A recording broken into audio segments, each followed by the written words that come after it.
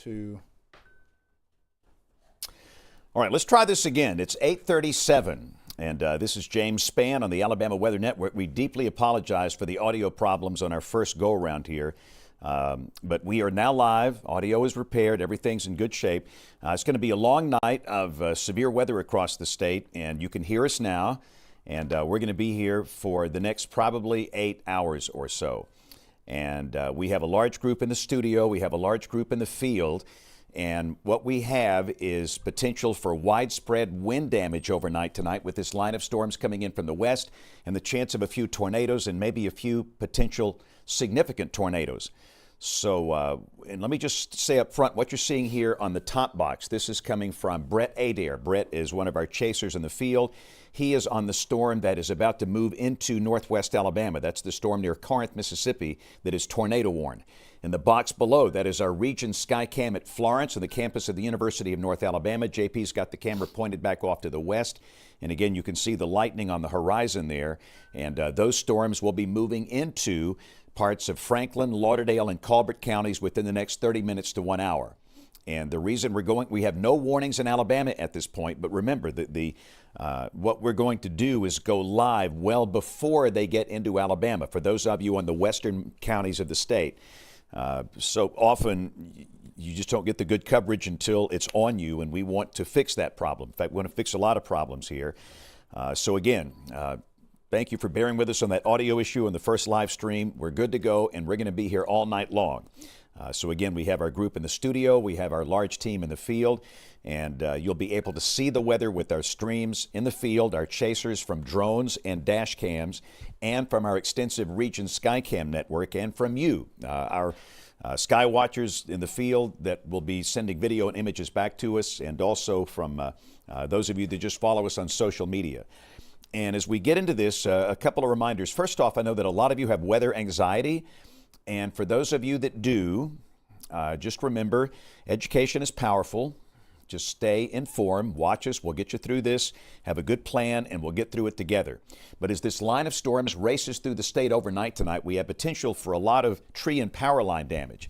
And there could be some major power outages overnight tonight. So just be aware that you need to be prepared to be without power for hours and maybe a day and maybe in some cases 2 days.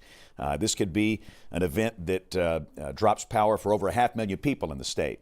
We hope that's not the case. Remember, this is weather. Predicting the future is hard, but the wind dynamics are extreme with this. And so Drew, let's go right up into the northwestern part of the state and kind of discuss what's to come here. We've got some storms that have formed out ahead of the main line.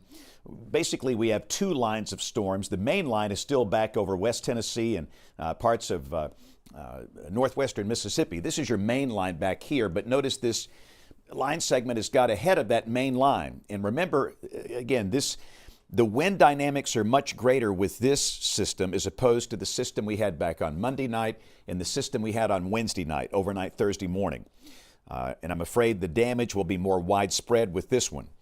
But again, we've got a tornado warning in effect that includes Corinth, Mississippi, and Brett Adair is in that storm. And Drew, can we talk to Brett? I don't know if we can get his audio here. That might not be the case. I don't believe we've got it currently. At this point, it's just video. So again, at the moment, we just got Brett Adair's video. And again, Brett is on this storm that is near Corinth, Mississippi, producing a tornado warning. And again, notice there are no warnings in effect for northwest Alabama. There will be soon.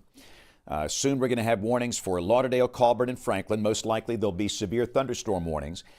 And within these line segments, typically the tornadoes are not especially long-lasting ones. However, considering the dynamics in play, there could be a meaningful tornado, a strong tornado by definition that is EF2 or higher for this event. All right, so we're going to have to be really careful tonight. And one thing that I'm going to say a number of times tonight, and I typically don't say this, but I'm going to ask you tonight to treat a severe thunderstorm warning like a tornado warning. So again, based on the potential for widespread hurricane-force winds with this line, we're going to be asking people again tonight to treat a severe thunderstorm warning as if it were a tornado warning, which means you'll go to a safe place in your home. If you have a site-built home, small room, lowest floor near the center, no windows, helmet. I would not want to be in a trailer when this line passes through tonight. And understand, if you're in Dothan, Enterprise, Headland, Abbeville, Geneva, Southeast Alabama, it's going to be 5, 6 a.m. before it gets to you. You got a long way to go here, but it will happen. So statewide, everybody has an issue here. This is not just one part of the state. This will affect the entire state. But if you live in a trailer, you're going to have to make some hard decisions, and I cannot make that decision for you. What we want to do is give you the information that will enable you to make a good decision for your family. But so many trees will likely be coming down with this line, and a tree slicing through a trailer is never good. We've seen a lot of loss of life with that over the years. And a hurricane-force wind gust can take a trailer and flip it real quick. And these are straight line winds, not tornadic winds. So before the storms arrive where you are, I would want to ride this out in a community shelter or some type of site-built structure, maybe a business or a gas station that's open 24/7. But we don't want anybody in a car, we don't want anybody in a trailer for any of these storms overnight tonight. And not all severe thunderstorm warnings are the same. I often don't say this, but tonight I am. Again, we're asking people to treat a severe thunderstorm warning as if it's a tornado warning. And I know that's going to be a challenge. I know it's a school night. Now, many schools have delayed by 2 hours tomorrow morning. Many schools have delayed. And once we see how the power outage situation goes, some schools might have to close tomorrow because of no power. There's a real possibility there. I've got 3 school programs scheduled tomorrow, and I'm not so sure if I'll be able to attend any of them, and they might not have school anyway. So again, we'll cross that bridge once we get to it. So those are the basics of what we've got here. And again, the first warnings of the day will be coming out for Franklin, Colbert, and Lauderdale. And we have multiple cameras up here in this part of the state. We have a camera at Cherokee. We've got 2 in Florence. We have one over here at Hatton. Got one up here at Ardmore. We'll be able to kind of see this. In addition to the live streamers we have on the ground, we've got Kevin Henderson, Brett Adair, Chris Mann, Krista Pitchford, all out in the field. And they're good. They're darn good. And what we want to do is make this visually interesting. Nobody wants to sit and watch some goober in front of radar for 8 hours. You want to see the weather. And thankfully, we are able to make that happen here. But boy, it is so stinking hard at night. It's pitch black. You know, if this were 2 or 3 in the afternoon, it would be a lot easier to show you the weather. But again, it's pretty interesting here. You watch that Florence Skycam. And again, JP, I guess you're seeing rain shafts down here below that. We've not seen any sign of rotation or anything, I assume. No sign of rotation, and again, this is another one of those events at night. We just can't seem to catch a break with these nighttime events. They can be so dangerous. Just a lot of lightning at this point, but I'm watching it like a hawk. All right, and JP will, again, manning the cameras. That in itself is, trust me, that is a full-time job. We have so many cameras now, so we have a full-time operator for the Region Skycam network. And again, we've got a full-time person pulling in your content, user-generated content, content that you send us. And again, we are so thankful for everybody that takes the time to do that. But again, if you send us any material tonight, please do it safely, in that we want you sheltered. And and again, if you know me, and I think most of you do, I've been doing this for 48 years, I don't like to use hyperbole when it's not needed. There's way too much weather hyperbole in the world today. Across the social channels, broadcast networks, hype. I only use stronger language when it's needed, and this is a higher-end severe weather threat tonight. And again, the potential involves widespread wind damage and a few tornadoes as well. But again, Drew, let's take a closer look at this thing. This has crossed over into Tennessee south of Savannah. And let's look at the velocity here. And again, you can see the rotational marker here. And this rotation will be passing north of Lauderdale County. The first town in Alabama to be affected by anything like this is always Waterloo, right here. That's the Tennessee River. Waterloo is here. And that rotation is going to be passing to the north, Drew. So I'd say it's safe to say on this this first little line, that initial rotation is going to stay north of Lauderdale. Yeah, it looks like it's going to stay, just kind of, not clip it, but just stay to the northwest of it. And thankfully, you see the tornado warning polygon heading off in that direction away from Alabama. But you can see that we definitely have still some strong thunderstorms that will be moving into that western fringe of Lauderdale County just here shortly. In fact, you've already got some rain there out ahead of it east of Waterloo, and a lot of the lightning there. You can see a lot of lightning there. It looks like we've got just within this map view here almost 80 strikes just in the last 3 minutes or so. And so we got a lot of lightning with it, but a lot of that is north of the state line at this point. But that line, the part of the line that's further back towards the southwest, is going to end up coming into northwestern Alabama here probably within the next 30 minutes to an hour or so. And so we'll be watching those. Those have severe thunderstorm warnings on them. And like James mentioned, we're going to be treating those with a little bit of a heightened level than what we might in some cases, because of just the fact that we still expect straight line winds to be a big part of the threats for this tonight. So yeah, at this point, that's the closest tornado warning that thankfully is moving away. And I'll just kind of zoom back out here. It looks like at least for now, there's no other tornado warnings there in North Mississippi along the line of storms that eventually that's heading in our direction. So good to see for now. Doesn't mean it's going to stay that way. We definitely expect to continue to see rotation, probably a few tornadoes happening within the line over the course of the night. But still, at least for now, seeing that there's not any currently outside of that one there is good to see. And we kind of expect it too, because this little line segment is kind of out ahead of that main line. So the main line is back here, and then you've got this little bit that's out ahead of it. And usually with those, you do get a little bit better chance of seeing some rotation and a little bit better conditions for tornadoes. But again, just kind of looking back to the southwest, it does look like, at least from what's going to be affecting us, there may be something further to the north. I can't see quite up to the, I know there were some tornado warnings up in Kentucky not too long ago, but at least the line that will be impacting Alabama, as of right now, we have a lot of severe thunderstorm warnings, and again, we'll be taking those very seriously, obviously, as we move through the night here, James. All right, so what I want to do, Drew, let's look at all the way from the Gulf to the Great Lakes with a composite. I want to show the big scope of this thing before this line gets into Alabama. And again, we've got a full-blown blizzard up here. The snow video has been unbelievable today, coming out of Wisconsin and Minnesota. They are buried, big-time buried in snow here. We have a blizzard warning for parts of Iowa, snow down into Missouri. So this is a classic March system. So we have blizzard conditions back in here, and then we have a line of severe storms down here. And this entire line is going to be rolling through really quickly. This is going to be a very fast-moving line of storms. And the entire line is basically covered with severe thunderstorm warnings, the whole line, and a few tornado warnings.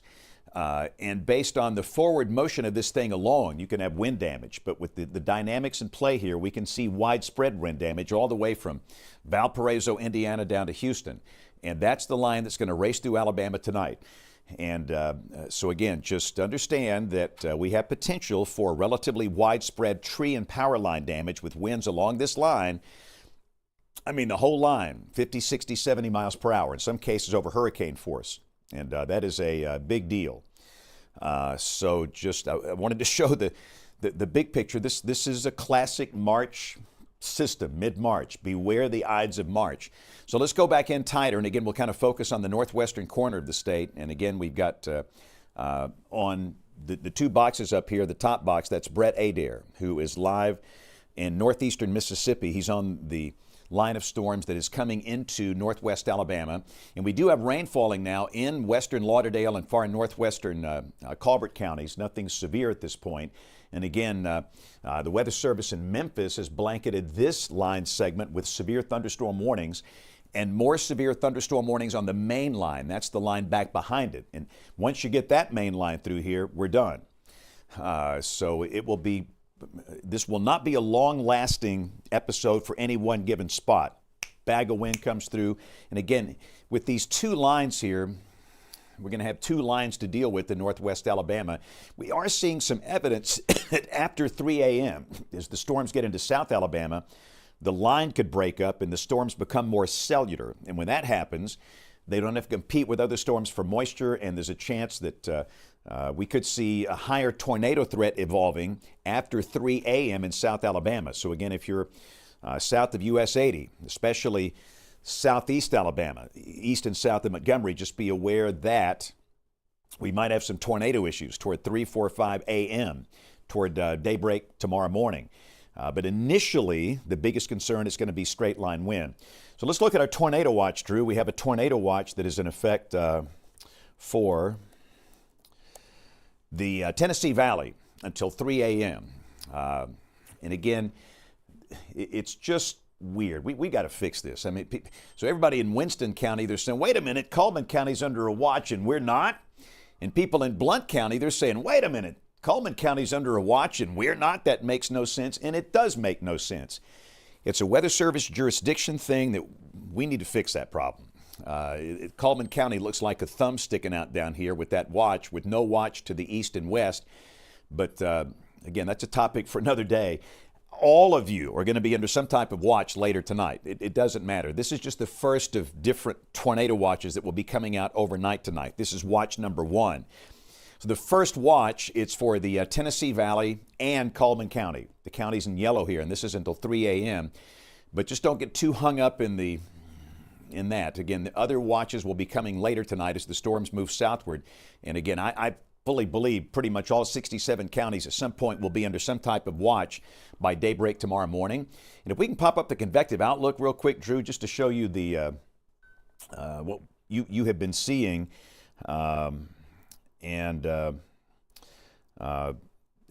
Again, I don't want you to get too hung up in this, but we have a level 3 out of 5 enhanced risk for most all of the state except for the southwestern corner, and that's a level 2 out of 5. This is level 3 out of 5, orange, level 2 out of 5, yellow. And again, at this point, we don't want you to get too concerned about what level you're in. The whole state has a risk of severe storms. Be aware of that. And I know there's a lot of other graphics floating around social media, but this is what the Weather Enterprise uses. This is from the Storm Prediction Center. That is NOAA's official branch that forecasts severe storms. They have 5 levels of risk. This is level 1, marginal. Level 5 is high. And we are in this enhanced risk. Quite frankly, most of our severe weather days come on level 2 risks here, the yellow. But again, we've got enhanced for most of the state. And if we could look at the tornado outlook, Drew, while we got this map up, this is the probabilistic outlook for tornadoes. And understand that a probabilistic outlook can be a little confusing in that tornadoes are very small and counties are very big. Even on a major tornado outbreak, the odds of any one spot getting hit by a tornado are relatively low. But notice we have the higher tornado probabilities down here in southeast Alabama. For most of this, the main concern, it's damaging, widespread damaging straight line wind. But like we talked about, after about 3 a.m., we're seeing evidence in modeling that the line could break up and the storms become cellular, and that increases the tornado threat. And the odds of a tornado within 25 miles of a given point are up there in the 10 to 14% range. And I know that sounds low, but that's very significant for southeast Alabama. Maybe we can pop the damaging wind outlook. Again, this is going to be the chance of winds of 58 miles per hour or greater within 25 miles of a given point. And these numbers are sky high up here in northwest Alabama. The chance of damaging wind within 25 miles of a given point is basically 50-50. That's extremely high. And then the areas in red, that's in the 30 to 40% bracket down here all the way into South Alabama. And then to the south, the probabilities are a bit lower, but still. We have the dual threat of damaging straight line wind and a few meaningful tornadoes with this thing tonight. So let's go back to the radar, Drew. And again, as always, we're getting so many questions from folks wanting to know about their town. What about my town? I fully understand. Some people struggle with maps. They really do. Some people struggle with reading. Listen, I'm dyslexic. Reading's not the easiest for me, and so they want an individual briefing for their town. And of course, if we did that for every town in the state, we'd be here for 5 days reeling off town names. We can't do that, but we'll try our best to call out specific landmarks and communities overnight tonight that are in these warnings and make it easy for you to understand. But all of our attention is going to be on this live stream. All right, you just need to hang with us. And again, we're going nowhere. We're going to be here all night through the time the storms clear the southeastern part of the state. And of course, after the storms clear the state, you know what's going to happen tomorrow. It turns really cold, and we're going to have snow flurries and a few convective snow showers. And that will make for a really interesting Monday after a stormy night. And again, we don't expect any impact. Temperature should be above freezing with the flurries and the snow showers, mid to upper 30s, but it's going to be a huge difference tomorrow with a biting north wind, an icy north wind, and snow flurries and snow showers. So again, this is just March is being March, okay? This is what happens this time of the year. Goodness, we have worked everything from blizzards to catastrophic floods and tornado outbreaks this time of the year. It's just what happens. The most March and April tend to be two of the really most active months of the year, along with November and December. So we've got this really two lines of severe storms north and west of the state. And you can see that first line is approaching the northwestern corner, and I would assume pretty soon the Huntsville Weather Service office will ultimately issue severe thunderstorm warnings for Colburn and Lauderdale, and maybe Franklin for this lead line segment. That little rotation area is passing to the north over parts of Tennessee, and again, we'll let our friends with Tennessee Valley Weather handle that one. That's up in their domain up here. Again, our domain, it's Alabama, all 67 counties. So again, at the moment, we have no active warnings. Now, the one good thing we have communication with all the Weather Service offices and our sky watchers within these Slack work groups. And I'll just read off one note from Christopher White in the Weather Service in Huntsville. The line in northeastern Mississippi continues to show discrete supracellular structures embedded within the line.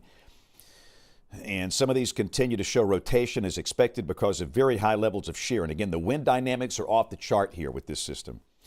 Some of the high-resolution short-term guidance suggests there will be a phasing of this initial line and the line behind it in the next couple of hours. There could be some invigoration of the cells when the merger takes place. And of course, they'll be watching for any surges and line breaks that might generate a spot where there could be a tornado. But the key thing is that all of these lines, every storm you're going to encounter tonight could produce damaging wind. And we have a mindset where if there's a tornado warning, man, you're going to do something about it. Tornado warning, that's a big deal. Respect the polygon. Put on the helmet. Go to a safe place. You know what to do. Everybody knows what to do with tornadoes. But again, so often when there's a severe thunderstorm warning, nobody does anything. And that's not your fault. It's ours. It's the weather enterprise. There are simply too many severe thunderstorm warnings. They're a dime a dozen. And those things are just, we've got to get a grasp on that. But tonight they're going to be different. And again, this is the ask.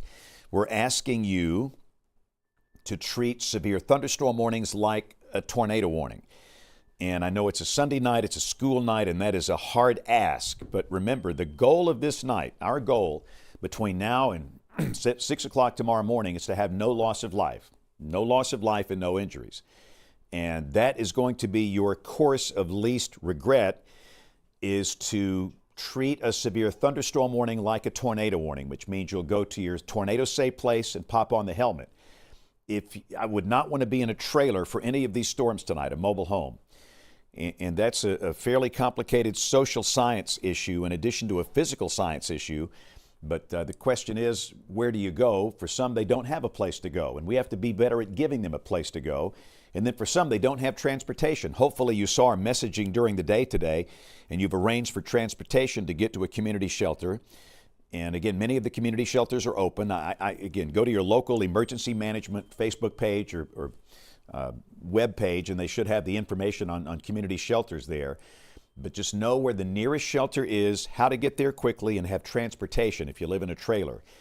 A lot of trees are going to come down with this tonight, and that's one of our biggest concerns. I have seen this over and over. We've had tragic loss of life with trees down through mobile homes especially. And it's certainly a site-built home. It's the same thing. That's why we're asking people to treat this like a tornado warning. But also with a hurricane-force wind, we can see easily winds high enough to flip a mobile home, straight line winds of 60, 70 miles per hour. So I'm hearing somebody in my ear. Let's see, Brad, is this you I'm hearing in my ear by chance? Hey, James, do you have me? Yeah, man, loud and clear. Tell us, we're watching your stream. Tell us where you are. Where are you going? All right, we're on Highway 72 now. We are beginning to move eastbound back into Colbert County as this storm begins to move into northwest Alabama here. All right, so you've been across the state line. What did you observe, Brett, in those storms when you were across the line over in northeast Mississippi? Well, James, they ramped up pretty quick. We had a tornado warning there in the Corinth area, and we actually saw a couple of power flashes as that storm was moving towards Savannah, Tennessee. But we didn't see much in the way of damage other than maybe a couple of limbs down, but just intense cloud-to-ground lightning with these storms as they were moving toward the east and north. Yeah, and again, I can't thank you enough, Brett, for being there, because your stream video is going to be extremely helpful tonight. As you know, people like to see evidence of severe weather, not just radar. So, Brett, thank you in advance for being out there. And again, we're going to be watching your stream like a hawk. And JP, you've got flipped over to Russellville, and you're seeing the lightning pretty impressive from Franklin County, right? Very impressive lightning. I know we're a little far away, but it's only going to get more and more impressive as this line approaches. And again, we just can't seem to By catch the way, a break we got with Mobile these. punched up now. If we can go back to Russellville. We here just real quick. cannot catch a break with these, overnight events. But we're going to keep our eyes peeled for you. And, we have such a wonderful network of these sky cams to get a good look on this. Right. So again, and the other good thing about the Skycam network, the Region Skycam network, they all have real-time weather data. So what you see there, temperature 71, dew point 61. Having a dew point over 60 at night in March, that's never a good thing with an approaching storm system. The wind, that's the sustained wind, east-southeast at 8. The peak wind gust at Russellville so far is 26. So this is one of our Franklin County Skycams at Russellville. And again, JP's got it pointed back off to the west, looking into this initial line that's about to creep over into Lauderdale. And again, Brett Adair is on US 72. And he is basically putting himself in a position around Cherokee. And again, we've got a Skycam here as well to watch it from the ground. And of course, we have multiple Skycams over here in the Shoals. We'll be watching all of this carefully as it comes in. So if you're just joining us, first off, thank you. And again, all of our attention is going to be focused on the live stream. We're not going to be posting that much to social media in terms of posts. We want you just to watch us. And again, we're going to tell the story of this line as it comes through tonight in a sensible yet proper, aggressive way to keep you and your family safe. And we're going to take care of you all the way from Waterloo to Pansy, okay? Waterloo's in Lauderdale County, Pansy's in Houston County, all the way from Bridgeport in Jackson County to Theodore in Mobile County. It doesn't matter where you are. It doesn't matter what TV market you're in. It doesn't matter which Weather Service office issues your warnings. We've got your back, okay? And we're going to be here all night, and it doesn't matter if you got the largest cities in the state in your county or if you have no big population centers. We're going to be here for you all night long. And again, a number of school systems have decided to delay, and I think that's a good call, tomorrow morning for 2 hours. Now, the storms for most schools are going to be long gone by then, but the issue, it's going to be power outages. And for some schools, if there's no power, they can't open tomorrow. And I could easily see this being a situation where we're going to have some, maybe 500,000 people with no power, maybe even more. I'm afraid it's going to be like that. And of course, all the utilities, they're staging, they're getting set to go into, the mode for restoration. But hopefully it won't be that bad, but we have to prepare for that. Well, I've seen this over and over where a system like this with screaming winds at the surface and aloft, they're going to knock down a lot of trees. And unfortunately, some of those trees come down on structures and homes, and that's when it gets rough. And again, also the shear is tremendous here, which means that we could see a few tornadoes. And if we get a tornado down, it might not be the little brief spin-up tornado like we're typically used to seeing. It could be one that's down for a little longer, maybe an EF2 or higher, especially in South Alabama after 2-3 a.m. That's where we're seeing evidence that these lines will break up and the storms become more cellular in nature. But again, we've got two distinct lines of severe storms coming into northwest Alabama. And people say, why are you live now? We don't have any warnings in the state. One of the commitments we made here, if you're in the westernmost counties of the state, Lauderdale all the way down to Mobile, those counties that adjoin the Mississippi state line, we're going to be on 30 minutes before you have a warning. That's the goal. So you'll have a heads up. So often those western border counties don't get proper heads up. We'll give you that here, and that's the reason we're working this now, and that the storms are not really in Alabama yet. They almost are, as you can see here, but it's just simply a matter of giving you some time that you might need to take care of your family. And I would imagine soon we'll have severe thunderstorm warnings issued by the Weather Service in Huntsville. And again, the ask is a hard one tonight. We're going to ask you to treat severe thunderstorm warnings like a tornado warning, and which means you'll go to the center of your house in a small room, lowest floor, no windows, pop on a helmet, hard-soled shoes if you've got them. We like for people to have that. If you got a portable air horn, put that in your pocket in case first responders need to find you. We just think that's the right course of action. And again, it's a matter of reaching the goal of no loss of life and no injuries all night tonight, statewide. And that's whenever we have that, it's a win. That's the only metric that really matters. And I mentioned earlier that I'm kind of dyslexic. I'm a numbers guy.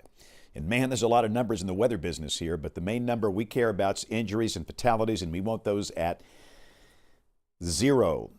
And with this big network that we built up here, then we have the ability to do that. All right, and we're thankful for that. All right, Drew, so far so good. When do you think they're going to pop the warning up? Yeah, I mean, they're not saying anything about it quite yet, although they did issue a special, the National Weather Service in Huntsville issued a special weather statement, which is kind of the level under a warning for some of those storms. So they've at least got that going into it looks like Colbert counties and Lauderdale counties, the western side of those counties at this point for the storms that are coming in here. But the fact that they initially have only issued that and not a warning means at least at this point they may not be thinking that a warning is necessary quite yet. Let's take a look at a couple of the velocity values here. Again, we're picking this up 4,000 or 5,000 feet off the ground in this area from the Columbus radar, which is down here to the south. And as we take a few queries around the thunderstorms here, we're seeing 50, 60 miles per hour winds. Again, 4,000 or 5,000 feet off the ground. But I would assume at this point, maybe they're not getting a lot of reports right there immediately where this line has just come through of either reports of winds reaching severe criteria or damage reports or anything quite yet. So that I guess that would be part of the reason why they have not actually issued a warning yet. But I would still expect we'll get one here fairly shortly. In fact, looking back towards the southwest, we might have a little bit better chance on this one there that's just to the northeast of Guntown, Mississippi.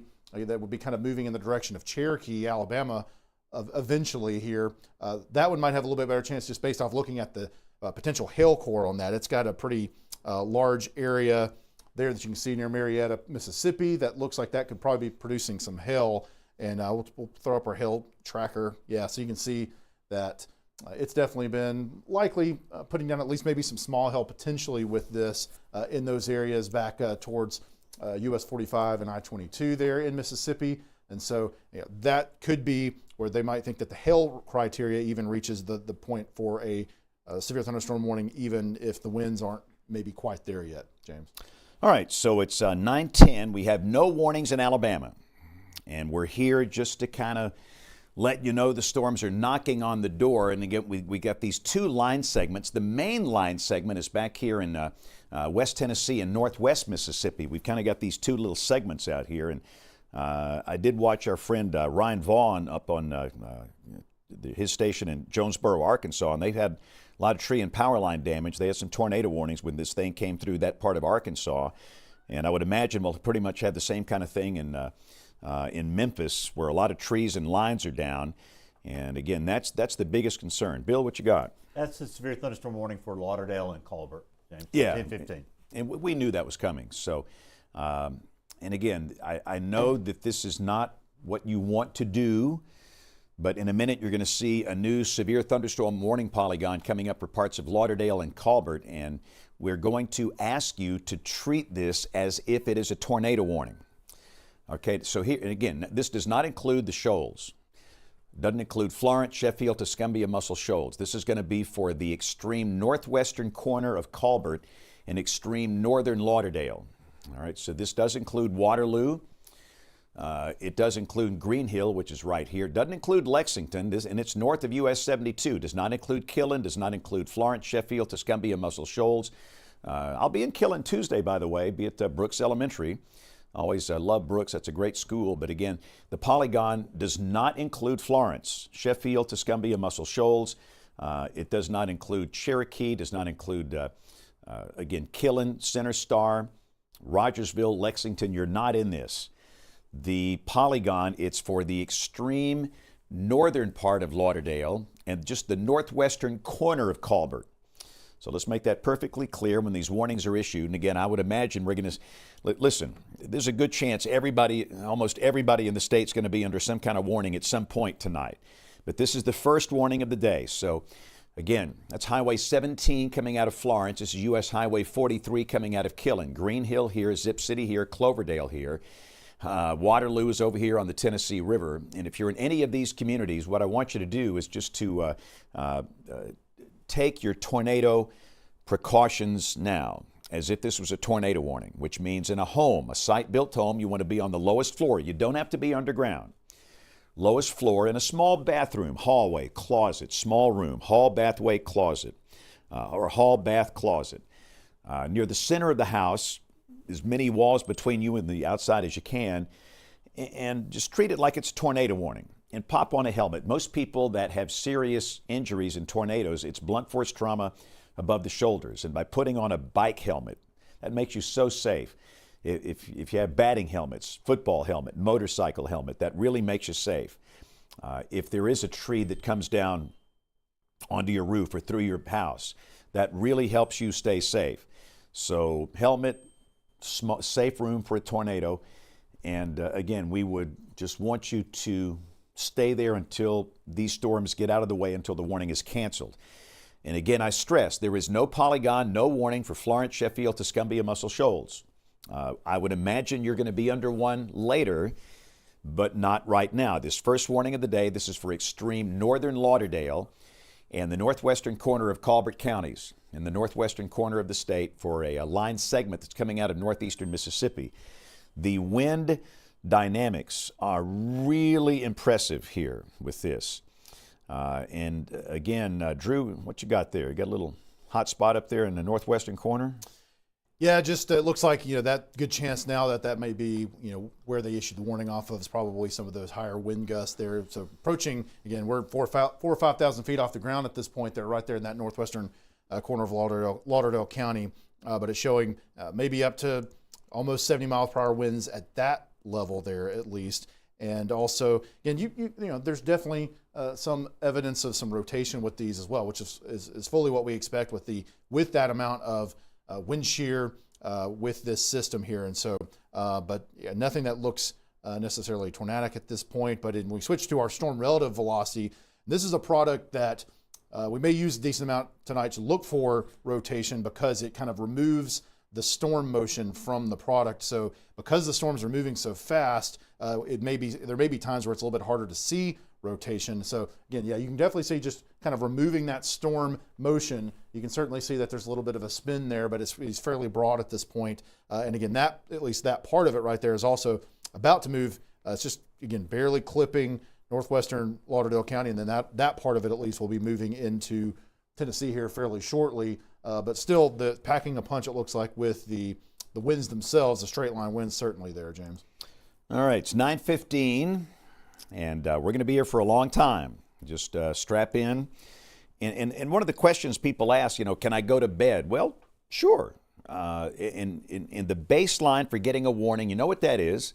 It's a NOAA weather radio. If you have one of those, go to bed. That weather radio will wake you up. Trust me, it will wake you up. And listen, if you've got a smoke alarm, and you have to, it's the law in this state. But listen, you live here long enough, you're going to have more tornado threats than fire threats. Trust me.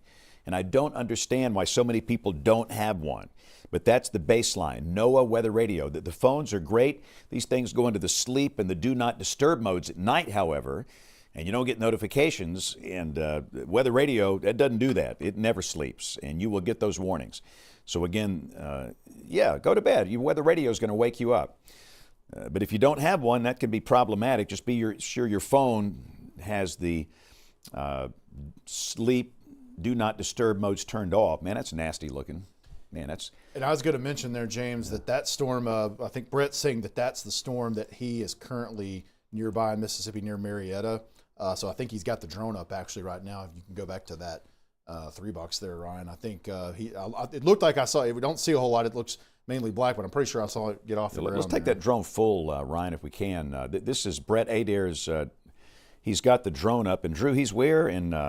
He said he was in the position for the cell coming out of Marietta. So I'm assuming he's at least somewhere probably still in Mississippi. I don't know if he gave his exact location yet there. All right, we'll go back to the 3 box here. And yeah, Brett, where are you? I am in on the west side of Cherokee here on 72. We put the drone up since this thing kind of looks to be the worst storm right now. The one coming out of Marietta had some pretty intense lightning from the drone, but it's just kind of sporadic at the moment. Yeah, Brett, that thing looks nasty on radar. Drew, put the velocity on this thing. You can see the inflow notch. And again, this thing is clearly spinning like a top. I'm not sure if we have a tornado down, but again, Brett is one of the best in the business. And if there's anything down, we'll see that. The rotation looks relatively broad at this point, but again, the updraft no doubt is spinning. And again, if we can get some isolated storms out ahead of these lines, no doubt they could drop a tornado in a heartbeat. So again, that storm, again, Marietta, Mississippi is right here. That's moving northeast. And again, Brett is right here between Cherokee and the state line, and his drone is up. And we should also mention we've got a sky cam at Cherokee, JP. I know that, let's quickly pop that on that lower box down here. We'll take a look at that one. Again, that particular camera is Russellville. So we got Brett's drone live up in our top box down here. This is, we're going to go to our Cherokee camera. And it's the same thing. And again, we've got a pretty impressive lightning show back off to the west. So let's leave the Cherokee camera up, JP, if we can. And in the top box, that's Brett's drone, who is pretty close. But both of these are somewhat in similar positions here, looking back into what could be a tornado trying to form near Marietta, Mississippi. So again, if you're in western Colbert or western Lauderdale, this is just kind of a heads up. Let's go back to the reflectivity. And again, you can see that thing, it just looks suspicious. Inflow here, pendant back in the back. And again, that's moving up in this direction, and that will ultimately be coming up into parts of Colbert County. So again, we've got Brett in a perfect position to catch this storm as it comes in from Tishomingo.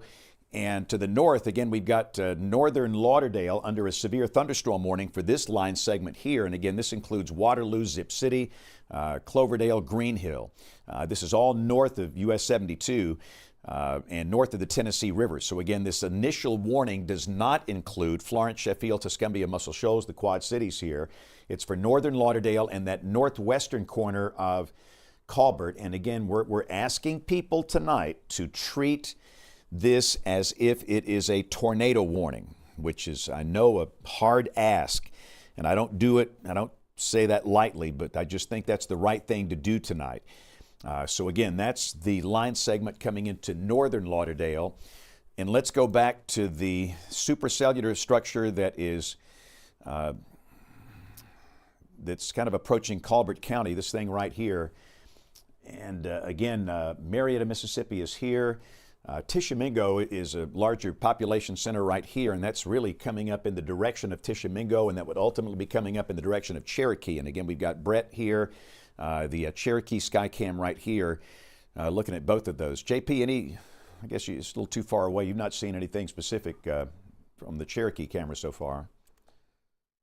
Not yet. I've been watching the Russellville camera as well. It's just a little too far away, but we're going to keep watching it. All right, Bill, go ahead.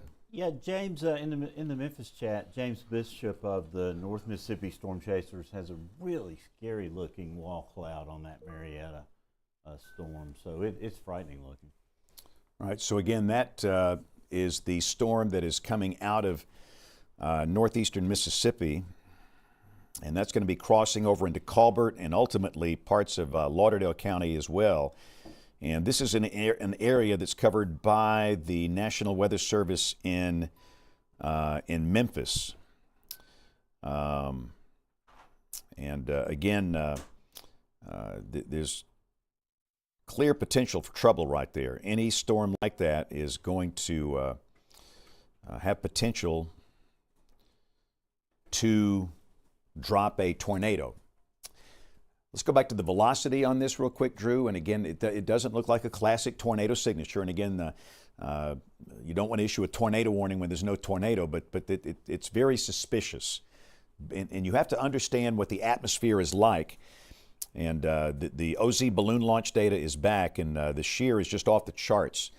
Veering of the wind with altitude in relation to storm motion. It's very, very high. And so where you've got these sustained updrafts, they could easily start to rotate. They could easily drop a tornado. So again, we're watching this broad rotation that is south of Burton, Mississippi, coming up on Tishomingo. And again, that could be the first tornado of the day. And again, that's going to be moving on to the northeast, crossing into Colbert County. This is Colbert County, Alabama right here. And again, that's something to watch carefully. But Drew, let's go back quickly to northwestern Lauderdale, our friends watching there. And again, we have a line segment coming into western Lauderdale. And for that, we have a severe thunderstorm warning in effect for the northwestern corner of Colbert. Across the river, Waterloo is here. This includes Cloverdale, Zip City, and Green Hill. And again, we stress this initial warning does not include the shoals.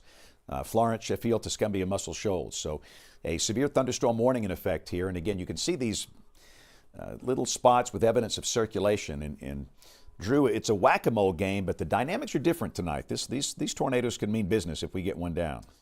Yeah, that's definitely part of the issue with tonight. It's kind of sort of conditional. There's not a extremely high chance. It doesn't look like that we're going to get a lot of that. But if we get the right conditions together in one particular area. By the way, we got a tornado warning coming up for Tishomingo and Prentice. Okay. Drew, I'm sorry. Yeah, that's okay. Yeah, but yeah, exactly, and that's exactly what we're talking about. There is that it's definitely there, and I think we're fully expecting that we will get some tornado warnings with this, and again, hopefully they'll still be fairly weak at times if we do get a few, but it's certainly possible with the wind that we have that there will be a few strong ones, and that's why we want everyone to take these warnings seriously tonight.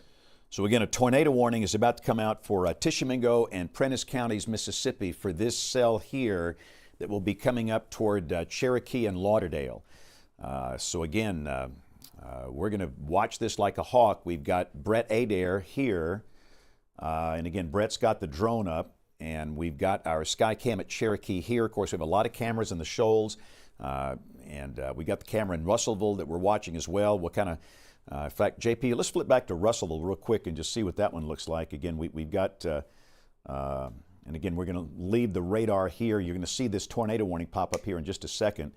Again, that's our Skycam at Russellville looking back into that storm. Again, Russellville is here. This is US 43, but the camera's looking right back into this, and obviously it's going to be a challenge to see a lot at night, and this is so challenging and so frustrating. There's your tornado warning polygon. All right, so let's take a closer look at this tornado warning polygon until 10 o'clock tonight. And this is in effect for both Tishomingo and Prentice counties in Mississippi for this rotation that you can see right here that's coming up toward the town of Tishomingo, Mississippi. Again, this is Mississippi 25 right here, and that will be crossing over ultimately into Colbert County. And again, Drew's kind of bouncing back between base velocity and storm relative velocity, and it just looks suspicious. Knowing the atmospheric conditions that we have with this system, I think that's clearly the right thing to do. So, again, tornado warning in effect for Prentice and Tishomingo counties in Mississippi. Prentice County is back here. This is Tishomingo. The town of Tishomingo is here. And of course, if you follow that out, that will ultimately put this into Colbert County, western Colbert County. JP, anything you're seeing on that Russellville camera so far? Not seeing anything yet. I've been bouncing back between the Russellville camera and then even the Florence camera, time to look into as well, the Cherokee camera. Not yet. Get a little closer. We might be able to see something, but we're just not quite close enough yet. All right, thank you. And again, he'll watch the Skycams like a hawk, and the region's Skycam network is invaluable on a night like tonight. And many of you in West Alabama, Northwest Alabama, are seeing the lightning show from this one storm. And we got the second storm that's up here in the northwestern corner of the state in far western Lauderdale County. And again, this has prompted a severe thunderstorm warning in effect up here. And that thing's trying to spin. It's trying. There's no tornado signature at this point, but Drew, it's trying. Yeah, and I just saw that the Weather Service in Huntsville they updated the warning so that it just is in Lauderdale now. I guess no longer that sliver of Colbert anymore. But when they did that, they included a tornado possible tag. So again, it's a severe thunderstorm warning. But sometimes when they're concerned there could be a tornado that could happen quickly before they have time to actually issue a tornado warning itself, they'll put that tornado possible tag. So yeah, definitely if you're in that northwestern part or that far western part of Lauderdale County there to the north of and northwest of Waterloo, for sure you want to be sheltered at this point, because even if there's not actually a tornado, again, we're seeing some heavy winds. Again, then we're pretty high up off the ground, but good chance with the way that these storms are set up for tonight that there's going to be a lot of opportunity for those damaging winds to get pulled down to the ground. And so you certainly want to take these seriously. All right, so again, we have a tornado possible tag in the severe thunderstorm warning, and that's what we've been talking about. We want you to treat severe thunderstorm warnings tonight like a tornado warning. So if you're in northern Lauderdale, up here, Zip City, and actually it looks like they've trimmed that back a little more in terms of this warning, kind of to match that hot spot right there. And again, you can see that they've taken Cloverdale and Zip City out. Green Hill is out. So this is for a very small segment of extreme northern Lauderdale County. Again, that's Highway 20 right here. That would be Highway 17 right here. I'm sorry, Highway 17 is back over here. And that broad rotation most likely is going to be scooting across the state line into Tennessee. But that is clearly a troublesome spot. And we're going to see a lot of troublesome spots tonight. We're going to see just it's going to be a long night of watching radar like a hawk. And again, we've got the best in the business. Drew McCombs here. We've got JP working the cameras. We have Bill working your content, the user content. And we've got Brett Adair in the field, Kevin Henderson. We've got Chris Mann. We have Krista Pitchford. We've got a very large crew of veteran meteorologists that are darn good at what they do. And we're all going to be watching this carefully together. But again, we've got a storm that is spinning north of Waterloo that's about to cross over into southern Tennessee. So that's the first storm to watch. Let's go back to the storm that is currently prompted a tornado warning near Tishomingo, Mississippi. And Drew, if you would, kind of explain, for those that are new to this, kind of explain these skits and the shear markers and what those mean. Yeah, James, so what we're seeing here is a shear marker that's been triggered on this thunderstorm by our radar system from our friends at Barron. And this is basically indicating that the rotation has reached a point to trigger this shear marker. And it's basically meaning that there's a decent amount of rotation within the lower levels of the scan of the radar. Now, when we look at this, we're around, again, 2,000 or 3,000 feet off the ground. But still, that's pretty good rotation, pretty good spin there. That's not too far off the ground relatively, and seeing a little bit more now in that velocity of some rotation that looks a little bit more concerning, I'd say there. And so that shear marker makes a lot of sense there, James. All right, thanks, Drew. And again, we have a new tornado watch for parts of southwest Alabama.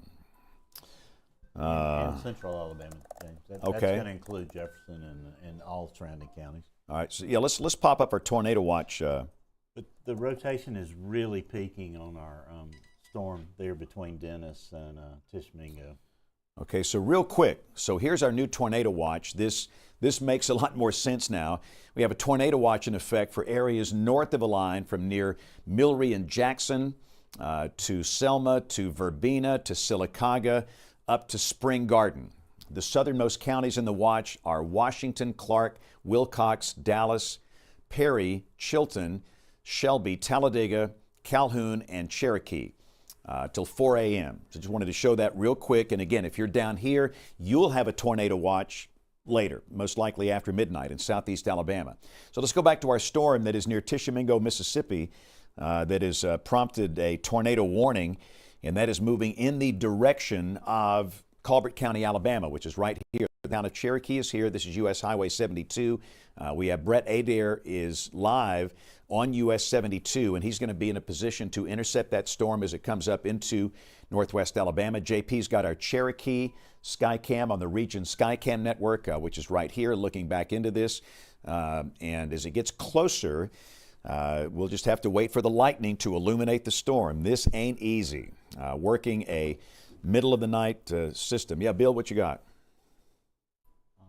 Yeah, we got a tornado warning now for portions of Lauderdale and Colbert, James. The one All right, so I would assume that would be an extension of this warning for this storm that is showing strong evidence of rotation near Tishomingo, Mississippi. So again, there it comes. All right, so this is our new tornado warning. We have a tornado warning, and this does include the shoals. Florence, Sheffield, Tuscumbia, Muscle Shoals. You're at the far edge of this polygon. But Drew, let's pop the reflectivity back on for just a second. The red is a bit confusing there. In fact, let's take the radar data off just real quick. I want to show people who's in and who's out. All right, so again, this is the tornado warning in effect for Colbert and Lauderdale. US 72 is right here. And first off, this does include Sheffield, Tuscumbia, Florence, Muscle Shoals.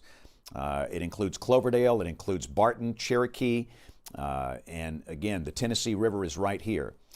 This one does not include Waterloo. That storm that affected Waterloo in the northwestern part of the county, that's moving up into southern Tennessee, but this is a storm showing strong evidence of tornadic type rotation that will be crossing the state line in about 10 to 15 minutes, and you got a lot of heads up here. So listen, if you live in a trailer here, mobile home, this is a time to go to a shelter now. We don't want you in a mobile home. We don't want you in a car, all right? So if you live in a trailer, again, it's safe, affordable housing.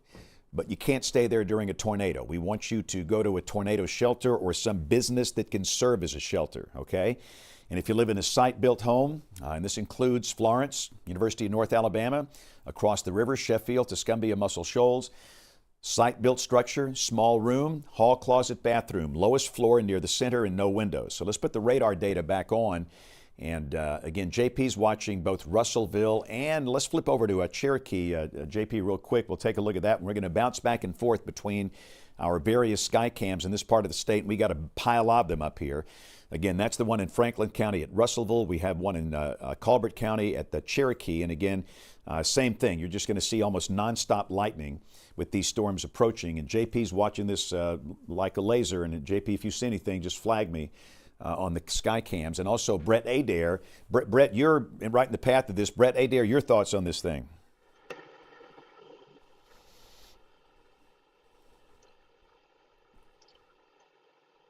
And I think we might have lost Brett here. Brett, if you can hear us, we're just looking for your thoughts on the storm since you're right in the middle of the path. Of course, Brett's a veteran storm chaser. Brett's been doing this a long time, and he's been through a lot in his life and career with these storms, and he is at this spot here. And so, Brett, real quick, can you hear me?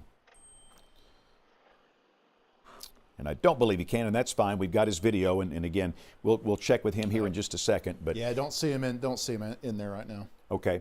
So again, we have a potential tornado at Tishomingo, Mississippi. And that will be crossing the Alabama-Mississippi state line into Colbert County. This is Colbert County, Alabama. This is the northwestern part of the state. The tornado warning for Colbert and western Lauderdale is in effect until 10:15. And again, you've got some time. You've got some time. Again, if you live in a trailer, mobile home and through here, you've got some time to hop in a vehicle, get a ride, and get to a shelter, a tornado-safe place. Colbert County, Lauderdale County EMA, they do great work. And again, their local sites can give you specific information on shelter locations. And if you don't know a shelter, just maybe find a gas station that's open, some type of site-built structure that offers better protection. You cannot stay in a mobile home. It's a situation where 1 year ago tonight, we had loss of life. We had 2 people killed in Plantersville. We had 1 person killed in Winterboro. And as I recall, those 3 deaths were all related to mobile homes. And again, it's on us. We have to do a better job. So in this case, you've got a lot of warning here. You've got a long lead time. If you're in western Colbert or western Lauderdale counties, to go to a safe place. And again, if you were in a site-built structure, now is the time to get into that small room on the lowest floor near the center, away from windows, as many walls between you and the outside as you can, and pop on one of these. Again, it's amazing how an inexpensive bike helmet can save a life. And we've known about this for years. And I volunteered in healthcare for a long time at a pretty high level. Quite frankly, I started doing that to learn more about trauma in tornadoes. But I have spent so much time with ER docs, these brilliant clinicians that treat people after tornadoes, and they'll tell you that by putting on an inexpensive bike helmet can increase your risk of surviving exponentially. And You can buy these things at a Walmart, a Target, a Dollar General. They're not that expensive. So a helmet for everybody in that safe place, and that's absolutely critical. So if you're just joining us, this is the Alabama Weather Network. We've got Brett Adair, who is on this storm, and he is right up here in the top box. Brett is located on US 72, right in the path of this thing. We have a Skycam at Cherokee, which is right in the path of this thing. And JP's operating our Skycams tonight, and we've got both of those live video streams going. And it's dark. Trust me, our tornadoes here in the Deep South, they're not sexy like they are in Kansas, where they have dry supercell storms. It doesn't rain much. They have no trees. They have no hills. Here we have hills, we have trees, we have HP supercells where it's pouring rain, rain wraps around these things, and so many of them happen at night, just like this. But they're very dangerous. But what's funny, you can go to Chicago, Seattle, Boston. Most people think tornadoes don't happen here. They happen in Oklahoma, and they do. But we actually have more tornadoes per square mile, violent ones, than Oklahoma and Kansas. Nobody knows about them because they just don't get the play on national outlets because of this. They happen at night. Whatever. This is a dangerous storm coming up into Colbert and western Lauderdale, where the tornado warning is in effect. Again, Leeton over here, Town Creek, Lexington, Rogersville, you're not involved in this. You might be later. Drew, what you got? I was going to say, I think Brett may be up now. Okay. Brett, can you hear us?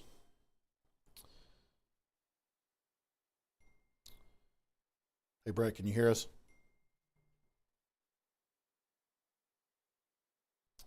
Don't think we've got him, and that's Okay. Yeah.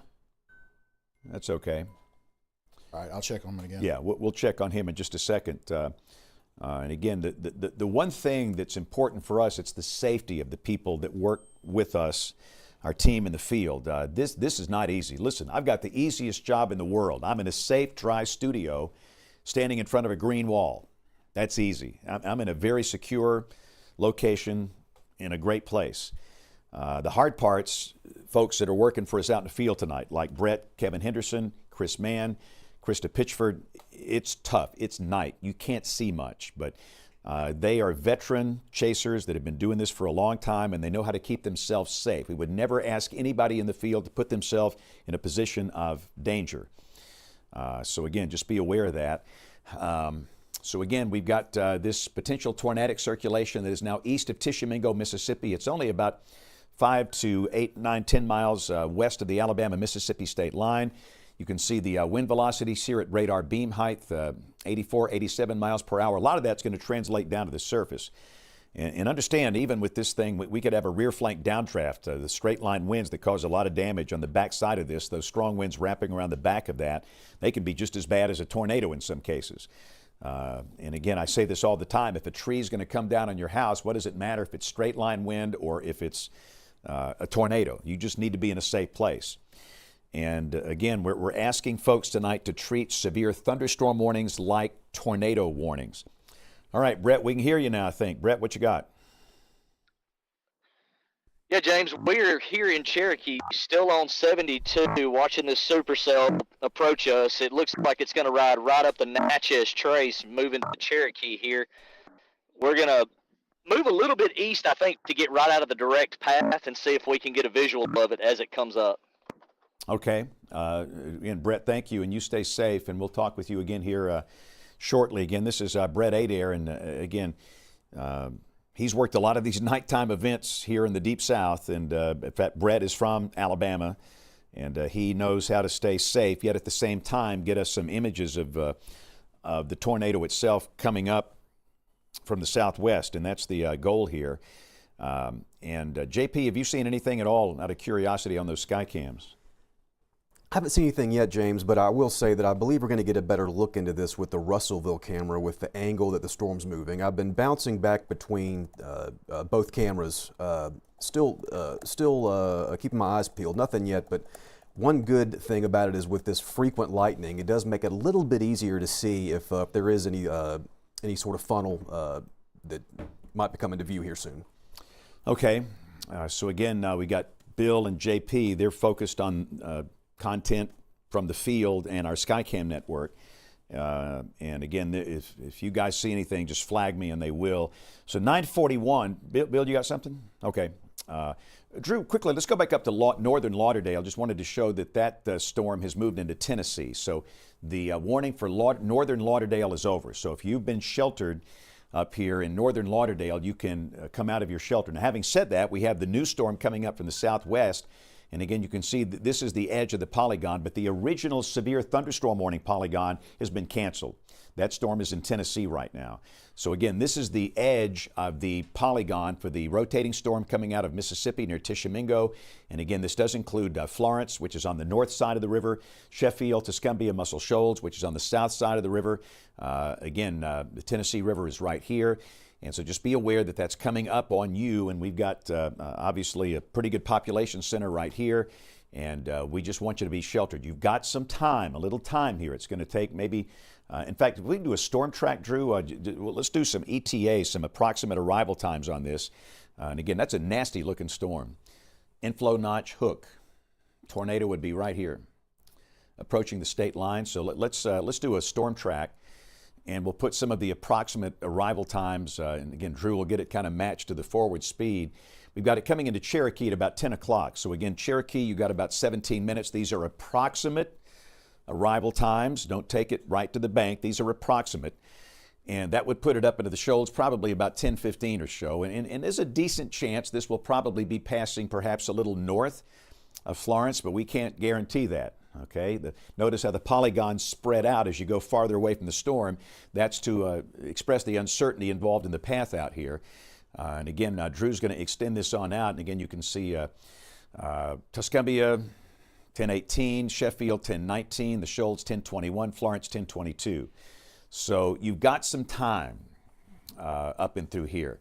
But again, if you live in a mobile home, that's good. You've got some time to get to a shelter. This is very unusual lead time. The average lead time for a tornado in this state is about 15 minutes, 12 to 15 minutes. You got 30 minutes here, okay? And we hope it goes away. We hope this thing goes away. But understand, based on the dynamics, we might see a few tornadoes that are down for a while. EF2 or higher, strong tornadoes. Conditions favor that. So again, this is the right thing to do if you live in a trailer, to leave, get to a shelter now, and stay there until these things pass. I would not want to be in a trailer for this particular storm. And we'll go back to the reflectivity, and this thing's out there by itself. Understand, at first this was part of a line, and the line is pretty much changed into this cellular type structure here. We've still got that main line off to the west, but this is out ahead of the main line. And any discrete cells like that form out ahead of the line have a much better chance of dropping a tornado. And again, you can see the inflow notch here, tornado right here. For those in Tishomingo County, Mississippi, if you're in this town of Tishomingo, the tornado is passed east of there, but that's the tornado is basically crossing the state line right now. And again, that should be up on Cherokee in about 10 minutes or so. And we've got Brett Adair, who is on the ground. You're watching his live stream right there. And we've got our Skycam network from Russellville looking up into this. The Cherokee camera is going to be hard to see much because of all the rain. JP's got a good job of pointing Russellville back up into this thing. And the lightning is almost nonstop. So, Brett, what do you have right now? What's the latest from your point here? Yeah, James, we moved just a little bit to the east on the east side of Cherokee here on 72, and we're getting a light show right now. I mean, the lightning has just exploded over the last 5 or 10 minutes. Yeah. Okay. Well, good deal. And again, your stream is live on the air, and we're going to keep it up live. And if you see anything, just break in and let me know. And Drew, I'm seeing a 95 velocity, 95 mile per hour velocity. That's not good. Yeah, no, it's continues to kind of ramp up. And again, we're seeing it a few thousand feet off the ground, but the numbers keep going up here. And so that's definitely not a good thing. And so, it certainly looks like, possible tornado with this, but, the winds in general are looking like, again, as we're talking about getting it to the ground, I think 60, 70 miles per hour, 80 miles per hour or more is certainly possible with this. So again, if you're in Mount Hester, if you're in Cherokee, you definitely want to be sheltered right now. You've been in the polygon for a while, but this is becoming more imminent here with the main area of this thunderstorm. And again, you're getting lots of lightning right now if you're in those areas. So again, there's no reason to hesitate at this point. You want to go ahead and be in. Again, Barton, Smithsonian, all of those areas there around the 72 corridor are right there. And again, this thing's moving about 45 miles per hour. So I mean, it's not moving as fast as we've ever seen, but it's booking at a decent clip. You don't have a lot of time left. If you're in those areas, you definitely want to be in your safe place because things continue to ramp up. It definitely doesn't look like it's losing any organization at this point so far. So we have a tornado crossing into Colbert County, Alabama. Tornadic circulation is right here. The town of Mount Hester is here. This is the main east-west highway through Cherokee or through Colbert County. This is US 72 that goes to the town of Cherokee. And again, we've got Brett Adair on the ground, and we have the Cherokee Skycam above, both looking into this. And we're getting pretty close to a point in a matter of minutes where if there's anything down, we'll be able to see that on one or both of these. And on top of that, we've got the Russellville Skycam. We can look into this from the south, so we got multiple angles here. And again, this is a dangerous storm.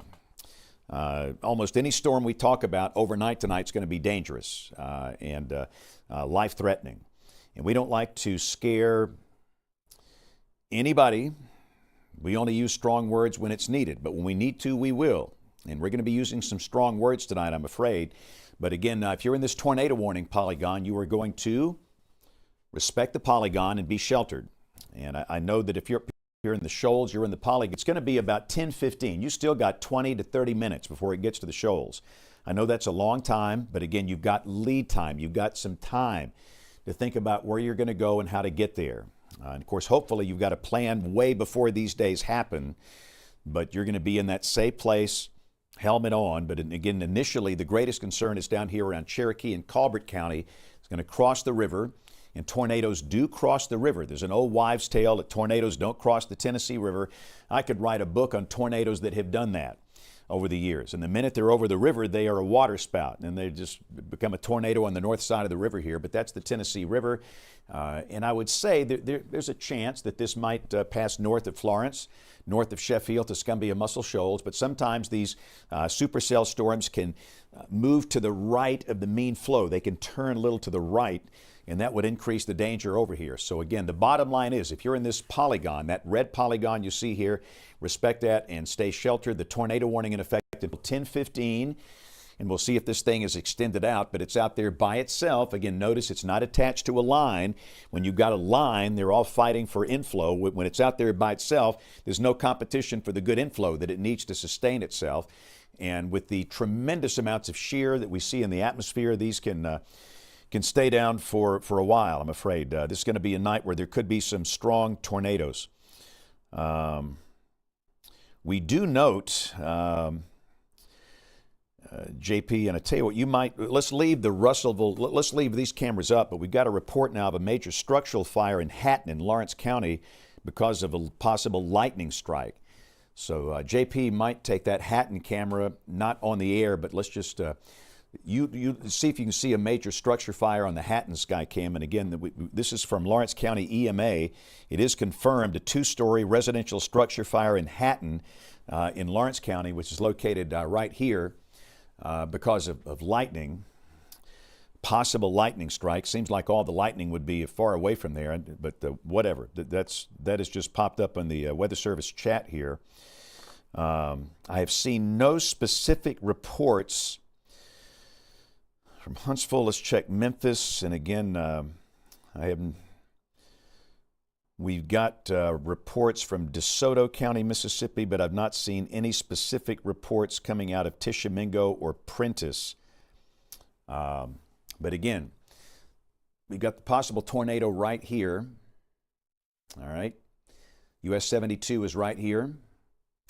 Moving like that. This is going to stay north of Franklin County. Again, Russellville is here. The camera is looking up into this from the south, and quite frankly, that might be the better view. The Cherokee camera is closer, but it's going to be blocked by heavy rain and probably some hail right here. So again, that's the reason JP's got that Russellville camera looking right back up into that from the south. JP, have you seen, Bill, what you got? New severe thunderstorm warning coming for Lauderdale and Colbert. Okay, and again, this. Okay, I'm sorry, Ryan. What? Oh, yeah. Let's take Hatton real quick, JP. If we can, on the lower box down here, I think we can see that fire.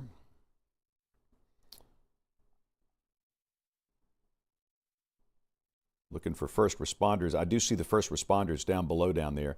But again, I'm not quite so sure that was a lightning strike and that's so far ahead of this. So let's go back, JP, to the Skycam that is either in Russellville or Cherokee. You take your pick. This is a case. JP, you've seen anything at all in the Russellville camera so far?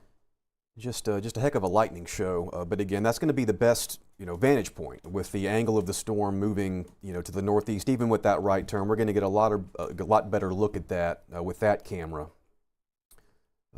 as opposed to the Cherokee camera. Yes, and again, that's looking up into this, and again, right back in there, that's your tornadic potential. Let's go a little closer, Drew. So again, Cherokee is here, US 72 is here, possible tornado is here, coming right up into Cherokee. Barton is right here, that's the Tennessee River. This is Lauderdale, this is Colbert, Florence, Sheffield, Tuscumbia, Muscle Shoals, right here. Again, this is US 43, US 72. And again, that rotation is coming right up into Cherokee, and Brett Adair is pretty much right in on it. But again, the new severe thunderstorm warning, it's for the main line, the line coming in behind this. So let's expand this and show this new severe thunderstorm warning, Drew. This is for Colbert and Lauderdale, a pretty good chunk of these two counties, and it's for the main line back here. And once that thing passes, you're done with it, okay? So if you're in the Shoals, you're not going to be up all night with us. You can go to bed a lot earlier than everybody else. But within this main line, we have potential for damaging straight line winds that could exceed hurricane force. That's a very dangerous line of storms. For most people, the tree and power line damage tonight is going to be caused by straight line winds from these thunderstorms. But we've got the chance of these isolated tornadoes. So in advance of the line, we have this one discrete cell that's out here, and that's the one that could be producing a tornado. And again, that's in Colbert County, approaching the town of Cherokee. And that's going to be ultimately crossing the Tennessee River into parts of Lauderdale County. Again, based on its current motion, a pretty good chance it goes north of the Shoals, Sheffield, Tuscumbia, maybe clipping the northern part of Florence. And again, the polygon can be reduced in size once that thing gets closer. But again, that's that one isolated storm right there. And let's go back to the velocity, which tells a story. And again, it's still right in through here. It's not the most classic tornado signature that we've seen, but still, based on knowing, you have to know what the atmosphere is like. You have to know what the atmosphere is like. And that's nasty, Drew. Look at the wind velocities. Yeah, it continues to come up, unfortunately, on the velocity there. So, again, that's not a good sign here. Now, it looked in the radar scan, the new radar scan just came in, so it moved to the east of where I just queried it there. But yeah, we continue to see very high winds, near 100 miles per hour, again, at beam level, which is a few thousand feet off the ground at this point. But certainly concerning what we're seeing there. We'll switch over to just going back to the reflectivity here. Still, have an inflow here. It's still got a little bit of a hook here. Obviously, hail is also, haven't seen any official reports yet, I don't think, but I think there's likely some decent hail coming in with this as well. So again, with all the lightning, likely seeing some decent hail with this, in addition to the threat of the tornado and the winds there. Looking at our shear rate product here again, yeah, we're seeing just kind of in the area of Mount Hester at this point, getting pretty close to Cherokee is where the main area of concern is. And again, the winds look to be likely screaming at this point there at the surface most likely. But yeah, that's definitely very concerning that we continue to see those velocity values inch up as scans go through time. All right, 9:55, we have a tornado warning in effect for parts of Colbert and Lauderdale counties in northwest Alabama. That rotation is located just southwest of Cherokee. This is US Highway 72 right here, and we're looking north into the storm with the box down here below. That's the Russellville Skycam, and Brett Adair is really getting close to this. And Brett, I don't know if you can hear us, but we'd love to know your status and where you are right now. Yeah, James, I am sitting at the Morrison Funeral Home here at Highway 72, and it looks like Old Lee Road. What's it like right now? Well, just got abnormally calm, to be honest with you, as this rotation's getting really, really close to us, and the cloud-to-ground lightning picked up tremendously. I mean, we've seen a lot of the cloud-to-cloud flashes, but we're starting to see those CG bolts hitting the ground pretty close to us now, which kind of makes me think that the rotation is getting closer to us. It is really close. And Brett, you be safe. Again, this is Brett Adair, who is basically right here in the path of that. That's the top box. That's Brett's live feed. But Bill, what you got? James, Brian Falls reporting hail in the Old Bethel community in Colbert County. They're near Leeton, so that confirms the hail. And we had a tree down Frankfurt Road and Wagner Road in that same area. Okay, so again, we're just watching this area right in through here for the possibility of a tornado. Let's kill that skit for just a minute, Drew. I want to be sure everybody can see their location on here. That thing gets so big. More than likely, some pretty good sized hail is falling here along Highway 72 at Cherokee. Let's go to the velocity display. Again, it's not the tightest we've seen, but this thing is clearly spinning just south of Cherokee. And let's go to that Cherokee camera real quick, JP. I know that it's going to be totally shrouded in rain here. We probably can't see a thing. The Russellville camera is giving us that better look into it, but it's in the belly of the beast, if you will. Again, this is our sky cam that is right at Cherokee. And again, this is Brett Adair, who is in Cherokee. Woo, boy, goodness gracious. Wow. That lightning is wicked. Yes, sir. Okay. Okay.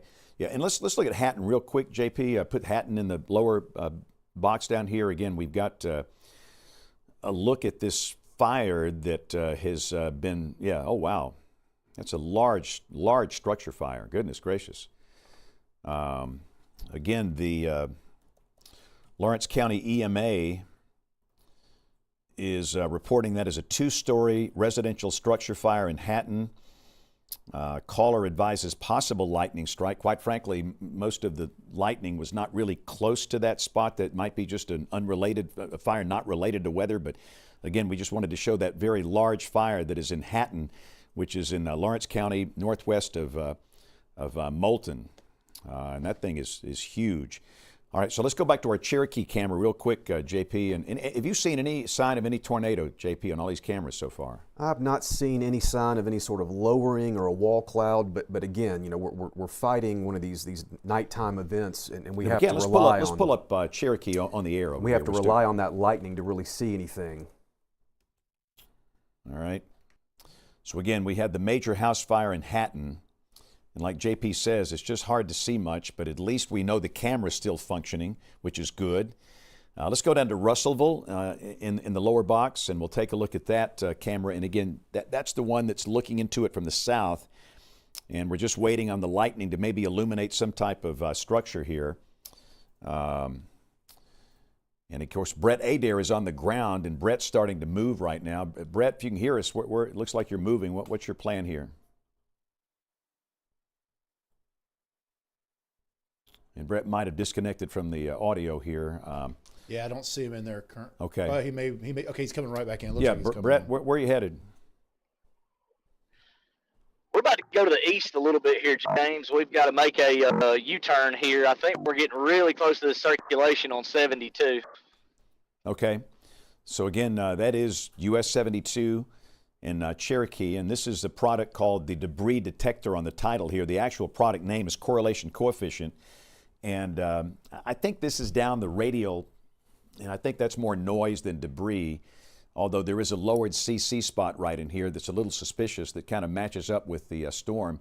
But again, the velocity is not the most intense tornado circulation we've seen. It's kind of noisy and broad at this point. But again, based on the atmospheric conditions, this thing could produce a tornado at any minute if it's not producing one right now. And again, we encourage people to stay sheltered. In about 5 minutes, we can clear Cherokee. Give us about 5 minutes, and we'll give you an all clear. And that rotation is going to be crossing the river. This is the Tennessee River up into Lauderdale. And again, Florence is located right here. If it continues on this northeast track, obviously the tornado circulation is going to be north of the shoals, north of Florence. but it's going to be a close call. And again, sometimes these can want to make a right-hand turn, and based on the circulation here. And so again, respect that polygon and stay sheltered.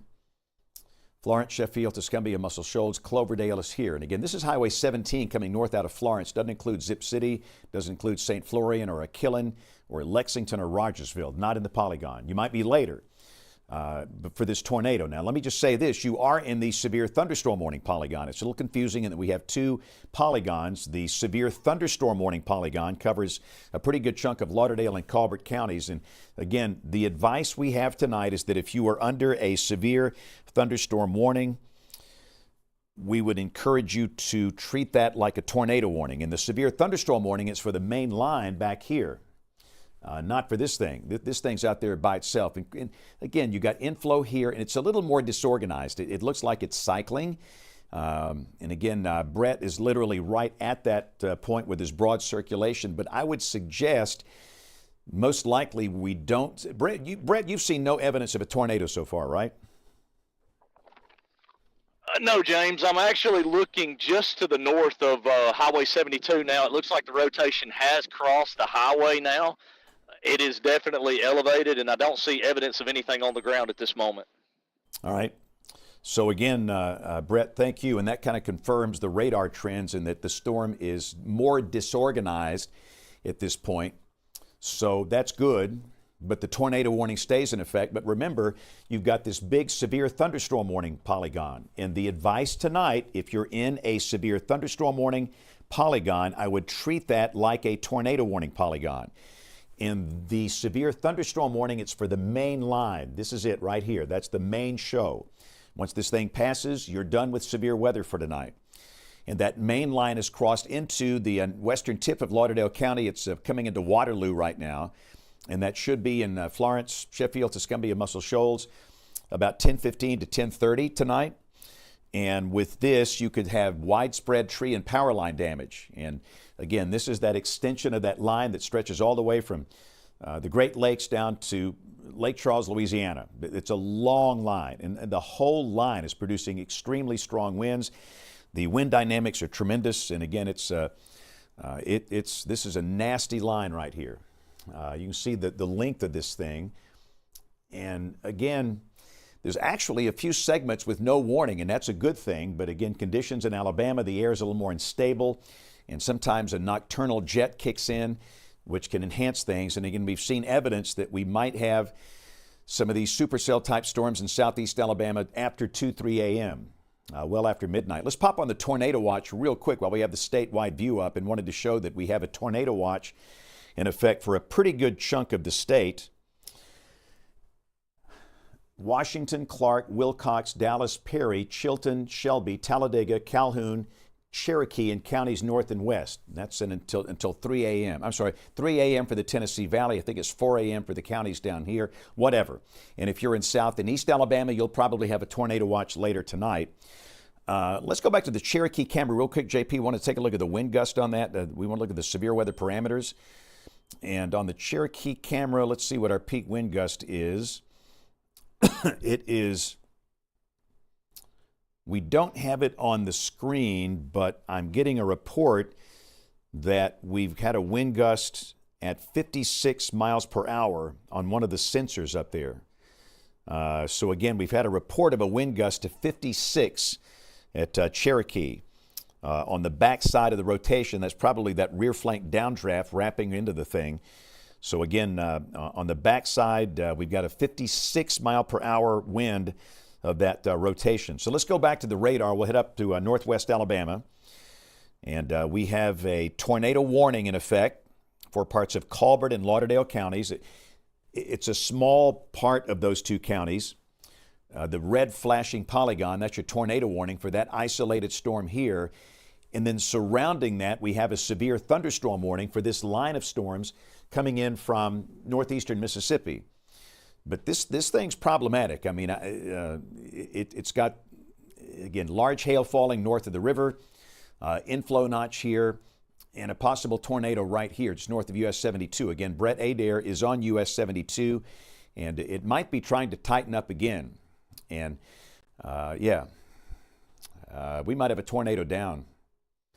That's probably the best rotational signature that we have seen here. This is storm relative velocity, where you kind of take out the storm motion, and we've got pretty good evidence there could be a tornado down there near Barton or just north of Barton. US 72 is down here, and again, that's about to cross the river, and that could carry it close over here to Florence, Sheffield, Tuscumbia, Muscle Shoals. It looks like it might be trying to rebuild back to the southwest a little bit. So again, this storm looking more organized now than it did 5 minutes ago. And again, that's what I've talked about. Knowing the state of the atmosphere, it could produce pretty easily. And again, we're watching that correlation coefficient product. I think that's just along the radial. I don't think that's a TDS at this point. It doesn't seem to be. When you see that bright dark blue, that's when you got a problem on that product. But again, we've got clear evidence of what could be a tornado now near Barton. We've had a wind gust of 56 miles per hour at Cherokee. That's in the process of crossing the river, coming over into the shoals. Real quick, JP, I want to take a look at one of our two Florence cameras. Just take your pick, the Renaissance or UNA. I want to see what the winds are looking like on those cameras. The wind vector, and looks like so far got an east-southeast wind at 8. The gust not especially high. And again, this is the campus, UNA campus camera. This is on the campus of the University of North Alabama. And again, that's a look at the storm coming in. And Drew, talk about the radar velocities. Looks like it's starting to ramp back up again. Yeah, it's trying to kind of push back up. Like I said, it looks a little bit more organized here in the last few scans than it did there for a little bit, where it seems like it kind of ticked down for a little bit there. So yeah, we're still seeing 70, 80, almost 90 mile per hour winds being detected at beam level, which again, we're several thousand feet off the ground, but there's still indication that the storm is certainly rotating. Glad to hear from Brett earlier that he wasn't able to see any evidence of it on the ground at that point, and the good thing also that we have not seen any debris signatures. But yeah, the storm relative velocity, especially here, really seems to be picking up on that heavy rotation just to the north of Barton along 72 there, just to the south of Smithsonian. It'll be crossing over the Tennessee River here probably about now and moving over kind of onto the north side of the river, heading towards, at least west of Florence at this point. The overall motion of it, as we kind of put that into motion here, you can see, yeah, it's moving a little bit more east than I thought originally. So, I mean, it's still possible that circulation could end up right there in Florence here within a fairly short period of time. Of course, looking at the polygon at this point, we'll have to see what the National Weather Service does with the warning coming up here soon. But Florence is just kind of the western side of it, is within the edge of that tornado warning polygon. So we'll have to see if they decide to extend that further to the east. But again, still looks pretty concerning. That last scan may have come in a little bit more broad than the previous one. So again, we may be seeing some kind of cycling of this, but still very dangerous storm, it looks like here, that we need everybody to be in their safe place for. All right. And wow, let's go to the Russellville camera real quick, JP. And while we're doing that, Bill, what you got? Winds just gusted to 40 miles an hour at Muscle Shoals, James, at the Northwest Alabama Regional Airport. Okay. Again, MSL is about right here. And again, that's winds flowing into this. And again, this is the view coming from Russellville. And again, the lightning is just nonstop. That's looking north into the storm. And again, that's the box that you see down here. The top box, this is Brett Adair, who is on that storm. And Brett is on US 72, and he's moving east now. And again, Brett's in a really good position. He's going to be on the south side of this so we can look into it. Brett, tell us where you are and what you got. Yeah, James, we're headed east on 72. We're headed toward Tuscumbia, basically going to try to get north and head into Florence. But we did hear a pretty distinct roar as that came over us at Barton on 72 there and wrapped up. Did not see anything in terms of power flashes or anything on the ground, but it definitely got pretty loud there as the inflow winds ramped up quite a bit. Okay. Brett, thank you. And again, we're watching your stream, obviously, with great interest. So we've got potential tornadic circulation on the Tennessee River now. And if it's down, it's a water spout over the river for a matter of a minute or two. And again, that's moving east-northeast. And again, like Drew's talked about, it just seems like that it might be moving a little to the right of the mean flow, which would bring more of a threat into the shoals here, Florence, Sheffield, Tuscumbia, Muscle Shoals, and you are in the polygon. The rotation has been coming and going, and we've heard of no specific damage. That's the one thing that I've not seen. It is specific damage. And Bill, I'm seeing a lot of videos coming in from up there. You might want to assemble some of those and give us a look at those here in just a second. You can just let us know when you're ready from those of you. And again, if you send us video, thank you. But be sure that you're safe when you do that. Yeah, so far, James, they've mostly been lightning videos, and they're impressive, just like we're seeing from the Russellville camera. I mean, when you see that kind of lightning strobing like that, that really gets your attention. And we have not seen any damage so far from our sky watchers or from the Weather Service in Huntsville.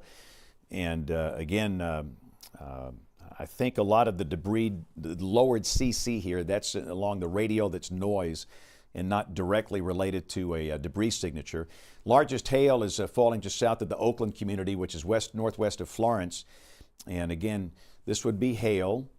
And again, if you've got a possible tornado, it's going to be near the river down here, inflow notch here, and again moving to the east-northeast. So again, this is coming, the camera down below, that's coming from the Shoals Renaissance. And again, it's just nonstop, the lightning, it's tremendous. And that's the one thing you have to do is rely on lightning to illuminate any feature of the storm that we're trying to see at night. A wall cloud, a tornado, tail cloud, any feature on the back like that, on the backside of a storm, that rear flank where you got problems. And again, this ain't easy. This is tough, working these things at night. But again, the key message that I would be sheltered if you're in Colbert, Lauderdale, for two reasons. Number one, this individual storm out ahead of the main line, and the main line itself, which is moving into the western part of Lauderdale and Colbert counties. The main line has potential for widespread damaging straight line winds. The storm ahead of it has potential for a tornado in through here. And again, we've seen it kind of pulsing back and forth. It might be a little less organized now than it was 5 minutes ago. But still, I would stay sheltered. Basically, that big severe thunderstorm warning, the whole polygon, the severe thunderstorm warning polygon, I would prefer to be sheltered. I would prefer not to be in a mobile home because, again, we expect a lot of trees and power lines down. And soon this will be in a very densely populated part of the world here. Drew, what you got? Yeah, it's just looking like Huntsville let the tornado warning expire from what I'm seeing here. So they said the tornado threat has diminished, the tornado warning has been canceled. So okay. Yeah, it's looked very disorganized here in the last couple of volume scans. So this tornado warning is going away. However, you've still got a severe thunderstorm warning for this line, all right, that's coming on through Waterloo right now. This line itself is capable of producing damaging straight line winds that could exceed 50, 60, 70 miles per hour. That's almost hurricane force. And that can bring down trees and power lines. And that's the reason for this warning here. So the western half of Colbert and Lauderdale counties, including Florence and Sheffield, Tuscumbia, Muscle Shoals, under a severe thunderstorm warning. The tornado warning is gone away for this lead storm. It's very disorganized at this point. Might ramp back up later, but it's just not produced a tornado to our knowledge. And again, we've got Brett Adair on it. We've got the cameras looking at it. We've just not seen that. So again, that's your severe thunderstorm warning polygon for that line right there. And that's the line that's going to come through the whole state tonight. And again, we're getting so many, what about questions, my hometown. It doesn't matter where you live. It's just a matter of timing. Anywhere in the state, you're going to deal with this line. If you're in Waterloo, you're dealing with it right now. If you're in Dothan, you'll deal with it about 4 or 5 o'clock tomorrow morning. And we're going to be here the whole time. As it comes through the whole state, we'll be right here. We're going nowhere. But again, this line of storms capable of producing damaging straight line wind. Enough in many cases to knock down trees and power lines. And again, the object is just to be, if you go under a severe thunderstorm warning, I would treat it like a tornado warning tonight. I know it's extremely inconvenient. I know it's a school night. I totally understand that. But again, we just want you to be safe. So the lead storm is weakened. It's disorganized. Still, we got a severe thunderstorm warning in effect for Colbert, Lauderdale, right here, for the main line of storms. And that will be sweeping through the state, should be coming through Huntsville in about, maybe 90 minutes from now, toward midnight tonight. Birmingham, I'd say 1, 2 a.m. Tuscaloosa, Anniston, Gadsden, 1, 2 a.m. Huntsville, midnight, 12:30. Yes. Take Russellville. We might have a Russellville full. wall cloud. We're looking due north, the Russellville camera. Take it full, Ryan, if you can. Take Russellville full. All right, JP, talk to us. I was talking to Bill. That could be a wall cloud trying to form. We're looking due north, and it's kind of hard to see, but I think we have a little bit of a lowering there. Yeah, I see that. And again, this is one of the challenges of night severe weather, is trying to see these things. But there's no doubt we've got a lowered area in that storm. That's the one that's coming into Florence, into the shoals. And it's out there by itself, and it's obviously very suspicious. And again, the Weather Service in Huntsville, they have canceled the tornado warning, but it doesn't matter because you have a severe thunderstorm warning. And like I've said, you treat severe thunderstorm warnings tonight like a tornado warning. You want to be sheltered. Small room, lowest floor, near the center, and no windows. So again, we're seeing a distinct lowering there on that Russellville Skycam from this particular cell right here.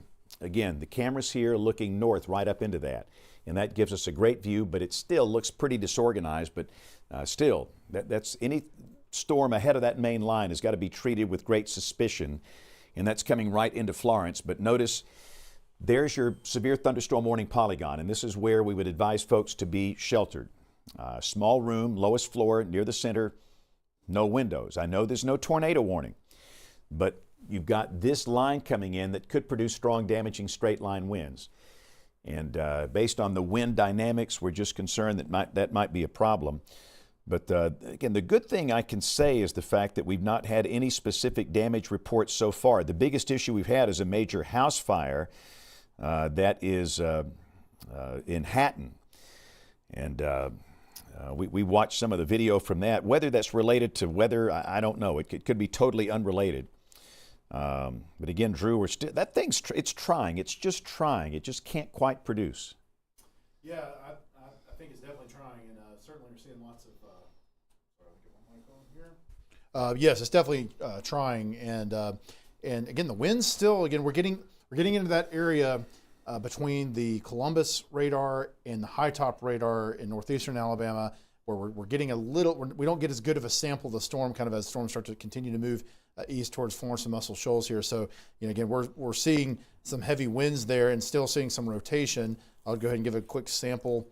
And we're seeing close to 100-mile-per-hour winds at this level, which is getting close to 5,000 feet off the ground. If we switch over to the high top radar, we're a little bit higher off the ground. So we're still looking at Columbus because we're seeing it a little bit lower to the surface than we are off the high top radar. So again, we're in an area we don't really have good low level coverage here, but we can still see pretty clearly that we have some really heavy winds that could be damaging if they were to be able to reach to the surface. And again, we could potentially see 60, 70 mile per hour gusts with this, I think at least. But hopefully we won't be getting these full almost 100 mile per hour winds that we're seeing at those upper levels. But I still think for sure that we are likely seeing some hail with this. Looking at our hail tracker, looks like we've certainly seen at least probably some small hail beginning to reach the ground with the storm. And I would assume we'll probably see a little bit more reports of that. Switching over, again, our debris detector, our correlation coefficient. Thankfully, again, so far, haven't seen, I think, a clear signal yet of debris. Again, we're cutting through the storm at a high enough level that there could be something a little bit lower than what we're seeing. But so far, so good, I think, as far as seeing something clear-cut with that. And looking at the storm relative velocity, there's still definitely some rotation there. It may not be as strong, though. Maybe in this last scan, I would say, might have ramped back down just a little bit there as it's approaching Florence. But still, again, I would say, despite the fact that we don't have a tornado warning currently, you're still in a severe thunderstorm warning in Florence. You're about to have a really heavy storm with some heavy winds, and I would still be in your safe. What you got, Bill? Severe thunderstorm warning for Franklin and Lawrence counties until 11:15. All right, and again, this is for the main line. So let's just expand it out. And again, we're going to ask that you treat a severe thunderstorm warning tonight like a tornado warning. So this is a severe thunderstorm warning for most all of Franklin and a small part of northwest Lawrence County here for the main line. This is the main show, if you will, and that includes Red Bay, Bell Green, Russellville, Phil Campbell, Hodges, most all of Franklin County except the far southeastern corner. It does include Phil Campbell. And remember, the way it's going to work tonight, I would imagine we're going to have a severe thunderstorm warning issued for basically the whole line all night long. As the line advances southward through the state, warning after warning will be issued. Most of the warnings will be severe thunderstorm warnings. There certainly could be a few tornado warnings. We've had one already. We could have more. But based on the significant nature of this line, we're asking folks to treat the line much like a tornado warning. All right, so let's expand it out again a little longer. And again, you can see the line. This is the cell in advance of the line. This thing has tried to spin. For a while, there was a tornado warning. The tornado warning's been canceled for the storm that's coming through Florence now. This is the main line right here. It's coming through western Lauderdale and western Colbert counties, with potential for strong straight line winds. Could be enough to knock down a lot of trees and knock down a lot of power lines. And again, we might easily see a lot of power outages tonight. Bill, what you got? Severe thunderstorm warning for parts of Marion and Lamar County until 11:15. Right. And again, we're going to see this for the whole. You can see. So basically, now we have severe thunderstorm warnings in effect from pretty much Millport all the way to Florence. This includes Sulligent, Vernon, Hamilton, Hackleburg, Bear Creek. This includes Russellville, Hodges, Bell Green, Red Bay, the Shoals, all of northwest Alabama, severe thunderstorm warnings, and just expect that through the night. So what we're asking you to do, if you are in places like Hamilton or Brilliant or Hackleburg or Bear Creek or Guin, Sulligent, Vernon, treat this as though you have a tornado warning. We prefer for you to be in a small room on the lowest floor near the center, no windows, in a site-built home. If you got a bike helmet, put it on. Motorcycle helmet, batting helmet, football helmet. And once the line passes, you're done with it. This will not be a multiple event night. It's one and done. And you've got some time. That's the thing. The storms are still west of Amory, Mississippi. They're still west of Aberdeen, Mississippi. Bill, what you got? You had a gust to 64 on the Renaissance Tower, James. Wow. Yeah, I see that. Look over here. We got winds sustained at 37, gusting to 64. That's at Renaissance Shoals. Yes, sir, JP. Don't forget we have that structural fire from the Hatton camera. I've been looking at that as well. I know we've got obviously active severe weather, but that's an interesting viewpoint too. Yeah, can you pop that one up? The Q&A camera went out, so there may have been strong winds there as well. Okay, let's pop up the Hatton camera real quick since you mentioned that, JP, just so we can see that. We got a major structure fire in northwestern Lawrence County. Again, according to the EMA, this is a 2-story residential structure. Whether it's weather-related or not, we don't know. There was really no lightning right over Hatton when this happened, when it started an hour or so ago. But again, that is a major structural fire in Hatton. So that's in Lawrence County. Let's go back to our Skycam network. And again, we're watching multiple cameras this evening. But again, here's the ask. And I know it's hard, but you've got time. You've got time. The storm is still west of Amory, west of Aberdeen, west of Fulton. So if you're in Sulligent, Vernon, Hamilton, Hackleburg, Phil Campbell, Bell Green, Russellville, Hodges, if you're in a trailer, you've got time to go to a community shelter. I know they're not the most pleasant places in the world, but listen, you'd rather be safe than sorry. It's a course of least regret where you want to be out of a trailer and into a shelter or some business that can serve as a shelter, and that we could see hurricane-force wind gusts with that line. And by that, that's 75 miles per hour. It will not be that high everywhere within the line, but there could be segments within the line with winds gusting to 70, 75 miles per hour. That could flip a trailer. It could knock a tree down through a trailer. Bill, what you got? Our colleague Drew Richards in Florence, they were going to the basement, James. Okay, JP. We just got a gust of 70. Well, there's 83. 83. Holy smokes. It's like sustained 56. We've got a sustained wind of 56 in Florence with a wind gust of 83. It's nasty. I'm telling you, this is why we're asking people to treat this like a tornado warning. I think that's straight line wind damage, straight line winds. Yes, sir.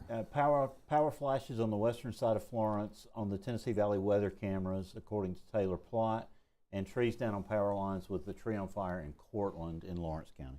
Yeah, and again, that's what I talked about. That's hurricane force winds, 83 miles per hour, a peak wind gust of 83, sustained at 67. That's unbelievable. But it is believable because we know the condition of the atmosphere, and that's the kind of stuff you're going to see with these storms tonight, okay?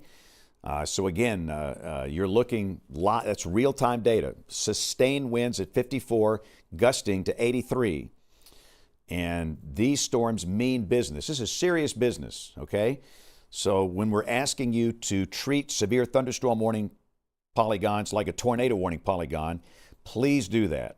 I would not want to be in a trailer with conditions like that, or a car. They're death traps. And that's with that lead storm in advance of the main line, which is back here. So again, that lead storm is passing north of Florence, and again, that is just nasty. 83 mile per hour winds coming from the Renaissance Shoals. That's overlooking the Tennessee River and Wilson Dam. Many of you know exactly where that is. So again, that is not good. Wow. True, your thoughts on this? It looks like it's all straight line, but it's trying to spin, but it just can't get a tornado down. But it doesn't matter because damage is damage. Yeah, right. Again, if you're getting those 83 mile per hour gusts, that's still going to be a problem. And just talking about comparing that at the surface to what we're seeing there on the radar. So yeah, I mean, we're seeing 90 miles per hour being detected from the Columbus radar several thousand feet off the ground. But now we've got ground truth that we've got gusts up to 83, sustained around 60 or so. So, we might be able to subtract a little bit from what we're seeing here, a little bit higher up, but it's pretty close there, at least with that gust. So that gives us a little bit more confidence that what we're seeing on the radar here has the potential to get to the ground, which again means it's even more of a dangerous situation where you've got that potential. And that was something with the setup of the atmosphere that it certainly looked more likely maybe than normal that some of these really heavy winds, these screaming winds that are at the higher levels are able to be ducted down, and that you've got a situation in the atmosphere that is conducive to that. So again, that's just all the more reason now that we've got some confirmation of those kind of wind speeds to take these even just severe thunderstorm warnings seriously, even if we don't quite, at least with this particular cell, have a real tornado that's spinning on the ground. Just again, looking at a couple of the other products here, I would say the storm relative, certainly doesn't look very tight. This looked tighter earlier, where it looked more like a potential tornadic circulation earlier. But again, it looks like now that it really is mainly those straight line winds currently with this there near St. Florian. That's kind of moved off to the northeast of Florence. But if you're in Killen, you're getting some really heavy winds likely here fairly soon. Again, up towards Green Hill along US 43. Eventually, Lexington, you may be getting into this as well, but you're kind of right there on the edge of the polygon. But very possible they'll be extending things further as we move forward here, James. Yeah, these storms mean business. They mean business. We've still got a sustained wind at 50, sustained. This is like a tropical storm hurricane coming in, gusting to 83 at the Shoals Renaissance. And ahead of that, a number of our cameras with the strong south winds are gradient winds, gusting to 35, 40 miles an hour. So Brett Adair is reporting Brett Adair is currently in South Florence. And he's reporting the power is on there. You can see that. Again, that's at that point, the higher winds are going to be north of Brett's particular location. He's headed up to where we've had these extreme wind gusts. Again, that's 83. And again, just one note, the camera and the sensors are at 375 feet, so that might not be as extreme down at the surface, but still, that's a lot of wind. I would imagine we've had hurricane force wind gust in parts of Florence tonight with that lead storm. And remember, you're not done. You got the main line coming in right here. So again, the lead storm has produced that extreme wind gust to 83, and now we've got the main line. And we have severe thunderstorm warning polygons in effect for a pretty good chunk of Lauderdale, Colbert, Franklin, Marion, Lamar counties in West Alabama, a little tiny part of Lawrence County, but these warnings will be extended to the east and southeast with time. I would imagine all night long we're going to have warnings for that one line. So you've got time. And again, I just wouldn't want to be in a trailer during this event. A tree comes down through a trailer gets airborne, or something like that. That's very life-threatening. And it would be better to be in a shelter. We don't want anybody in a car. I would not want to be driving in this mess, obviously. So we've still got the sustained winds now down to 33 in Florence. But again, note that peak wind gust at 83. And we've lost the UNA camera. I would imagine it's probably related to a power outage on the UNA campus. We've heard, and again, a lot of mamas and daddies are watching us, and we've heard of no specific damage coming out of the UNA campus, but it seems like there's a power outage, at least at our camera location there. We've lost touch with that particular camera. Yes, sir. I think I just saw a power flash looking northwest on the Florence Renaissance camera. I think I saw a power flash. I would totally believe that. Bill, what you got? Tornado warning for Lauderdale. All right, let's go back to the storm that is northeast of Florence, and the Weather Service in Huntsville is going to go back to a tornado warning. But remember, we're asking you to treat every warning like a tornado warning, so you should be sheltered anyway with the severe thunderstorm warning. So this is a tornado warning that's in effect for a small part of Lauderdale County, and this is for the storm that just came through Florence. And that storm is coming up. It's going to be passing near or north of Killen. This is U.S. Highway 43, Killen back up to Green Hill. And then Lexington Highway 101 is located right here. This is Elgin. There's Center Star. That's US 72. That storm is moving to the northeast. And again, Lexington, you're in the polygon, but you've been in the polygon. This is just a tornado warning polygon. But in a night like tonight, you should be sheltered anyway. Drew, your thoughts on this? Still not seeing any clear debris. Not seeing anything clear. There near Petersville, there was some mention in the chat of, I'm going to switch back over the high top radar just to see if I see anything there.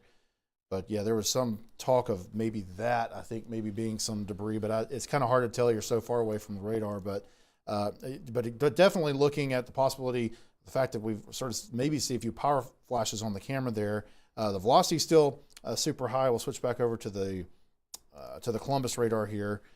Storm relative, not looking, still at least not looking quite as much of an issue with what it looks like on the radar. But however, again, it looks like we're maybe starting to get some reports of that there being something happening there with those power flashes. And again, we are getting a little bit further away from the radar, so it's a little bit harder to see those signatures there. But definitely, again, maybe even with the reflectivity, starting to see a little bit more of an inflow notch there again. So again, it certainly could be starting to kind of tighten back up again there, James. Yeah, these things can be boogers, the storms out ahead of the main line, and that you've got that really good inflow coming up from the south. They're not competing with that for it. And in an atmosphere like tonight, there certainly could be at some point a tornado down. But forget that. Look at the Shoals Renaissance here, 83 mile per hour wind gust.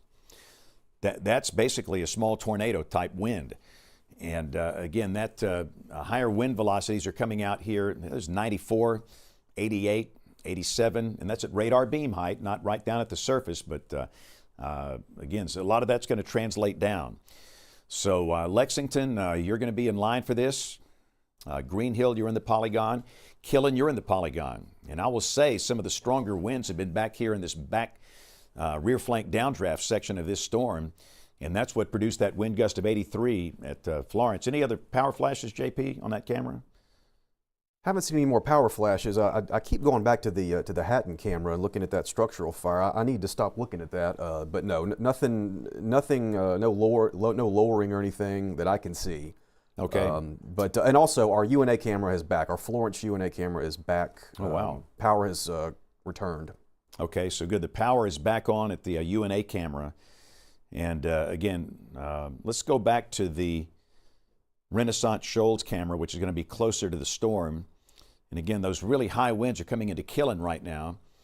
This is the split here. This is the 72-43 split at Killen, and those really strong winds are coming right in through here, and right into Killen around Brooks Elementary and high schools. The high school is here, elementary school is here. I'll be there Tuesday for a weather program, and again, those more than likely some hail is falling up Highway 43 toward Green Hill, the stronger winds down here on the south flank of this thing.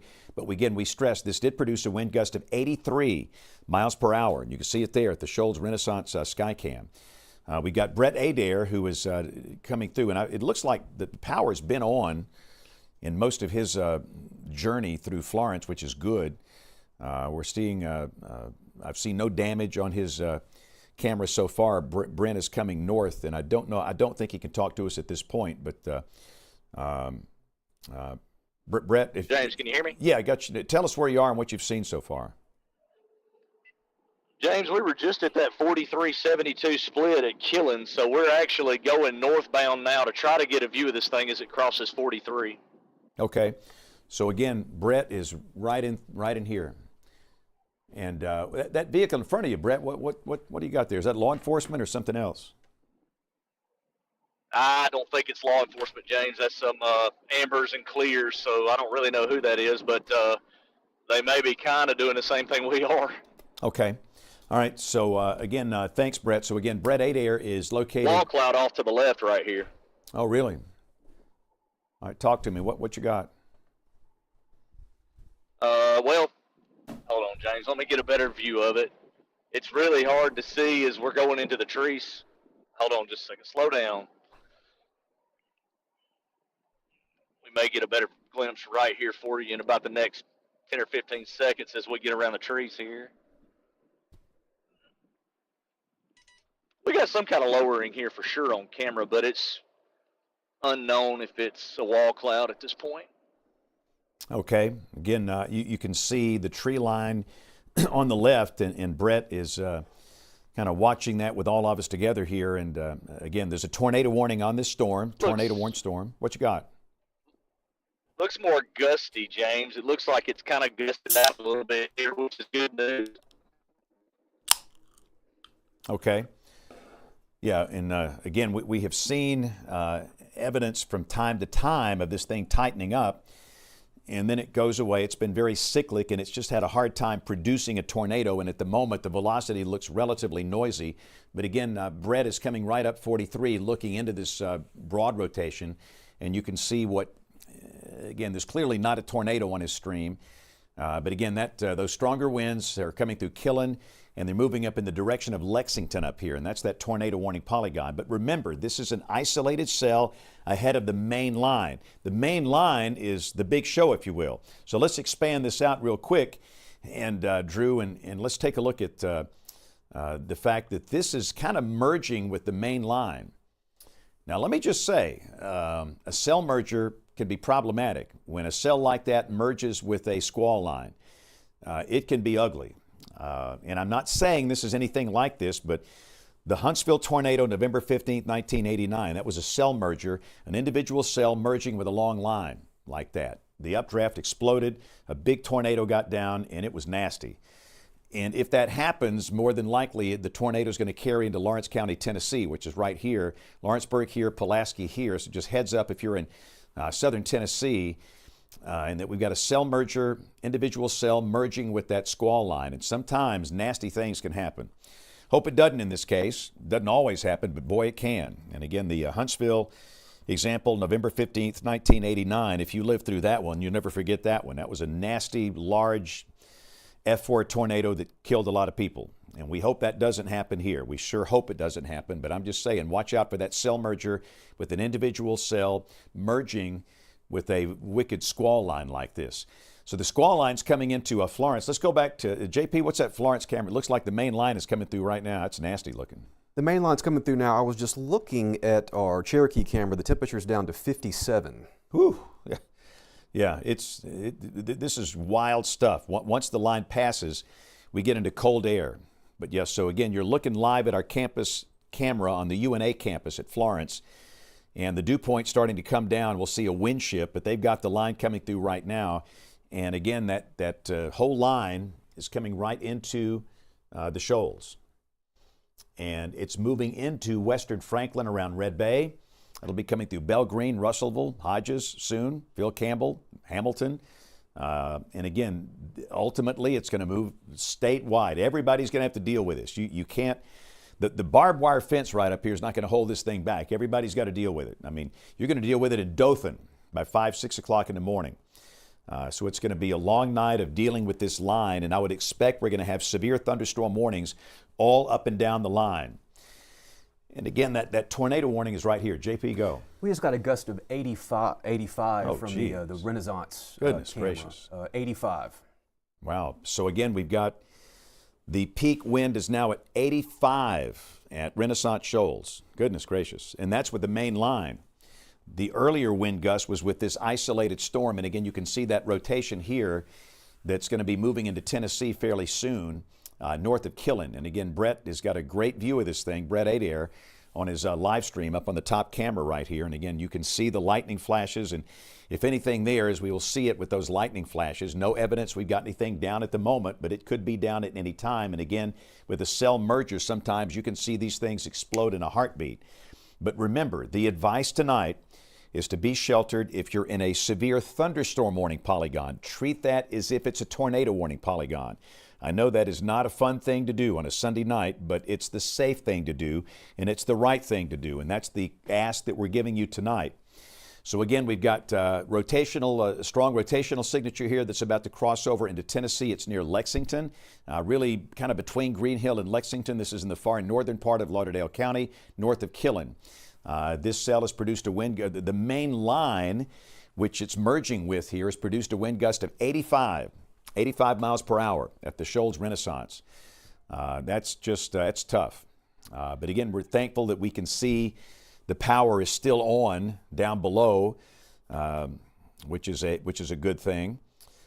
Interestingly enough, the temperature is already down to 64. Yeah, it's dropping like a rock. Bill, what you got?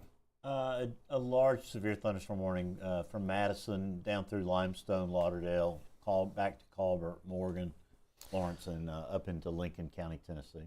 Right. So again, we are asking you, if you're in this new polygon, to treat this like a tornado warning polygon. This includes basically most of Limestone, except for the extreme southeastern corner.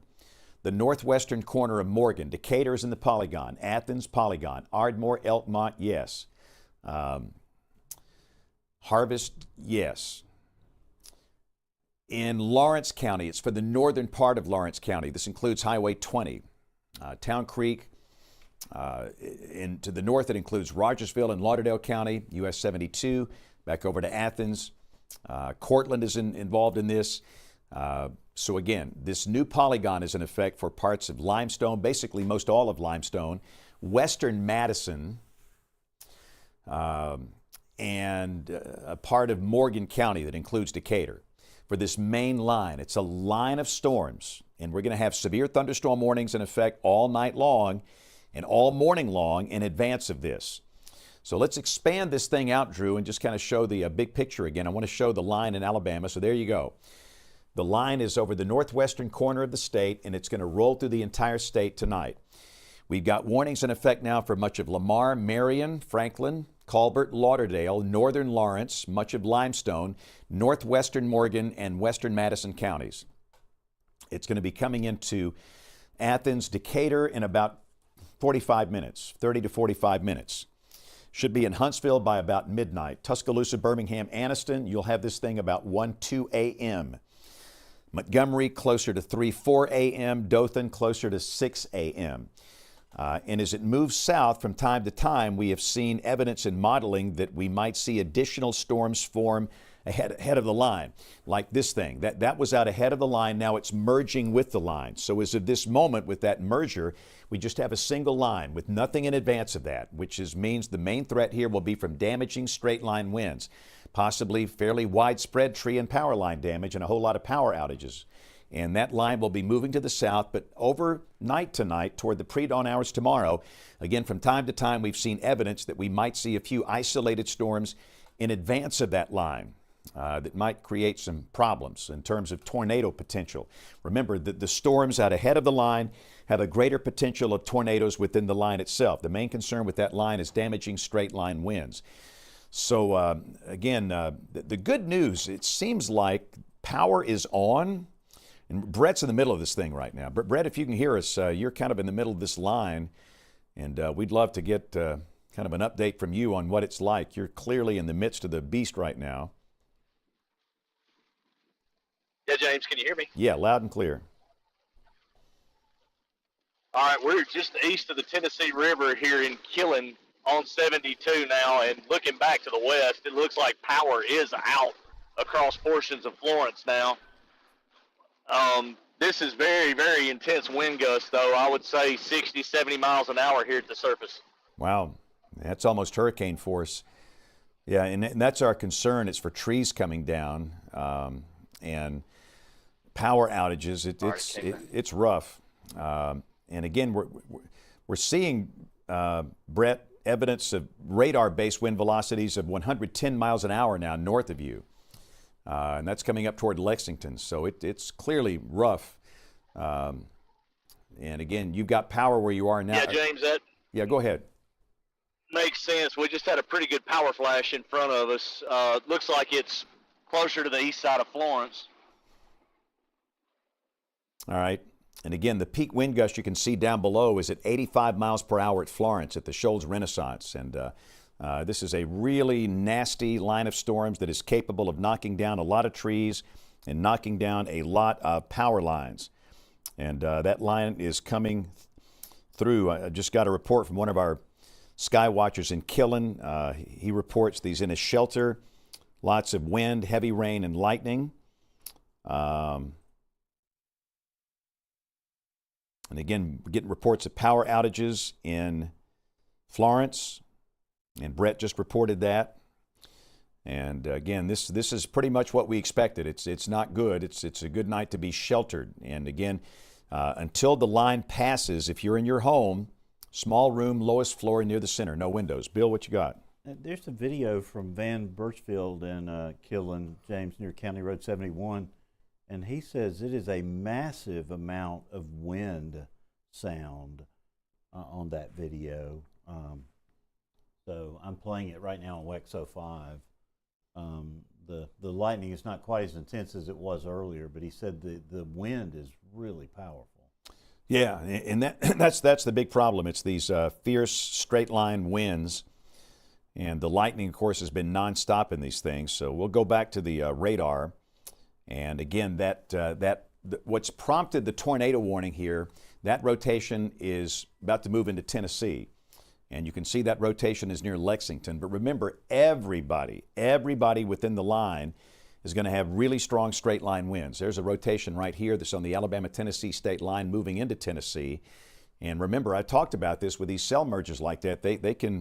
These things can blow up in a hurry.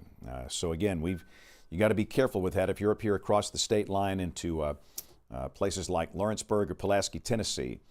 But for Alabama, the main concern right now, it's strong, damaging, straight line winds. And let's pop the power outage numbers, Drew, real quick. And I know it's early in the game here, and these numbers will be going up. But this is one of our greatest concerns. Oh, yeah. Let's go a little higher in up here. And we got 3,500 now with no power in Lauderdale. 3,500. 500 in Colbert, 2,000 over here in Madison. That's related to gradient winds. There's no storms there. That's gradient winds at ahead of the line. Same thing in Cullman County, 2,000 here with no power. Gradient winds, south winds feeding into the line itself producing 3,500 outages in Lauderdale County at this point. And I'm afraid the numbers will continue to go up. In fact, let me give you a specific count. In Alabama, we've got 9,261 statewide. So we're just under 10,000. And we're going to watch that number climb. And one of our fears, we might have 250,000 or maybe 500,000 at some point with no power. We've had events like this in the past that have produced numbers like that. So again, if you're just joining us, we're watching Brett Adair's live stream. Brett is north of Killen in Lauderdale County in the middle of this line. Down below, that's our sky cam at Renaissance Shoals in Florence that produced a wind gust of 85 miles per hour. Now, the sensors are not right at ground level. They're about 375 feet off the ground, but still, that's very significant down at the surface, easily hurricane-force winds. A line of severe storms into northwest Alabama, stretching from near Lexington, right down through Florence, then down to Red Bay in Franklin County. And as the line moves on to the east, you're going to have wind damage. We have reports of trees and power lines down, and we have severe thunderstorm warnings in effect in advance of the line for parts of Madison, Limestone, Morgan, Lawrence, Colbert, Lauderdale, Franklin, Marion, and Lamar counties in West Alabama, and a small part of Winston County. It looks like Haleyville is included in one of these polygons here, but everybody's going to be in a polygon as this comes through. But the good news, it's one and done. Once you get on the other side of this, you're done with severe weather, and it's going to turn cold. We got a chance of snow flurries tomorrow morning. In fact, look at the Florence camera, JP. What you down to, 57 now?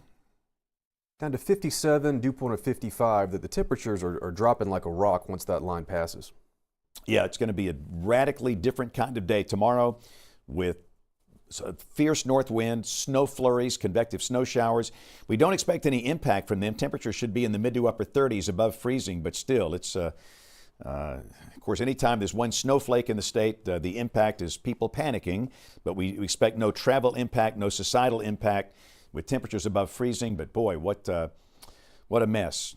And this is March. This is what we see in March here. So severe thunderstorm warnings in effect. Western Madison, most of Limestone, northwestern Morgan, northern Lawrence, ahead of the line through parts of Lauderdale, Colbert, Franklin, Marion, and Lamar counties. And we are asking you that if you are in advance of this line of storms and these warnings, even though they are severe thunderstorm warnings in most spots, I know we have the small tornado warning here, to treat it as if it is a tornado warning. That's the safest thing to do. You do not want to be in a trailer, mobile home. You don't want to be in a car. In your house, it's best to be on the lowest floor, near the center, hall, closet, bathroom, away from windows, and with a helmet, as if it's a tornado warning, because trees could come down very quickly. And again, the winds have gusted to 85 at our Skycam at Shoals Renaissance in Florence. And that is not good. And that's the kind of wind that we could see at really any segment along this line here. And the wind dynamics are much more fierce with this storm compared to the system we saw Wednesday night and the system we saw Monday night. It's a different kind of system here, so just be aware of that. And there's some great concern in through here. Again, Tuscaloosa, Birmingham, Anniston, Gadsden, it's going to be 1 to 2 a.m. Huntsville, it's going to be closer to midnight for you. Cullman, same thing, probably midnight to 1 a.m. So it's going to be a long night. We're going to stay right here, and we'll be on the air until probably 6, 7 o'clock tomorrow morning. And at some point, we'll probably do some flipping around so some can do some production back in Studio B, but we are going to be right here. So do we have Chris Mann's camera by any chance?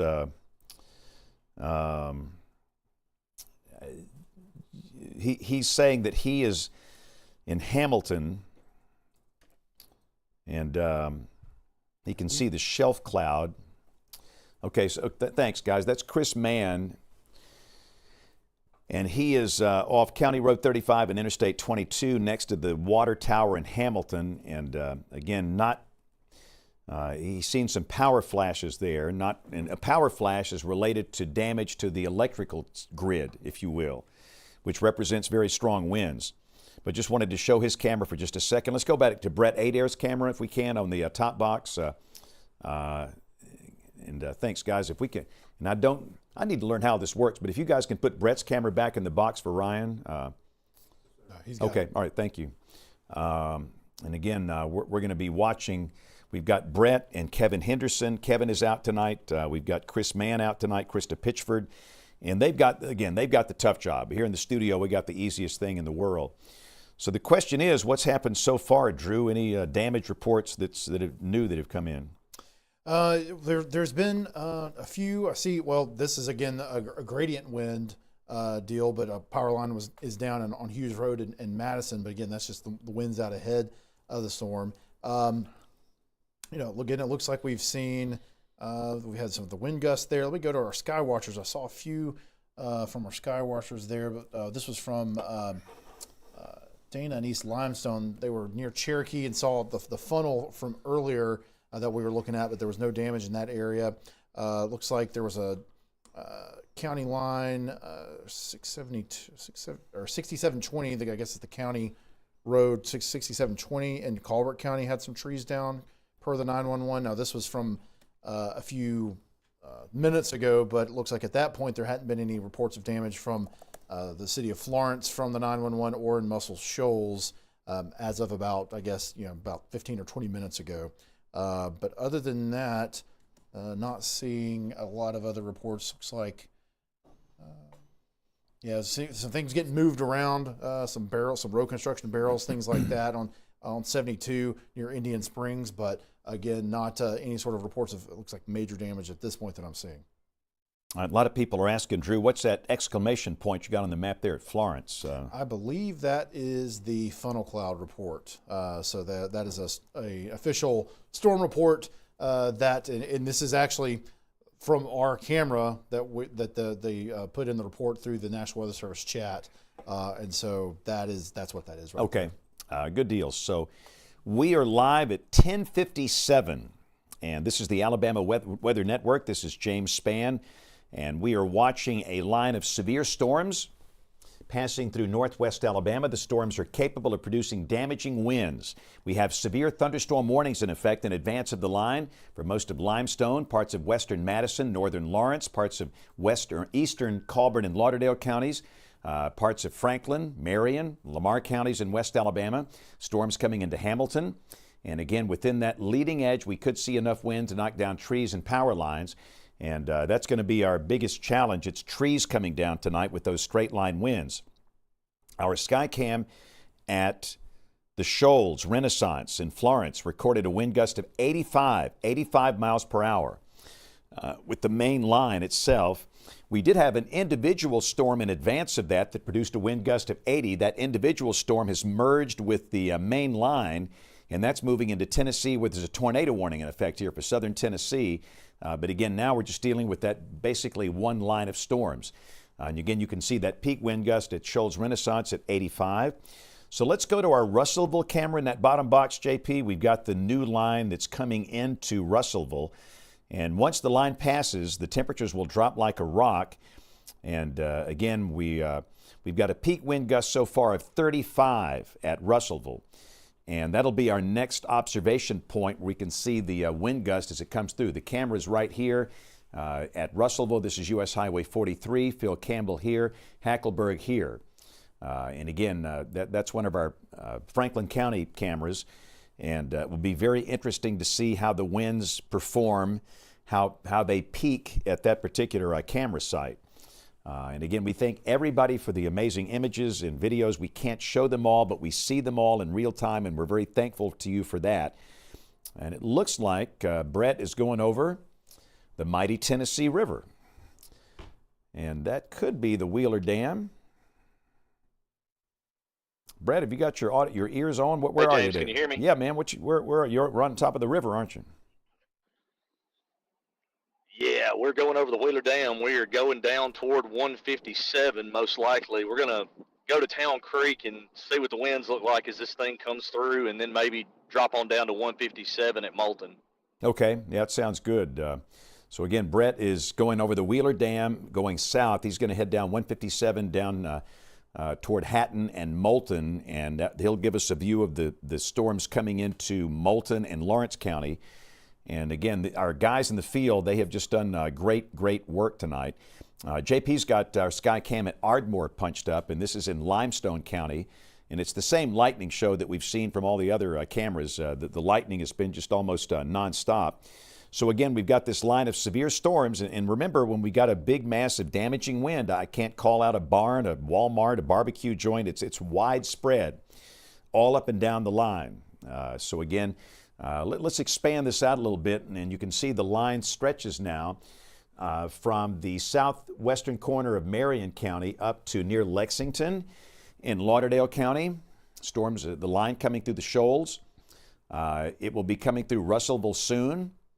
It'll be coming through Hackleburg and Phil Campbell soon, coming through Hamilton soon. In fact, the line is approaching Hamilton right now. and then ultimately coming into places like Vernon and Sulligent. If there's any good news I can see, the storms actually look weaker down here below the Golden Triangle in Mississippi. There's no warnings in effect down here, which is good. We figured there might be warnings for the entire line all night long, but at this point, the storms seem to be below severe limits south of the Golden Triangle in Mississippi. That's a good thing.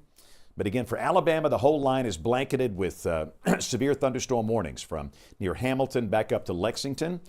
And again, the storm should be coming into Athens, Decatur within the hour. JP. Say there's a tornado warning for that storm we're looking at with the Ardmore camera. Oh, really? Okay. Let's take a look at. Yeah, okay. So that's the one up in Tennessee. Yes. So what JP, he's got the Ardmore camera pointed north into this rotating segment here that's coming up toward Pulaski. I think that's out of Columbus. We've got a better view here from High Top. And so the Ardmore camera near the Tennessee state line, that's looking north up into this circulation. And this thing has been trying to drop a tornado. And to our knowledge, it has not so far. We might find out later that it did. But again, that rotation is north of the state line, moving through southern Tennessee. That'll be passing near or south of Pulaski, Tennessee. Interstate 65 is right here, and we should mention I-65 is in the polygon here. But remember, we've got a severe thunderstorm warning polygon down to the south, and that's the message. If you got a severe thunderstorm warning, treat it like a tornado warning. But again, it'll be very interesting to watch all of these cameras here. But that possible tornado in the line is going to stay up in Tennessee. So we'll focus back on Alabama. Yes, sir, Drew. James, I was going to mention, it looked like part of the reason that warning may have been issued is that it looked like there was a amateur radio spotter that was reporting a possible tornado on the ground in Lauderdale around Highway 64, I guess right before it crossed over into Tennessee. So that looks like that may have been the genesis of that. But and also now seeing, this would be, again, gradient winds out ahead of everything, but it looks like power lines are down in Charity Lane there in Hazel Green in Madison County. So definitely getting some heavy winds there out ahead of the line of storms. Yeah, it's very windy. Gradient winds ahead of the line. They're gusting to 30, 35 miles per hour, and in some cases that's a knockdown to cause down trees and tree limbs and things like that. But again, the big concern, it's this line itself. So again, a line of severe storms from near Lexington down to Florence, Russellville, Hamilton. And within that, we could see damaging straight line winds. Let's look at our Russellville camera. We're going to watch the wind velocity, JP, and see what that looks like. And that will give us a good clue as to the type of winds we're experiencing in Franklin County. So far, the peak wind gust is at 35, but the storms are just still a little west of the camera site. Bill, what you got? James, video on WEX 05 is some fire trucks rolling to some wind damage in Lauderdale County that I think relates to this report. I asked our contributor what exactly we were looking at, but I think it relates to this report. Trees down on Highway 17 in Lauderdale County per scanner traffic, power lines and a fire reported.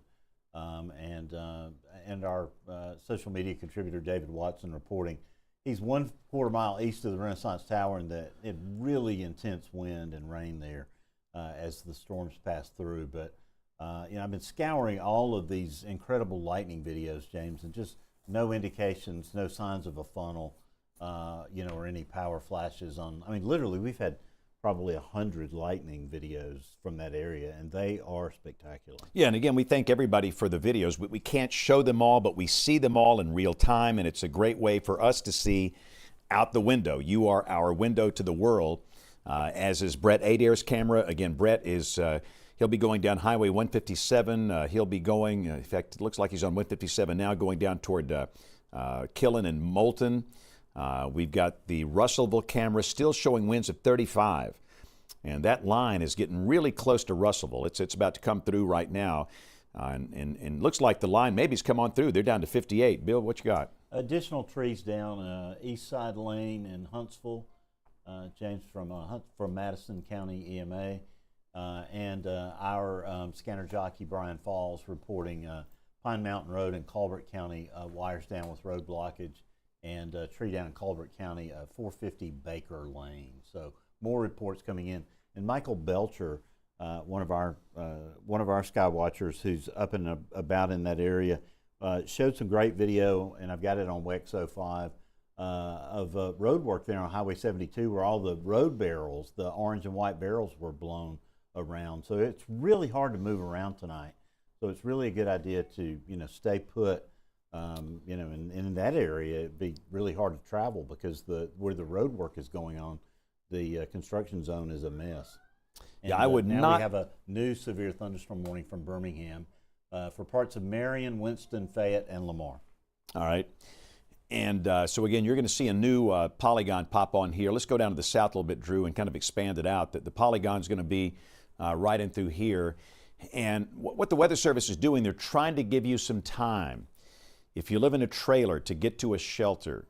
And again, we're asking that you not be in a mobile home as the line passes. So this is the new warning for parts of Lamar, Fayette, Marion, and Winston counties. And the warnings will be up all night. We're going to have a warning pretty much for this entire line as it moves eastward.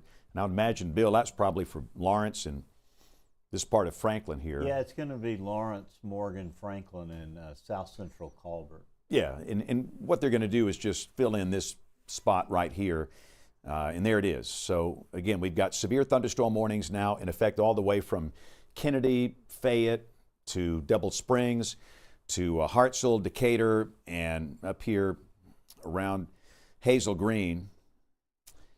And, again, the warnings will continue to be extended onto the east and southeast with time. So everybody in advance of the line is under a severe thunderstorm warning here. And we're asking that if you are in a severe thunderstorm warning polygon, to treat it like a tornado warning polygon. And I know it's so inconvenient. It's 11:07. It's a school night, but many of the school systems have delayed by a couple of hours tomorrow morning, and some might have to close because of power outages. We'll know, obviously, once the storms pass. So again, we've got the Ardmore sky cam, but let's go back to Russellville. I want to see what the temperature. I think the fronts come on through Russellville. Their temperatures are dropping. Ardmore is at 71, and Russellville is down to 57. Yeah, looks like the peak wind gust is 35. Bill, what you got? 46 knot gust at Columbus. That would translate to 52 miles per hour. All right, that's Columbus, Mississippi. So again, within this segment of the line here at Columbus Air Force Base, winds have gusted to over 50 miles per hour. So. But again, Russellville looks like the peak wind gust is going to be 35. We can manage that. That's good. But again, obviously within the line, we've had a wind gust to 85 in Florence at our Shoals Renaissance camera. And other gusts are most likely higher than that. But temperatures will drop very quickly once this line passes. And remember, it's one and done tonight. One and done. As this line passes, you're done with any severe storm. So we can say if you're in Waterloo, the risk of severe weather is ended. If you're in Cherokee, the risk of severe storms is ended. And again, soon we can clear Florence. Not quite ready to do that yet, but it's obviously windy and turning colder. The squall line has passed Florence and the Shoals. It's coming into Russellville right now. It's coming into Hamilton right now, coming into Hackleburg and Phil Campbell. Soon it's going to come into Haleyville, Bear Creek, Moulton, Hatton. And again, this line will just keep on rolling very quickly to the south. And so far, we have not been able to confirm any tornado. And looks like I'm seeing on the Skywatcher chat some damage on Cox Creek Parkway in Florence. Looks like a tree down. And a lot of people are asking in advance of this over here where there's no rain, what's the deal? Well, that's gradient wind. Strong south winds feeding into this storm system, and they're gusting to 20, 25, 30 miles an hour. So it's very windy in advance of the line where there's no storms here. That's gradient wind. And again, those gradient winds will continue, and it's going to be windy tomorrow on the backside of this thing in the cold air. We could see north winds tomorrow gusting to 30, 35 miles an hour with a chance of snow flurries and a few convective snow showers. But I've not seen any structural damage. You know, this thing has come on through our first population center, Florence and the Shoals here, but again, I've not seen any structural damage, which is good. Drew, if we can, let's pop the power outage number back on here real quick. I want to kind of, to me, that's going to tell a pretty big story tonight. So here's a look at our power outages, and, wow, 10,000 in Lauderdale. That's not good. So we've got 10,000 without power in Lauderdale County, 2,000 in Madison, that's gradient winds. 2,000 in Cullman, gradient winds, not related to storms, but with the storms themselves. 10,000 for Lauderdale. Nothing in Franklin. And again, Russellville Skycam, the peak wind gust is 35. That's good. But again, that's the 10,000 is a sign of the times here. And checking the whole state, 17,000. Wow, it's almost doubled since I last looked here. So statewide, we have 17,000 people with no power. And the numbers are climbing exponentially. Lauderdale County leads the way. They have over 10,000 with no power. Again, Madison over 2,000, Cullman with over 2,000. And again, these figures are gradient winds, not related to storms. The storms have yet to come. And again, that's the situation there. So back to the radar. And again, Drew, I'll let you take it. I got to plug in the old iPad here. So Drew, take it for a couple of minutes. I'll be right back. All right, sounds good, James. Yeah, so again, we're still watching this line of severe thunderstorms that is moving through the northwestern part of the state. And again, we got severe thunderstorm warnings extending down from northwestern Madison County all the way down into Lamar County. So we'll take a quick look at some of the areas down towards the southwest where we haven't taken quite as much of a closer look yet. So this part of the line here that's got the severe thunderstorm warning in northern Lamar County, that's nearing basically about to get into Sulligent at this point. So if you're in Sulligent, you want to go ahead and be in your safe place for this as well. We'll take a quick look at the velocity here. So far, the velocity data that I've been seeing with this segment of the line has not been quite as rough as what we were seeing further to the north. Now, however, we are much closer to the radar site here. In fact, we're just a number of miles away. We're seeing beam heights with this below 1,000 feet, around 500 feet or so. So again, it's still very gusty winds, 40, 50 miles per hour possible there in Sulligent. I would think pretty likely you're going to be seeing something like that if you're in Sulligent there along 278 and 17. And then eventually it looks like Henson Springs is starting to get it already as well. Detroit, a lot of the heavier wind has already passed you there. Beaverton there along 278. The storms will be moving in here fairly shortly as well. Then as we move down into the southern part of Lamar County, Vernon, it's not there quite yet, but it'll be just within a number of minutes that you'll start to get some of those heavier winds and the heavy rain there with this. Not seeing as much lightning in this segment of the line either compared to a lot of the lightning strikes we were seeing with that little cell that was out ahead of everything that might have produced a tornado there in Lauderdale County earlier. And so again, we're seeing, and that's a good thing. Hopefully we'll continue that trend, but it's certainly not a possibility, or it's certainly not for sure thing, a certainty that we're going to see that continue that trend for the course of the night. So again, Malloy, Star, Haitoji, you're all going to eventually get this line of thunderstorms moving through with that heavy wind here fairly soon. Again, thankfully we're not seeing really, really high gusts, at least as far as the radar is concerned here currently. Now we'll kind of jog up a little bit further towards the north again. And also I'll just mention some of those areas that are a little bit further downstream, Guin, Winfield, you're still in the severe thunderstorm warning polygon, brilliant places like that, but it's going to be a little bit longer before it gets there. We'll probably draw a storm track here in a second, but just kind of moving up towards the north a little bit more. Hamilton, it's already passed through there. Hackleburg, it's on top of you right now. Again, looking at some of those velocities in those areas, looks like, again, we're still seeing potentially 50, 60 mile per hour winds, about 1,500 or so feet off the ground.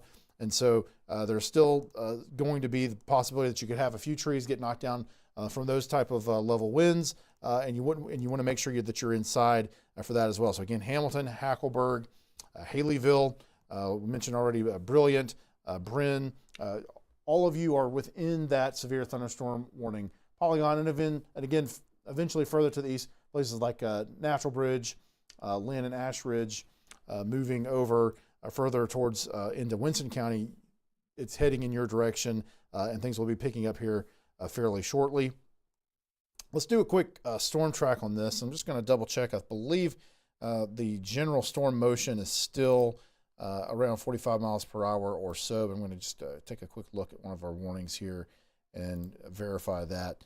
But I believe that's generally what we're seeing here with these, is a motion that's around 45 miles per hour. It actually looks like it may have bumped it up a little bit to around 55 or so. So just doing a quick storm track on that. We'll do kind of a broader based track just to kind of give everyone who's in the path is a general idea of when you'll start to see those heavier winds, maybe making around like 50 miles per hour or so. So again, places like Vernon, it will be just in the next 5 or 6 minutes.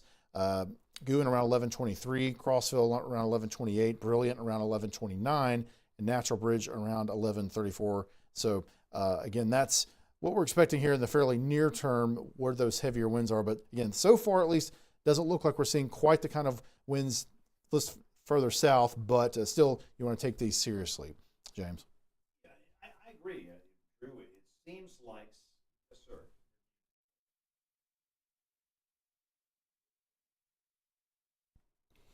I was muted. Had to go to the bathroom, and you don't want to. You know how that goes. that happened to me once a long time ago, and that's a story for another day. We'll tell that one later. So 11:16. This segment of the line down here, the wind velocities don't seem to be as fierce as the velocities near the Tennessee state line. There's still enough to blow down trees and power lines, and I would still not want to be in a trailer or a car as the line passes. We have severe thunderstorm warnings in effect now for all of Lamar, northwestern Fayette, all of Marion, the western part of Winston, all of Lawrence, the western part of Morgan, most of Limestone, the western part of Madison for the line. And again, that cell that produced those really strong winds on the line, that's moved up to near Pulaski, Tennessee. And so now we've got the one line of storms, nothing in advance of that. We've got the one line. And again, we're watching our Skycam at Hatton, which is located right here northwest of Moulton. They've still got 72. What's amazing, you can see the temperatures. They'll drop 15 degrees in about 5 minutes. You'll go from low 70s to mid 50s. We've seen this at all these tower cam spots. In fact, JP, let's look at Cherokee real quick, just for the fun of it. Let's look at Cherokee's observation, see what that looks like on the other side of the line. Cherokee, we've got light rain falling, and they are down to 49. Whoa, Nelly. So we've gone from low 70s to upper 40s at Cherokee with a northwest wind averaging 28. So again, I just wanted to show that very quickly. So let's go back to our, let's see, I know we've got a Skycam near Sullivan. If we can pick that one, JP, we've got a newer Skycam on the line, which is in Lamar County near Sullivan. And is it not in your system over there? And if it's not, we'll get Drew on that. What we're going to do is show we got so many cameras, it's almost hard to keep up with them. We have a new camera that is located in Lamar County, and I wanted to see the wind velocity at that spot because at all of these camera sites we have obviously live weather data, and you can see wind gust, and that is extremely helpful. So again, we're going to go to our new camera at Sullivan in Lamar County and take a look at the specific wind gust we have there, and that will probably tell us a story. It seems as if the southern part of the line south of the Tennessee River has not been producing the same type wind gust as we have seen north of that, north of the Tennessee River. Okay, there we go at Sullivan. So at this point, the wind gust is just 12. Wow. And of course, the question is the camera down or up? And I'm not seeing any motion, which means that we might have a camera down because of a power issue there. And sometimes when that camera goes down, we lose the video, we lose the weather data. And that's a distinct possibility because I'm not seeing any motion within the camera there at Sullivan. Yeah, the Sullivan camera is offline. Yeah, that's what I thought. So we've lost. So again, that's a sign we've lost power there. So let's go back up to the. Tell you what, JP, let's bring up Double Springs if you've got that one. Now we got a new Skycam here at Double Springs, and we can kind of look into this from the east. And we got Brett Adair, by the way. We should mention who's in the top box up here. And let's see if, Brett, I don't know if you can talk to us or not. Let me get my ears back on here. And Brett, tell us, it looks like you're on Highway 157. And most likely Brett is on Highway 157. And he is going to be coming down toward Moulton, Hatton and then Moulton. And again, he's in, obviously, the line itself. And Brett has been in and out of that line for the past several hours here, for the past couple of hours up in northwest Alabama.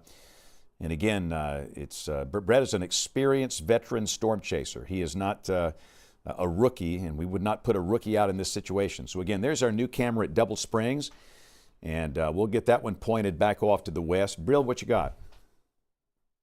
James, this is from Justin Campbell. He said that his carport decided to become part of his house. So WEX 05 shows some of the damage there at Mitchelltown and Killen in northwest Alabama. So there's that damage right there. And so that was part of that storm system as it moved through that area a little bit earlier. And a couple of other reports. Bryan Falls reporting from Parish Fire in Walker County, a woods fire due to power lines down from Walker County 911, and that's not good with the strong gradient winds, James, out ahead of these main storms. He's also reporting that Highway 124 in the McCollum area in Walker County is shut down right now, according to Walker County 911. I don't know if it's related to that same incident, but Bo Willis, one of our sky watchers in Haleyville, also reporting a tree down on Alabama 195. And earlier I had a picture of a tree down in Haleyville right there. I don't know if that's the same one, but that was near the Guthries in Haleyville. And getting a report, one of Brett's colleagues, Brad Arnold, reported earlier that there was a tornado on the ground in the Lexington area in the vicinity of Highway 64.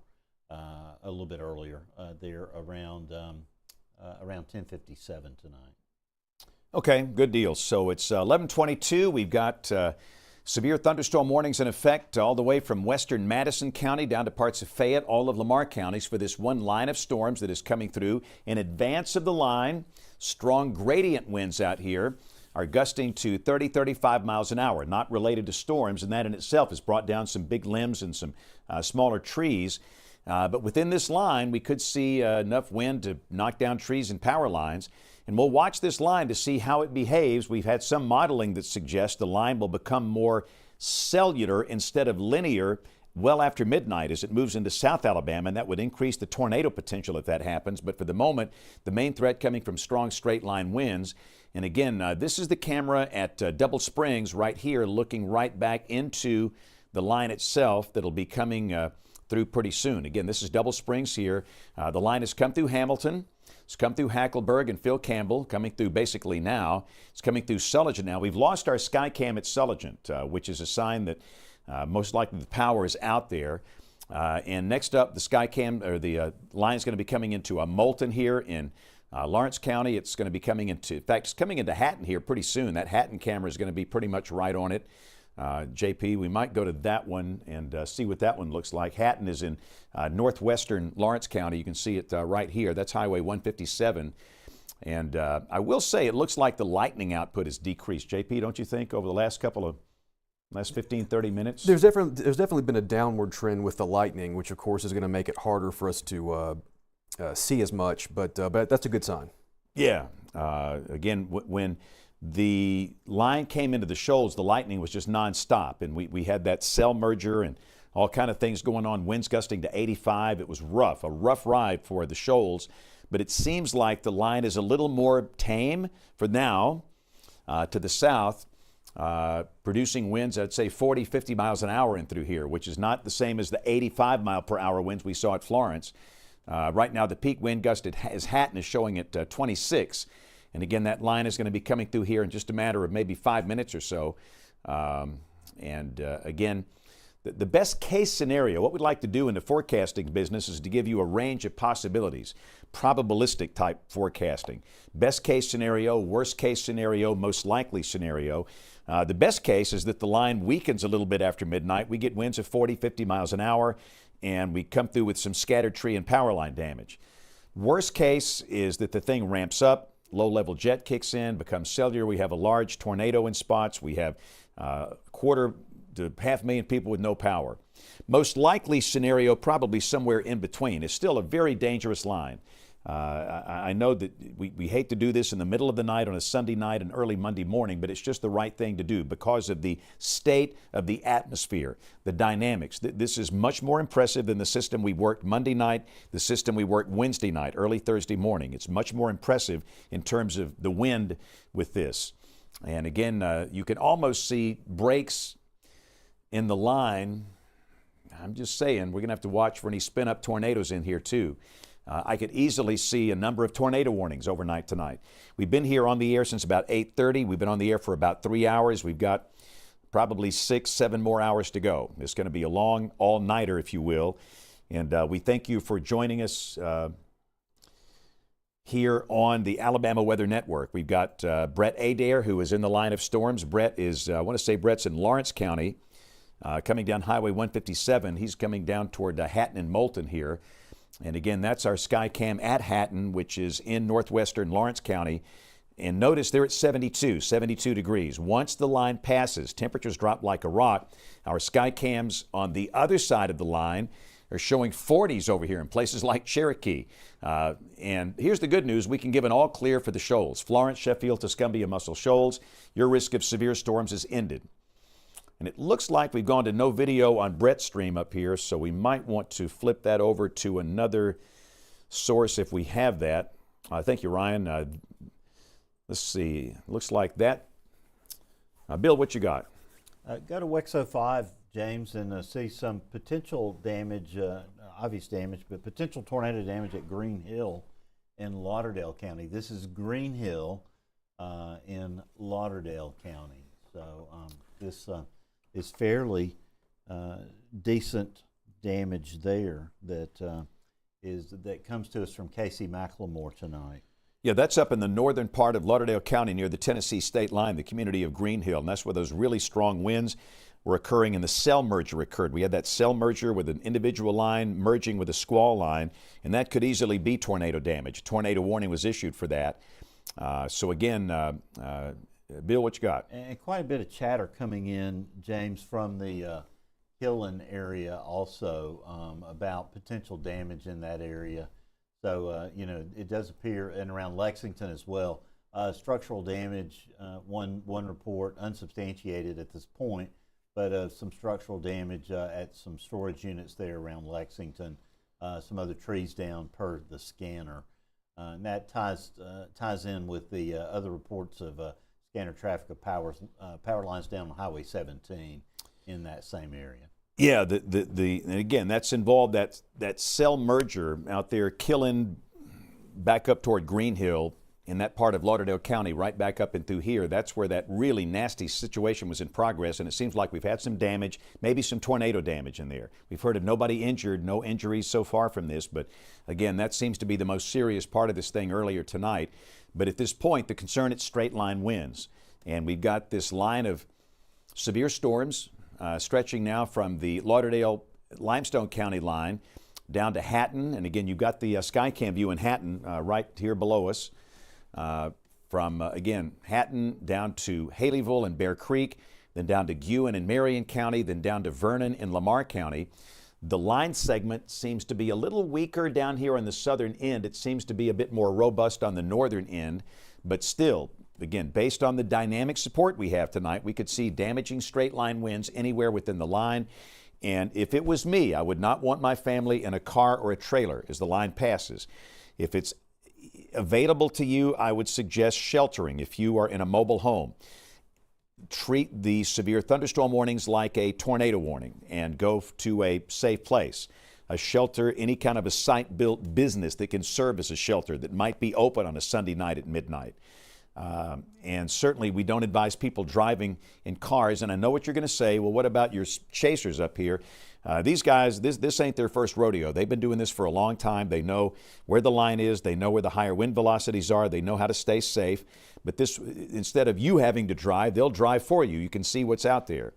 And again, I would just not want to be in a car or a trailer as the line passes. And if you're in a site-built home, I would recommend, if you're in a warning, treat this like a tornado warning. There's no harm in that. Just go to a small interior room on the lowest floor until the line passes, and preferably with a helmet in case a tree comes down. and that could save somebody's life tonight. It's a one-and-done deal the way the configuration is now. Once the line passes, you're done. Temperatures will drop like a rock. You'll go from the low 70s to the 40s in no time whatsoever. And again, notice the Hatton camera's down to 68. They're getting in a position where the wind's about to drop, but it will be interesting to watch the wind at Hatton. And this will give us a good idea as to the wind gust. It just seems like over the past 15 minutes within this segment, the winds have not been at severe criteria, which is great. But again, I've seen this over and over with situations like this. Late at night, low-level jet increases and the wind velocities go up. We are not done with this. This is not going to be a case where these things weaken overnight. At least I don't think they will. They'll maintain their intensity. If anything, they'll get stronger after midnight as they move on to the southeast. And the air is more unstable down here in southeast Alabama. The winds are screaming out of the south. These are gradient winds, not related to thunderstorms over the central and eastern counties of the state. And those gradient winds have been enough to actually knock down some big limbs and power lines and cause some power outages here. So, Drew, let's check the outages real quick if we can. These are going to be the power outages. Well, the good news, numbers actually have gone down up here in Lauderdale. At one point it was 10,000. Now it's down to 9,500. Still, that's a lot. But look at the numbers here. This is gradient wind. Cullman and Madison counties with 2,000 without power. Marion's ramped up to 1,000 without power now in Marion County. Let me get a statewide number here. The statewide outage count is currently at 18,000, which is down slightly from the 19,000 we had the last time we checked on this. So again, as of this moment at 11:32, we've got 18,000 statewide without electrical service. And again, that kind of gives you a good feel as to the robustness of that line of storms. So again, we'll go back to the radar. It's 11:32. We're watching a line of severe storms coming through west and north Alabama. The storms pack a punch. We've had damage, some of the most concentrated damage over the western half of Lauderdale County. In that Florence, we had a wind gust of 85 miles per hour at the Renaissance Shoals. And that line segment came in here and produced some damage, again, over the western part of the county. Drew, what you got on there? Yeah, I was just pulling up the storm reports again, and so it looks like this was from about 10:25, so this is a little bit more than an hour ago. So this actually, you can see the location of that report is right there along the edge of the storms, but again, I think this was another one that was with the gradient winds. And in fact, you can see that there were trees that caught on fire with this one as well when the trees went down into the power line. So yeah, a lot of the wind or the wind issues and tree down problems that we've seen so far have been out ahead of things. You can see another one there, and again, I think this one we probably already mentioned. But yeah, this is out in Morgan County, there northeast of Hartselle, near Somerville. Trees down there on power lines. So again, even if you're not in a warning polygon yet, and you don't have the storms right there on you, still a good idea just to kind of hunker down and not be out and about if you could avoid it, just because of the fact that we've got some trees and power lines going down occasionally out ahead of everything. All right, so it's 11:34, and we are working a line of severe storms over northwest Alabama. And one of you guys can tell me, which chaser do we have here, and where is this particular person? That would help me. That's Brett Adair, okay. And Brett, if you got your ears on, you might tell us exactly where you are. And he might not have his ears on at this point. And if I watch this long enough, I could probably tell. Looks like he's still in the shoals. I think his plan was to go down toward Moulton. Yeah, he's in Florence. So again, he's up in the shoals in the colder air. And again, Brett is going to go down toward Moulton. We do have Kevin Henderson, who is in Cullman County, I do believe. And Kevin is with a crew. And, of course, all of our Skycam operators have a drone. Yeah, this is Kevin's shot. And Kevin looks like he's got the drone up now. Let's take that drone full. Kevin, are you by chance got your ears on? If you can you talk to me for a minute? Let's see if Kevin's got his ears on. We might not be able to talk with Kevin, but again, I want to say that he is in Cullman. And He's got the drone up in the air, so as the storms come into Cullman later tonight, we'll be able to see a bird's eye view from him. So again, I think we got Brett now. Brett, Brett, tell us. Kevin. Oh, this is Kevin? Okay, Kevin, where are you at? Hey, James, good evening. I'm on 157 at Interstate 65, and we are looking northwest towards Moulton right now. Yeah, we can see the lightning flashes there in the horizon. So Kevin is got the drone up at 157 and I-65, looking to the northwest up in the direction of West Point and Battleground, Moulton, up Highway 157. So again, we're going to have the views coming from Hatton here. And again, notice they're down to 61. Just a couple of minutes ago, they had 72. They're down to 61. But here's the good thing. The wind gust is 28. It just seems as if for now the storms are underperforming. Initially, they overperformed with winds exceeding 80 miles an hour here in the shoals. And now the storms seem to be a little weaker, but we can't guarantee that they're going to stay that way. Drew, your thoughts? It looks like the wind velocities have indeed come down. Yeah, I'd say I'm seeing the same thing at this point too. The other thing could be, it's very possible it's related. I think the overall arrival time of this seems like it's kind of maybe going a little bit slower, the whole line of storms, than maybe some of the models were trying to show earlier today.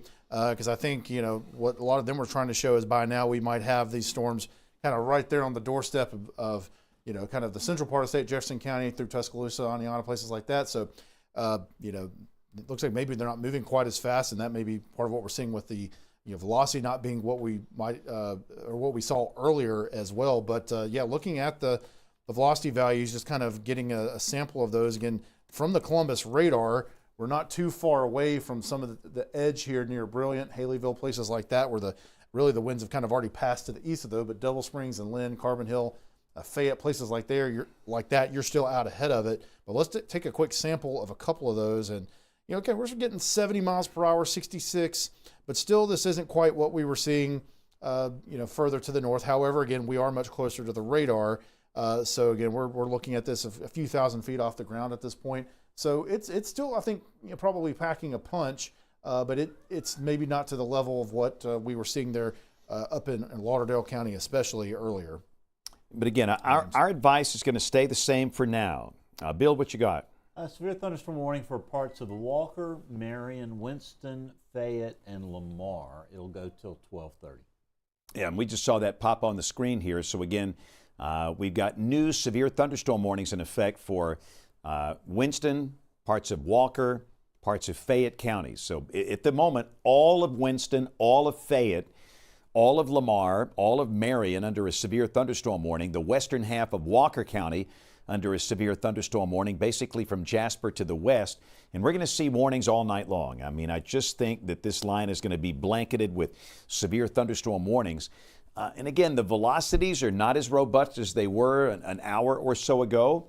But still, we're seeing evidence there could be winds of 50 miles an hour easily within the line, enough to cause tree and power line damage. And again, for the moment, the advice stays the same. Maybe we'll change our tune a little later tonight or early in the morning, but I think still, as a course of least regret, the best option is if you live in a trailer, a mobile home. I just would not want to ride this thing out in a trailer. I would prefer to be in a shelter or in a site-built business that can serve as a shelter. So what the Weather Service is doing is giving you ample amounts of time in advance of this line to be sheltered. And if you're in a site-built home, I would just treat this like a tornado warning. I would want to be in a hall, closet, bathroom, lowest floor, near the center, no windows, helmet, just to be on the safe side. And again, this is one and done.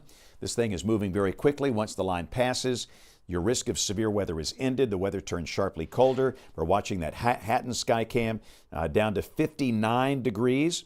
But let's go to Double Springs, JP. Want to get another camera that's in the path of this, the Double Springs camera. And by the way, Hatton's wind gust only 28 miles per hour. We can live with that. That's good. So this is Double Springs. Now, these are gradient winds in advance of the line. The gradient winds gusting to 33 at Double Springs. And notice it's 71 degrees. Again, Double Springs is right here.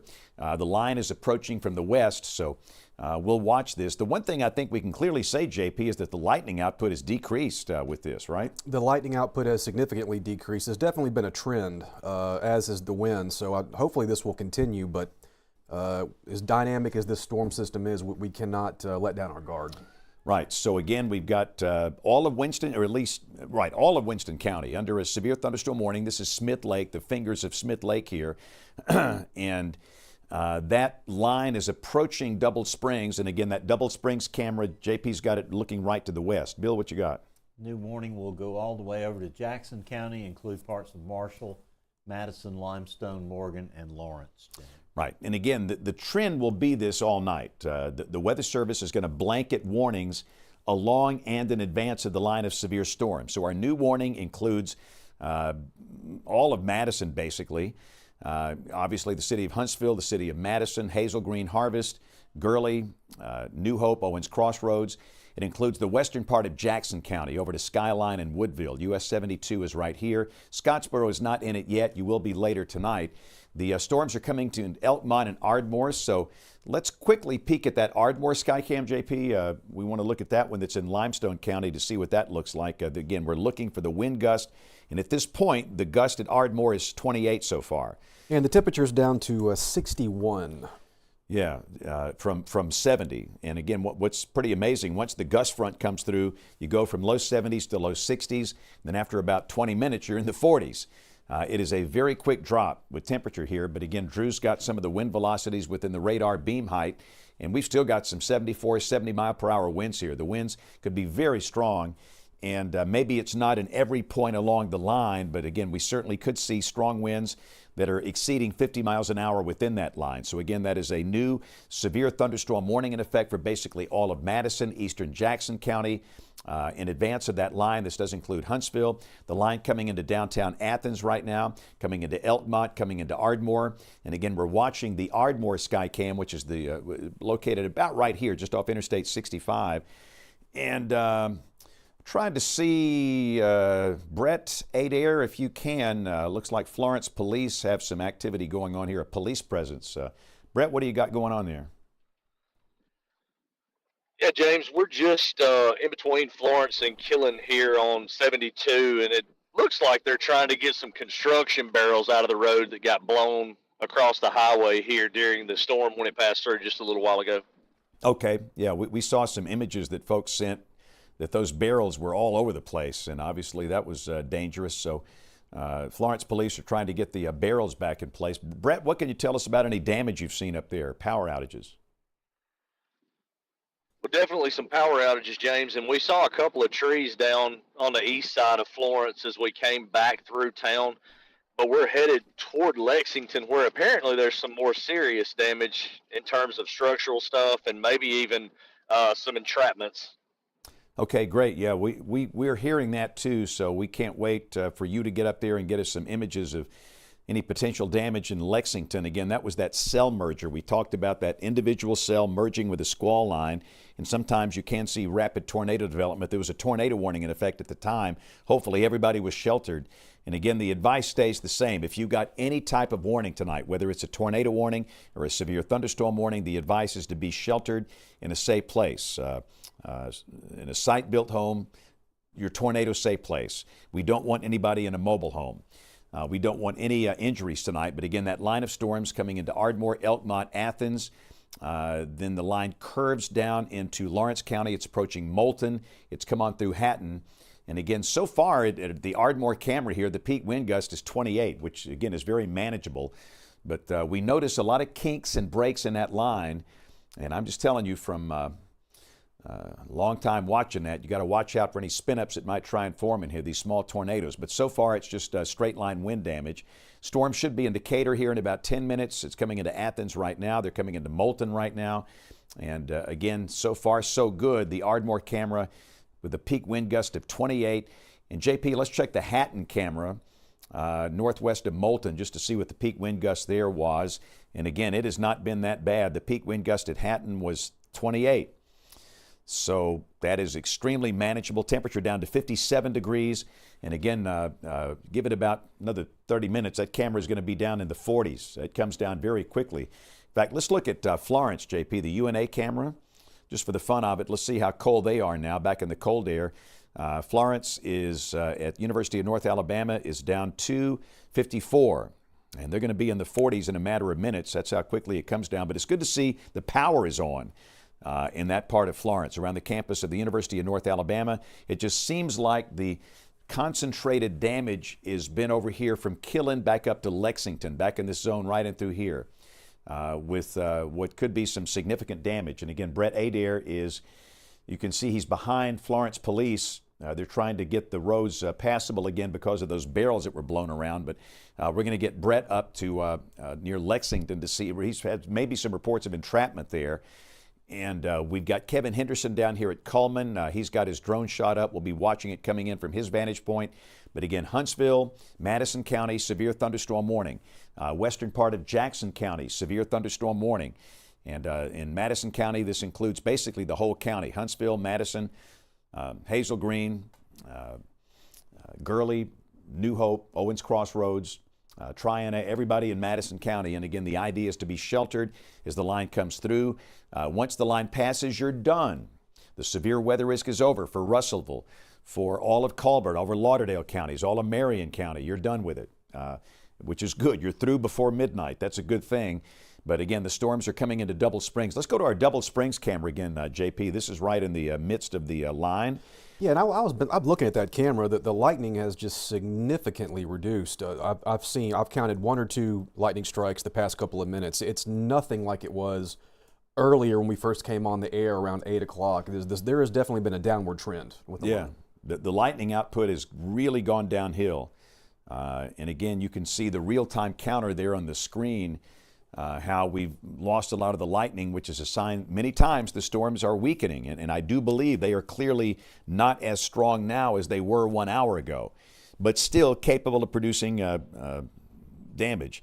The good news, we've got Brian Falls of our Skywatcher group monitoring 911. We've had no storm reports, no damage reports from Winston County or Walker County, and that's good. This is Winston, this is Walker County right here. So the storms have come on through, producing gusty winds and heavy rain, but it seems like the southern part of this line so far has not been that bad in terms of wind reports, which is good. The higher wind velocities have been on the northern end of this. So let's go back up to the Athens, Limestone, Morgan County part of this thing, Drew. And again, the storms are coming through Athens now, coming through Elkmont and Ardmore. Athens is right here. And again, Tanner down here, Decatur down here, Priceville here. And within that line, the wind velocities are clearly higher up here in Limestone, the northern end of the line. As you work your way south, the velocities don't seem to be that high. JP's got our sky cam at Huntsville from Montesano Mountain looking back off to the west. And again, you can see lightning on the horizon. But Drew, it's still pretty windy with these storms. I want to discount anything here. It's still pretty windy. Yeah, I think so, James. It's especially if like you're saying, as we move a little bit further towards the north, it certainly seems like we're getting a little bit of those higher values there.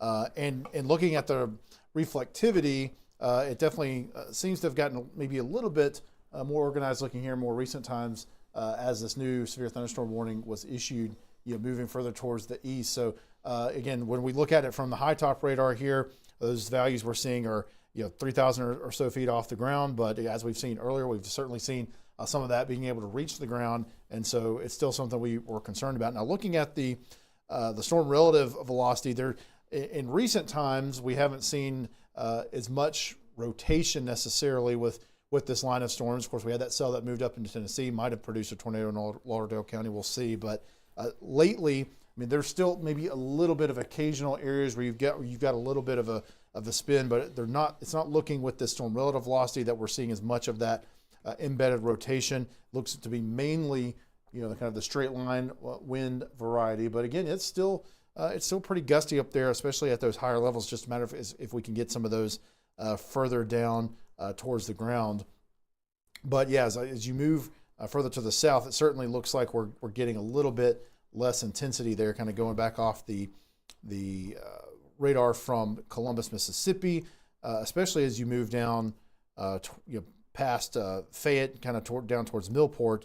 We're certainly not seeing the same kind of level that we're seeing as you move kind of further north along the line. You can kind of see that trend there again, and we're probably at a fairly similar radar beam height there, maybe a little bit closer down this way, but you can definitely kind of see a trend up in speed and intensity as you move further towards the north. And Drew, we did just get a gust of 56 from the Double Springs camera, so that's pretty close to severe limits as that line's moving in into Winston County, central Winston County. Yeah, absolutely. So let's click on the velocity there. So we'll kind of line up what we're seeing at the ground. You said 56, right, JP? 56. 56. And so, yeah, we're getting, so again, they're at radar beam height, it's showing 60, 70 miles per hour. That's 3,000 or 4,000 feet off the ground. So, basically at that point, we're, kind of subtracting a good, 10 or 15 miles per hour, maybe 20 miles per hour from what we're seeing there to what is actually happening at the ground. So that'll be just something we can kind of keep in mind there. But it can change over time, but it's good to kind of be able to line that up with what's actually happening there closer to the surface. Okay, so again, let's go to our Double Springs camera here real quick, JP. We'll put that up on the screen. So in Winston County, we've got a peak wind gust at Double Springs. And again, this camera is basically at ground level at 57 miles per hour.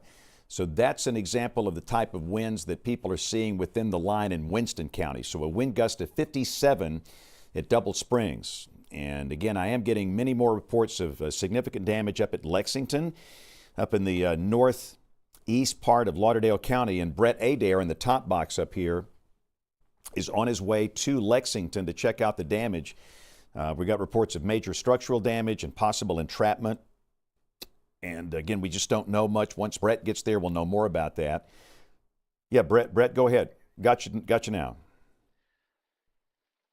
Well, I'm hearing that there was an entrapment of a tree on a vehicle and that has been removed. So we're going to try to get that confirmed right now. But we're hearing more significant structural damage reports coming in to the northeast of Lexington there near the state line. Okay, and that makes a lot of sense. That's where that cell merger occurred, and we had impressive velocities, and that would make sense. There was a tornado warning at the time. So, again, Brett is on the way up to Lexington. That's up Highway 101 in the northeastern part of Lauderdale County. I've been to Lexington many times. Did a men's retreat at the Methodist Church. I've been to the school many times. A wonderful community, and we hope that everybody's okay. And, again, we will hear from him as soon as he gets there shortly concerning the damage there. But again, we've got our Double Springs camera in the box next to me. And again, you can see we've got a wind gust of 57 miles per hour at Double Springs in Winston County. And again, that line is coming through right now. Again, that's Highway 33 going up into Bankhead. Yes, sir. Bill? New severe thunderstorm warning for Pickens County till 12:45. All right. So again, the Weather Service in Birmingham is issuing a severe thunderstorm warning for all of Pickens County.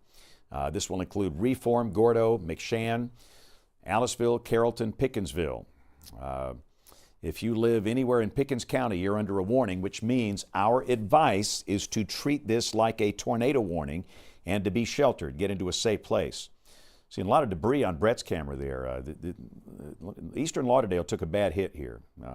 But again, so let's expand this out. Let me just show the whole line in Alabama, Drew. The line itself runs from near Elkmont and Ardmore in Limestone County down to Athens, down to Moulton in Lawrence County, down to Double Springs in Winston County, down to the city of Fayette in Fayette County, and then down into the extreme northwestern corner of Pickens County, north of US 82. And within the line, we could see winds gusting easily to over 50 miles an hour. And at our Double Springs camera location, our Region Skycam, we saw a wind gust there of 56, I believe, was the peak. You can see, JP, what was the peak at Double Springs? 57. 57, okay, so right at severe criteria. And in advance of the line, out here, we've got strong south winds. You can see the Huntsville camera, that's gradient winds gusting to 34. 67 degrees with a wind gusting to 34 on Montesano Mountain. So very strong gradient winds out ahead of the line. With the line itself, you can see winds gusting to 50 miles per hour or greater. And again, severe thunderstorm warnings blanket the whole line all the way from Pickens County to the western part of Jackson County. So this includes almost all of Madison, western Jackson, parts of Limestone, parts of Morgan, Winston, Lawrence, Walker, Fayette, and Pickens. We lost our feed out of Sulligent, which means that the power most likely is out. And quickly, if we can, let's check the power outages, Drew. Statewide, I'm seeing 19,535 at this point, 19,535. So we're just under 20,000 without power. And again, leading the way, it's Lauderdale County with 10,000 power outages. We've got 1,500 for Colbert County. We've got 2,000 for Madison, 900 for Cullman. These are gradient winds here. Lamar at 400, and again, that number is manageable. 2,000 for Marion County. That's with the line of storms itself. And again, the St. Clair figure, that's gradient winds over here. So again, the biggest issue so far has been Lauderdale County up in northwest Alabama, and that's where Brett Adair is located. We're watching his live stream, and again, Brett is going to be in Lexington soon, and we'll see what type of damage that they've experienced there. Again, let's go back to our Double Springs camera, and we'll put the radar back up here as we approach the midnight hour. Who did wait until the midnight hour? Anybody know? Wilson Pickett. Wilson Pickett. Wicked Wilson Pickett. Yeah. Yes, sir. James, take WEX 05. Adam Smith has some pretty good video from what may have been the tornado at Lexington. And I'll start it. I'll kind of go back and start it over. Can y'all see that? Yeah. Yeah. We're watching it together. So I think when you see a couple of the power flashes and the lightning, yeah, that may be it. Yeah, again, this is the storm that came through the Lexington community causing major damage, and it is so hard at night to determine if these lowerings, if it's scud, if it's a wall cloud, if it's a tornado, but you ultimately later correlate that with the damage and what actually happened, and we'll know. But again, I've seen it over and over where an individual cell out ahead of that squall line merged with the squall line. That's what happened in Huntsville in 1989, November 15th of 89, and that seemingly is what happened tonight in the eastern part of Lauderdale County. Very strong winds coming through Killen up to Lexington. Again, parts of Florence had winds gusting to over 80 miles per hour. That's over hurricane force. Our Skycam at the Renaissance Shoals had a wind gust of 85, JP, or is it 87? I believe it was 87. 87. Either way, it doesn't make much difference. That can do a lot of damage. Yeah, that's bad. And again, that's what caused all that damage in the eastern part of Lauderdale. But again, notice at Double Springs, our Skycam now down to 58, so they're getting in the cool air. But when the line came through, the winds gusted at Double Springs to 57 miles per hour. But again, the line itself running from, again, near Ardmore, Elkmont, right down through Athens, down to Moulton and Lawrence County, down to Double Springs and Winston County, down to Fayette, and then down to Kennedy, and then down into extreme northwestern parts of Pickens County. And along the entire line, we have severe thunderstorm warnings, and we've not changed our mindset here. We're asking folks to treat these like tornado warnings. Bill, what you got? New severe thunderstorm warning for Marshall, Madison, Coleman, Morgan, and Lawrence. So lots of that's going to take Drew, what you got? South and east there. Yeah, just noticing a little bit of a spin trying to develop there southeast of Double Springs in the last few scans. It looks like there's a little bit more rotation trying to happen there. So that'll be something we'll have to watch.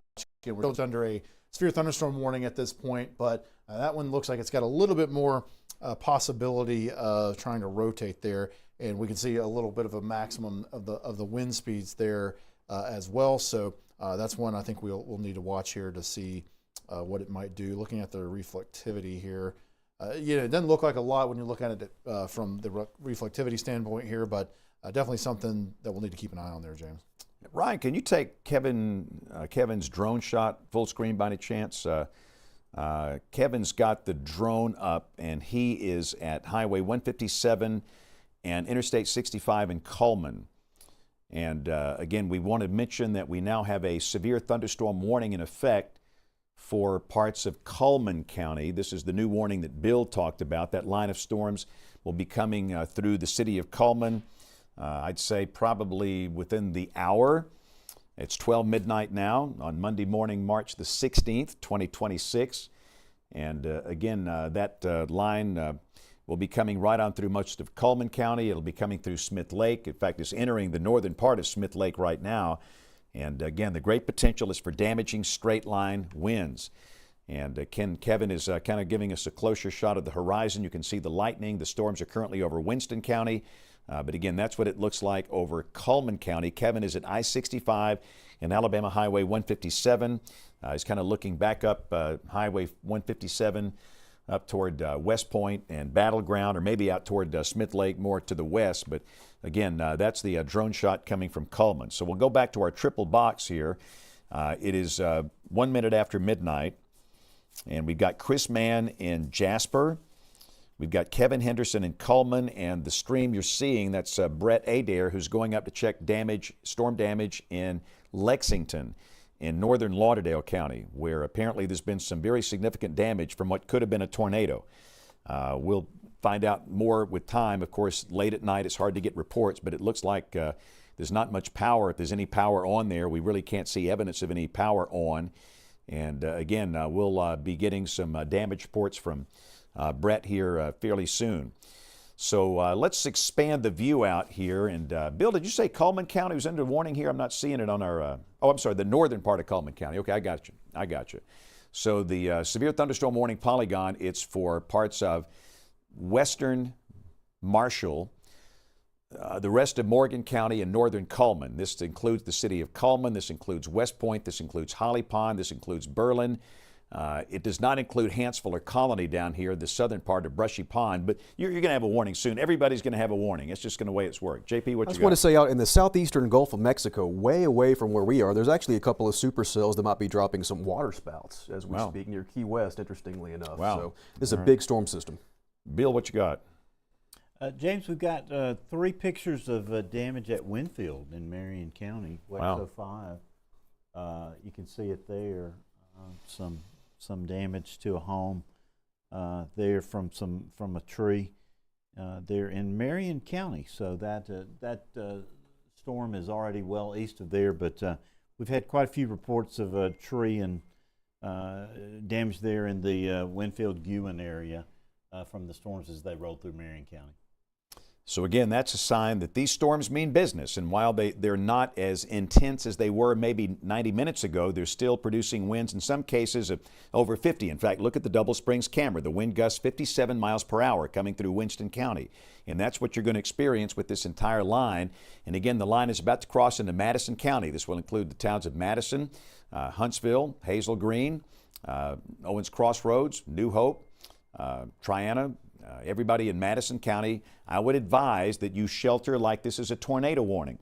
There is no tornado warning in effect. This is a severe thunderstorm warning in effect. But again, I just think that's the right thing to do in a situation like this because of the potential for strong, damaging straight line winds and trees coming down. And I would just not want to be in a trailer during this line of storms. It's a one and done thing. It'll come through very quickly. Once it passes, you go home, go back to bed. Hopefully you got power and we're done with it. Temperatures will be much colder. We'll have snow flurries tomorrow morning, but we can deal with that. The main concern here is the chance of these strong, damaging straight line winds. And again, that squall line is coming right into Huntsville. And let's pop up our Huntsville camera, JP, if we can. That's up on top of Montesano Mountain. And again, this will show gradient winds ahead of the line, gusting in the 30, 35 mile per hour bracket. The peak wind gust there is 34. And again, that's looking back off into the line itself, coming into the west and northwestern part of Madison County. Let's look at our Decatur Skycam if we can. Storms coming into Decatur and Morgan County. Let's go right to our Skycam that is in downtown Decatur. We'll check the metrics there. And they're showing a wind gust of 49 miles per hour. And again, this is a live look in downtown Decatur as the storms are coming through. The peak wind gust at 49 coming off the Region Skycam network. And again, these are storms that clearly mean business. And it looks like we're seeing winds at radar beam height of 63 miles an hour, and for sure they've translated down to the surface, gusting to 49. The sustained winds in Decatur currently at 49 miles per hour. And again, you can see the communication tower moving around there. It's extremely windy, temperature down to 62. It's come down about 10 degrees. And again, before you know it, Decatur's going to be in the 40s. Bill, what you got? A tree on a home on Grandview Drive in Hamilton, James, from Preston Calvert on WEX 05. Oh, wow. And that is in addition to a large tree on a power line across the road on County Road 1 in Hamilton. Thanks to Preston for sending that. And this is what I'm worried about. This is why we're telling people to be sheltered like it's a tornado warning. That tree comes through your house, I mean, that could kill somebody. Comes to a mobile home, that's extremely dangerous. And the right thing to do, it's just to treat these severe thunderstorm warnings like a tornado warning. That's clearly the right thing to do. But again, at Decatur, you can see 49 miles per hour, that line of storm stretching from the northwestern part of Madison County down to Athens, Decatur, down to Smith Lake. Again, this line is going to be coming right across Smith Lake. You can see the fingers of Smith Lake right here. This is Winston County, this is Cullman County, that's Walker County. And again, everybody at Smith Lake should be sheltered. And let's look at the BMX radar, Drew. Want to keep going down to the south. Want to talk about our friends in Pickens County as well. So again, the line has come on through Carbon Hill and Eldridge in Walker County. It's coming through Fayette right now. It'll be coming through Berry soon. The line is coming through McShann and Ethelsville in Pickens County. It's going to be coming through Reform soon. And again, while the velocities don't seem to be as robust on the southern end of the line, they still certainly could produce some straight line wind damage. And again, you saw evidence of trees and power lines down. We have the trees down on homes up in Hamilton. We've had a lot of damage issues here. And if we can, let's go back to Brett's stream in the top box, Ryan. Brett's going to be coming up into Lexington. Bill, what you got? Brian Falls reporting Highway 195 Double Springs, motor vehicle accident, car versus a tree. Don't know whether it fell on the car or whether the car hit the tree, per Winston County 911. And this is what we don't want, James. Right. And let's go back to Double Springs, JP, on our Skycam network. Again, the problem is if you're driving in this, you don't know, you turn the corner and you don't know if a tree is going to be down in the road in front of you. And I've seen this over and over and over where people drive into trees. But notice the wind gust at Double Springs, 57 on the Skycam. Bill, what you got? 55 miles per hour now at Decatur. All right, let's go to our Decatur Skycam. This will be our Morgan County Skycam at Decatur, downtown Decatur. The winds have now gusted to 55 miles per, I'm sorry, we got a 49 gust. Where was that report, Bill? That was from the airport. Okay, that's from the airport. So our Skycam at Decatur showing 49, the Decatur airport gusting in the 50s right now. So let's do a big overview if we can. Let's kind of show the whole state, or the northern half of the state, and show the line itself. So the line itself, the line of severe storms here at the midnight hour, 12:08, running from near Ethelsville in Pickens County to Fayette to Carbon Hill to the western shore of Smith Lake to Decatur and then up to about Ardmore. Within the line, all within the line, we have potential for damaging straight line winds, and everybody in advance of this line is under a severe thunderstorm warning. This includes all of Pickens, all of Fayette, the western part of Walker, Winston County, northern Cullman, Morgan, Madison.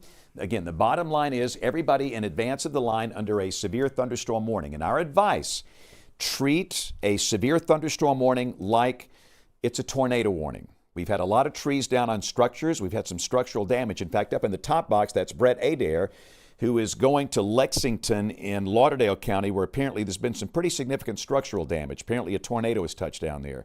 And once Brett gets there on the scene, we'll get much more information about that.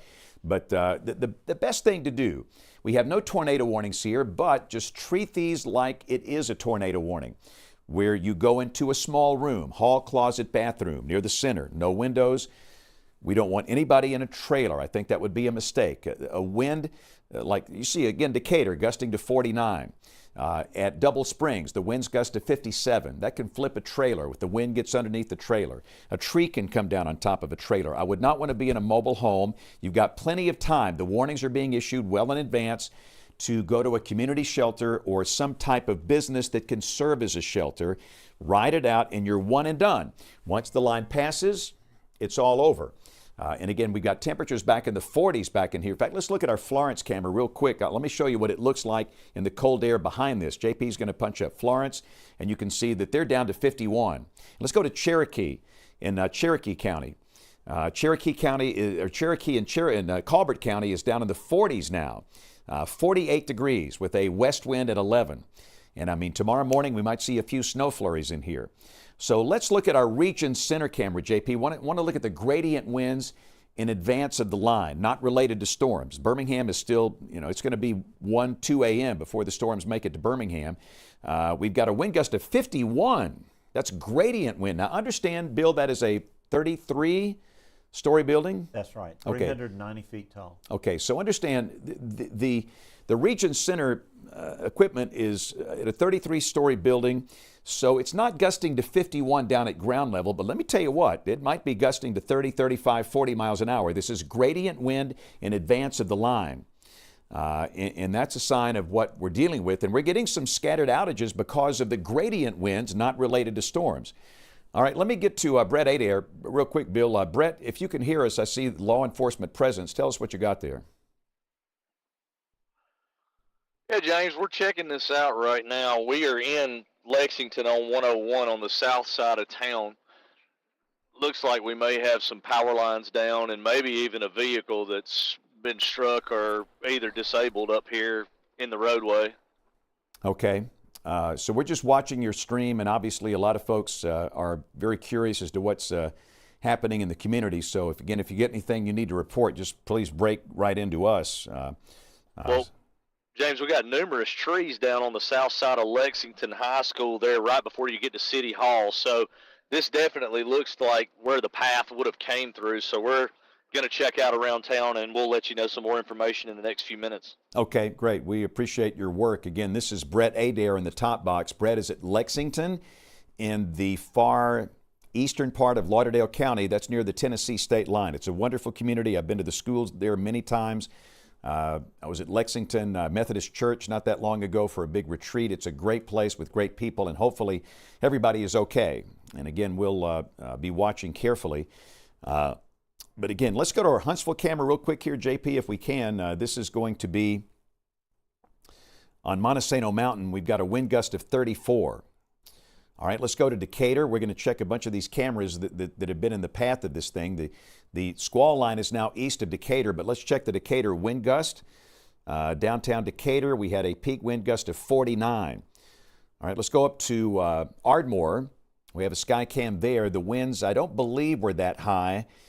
Coming through Ardmore, no, 33. So the peak wind gust up here was 33. Peak wind gust down here was at 49. And again, it'll be coming across our Huntsville Skycam soon. Let's go to our Double Springs camera real quick. And again, the peak wind gust at Double Springs was 57 miles per hour.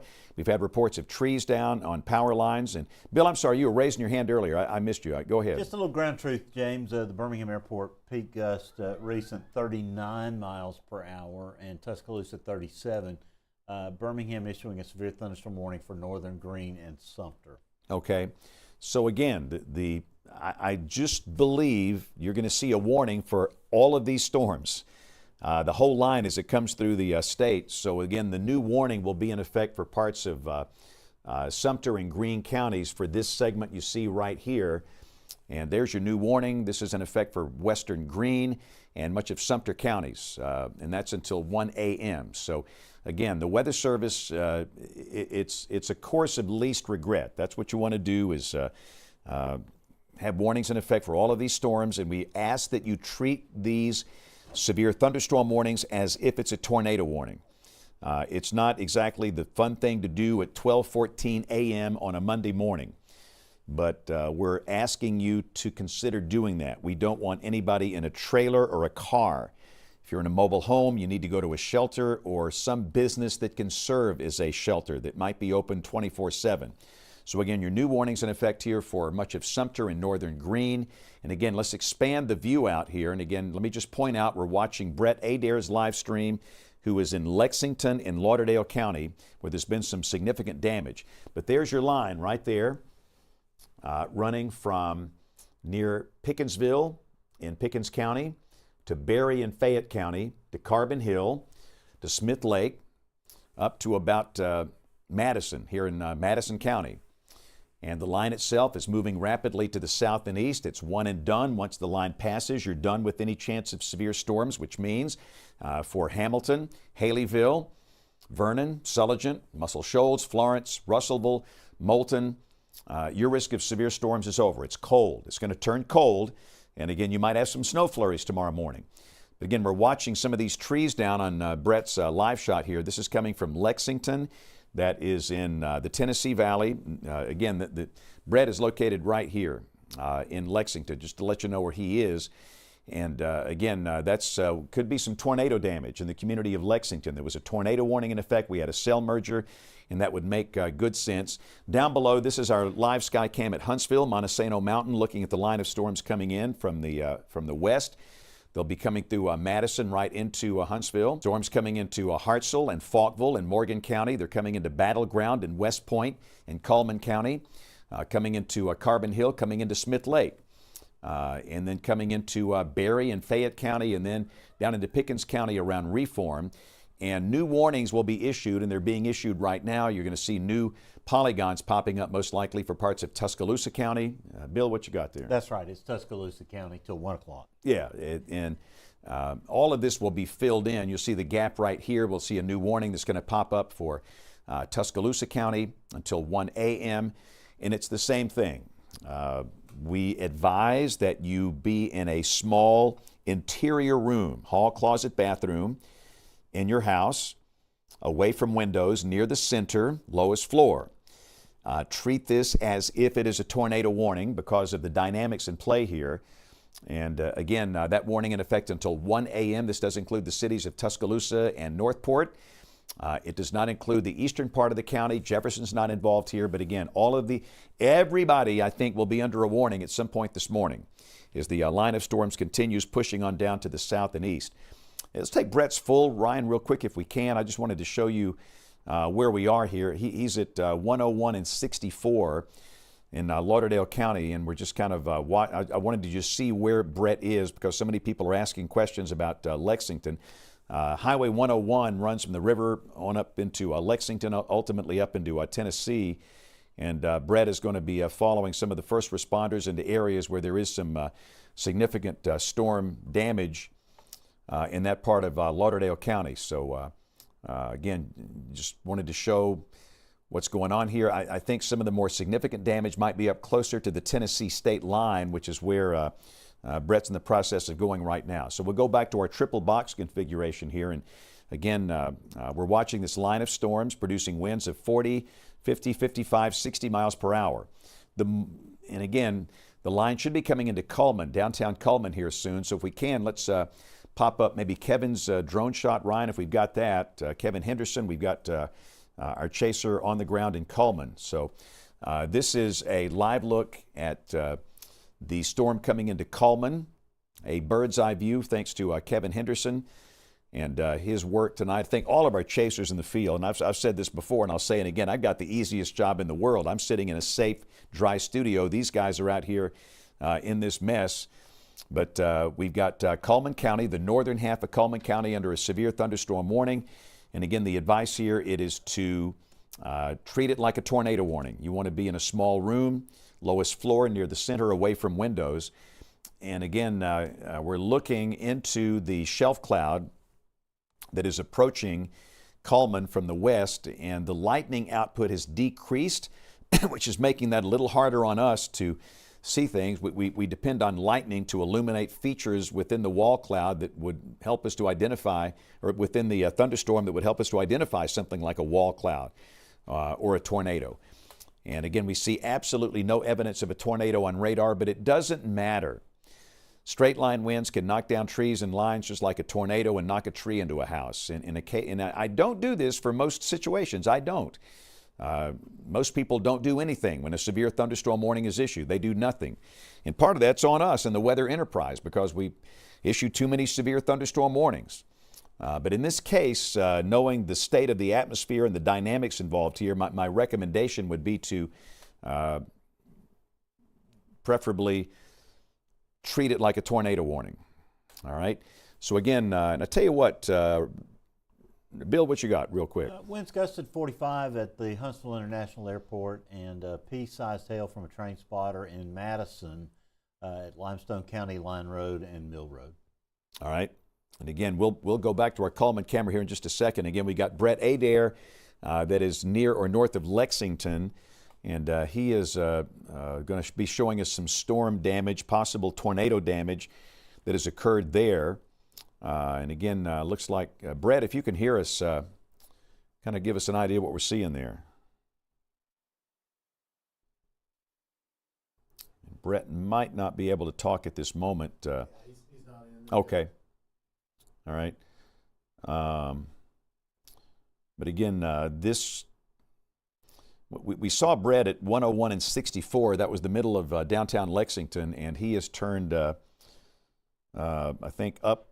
He stayed on 101 up toward the Tennessee state line, and he's probably about 5 miles away from the Tennessee state line. This is a bit north of Lexington, and again, this is where there certainly could be some possible tornado damage.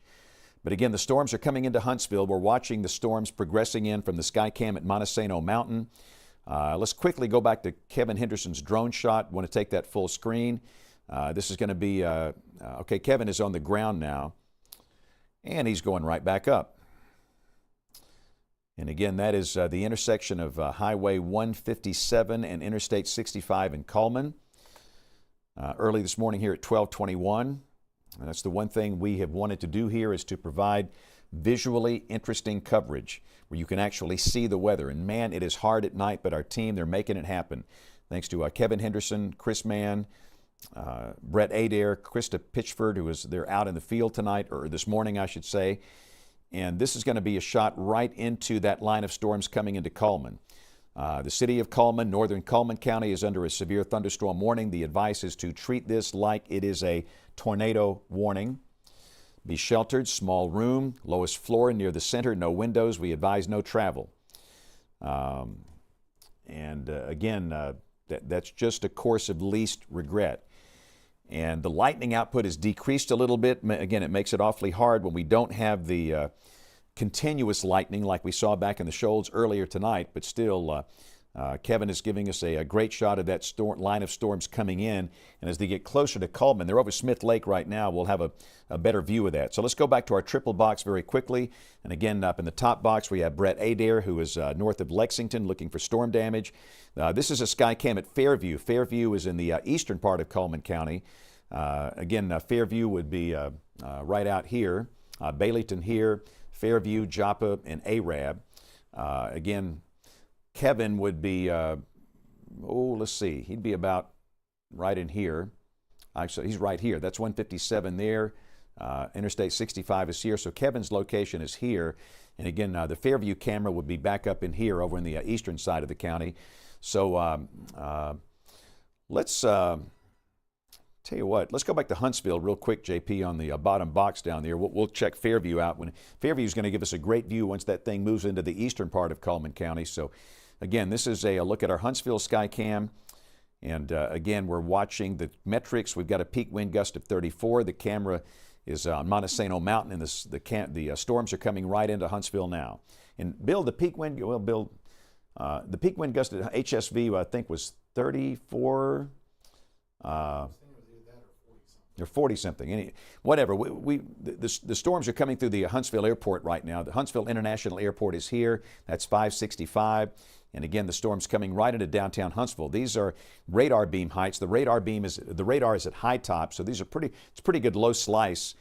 And again, you can see that we've got JP's working the Huntsville camera, and we're looking back off to the west. We've got a peak wind gust on the mountain there of 34. And we'll hold it there because the storms are coming right into downtown Huntsville, and they'll be on the mountain soon. In fact, soon you probably won't be able to see anything here. Yeah, I was going to say that wind gust of 34, that was quite some time ago, about 45 minutes ago. So it's been pretty tame as it's been moving into the city. Those are gradient winds, and we'll find out what the line of storms produces here in about 5 minutes. We've still got 67 degrees, and you can tell when we got 67, we're ahead of the line. When you got 57, the line's on through there. And before you know it, you'll be in the 40s. In fact, Huntsville tomorrow, they'll be in the 30s all day probably, maybe reaching the low 40s by afternoon with a chance of snow flurries tomorrow morning. So again, that's 231 right here. Hazel Green down to Meridianville and Huntsville. We've got a line of severe storms coming in early this morning with potential for damaging wind. And the line stretches down to the Tennessee River at Triana here, down into Morgan County, down toward Eva. Storms have come through Decatur and Athens. If you're in Decatur, Athens, the risk of severe weather is ended. An all clear for you. So let's expand this thing out. We've got more warnings coming out. And again, Drew, these are severe thunderstorm warnings. So let's look at the whole line, if you will. So again, we've got a line of severe storms stretching from Huntsville down to about Vinemont. The new warning, by the way, is for the eastern part of Walker County. So again, we've got severe thunderstorm warnings all up and down the line. The line is coming into Tuscaloosa County. It's coming into Walker County. It's in Cullman County. And within that line, we could see damaging straight line winds. We've had some trees down on structures, trees down on homes. We don't want anybody hurt. We don't want that to happen. So that's the reason we're asking people to consider treating this line as if it's a tornado warning, all these severe thunderstorm warnings. We'll have a new one for southern Cullman County here in a matter of minutes. That'll fill in that whole line segment there. But again, we've got warnings in effect now from Sumter County to western Jackson County. And that line is coming right through Huntsville. Let's go back to Kevin Henderson's drone shot real quick if we can, JP. This is going to be a look at the line coming into Cullman. Kevin has the drone up at the intersection of Alabama 157 and Interstate 65. And we're waiting on lightning to illuminate the shelf cloud. And we've seen that shelf cloud from time to time on his shot. But the lightning output has come down. And accordingly, we've not been able to see much on that shot. Let's go to Brett Adair full. Brett, if you can tell us where you are, give us an update on damage there. Yeah, James, we're on 89 here north of the little community of Grassy in northeast Lauderdale County, and seeing lots and lots of trees and power lines down at this time. And we're hearing that there's some pretty serious structural damage up here near the state line. Wow. Looks like you're probably, 3 or 4 miles south of the state line? That's correct. We're just outside of the Tennessee state line. It looks like the worst of this possible tornado may have caused its damage up near Bonnertown, right on the state line, where some structures have been severely damaged, we're told. Right, and again, just to get our bearings straight, this is east of Lexington. Grassy is east of Lexington on Alabama 64, and Brett has turned up Highway County Road 89. And have we heard of anybody hurt up in there, Brett? So far, we're hearing that we don't have any injuries, which is great news. Yeah, that's good. Okay, so again, that is a look at some recovery efforts and tornado damage in Lauderdale County into the community of Grassy, which is located east of Lexington, north of Anderson. Just to kind of get your bearings straight there. So let's go back to our triple box. And again, we've got the Huntsville sky cam, and so far the wind gust is holding at 34. The temperature 66, wind out of the southeast at 17. And if we're going to see a wind gust higher than that with the line, it should happen here in a matter of minutes. It's pouring rain now on Montesano Mountain. So the heavy rain does cover downtown Huntsville. And again, it stretches down into Morgan County, down around Eva, down into Cullman County, around Vinemont. Let's go back to Kevin Henderson's drone shot full screen, if we can do that real quick. Again, looks like Kevin is on the ground.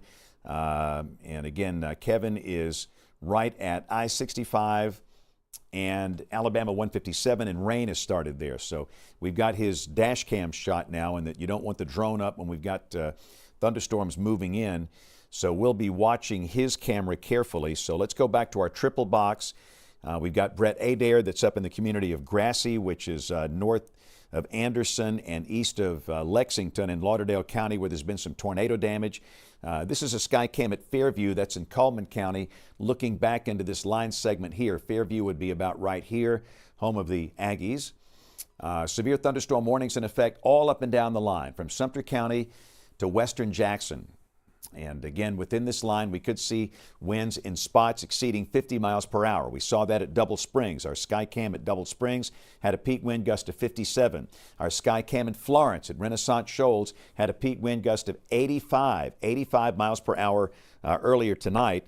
And that's the cell that produced all this damage you're seeing on Brett Stream up in here in the far eastern part of Lauderdale County, up around the community of Grassy.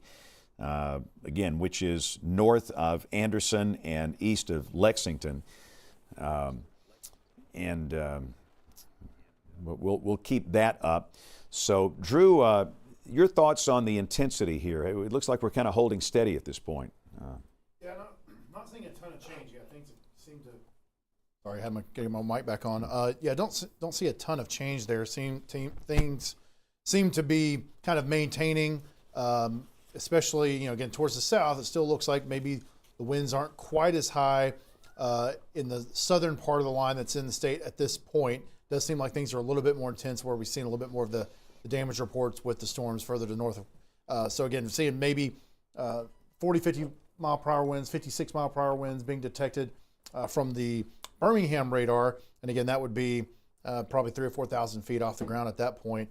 And then as you continue to move towards the north, as you get closer to this area, you don't really get as much from the radar beam, but as you get to the north of it, again, it doesn't look to be quite as high of velocity. We'll switch back up to the high top radar there as we move further to the north. And again, yeah, as we approach up into parts of Madison County and then also down into Morgan County, Coleman counties, you do see a little bit of those lighter colored greens there, which would indicate maybe a little bit heavier winds, again, at beam height, which is around 2,000 feet off the ground, around 60 miles per hour. So what we've been seeing generally when we look at the surface observations that we've been able to get is that we might be able to subtract 15, 20 miles per hour from that generally with what we're seeing more closer to the ground. So maybe 40, 45 mile per hour winds that we'd probably expect at this point in some of these areas where we're sampling those 60s there. But again, we may see Huntsville. Will be curious to see if we've gotten any new gusts there at the Skycam there, James. All right, so it's 12:32, and again, we've got Brett Adair here. He is in far eastern Lauderdale County near the community of Grassy, where there's been some major storm damage. We've got a Skycam at Fairview in Coleman County. We're watching the storms coming in. Let's check Kevin's camera real quick, if we can, Ryan, real quick before you take that break. Again, Kevin Henderson, can you hear me? It looks like you're on the road now. If you get a quick update on your travel plans.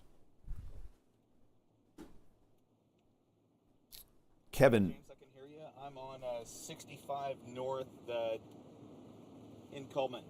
Okay. So Kevin is on Interstate 65, and he's headed north in Coleman County going into the storm. JP, what you got? Say, man, we're down to 47 at our Cherokee Skycam, so it's getting chilly up in the northwestern corner. Yeah, very, very much so. So again, let's go back to our triple box. All right, so we are live at 12:33. Let's do a quick reset. Bill, what you got? We've cleared Lamar and Marion, James, as well as Colbert, Franklin, and Lauderdale counties. Yeah, I mean, anybody behind this line, you're done. Once the line passes, you're done with the threat of severe storms. One and done. And really, we can clear more counties than that, I think. But again, formally, the counties in northwest Alabama are off the board. So let me go back to the radar. And again, let's kind of show a big picture here if we can, Drew. Let me just kind of reset here. So we have the squall line, this line of severe storms, which we expected, running from downtown Huntsville down into Coleman County, into the city of Coleman, approaching Jasper, near Berry and Fayette County, then down to Pickensville and Pickens County. Severe thunderstorm warnings blanket the line in advance of that. And again, within that line, we could see straight line winds gusting to 50 miles per hour. And we are asking people this morning to treat severe thunderstorm warnings as if they are tornado warnings. And we've had a lot of damage, especially up in the Tennessee Valley, and scattered damage down into parts of counties like Marion. We've seen trees down on houses in Hamilton. We've seen winds gusting to 57 miles per hour at Double Springs. So again, let's take a closer look. Let's start with the southern end of the line, Drew, and kind of work our way north. We'll start with the line segment that's down here in Pickens County. And again, we've got the heavier storms from Emell and Sumter County back up to near Aliceville, Carrollton, and Gordo. And understand this line segment is going to be coming into Tuscaloosa. The storm should be in the city of Tuscaloosa by 1 a.m. That's in 25 minutes. And within the line, you can expect winds, straight line winds that could possibly exceed 50 miles per hour. So be aware of that. In fact, if we can punch up our University of Alabama Skycam, JP, this is going to be the camera that is at the north end zone of Bryant-Denny Stadium. And again, we're looking to the northwest, and we're just not seeing that much lightning. But again, you can tell the cameras that are out ahead of the line, you got low 70s. It's 72 with a dew point of 64, very balmy. So far, the gradient winds gusting to 10, which is okay. It's very manageable here. But again, that line segment is going to be coming into the city of Tuscaloosa in about 25 minutes with a chance of strong, potentially damaging straight line winds. So let's work our way north and let's go up into Walker County. The storms are clearing Fayette County pretty much as we speak. The line of storms coming into downtown Jasper right now. Same thing, the winds could gust as high as maybe 40, 45, 50 miles per hour, enough to knock down trees and power lines. The line extends up into western Cullman County. We'll keep working our way to the north. You can see those line segments now coming into Cullman, the city of Cullman. Same thing, a chance of strong, maybe damaging straight line winds. And then up into parts of eastern Morgan County around the town of Eva, then back up into areas just east of Huntsville. We've seen no evidence of storm rotation. We've seen no evidence of tornadoes. The issue, it's all straight line winds. And again, we're watching some damage from earlier this evening up in the extreme eastern part of Lauderdale County from Brett Adair. This is near the community of Grassy up toward the Tennessee state line. And it looks like, Brett, if you can hear us, that damage looks pretty meaningful there.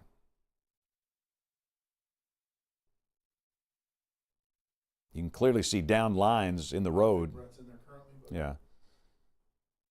We've got lines down and all kind of structural damage in here. So again, this is coming from Brett Adair. Brett is in the far eastern part of Lauderdale County, and this is apparently tornado damage from earlier tonight. There was a tornado warning. This is where a cell merger occurred with a line of an individual storm merging with a line of severe storms. And I think it's pretty likely we've had a tornado to touch down in that part of Lauderdale County. So again, we thank Brett for his work out in the field. And JP, let's check Huntsville one more time. Want to see their final wind gust. The line has come on through Montesano Mountain. And up on the mountain, the peak wind gusts is going to be 34. Which is very manageable. Again, that's not bad. So again, the peak wind gust at Huntsville, 34, which is under severe limits. Now, there could be other spots where the winds were higher. We think the winds gusted to about 45 out at the Huntsville International Airport. So again, pouring rain up on Montesano Mountain. They're down to 55. They were at 70 not that long ago, and they're going to be in the 40s here and really in the next 30 minutes. I mean, it comes down really quickly. So Huntsville, pouring rain, but now it's colder. But again, the risk of severe storms is ended for all of Limestone. For Decatur, you're done with it. All of Lawrence, Winston, you're done with it. Again, this is a one and done kind of thing. Fayette County, you're done with it. Lamar County, you're done with it. All the issues are along and in advance of this line of thunderstorms here. And let's kind of look at Cullman County, see what's going on. Any sign of rotation there, Drew? Let's see here. Not anything too worrisome at this point. We'll kind of look at our storm relative velocity here. I'm not seeing much currently, so we kind of move things back and forth here. I'll switch over back to our high top radar as well and see if we see anything there. There was a little bit more concern probably earlier. I saw a little bit of erosion. You could see a little bit there, and this was probably about 15 or 20 minutes ago there in between Coleman and Vinemont, but right now at least, not looking too bad, but maybe near Simcoe there might be a little something that we'll need to watch, but we're all kind of within that severe thunderstorm warning polygon at this point. And so again, if you're anywhere in that part of Coleman County there to the east of Coleman itself, there along 69 or 278, going towards Fairview there on 69, towards Holly Pond on 278, you still want to be taking this seriously because there's still some good strong winds, and I'll just do a quick sample of those real quick. Yeah, we're still, again, at the radar beam height, 60, 70 miles per hour possible with that. And so down at the surface, I think we could be getting severe level gusts potentially there, James. Yeah, Bill, what you got? Yeah, tree down county road from on on 278 in Coleman County, according to Coleman County 911 from Bryan Falls. All right, let's see if we can get Brett Adair on the line. Brett, we're looking at some of this damage up in Lauderdale. It sure looks like tornado damage to me. What do you think? Trying to get him to. Don't see him in our in the audio currently still, but I'm going to check to see if he can hop in there. And again, this is what these storms have done tonight, and we want you to take them seriously. Brett, what you got? Yeah, James. We actually are just on the other side of the Alabama state line in the community of Bonnertown here. I mean, less than a mile. And we've got several mobile homes that have been destroyed from this tornado that came out of northern Lauderdale County. So I don't know what the damage looks like right on the state line. We're going to try to track it back, but we definitely had a tornado that came through here. Yeah, that's again, that's up County Road 89, and once you cross the state line, you're into Bonnertown, Tennessee, and apparently a tornado has touched down, and we don't know much about it at this point. Obviously, in the middle of the night, first responders are trying to go through the mobile homes that have been hit, and we'll find out much more about this. But again, we've clearly had a tornado that has touched down near the Alabama-Tennessee state line to the north of the community of Grassy. This would be northeast of Lexington, well to the north of Anderson, in the community of Bonnertown. And again, this is an example of what has happened tonight, and we hope that nobody has been hurt or killed. We don't know at this point. Is that a duck in the middle of this damage? Yeah, James, that's a duck. We just spoke to most of the families that own all the properties here on this road, and they are all okay. They were in a basement that was well away from this area during the warning, but they came back home to unfortunately find all this. Right, and this is why we've encouraged people to, you can't stay in a mobile home. You just can't do it. You've got to get out, and fortunately it sounds like these folks have gotten out. But again, this is live video coming from Bonnertown, Tennessee, where we've had a tornado that has touched down, a tornado that probably originated in Lauderdale County north of Grassy and moved up into Tennessee. And again, that's just a bad situation. So we will go back to Brett here and we'll leave his stream up so you can watch that. Huntsville down to 54 now with a peak wind gust of 30. And again, the wind gusts have been manageable so far. But let's go to our power outage map if we can, Drew. And again, I think this kind of tells a decent story of what's going on here. We're up to 22,000 statewide. Statewide, the number of outages, 22,731. We've still got 10,000 people with no power in Lauderdale County. That's our highest percentage there.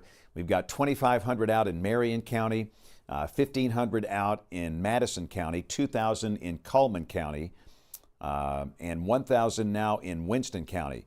So again, statewide, we've got 22,000 without power at this point. So again, we've got one. Bill, what you got? New severe thunderstorm warning for northern Marshall, Jackson, eastern Madison, and northern DeKalb. And I've got new video in from Owens Crossroads right now that is pretty impressive, but I'm having trouble airplaying it, so stand by. Here it comes, and it's showing the strong winds and rain there in the Owens Crossroads area in southeastern Madison County. Yeah, this is southeast of Huntsville. And that's what the storm looked like coming through at Owens Crossroads early this morning. And thankfully, it's a time where not a lot of folks are out in their cars. Most folks are sheltered. But let's go to that morning. Again, this is a new severe thunderstorm warning in effect. This covers all of Jackson, the northern half of DeKalb, and this will include Fort Payne, Fife, Rainsville, and points north. And the far northern part of Marshall County, Grant, this is Lake Gunnersville right here. So again, everybody from Grant up into all of Jackson, northern DeKalb. We ask that you treat this as if it's a tornado warning. And again, I know it's inconvenient, but I would not want to be in a trailer during a situation like this. And again, you can look up here and see from Brett Adair's live stream, this is why you don't want to be in a trailer. And these folks got out, they went to a shelter, they came back, and they pretty much have lost everything, and we hate that for them. This, by the way, is Bonnertown, Tennessee, right across the Alabama-Tennessee state line, just north of Lauderdale County. The tornado apparently got down in Lauderdale County, northeast of Lexington, and moved up into Bonnertown, Tennessee. And again, that's some of the damage that we're seeing there, which is not good. And again, once we get the first light of day, we'll know much more about that. But again, our new warnings, Honeycomb Campground, Grant, northern Marshall here, north of Guntersville, northern half of DeKalb County. This includes Fort Payne, Fife, Rainsville, points north, includes Mentone, Valley Head, Henniger, Ider, all of Jackson County. That line is going to be sweeping through here. And remember, this is one and done. I mean, it is going to be really quick. So that's the northern end of the line. The southern end, we're watching the Skycam on the campus of the University of Alabama. And again, that line segment is going to be coming through Tuscaloosa pretty soon. You can see that we've got the storms now just northwest of downtown Tuscaloosa. And again, temperature 72, dew point 64. Watch that change. But again, those stronger wind velocities coming right into Tuscaloosa. And at radar beam height, we're getting 53, 56 mile per hour inbounds. I would say down at the surface, that's probably 40, 45 miles per hour, maybe up to 50. And there's a 66. So again, we could easily see tree and power line damage as the storms come through Tuscaloosa. And we've also got our Skycam in Livingston. At Livingston, we're sitting at 72 over 65, very balmy conditions. And so far, the peak wind gust there is at 28 miles per hour. But again, our Skycam here in Sumter County, we'll see the storms coming through soon, and that could produce winds that are pretty hefty. And we've got a severe thunderstorm warning in effect for York, Livingston, and points north in Sumter County. Northern Greene County under a severe thunderstorm warning. So again, let's take Brett's full. Let's goodness gracious. That's looks like sometime that's not good. We've obviously had major tornado damage here. And again, this is in Bonnertown, Tennessee, which is located just literally a hop across from the Alabama-Tennessee state line. And this tornado most likely originated in Lauderdale County near Lexington, moving northeast, passing north of the community of Grassy, up into southern Tennessee at Bonnertown. And again, this is why we're asking folks to take this seriously. What would happen with this, we had that individual cell out in advance of the line, and again, it merged with the squall line, and oftentimes with a merger like that, you can have tornadoes that flare very quickly. The same thing happened in Huntsville, the 15th of November, 1989. That was a cell merger with a squall line, and the same thing happened tonight. And unfortunately, it looks like the tornado damage is quite significant that's located there in Lauderdale County. So just wanted to let you know what you're looking at there. We'll leave that stream up because Brett's done a great job of getting us live video from the scene. We've had mobile homes that have been destroyed. Vehicles have been destroyed, and it's just not a good situation there. And again, Brett has done a tremendous job tonight. Let's go to Kevin Henderson's live stream full, if we can do that, JP. Kevin is on Interstate 65, and he is obviously within the line itself, the squall line. Kevin, where are you exactly now?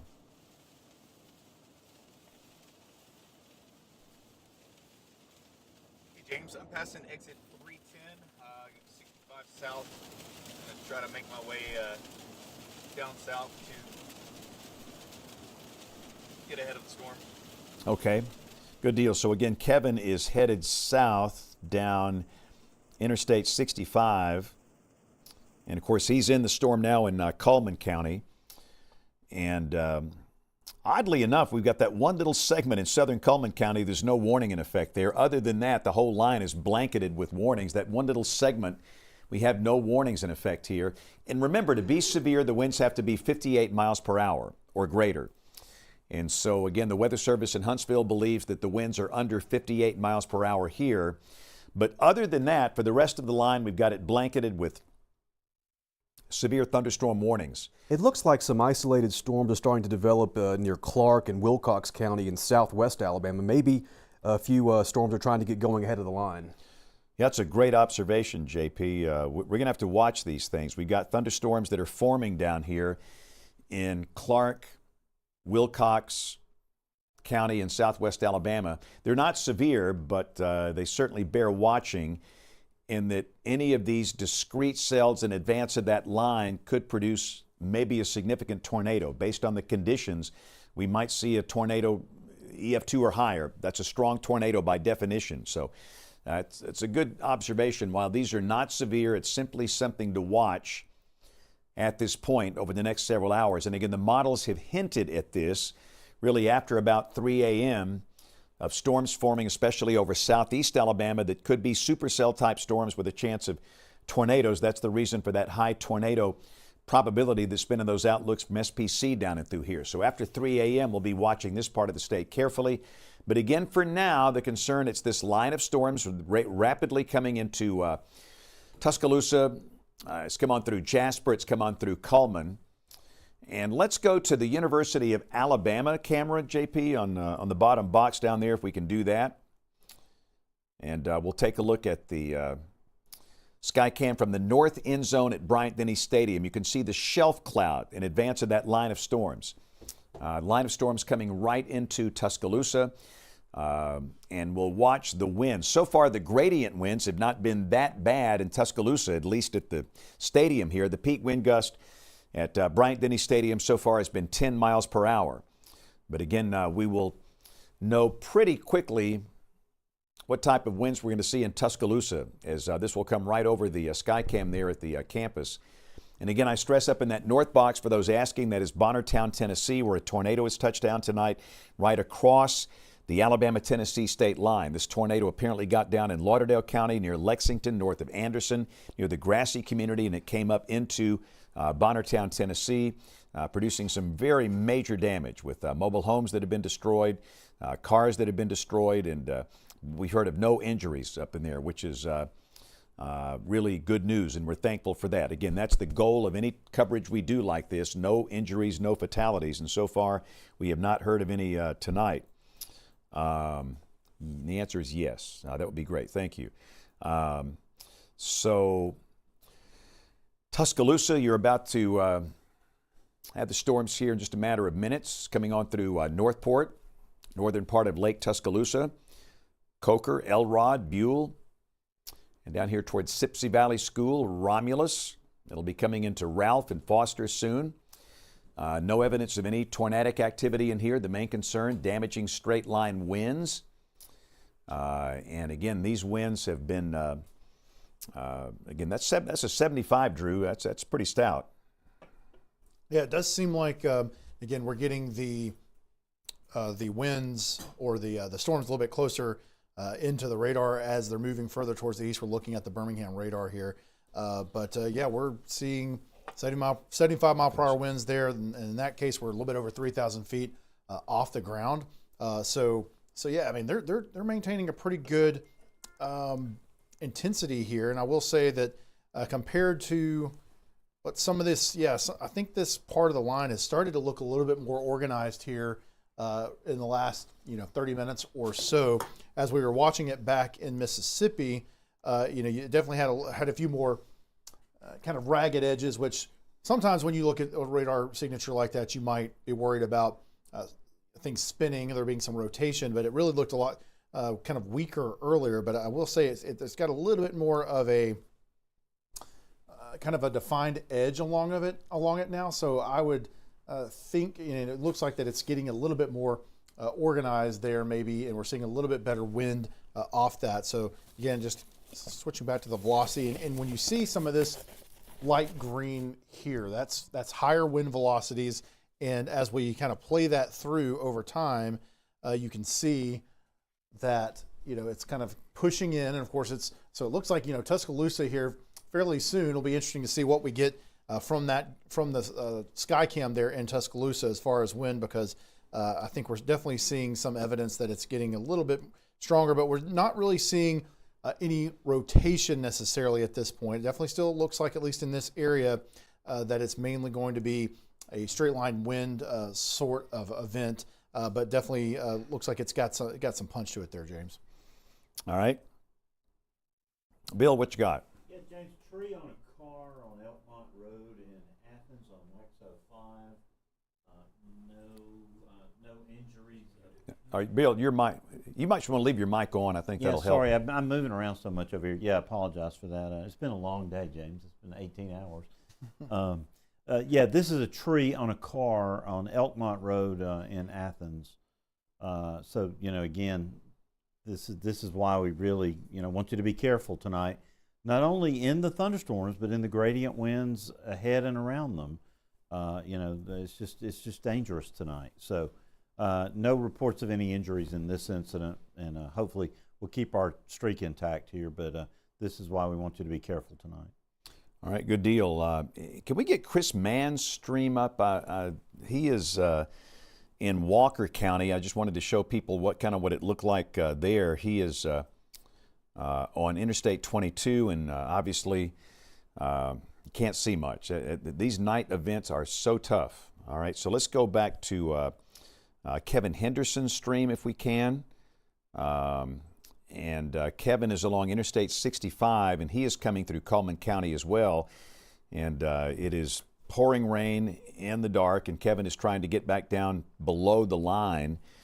So let's go back to the triple box. And again, with that, we've got Brett Adair's live stream, who is up here. Brett is in a zone in Tennessee where a tornado has touched down. This is basically on the Alabama-Tennessee state line, just north of Lauderdale County, northeast of Lexington, north of Grassy, north of Anderson.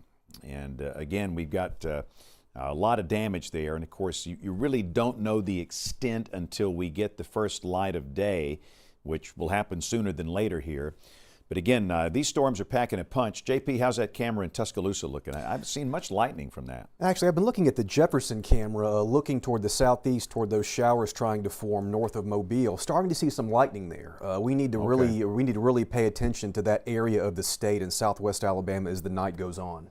Yeah, no, that's a good observation. Again, we've got these isolated showers forming over Wilcox and Dallas and Clark counties down here, and that's just something to watch because these could go tornadic over the next hour or so. And again, we've got some lightning here, 8 lightning strikes here, so just very good observations. So we'll keep a close eye on that. But let's go back to Tuscaloosa. Those storms are coming right into town, and these are storms that have the capacity of producing damaging winds, knocking down a lot of trees and power lines. And again, we're watching the camera that's on top of Bryant-Denny Stadium. This is on the north end zone. We're looking back off to the west, right into the line here itself, coming into Tuscaloosa. And again, let me just point out again, up here at the top, that's Bonnertown, Tennessee, where Brett Adair is located. And he's doing some storm damage assessment. It looks like a significant tornado has come through after getting down in Lauderdale County, moving across the state line. That seems to be the most concentrated areas of damage at this point. But again, for Tuscaloosa, Northport, University of Alabama, storms are knocking on the door. This will not last long. Once it comes through, it's over. The risk of severe weather is ended. Temperatures will drop. Notice it's 72 at our Skycam that's on top of the Bryant-Denny Stadium in the north end zone. You'll come down to 52 just like that, a matter of 15 minutes. And everybody's going to be in the 40s, maybe 30s by daybreak this morning. And again, the chance of light snow flurries this morning. It'll be a radical weather change here. But we'll just watch and see how we do with the wind here. Let's go back to the Livingston Skycam, JP. We'll put that on. Again, we've got Sumter County. Same thing. The storm's approaching Livingston, the campus of the University of West Alabama. And at this point, the peak wind gust is at 28. And Ryan, if you can take that Livingston full real quick, I just want to get a glance at this thing and see where we are. That looks like it's at the campus of the University of West Alabama. Does that look a baseball field to you guys? Where's my baseball expert here? Maybe a softball field? What do you think? It's either the baseball or the softball complex at UWA. So I just wanted to be sure I got my bearings straight. Again, that is coming from the campus of the University of West Alabama, where we've got 72 over 65 with the winds gusting to 28. So we'll go back to our triple box. I just wanted to be sure I knew exactly where that camera location was. And again, we're watching Brett Adair's stream up here with tornado damage in Bonnertown, Tennessee, right across the state line. We're watching the wind velocities. We see no evidence of tornado activity, but the concern it's strong straight line winds. And again, we've got severe thunderstorm warnings in effect all up and down this line, from Sumter County to Jackson County. And have the warnings gone out down here? I say it looks like they've allowed those. I think the Weather Service is not seeing any 58-mile-per-hour winds, so the warnings as of 1 o'clock have expired. They've let them go down here. So at this point, we have no warnings for Sumter, Greene, or Tuscaloosa County. So we have no warnings in effect at all. And again, you know, my advice, it's been this: if you are under a severe thunderstorm warning, treat it like a tornado warning. Well, the warnings have gone away at this point, which is really good. You could have winds of 40, 45, but if you've been sheltered, again, you got the storms coming in, obviously, but with the warnings going away, at this point, now it's just something to watch. So that's a good thing. You can get out of your safe place. So let's look at our warnings, Drew. We've got, looks like the remaining warnings we've got for eastern Walker here, for northern Cullman, northwestern Marshall, and Jackson and northern DeKalb. So those are the areas with warnings now up here in north and northeast Alabama. So again, we've got the line of storms approaching Scottsboro. That'll be coming on through places like Bridgeport, Henniger, Rainsville, Fort Payne, Mentone, Sylvania, Section. JP, let's look at our Jackson County camera in Section if we can. Yeah, there we go. Already got it pulled up. Yeah, the man is just, look at the gust of 49. Wow. Now, again, this is up on the mountain overlooking the Tennessee River. This is at Wethington Park. If you've been to that spot, it's beautiful. I mean, it is just, oh goodness, it's so good, especially when the sun's going down. But this is a camera in Jackson County at Section. We've got 68 degrees with a dew point of 58. Winds sustained out of the south at 26, gusting to 49. So it just seems like the most robust wind fields are on the northern extent of this line here. So again, we've got the camera here overlooking the river. Scottsboro's on the other side of the river. From Section, you drive down the mountain, cross the river, and you're in downtown Scottsboro. But again, those stronger winds are coming in, and it's about to start pouring rain at that Section Skycam location. So again, Jackson County under a severe thunderstorm warning. For Huntsville, Madison County, the risk of severe storms has ended. It's now cold and windy and wet. So again, for Madison County, you're good. Limestone County, you're good. Morgan County, you're good. The concern here, it's far eastern Cullman, back up into the far northwestern part of Marshall counties. We have warnings in effect here. And again, this warning for eastern Walker should be expiring soon. I would assume they're not going to extend that. Bill, what you got? This is, well, you're talking about Jackson County, based on that report there. This is on WEX 05 from Woodville. Nicole Baugh caught this on her door cam. You can see the winds are really whipping there, James.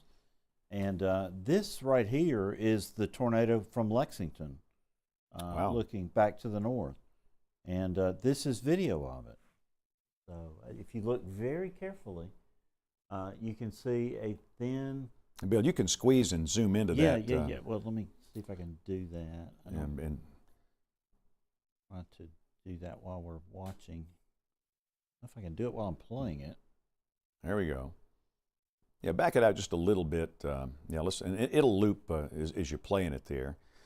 But I think when you see the lightning flash, you can actually see a very thin, tall tornado there. Where was the observer who made He the was video? in Lexington. Okay, yeah, looking back to the north toward Bonnerton. that would make sense. So again, this is earlier tonight. This is the the possible tornado. We know a tornado came through up in Bonnertown, Tennessee. And again, that's... And a new warning, James, for Marshall, DeKalb, Coleman, and Morgan. Okay. So let's...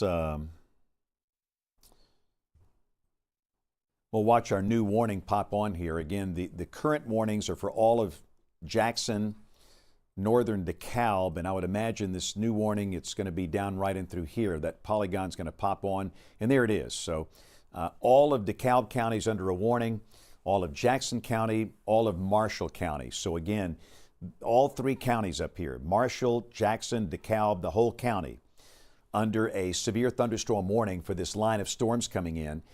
And again, the advice is, if you're under a severe thunderstorm warning this morning, treat it like a tornado warning.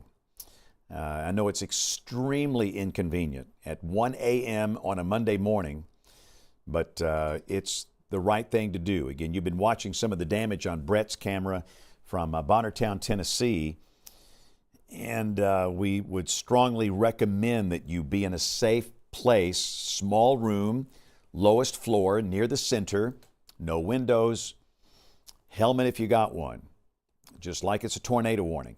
And again, I would not want to be in a mobile home as this line passes.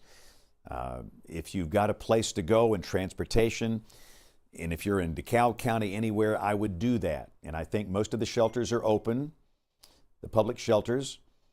The same thing for those of you in Jackson County in advance of the line. Of course, we don't want you in a car. Be sure you're not trapped in a car while driving to a shelter.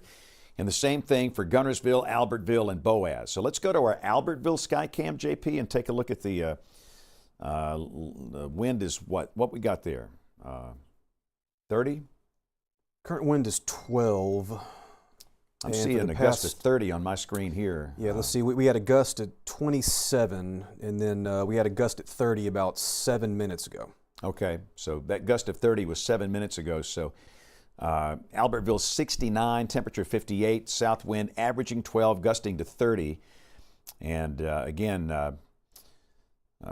there's some more damage. We're watching the damage coming in from this tornado up in Bonnertown, Tennessee, which is just north of the state line from Brett Adair. But again, down below, that's live from Albertville in Marshall County.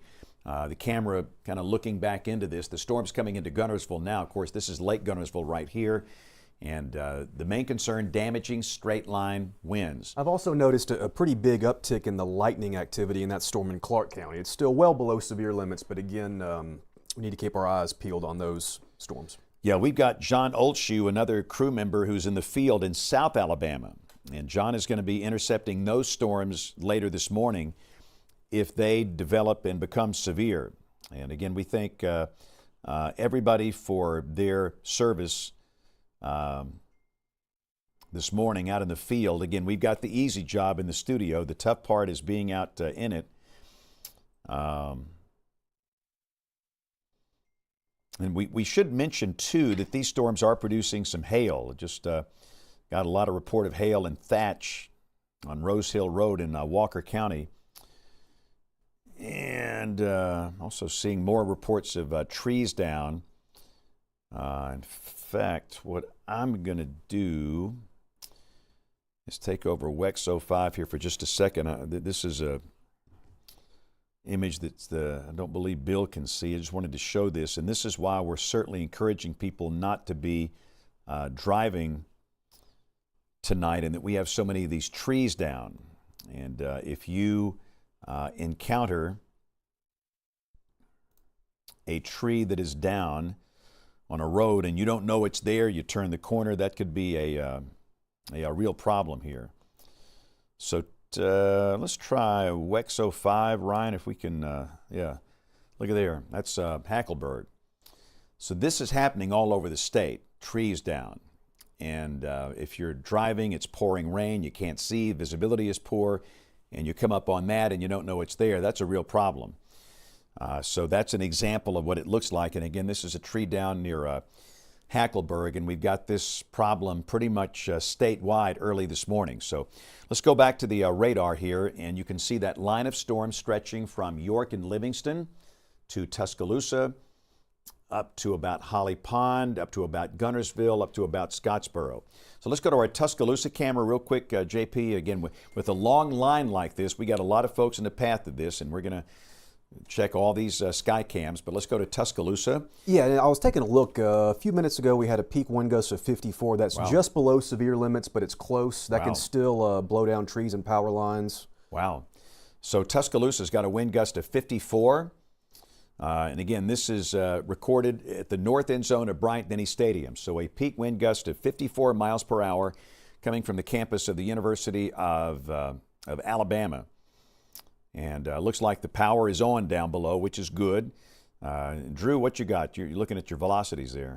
Yeah, just again, kind of taking a look at the difference between what we're seeing on the camera, which is pretty close to the surface, and what we see with the velocity. So we continue to see the winds above the surface there, which would be around 2,000 or 3,000 feet from the Birmingham radar, around 65, 70 miles per hour. But yeah, if we've got those gusts up above 50, they're closer to the surface. Again, we're kind of still seeing that same kind of trend where we can subtract 10 or 15 miles per hour. And looking at the reflectivity, again, still have some heavy rain through here. Don't really have, of course, we had a little bit more, and it looks like further to the north, there's a little bit more possibility for some hail embedded within this. And we've also seen some more lightning at times, but right now, at least there here in Tuscaloosa County, there is some lightning, but about 8 strikes in the last few minutes, and not a whole lot going on there. Looking at our shear rate product, I keep kind of occasionally checking this as well, because sometimes with these kind of setups, this can help to kind of pinpoint little areas that might fly under the radar, sometimes looking at some velocity, but really not picking up on a whole lot. And so that's a good thing, because this also can show when there's a chance of seeing some just straight line winds as well. So at least at this point, even though we're getting that gust around 50 miles per hour, not seeing something that looks necessarily destructive or damaging at this point in the Tuscaloosa part of the line, James. Yeah, so again, the peak wind gust 54 miles per hour in Tuscaloosa campus of the University of Alabama. Let's look at Livingston, JP, real quick on the camera network. I want to see what the peak wind gust there from the campus of the University of West Alabama. And the peak wind gust in Livingston so far is... And also remember, 35. A storm can have a lot of lightning. It can be rowdy, but that does not make a storm severe. Right. So 35 mile per hour, that's the peak wind gust in Livingston. And we have no warnings in effect down here. So no warnings in West Alabama, at least in Sumter County, and that is below severe criteria. We have no warnings for Greene County storms coming into Utah, Bolaji that'll be coming through Forkland soon. Let's jog back up to Tuscaloosa. Again, you can see the storms coming through Tuscaloosa. We have no formal warnings here, but again, the winds are pretty stout. I mean, we've got a wind gust of 54 coming from the campus of the University of Alabama in Tuscaloosa. Let's keep working our way up to the north. We'll look at eastern Walker County. The storms are coming through Sipsey, Dora, Sumiton, Cordova, crossing over into Jefferson County. Some of the stronger winds are across the county line coming down toward Adamsville and Graysville. Ultimately, Corner, Morris, Kimberly, Mount Olive, Gardendale. And there's no warnings in effect for Jefferson at this point. In fact, let's look at our Region Center Skycam. JP, this is going to be looking back from downtown Birmingham into this. And the gradient winds are really strong. Now, remember, this is on top of a 33-story building in downtown Birmingham. The peak wind gust 52. Down below, the gradient winds probably gusting to 40 down at street level. Still very windy, and the dew point 62, temperature 69. It's a very breezy, balmy atmosphere ahead of the line of storms.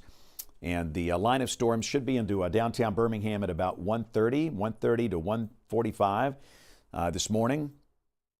And you can expect winds of 40, 45, maybe 50 miles an hour. Again, Tuscaloosa getting a wind gust of mid-50s. But let's go up north. We'll keep working the line. Again, this is a situation where we're a statewide operation here. We'll cover the whole state.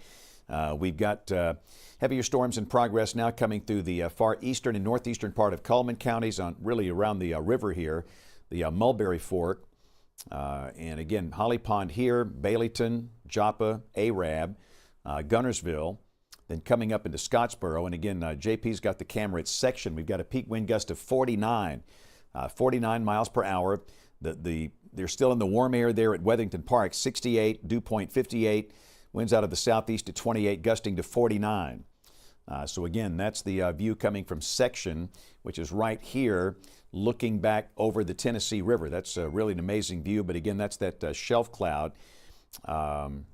Again, those stronger winds will keep on coming through the eastern part of Jackson County. This is Bridgeport up here. That's 72. Stevenson down here. We've got Ida, Rosalie here. My goodness, in all these communities, you could just think back of those horrible tornadoes they've dealt with over the years. Jackson County's had a lot of big ones over the years.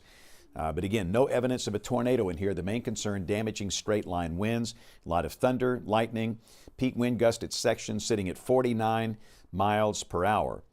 And again, for those just joining us, up in the top stream, that is Brett Adair, who is working some tornado damage right across the Alabama-Tennessee state line, north of Anderson, northeast of Lexington. So just wanted to mention that. Brett, I don't know if Brett's still there. You've had a chance to tour some of the damage. I was going to check and see, Brett, if you can kind of tell us what you've seen up there.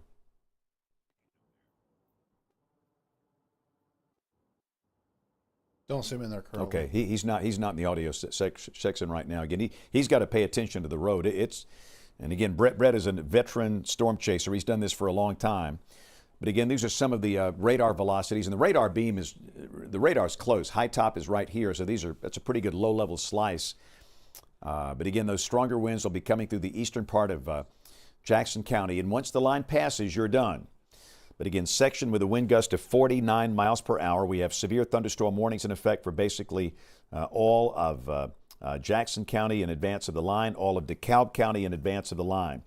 We should mention, too, in the power outages, we're up to 26,000 statewide. We might pop that power map up, Drew, if we can see that. 26,000 are without power statewide. Lauderdale County is still our biggest problem, where they've had some ferocious winds. Our Skycam at the Renaissance Shoals showed an 87 mile per hour gust, 87. But again, we've got 12,000 with no power in Lauderdale, 2,000 in Madison, 1,500 in Morgan, 2,000 in Cullman, 1,000 for Winston and Walker, 2,000 for Marion. So numbers are ramping up, but again, statewide, we have 26,000 people without power this morning. So our friends in the TVA, they're working up here, a lot of the co-ops, Alabama Power Company, and again, they were ready for this. They've got their crews out, and they are working on restoration right now. So if you're in the dark, just hang tight. So let's go back to the radar here at 1:17 on this Monday morning, the 16th of March. Kind of look at a big picture here, if you will. We'll check the radar. We have a line of severe storms stretching across the state from near Scottsboro down to about Holly Pond, Doris, Summerton, Sayre, Bagley, Tuscaloosa, Utah, York, Livingston. This line of storms is moving east, and what we're watching, in addition to the line, the stuff down here. We've got individual storms that are starting to fire, and based on the atmospheric conditions, these could possibly go severe over the next few hours. So again, any storms out ahead of that line, we'll have to watch it carefully. But again, the storms coming through Birmingham in the matter of a few minutes. They'll be coming through Anniston and Gadsden within the hour. They're coming through Tuscaloosa now. Should be in the the Montgomery metro later this morning, I'd say by 2:30 or so. And again, Enterprise, Dothan, Geneva, the southeastern part of the state, you'll be closer to 5 o'clock this morning. Mobile, same thing. It's going to be a couple of hours before it gets there. But again, all these storms out ahead of that, we'll have to watch these things very carefully as they come on through. So let's go back to our Tuscaloosa camera, JP. We'll kind of check the situation there and see what it looks like from the north end zone of Bryant-Denny Stadium. And I was going to say, too, sorry to interrupt you, at the Cherokee camera, we're down to 45. So don't forget, tomorrow it's going to get really cold around here with some snow flurries. We'll deal with that later, but the cold air is on the way. Yep. So the peak wind gust in Tuscaloosa, 54 miles per hour, 60 over 57. Looks like the power is on there around the campus, which is good. We're thankful for that. But again, there's no warning down here. Remember, we have no warnings at all for Tuscaloosa or Jefferson. The Weather Service believes the winds are under severe criteria, and they're probably right. Remember, to be severe, you got to have 58 mile per hour winds. So we have no warnings in effect for Walker, Jefferson, Tuscaloosa, Greene, or Sumter. 0 warnings. So again, there's no need to do anything but watch it. Again, our recommendation this morning, if you go under a severe thunderstorm warning, treat it like a tornado warning. But there are no warnings at all for Jefferson or Tuscaloosa or Sumter or Greene at this point. Of course, you're going to have thunder, lightning, and very gusty winds, obviously, but so far it looks like they're under severe limits. So let's keep working our way back to the northeast. And this is where we do have warnings in effect for the areas in advance of this line of storms. Southern Marshall, all of DeKalb, the whole county, pretty much under a severe thunderstorm warning. And the eastern part of Jackson, everybody in advance of this line in Jackson, Marshall, DeKalb counties in northeast Alabama, severe thunderstorm warning. And again, this is where we want people to be sheltered. Small room, lowest floor, near the center, no windows. Helmet if you got one. No evidence of a tornado here, but strong straight line winds. Let's go back to our sky cam at Albertville. We're going to check some of these cameras right in the zone here. Albertville is going to be hit by this in a matter of minutes. So again, we got a peak wind gust of 30 so far. That's gradient wind. Winds feeding into this, 69 over 68. Those numbers come down quickly once the rain begins. And we'll watch the peak wind gust and see how that behaves. The storm's coming through Gunnersville right now, Lake Gunnersville. Let's go to our sky cam at Weathington Park up here in Jackson County in section and see how the peak wind gust is doing there. The last time I saw it was like 49, and the peak wind gust in section is currently at 49 miles per hour. Temperature 59, temperature 67, dew point 59. And again, you can see those stronger winds coming right into our camera location here. It should be pouring rain there in a matter of minutes. And again, the heavier storms coming right into Lake Gunnersville and the Tennessee River right in through here. Would not be a good night. Drew, you ever been late night fishing? Oh, yeah. Probably done it at Gunnersville at some point. But yeah. But obviously, it's not a good night for late night fishing here. But the lightning output has decreased a little bit, which is good. The lightning output, we're down to 9 strikes. So typically when you see a decrease in lightning, hopefully that means the storms are decreasing. But obviously we've got some lightning. You saw that coming on the section sky cam here. But again, 67 with a dew point of 59. And again, the peak wind gust at 49 miles per hour. And we might have lost the camera, looks like. I just have a funny feeling we have lost that, which means the power could be out at that particular site, which would not be that surprising considering the weather conditions. Yeah, it looks like it's down, JP. Not seeing an error message, but it might be. The computer might be catching up to it, but it would not surprise me with that line moving in. I saw a lightning flash on a it. little bit now. Yeah, I saw a lightning flash. Okay. Still showing online. Yeah. Okay, I'm just not seeing any motion whatsoever. Yeah, it's still showing online, but we'll keep an eye on it. Okay. And James, we've got another car hitting a tree on Highway 269, Copeland Ferry, in Walker County. And a tree on a power line at County Road 68 up in Haleyville.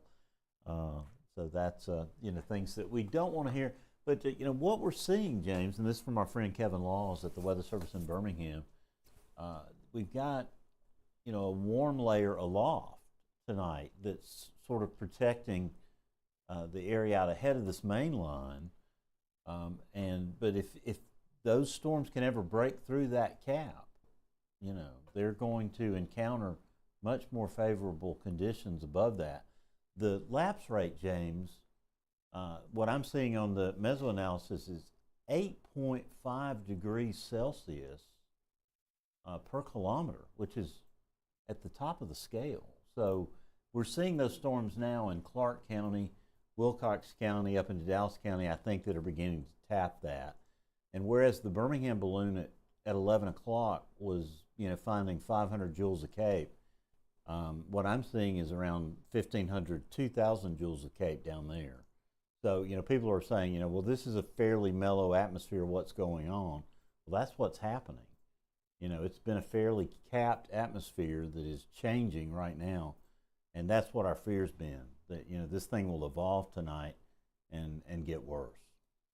Yeah, so again, we'll just watch with time and see how these storms form out ahead of the main line, if they can break through the cap and get some sustained updrafts and get going, and if they can. And again, the short-term models, the good high-resolution, convection-allowing models have suggested the better chance of that happening would be over here in southeast Alabama, really after about 3 o'clock, about 90 minutes from now. So again, just if you're in over here south of Interstate 85, east of Interstate 65, the southeastern part of the state, things could really start to pick up down here after 3 o'clock. And some of the storms could be severe. And again, if they can break through and tap into this, what we have, the dynamic support here, there might be a strong tornado involved. So just if you're in Dothan, Luverne, Enterprise, Ozark, Hebron, Abbeville, Eufaula, Troy, Union Springs, Eufaula, just kind of be watching things, or be sure your weather radio's on. And again, that's the question we get often here is,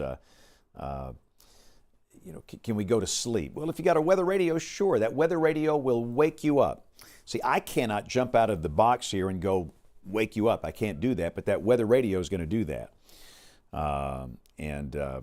Again, we might have some issues down in southeast Alabama during the late night hours. But let's go back up to the line coming into Birmingham real quick. And yeah, the camera, we got sectioned back up. Again, the peak wind gust is 49. So let's look at the storms coming into Birmingham. No warnings. No warnings. Now, I got to say, we got to watch these little pendants here like that poke out of there like that. But again, we have no warnings at this point, no evidence of a tornado. But again, we could see some pretty strong wind gusts. We got the region center sky cam punched up. The peak wind gust 52. That's gradient wind, not related to storms. All right, gradient wind. The peak wind gust 52. It is the belief of the Weather Service that the winds within the line will be under 58 miles per hour. That's the severe criteria. So that's the situation there. We have no warnings for Jefferson, no warnings for Tuscaloosa, no warnings for Greene or Sumter. No warnings, zero, which is good because we're not giving you any call to action here. The warnings are up in the northeastern part of the state. But again, we just wanted to point out that these storms are coming into the Birmingham metro and they'll be passing through very quickly. It's a one and done night or morning. Once the storms pass, it's over. So let's go up to the northeast, and again, we'll look where we do have warnings in effect. And again, no warnings for Blount. I want to make that perfectly clear. Blount, no warnings. But we do have warnings in effect ahead of the line for DeKalb County, extreme eastern Jackson County, and Marshall County.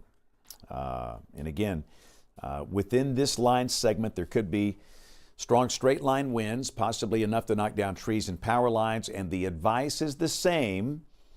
If you're under a severe thunderstorm warning, we recommend that you treat this like a tornado warning. It's not a fun thing to do at 1:30 on a Monday morning, but I think that's a course of least regret. You want to be in a small room, lowest floor, near the center, no windows, with a helmet on. We advise that you not be in a mobile home or trailer, that you be in a shelter while the line of storms passes. Once it passes, you're done with it. You can go back home, go to sleep, it's over, except for the snow flurry excitement tomorrow morning. So again, basically all of DeKalb County under a severe thunderstorm warning, and extreme eastern Jackson County ahead of the line, and southern Marshall County ahead of the line.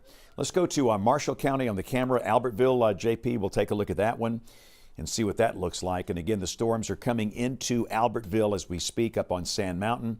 But so far, the peak wind gust is still 30 miles per hour on the region Skycam network. Temperature 62, dew point 53. And again, we'll see how that situation changes here in the next 5 minutes. The storms are on top of Guntersville, Lake Guntersville. And again, they're coming into our section Skycam location where they've had a peak wind gust of 49. And that'll be crossing into DeKalb County and that will be affecting places like Rainsville, Fife, Geraldine, Fort Payne, Mentone, Valley Head, Eider, Henniger, Rainsville, again, over the next 30 minutes to 45 minutes with a chance of strong straight line winds.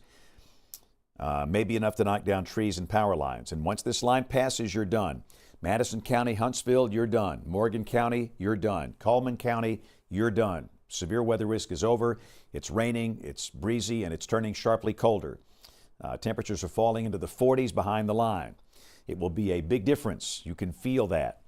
Ahead of the line, we've got 60s and even some low 70s in spots. So again, just wanted to show you that we've got a severe thunderstorm warning in effect. Bill, what you got? New severe thunderstorm warning for Choctaw and Washington in southwest Alabama.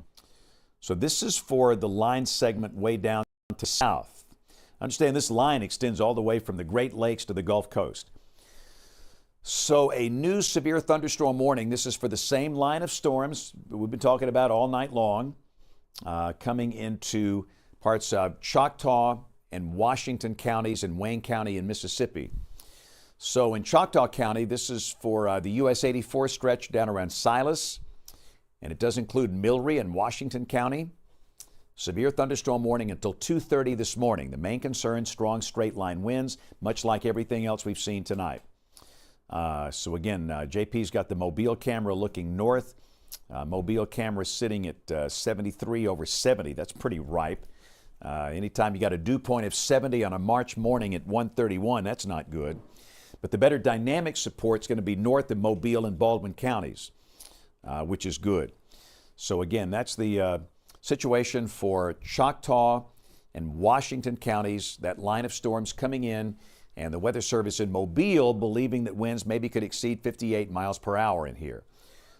So again, parts of southern Choctaw, northwestern Washington counties.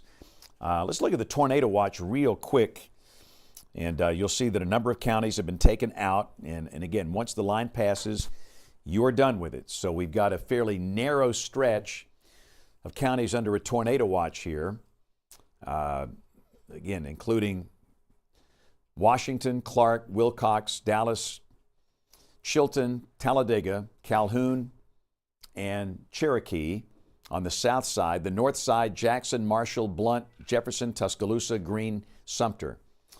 And I would imagine this will be extended down into southeast Alabama soon. So understand we're watching these prefrontal cells. So let's go back to the radar. Let's go down to Dallas County, and let's just take a peek at what's going on down here. Maybe look at the radar coming out of Birmingham if we can, and look at what's happening here just out of curiosity. Yeah, these are starting to intensify, all these pre-squall line cells, and these things will have to be watched really carefully if they can break through that cap. And again, they could offer trouble later this morning, so just something to watch. And I do believe we'll have a new tornado watch soon for much of South Alabama. All right, so it's 1:33. James Spann here. We've got 23,000 people with no power statewide. We've had some tornado damage up in extreme northeastern Lauderdale County and southern Tennessee. But again, so far, we've come through this. It's been okay. We've had a lot of trees down, a lot of power lines down, but we've heard of nobody injured so far, which is the whole point of this. And again, we're going to stay with you through the morning hours until the storms clear the state. So again, the storm's running now from northern Choctaw through southern Sumter down toward Bellamy and Belmont, coming into Demopolis, through southern Greene around Forkland, Mountville, Vance, Lakeview, and then coming right into Birmingham. And again, we've got the Birmingham Skycam up. We've got peak wind gust of 52. There are no warnings in this line segment. Sumter, Greene, Hale, Marengo, Jefferson, Blount, thunder, lightning, gusty winds, no warnings. That's good. So again, there's no call to action here. The warnings are for the northern part of the line up and through here. We have severe thunderstorm warnings in effect for extreme southern Marshall, and the storms are going to be clearing Marshall and Jackson County soon. Extreme eastern Jackson, extreme southern Marshall. They're about to be out of the county soon. All of DeKalb County is under a severe thunderstorm warning, the whole county here. And the line is coming in. You can see Albertville with a peak wind gust of 30. And the storms are coming in right now into that camera site. So, Bill, what you got?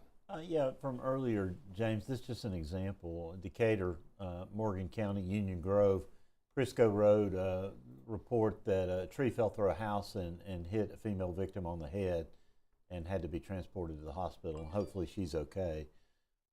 But just an example of why, we're preaching this tonight, that you can be injured sitting in your home with a tree limb. Just so be in a central area, interior room, put as many walls between you and the outside of the home, even, if it's not a tornado, because a tree crashing through your house can cause tremendous damage. Yeah, where was this again, Bill? It says Union Grove in Morgan County. Okay, yeah.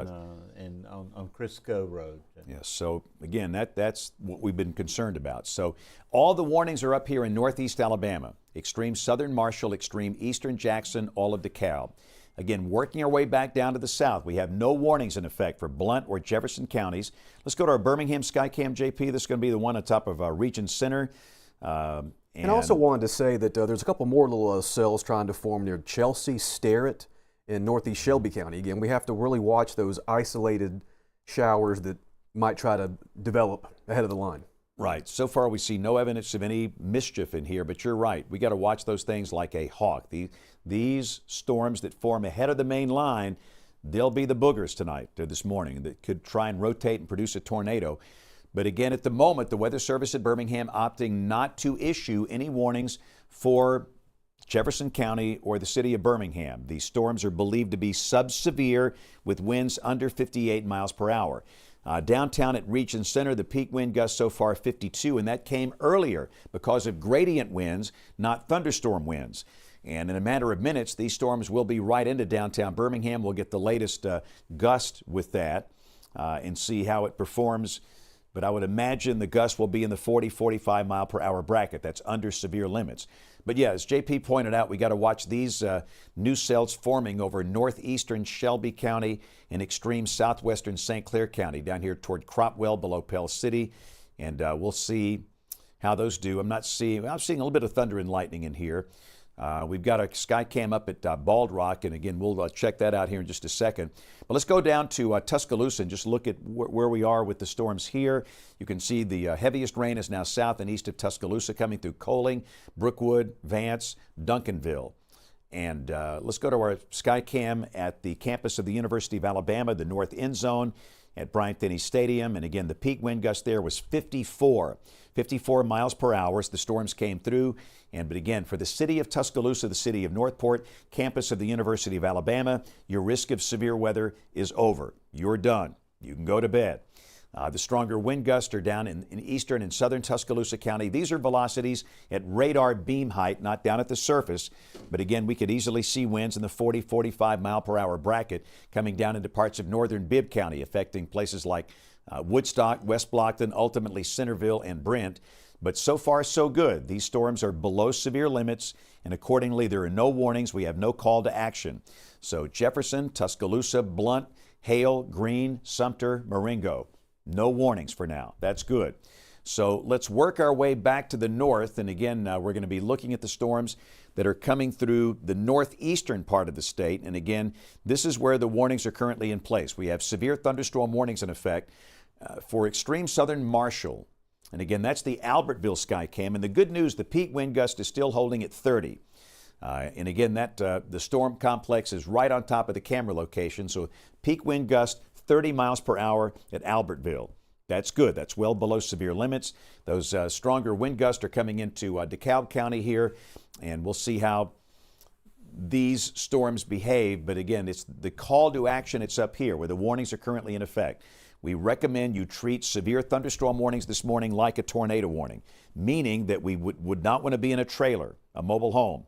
We would recommend being in a shelter until this line passes. We've had a lot of trees down on structures. We've had one injury in Morgan County from a lady that was hit by a tree that came through her home, and the same thing could happen. So I just would not want to be in a mobile home. It's best to be in a shelter. This will not last long. It's one and done. Once the line passes, you're done with it. The line's going to sweep into Georgia soon, and it's going to be over. Storm should be out of DeKalb County here in about the next 45 minutes or so. But again, for now, that Interstate 59 corridor, Alabama Highway 75 corridor, I would stay sheltered until the storms pass.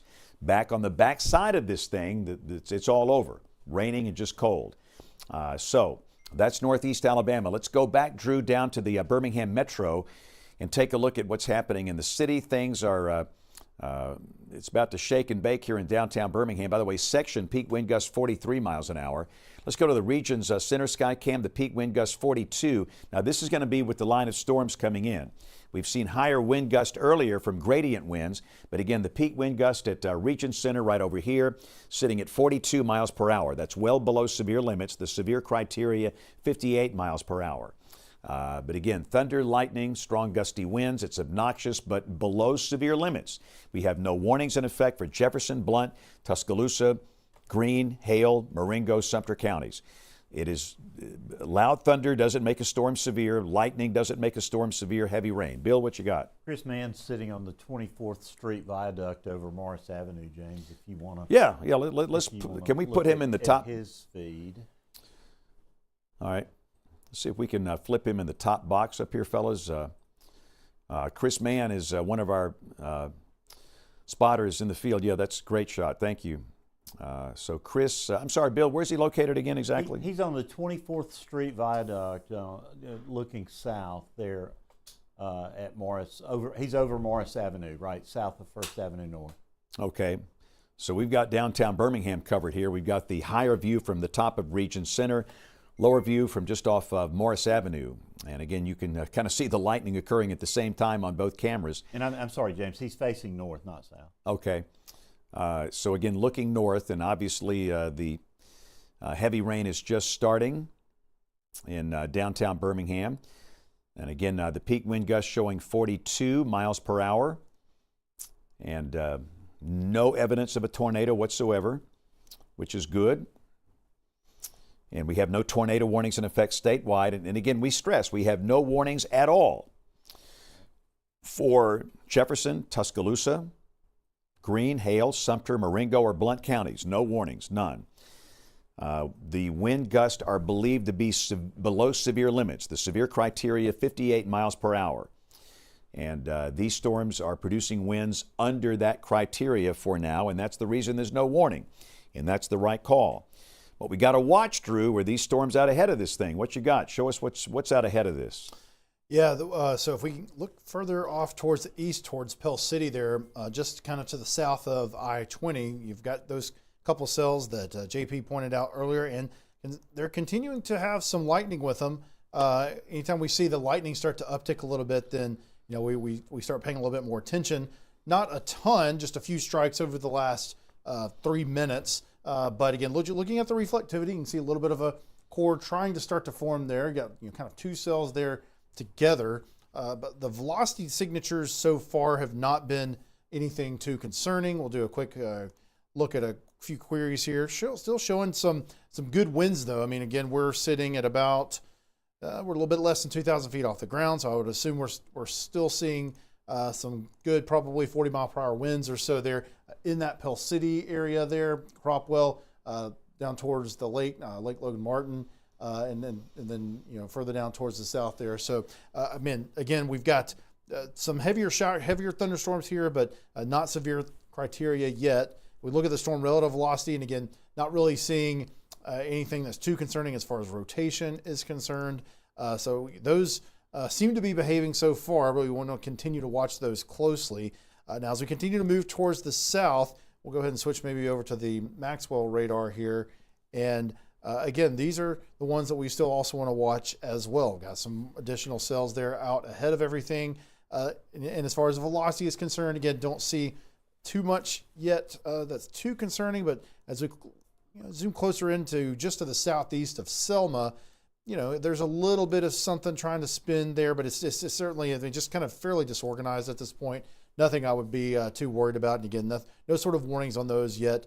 Continue to move down further towards the south to the north of Monroeville there. That one looks a little bit more interesting as far as you've got some lightning strikes that are starting to uptick a little bit there. Looks like we've got about 10 strikes in the last 3 minutes here near Wainwright there. Again, to the north of Fountain there along 41. And look at our velocity and seeing a little bit more rotation. Looks like, yeah, starting to rotate a little bit more for this particular cell here. So this may be one that we've got to watch pretty closely here in the near term here, James. Yeah, and again, those could be problematic. But let's go over to Choctaw and Washington. We've got severe thunderstorm warnings in effect here. And the reason it's for the line that is coming out of Mississippi. And the Weather Service in Mobile, they have this domain down here, and they believe the winds could be strong enough to reach the severe criteria. And this is for a fairly small part of Choctaw and Washington counties in southwest Alabama, but still, severe thunderstorm warning until 2:30 a.m. And there's broad rotation over here, just something to watch. Bill, what you got? New severe thunderstorm warning in northeast Alabama, James, for Marshall, Jackson, and DeKalb. Yeah, and that's just going to cover that line. The same warnings we've had in place for the past 30 minutes or so. But again, the idea, same advice, because you've got a severe thunderstorm warning. If you're down here in this part of Choctaw or Washington counties, I would want to not be in a trailer, not be in a car. You want to be in a shelter if you can, if you live in a mobile home. In a site-built home, just go to a small room, hall, closet, bathroom, lowest floor, near the center, away from windows. Just treat it like a tornado warning, and that's the right thing to do. It's a course of least regret. It's just be aware of that. So southwest Choctaw, northwest Washington counties, severe thunderstorm warning.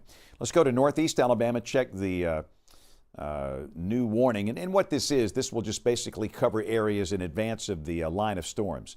We'll put the high top radar, and really and truly the storms are about to move out of Jackson and Marshall counties. They're basically in the process of moving into DeKalb County here. And again, Geraldine, Fife, Rainsville is right here. Fort Payne, Mentone, Valley Head, Henniger.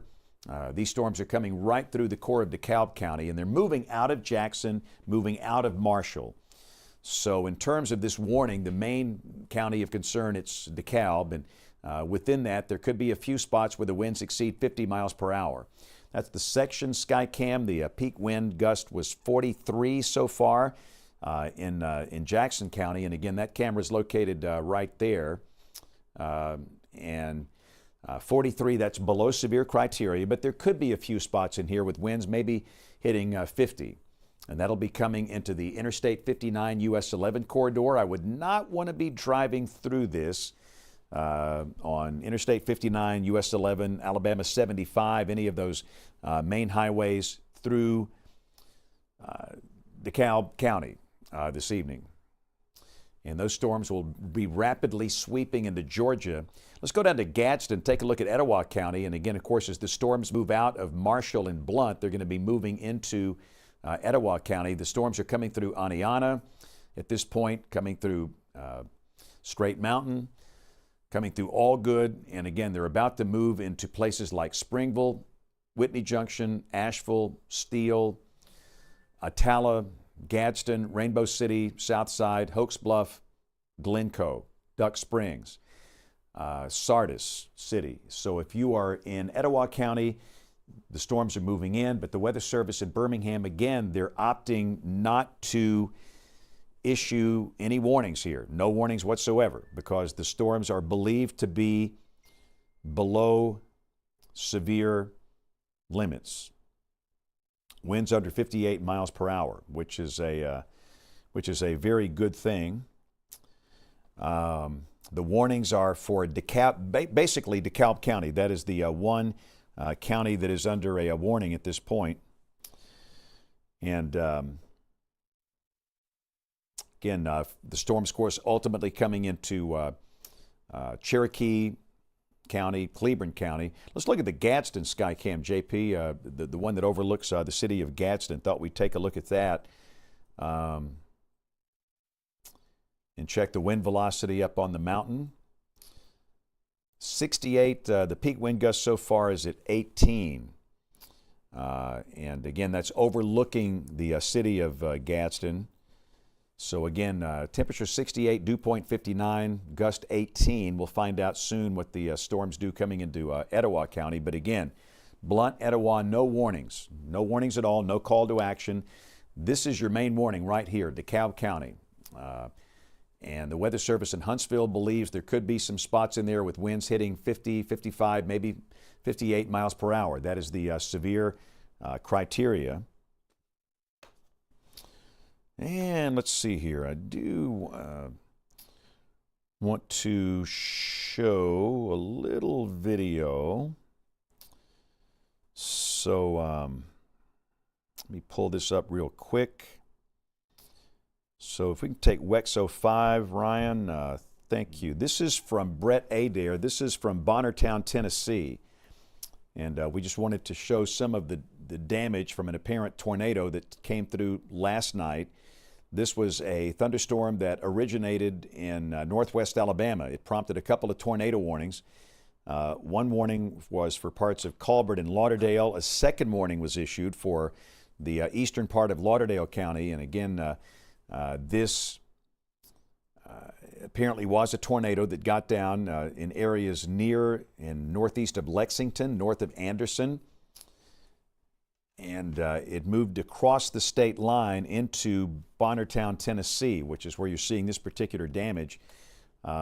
We've not heard of any specific injuries at this point. There could be. We just don't know about it. Obviously, when we got a nighttime tornado, we just don't know that much until the first light of day, which comes up in about 5 hours from now. But pretty clear that we had a tornado that did come through Bonnertown, Tennessee. Again, this is just north of the state line. Yes, sir, Bill. We'll leave WEX 05 up. Bill, go ahead. Tornado warning for Monroe and Wilcox, James. All right, let's go straight to that then. We're going to dump out of that. So we have our first tornado warning for these individual storms that are forming over South Alabama. So tornado warning in effect for parts of Monroe and Wilcox in South Alabama. Let's show the polygon, talk about who's in and who's out. So first off, this does not include Monroeville. Monroeville, you're not in the polygon. All right, Monroeville, no. This is for areas north of Monroeville.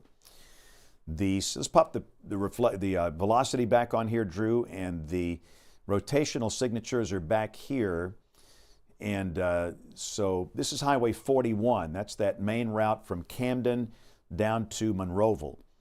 And again, that rotational, we've actually got, looks like two different rotational signatures in through here, one here and one here. And both of those are moving northeast.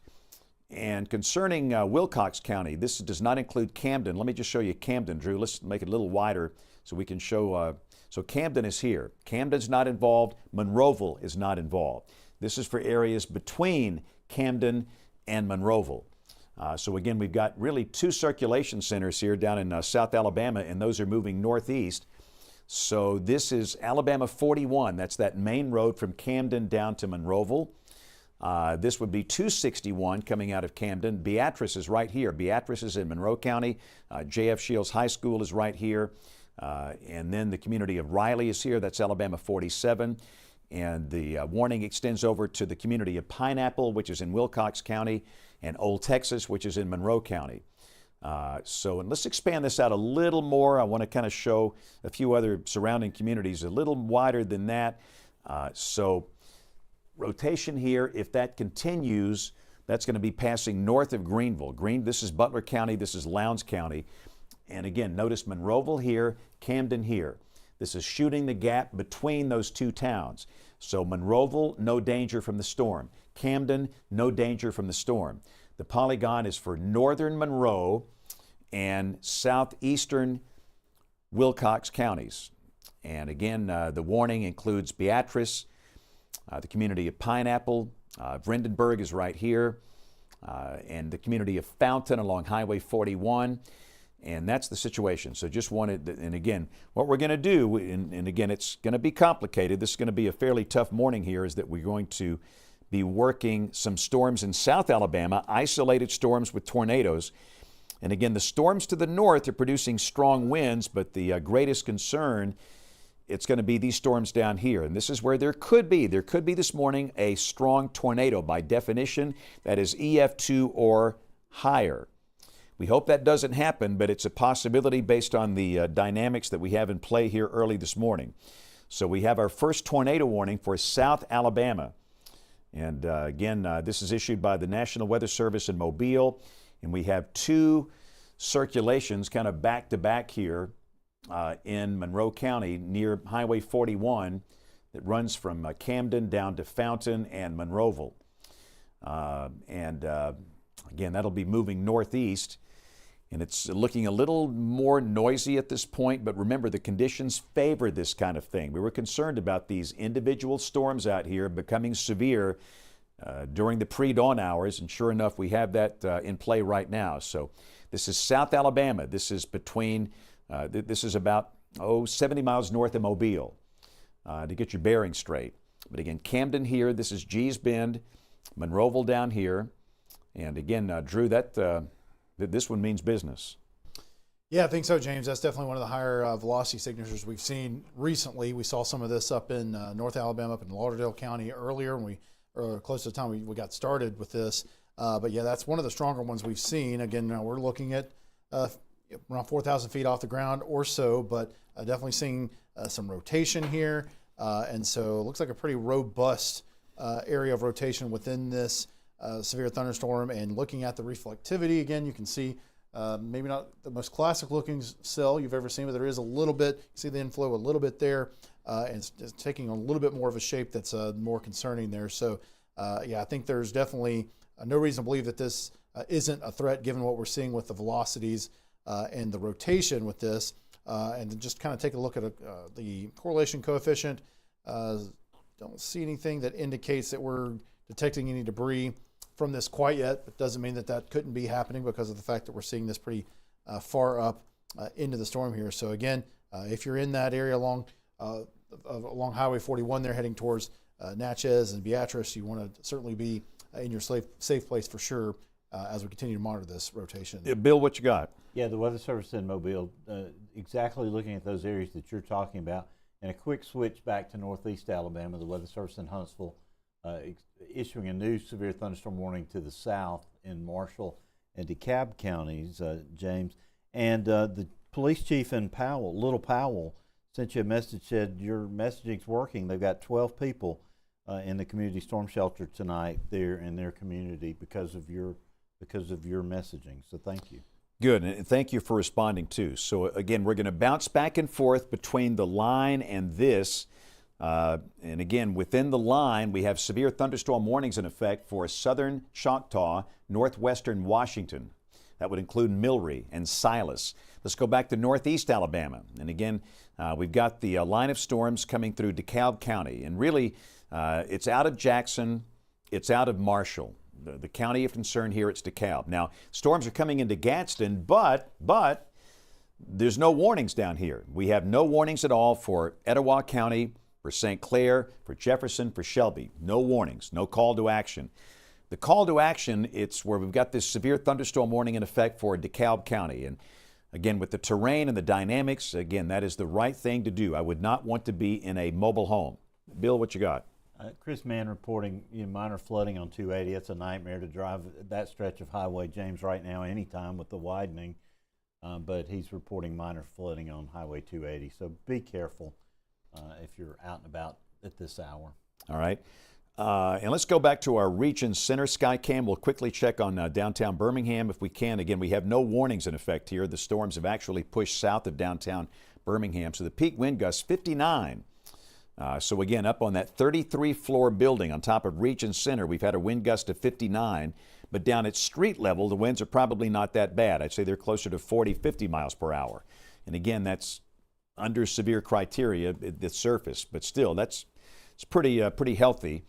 Let's go to our Grandview Medical Center Skycam, JP. This will be on 280, of course. And again, with they've got the major construction project here. We've got a peak wind gust of 44. at Grandview Medical Center. So 44 miles per hour there on the Region Skycam network. And again, those storms are coming into Shelby County, but again, there's no formal warning. Yes, sir. Birmingham Airport measured a wind gust to 53 miles per hour, James. Okay, so that's pretty common. Winds of 45, 50, 55 miles per hour in the Birmingham metro. So it's packing a punch. It's packing a good punch, but again, hopefully with those type of winds, we're not going to see severe tree and power line damage. Let me check the power outages real quick. I'm showing 23,760 statewide right now. All right, so again, no warnings for Bibb, Perry, Marengo, Hale, northern Choctaw. No warnings at all in through here. The big concern is this thing right here.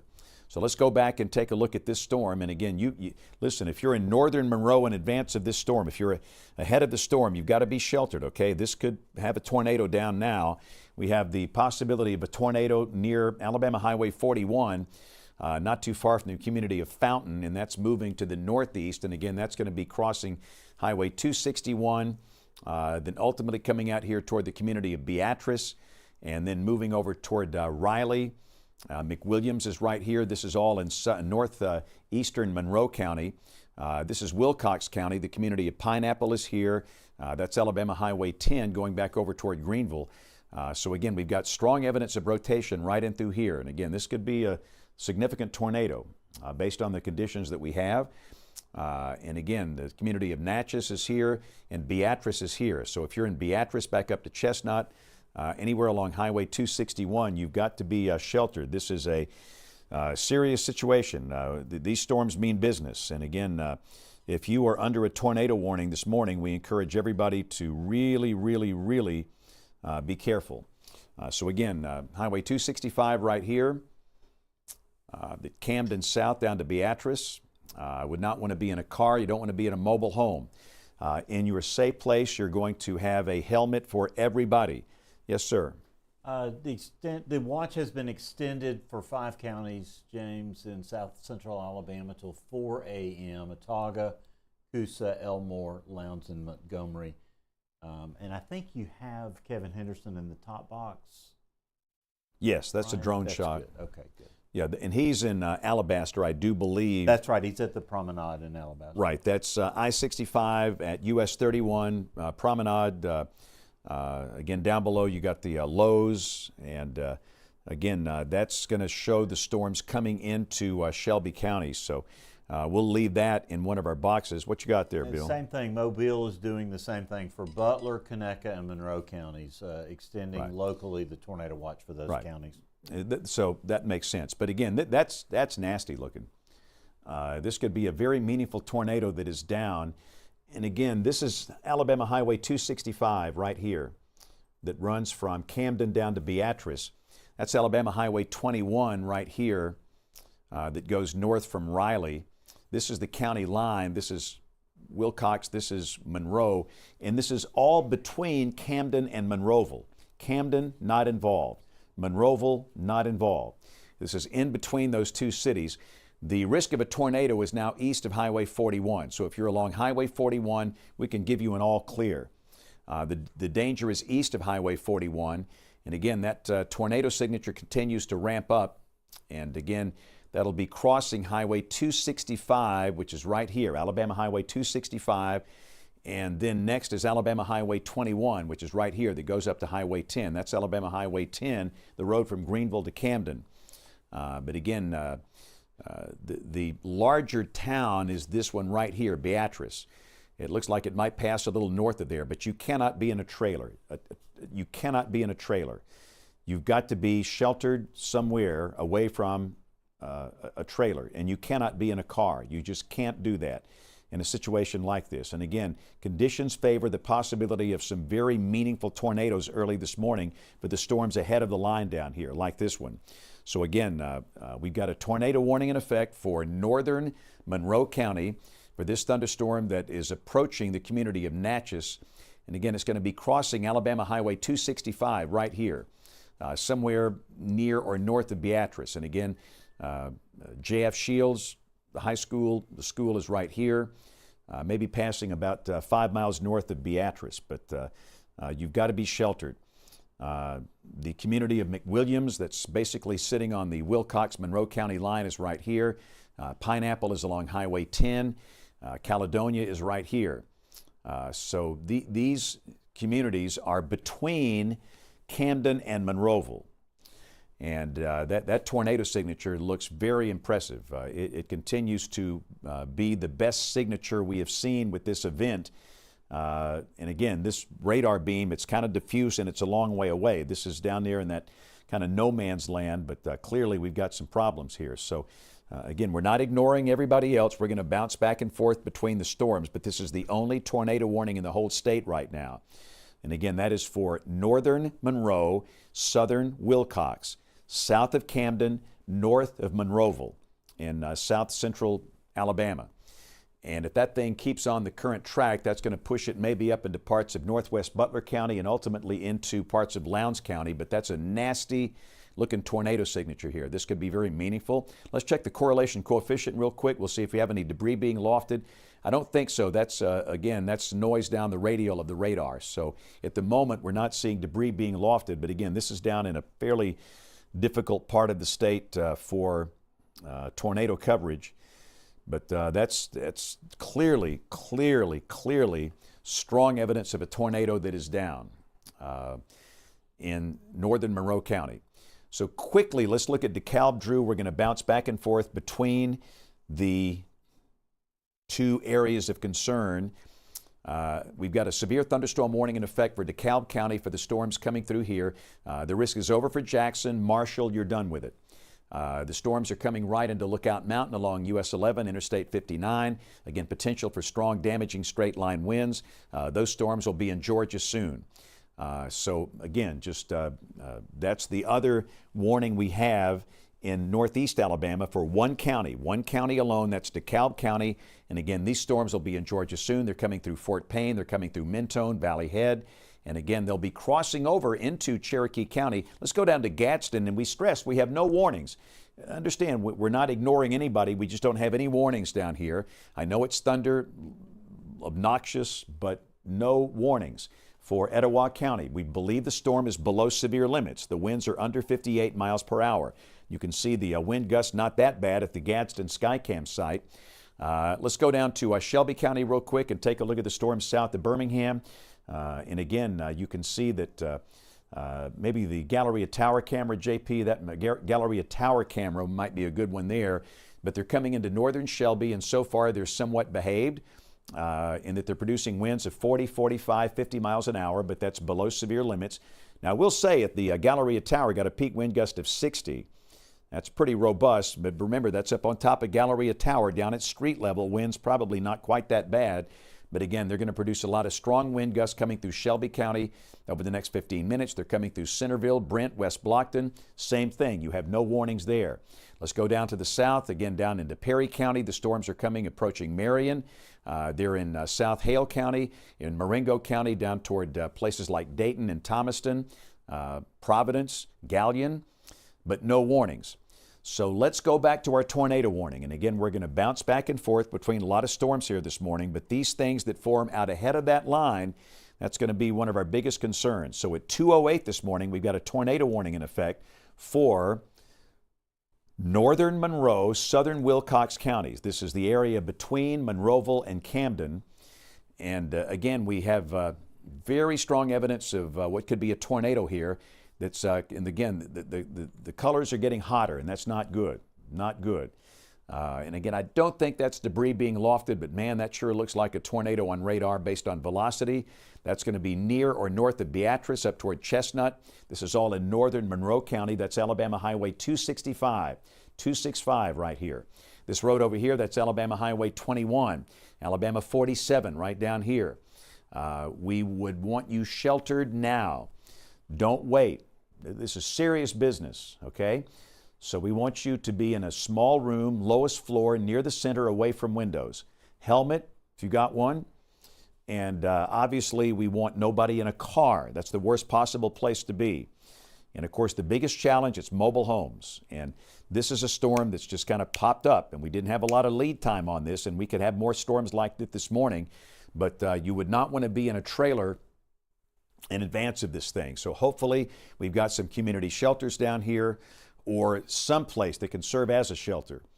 Because one of our biggest challenges with mobile homes, some folks have nowhere to go. And some folks don't have transportation. It's a tough problem, and we have to do better for people that live in mobile homes. So again, strong evidence of a tornado that is currently located in northern Monroe County. If you're on Highway 41, we'll give you an all clear. But remember, this is a big part of your plan here. You need a helmet. Having a bike helmet can really save your life. Most people that are seriously injured in tornadoes, blunt force trauma above the shoulders. Bike helmet, perfect. Batting helmet, football helmet, motorcycle helmet. That makes you so safe, and it is a big deal. And it's not just for children, it's for adults.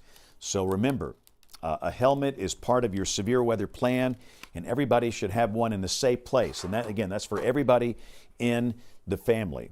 So we're focused on this one storm that is a tornado warning for northern Monroe and extreme southern Wilcox. And again, we stress this does not include Monroeville. This does not include Camden. Those are the two larger communities in both of those counties. This is in between the two. And Drew, that looks nasty. Yeah, it does, James. It's continues to ramp up, and so this is not got a look that we like to see for sure. Yeah, and even just that last scan, right as it's coming through Natchez, we're looking at the storm relative velocity here, but that's a really strong rotational signature. So again, if you're in Beatrice, you need to be in your safe place right now because that looks very rough. And looking at our velocity here, again, that was storm relative. This is the actual velocity that we're seeing. We'll just take a few queries here. So we're seeing 86 miles per hour. Again, we're pretty far off the ground. But we're seeing this mean one of the things that you can say when you see it fairly far off the ground is that you've got some deep rotation. You've got some really strong rotation that's happening throughout the storm. And so we're seeing lots of lightning ticking up here. We're seeing 37 strikes just within the last few minutes. And so all the signs are pointing to that this is a storm that we don't want to mess with. And thankfully still not seeing any debris necessarily showing up in the debris detector. Doesn't mean there's not something there though. And so we definitely want everyone to be strongly heeding the warning on this one because this is definitely the strongest radar signature I think we've seen on any of the storms so far tonight there, James. Yeah, and we had a very significant tornado in extreme northeastern Lauderdale, northeast of Lexington that crossed over into southern Tennessee, and the signature did not look that good on that storm. And again, this thing is a very dangerous thunderstorm. That it's just not good. But again, Alabama Highway 21 curves in through here. That's Alabama Highway 265 going up to Camden. Of course, we don't have any reports at this point. We're watching reports carefully coming out of the Weather Service office in Mobile. Haven't seen any damage at this point.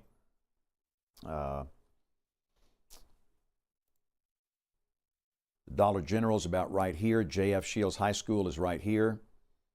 You've got to be sheltered. You've got to be. Hopefully you were sheltered the minute this thing was issued about 20 minutes ago. But again, it's a very dangerous tornadic storm coming right through Beatrice, Alabama. This is in northern Monroe County. And that will continue to move northeast. And again, Highway 21 does this right there.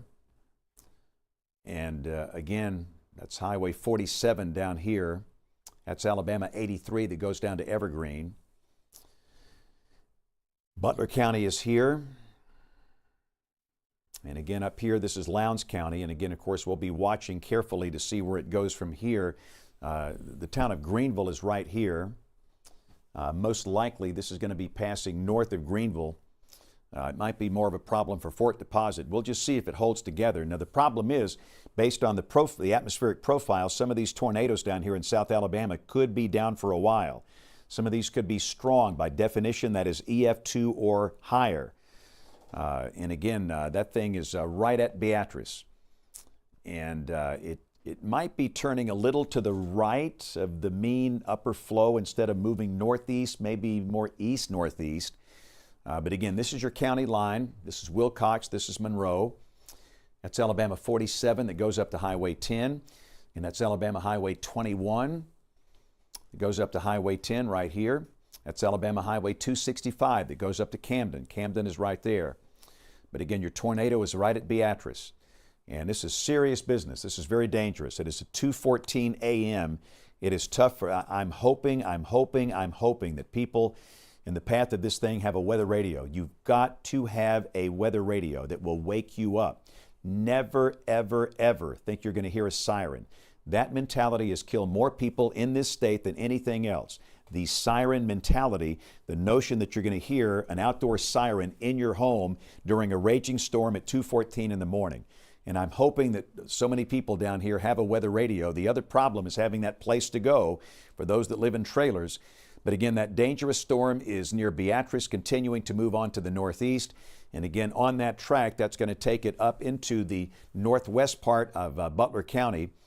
Again, I-65 is right here. Greenville is here. Fort Deposit is right here. Again, that's the Robert Trent Jones Golf Facility at Lake Shirling right here. I do believe this will most likely stay north of Greenville, but again, that might be coming closer to Fort Deposit. Fort Deposit sits in southern Lowndes County.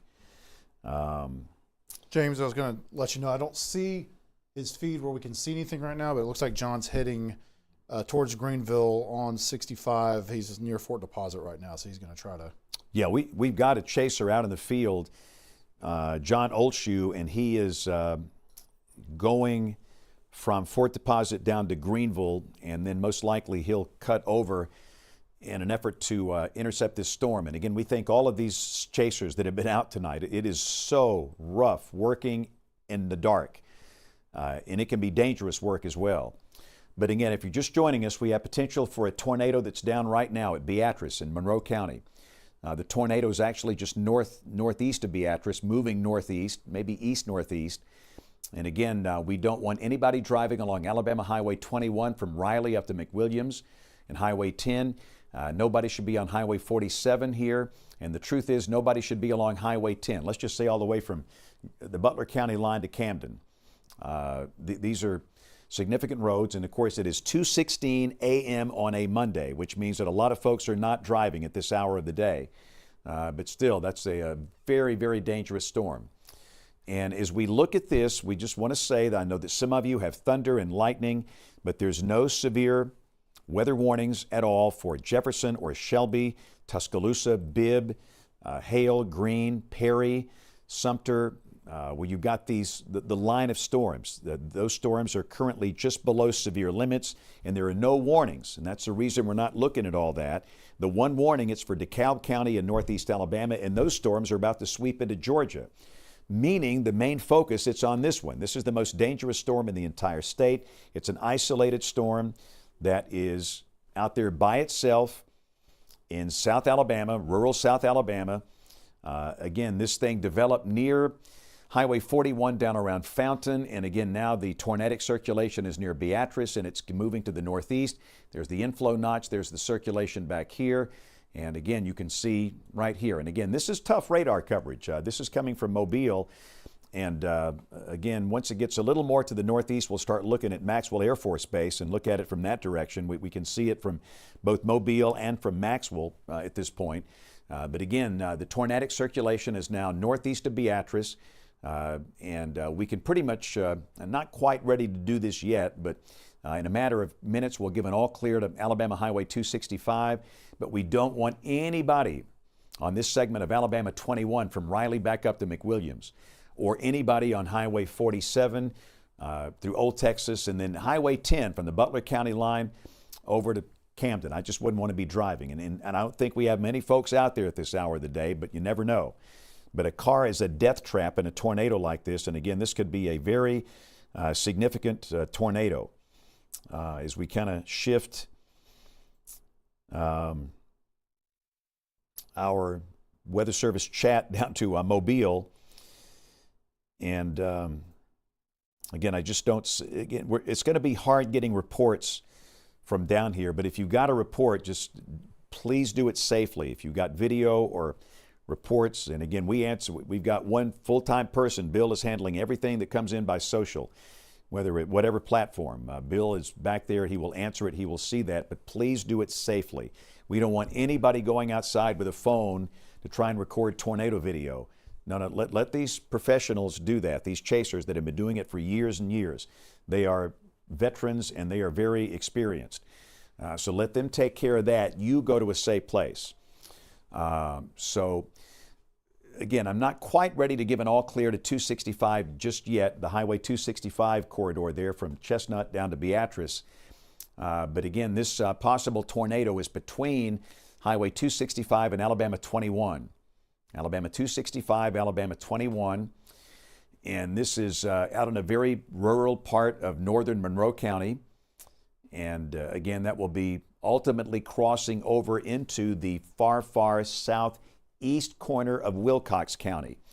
And again, we want to stress this did not affect Monroeville. It did not affect Camden, not close to those two. Those are the two larger cities in those two counties. And again, this storm is going to be moving on to the northeast, and if it stays intact, it will be moving into extreme northwestern Butler County and then into southern Lowndes County. This is Lowndes County and this is Butler County.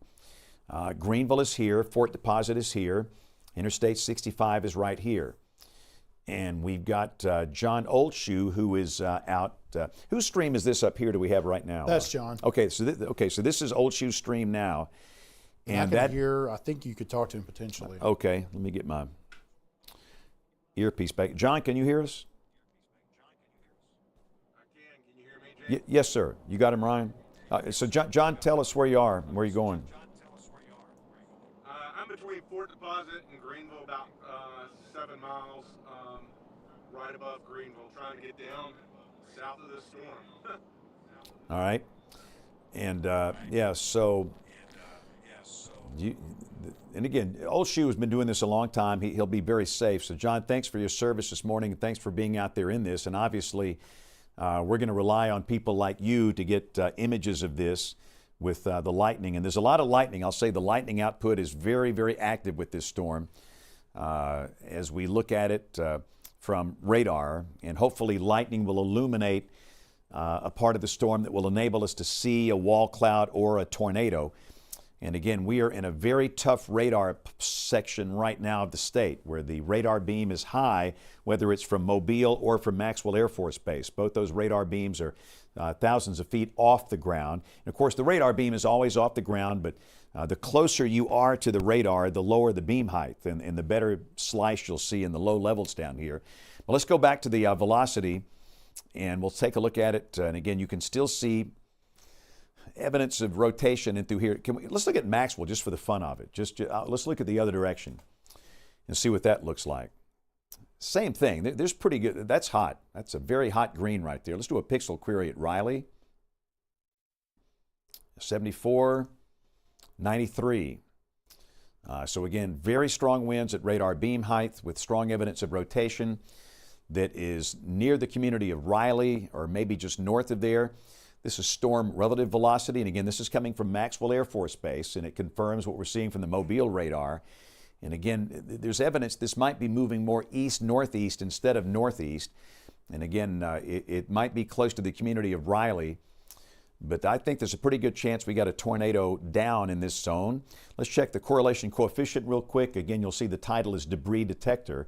But again, I think this is noise coming down a radial. I don't think that's debris. I don't think that's a TDS at this point. But again, we'll go back to the velocity, and we're working a tornado warning here at 2:23 on this Monday morning for northern Monroe County for the possibility of what could be a tornado that is now east of Beatrice. Let's give an all clear.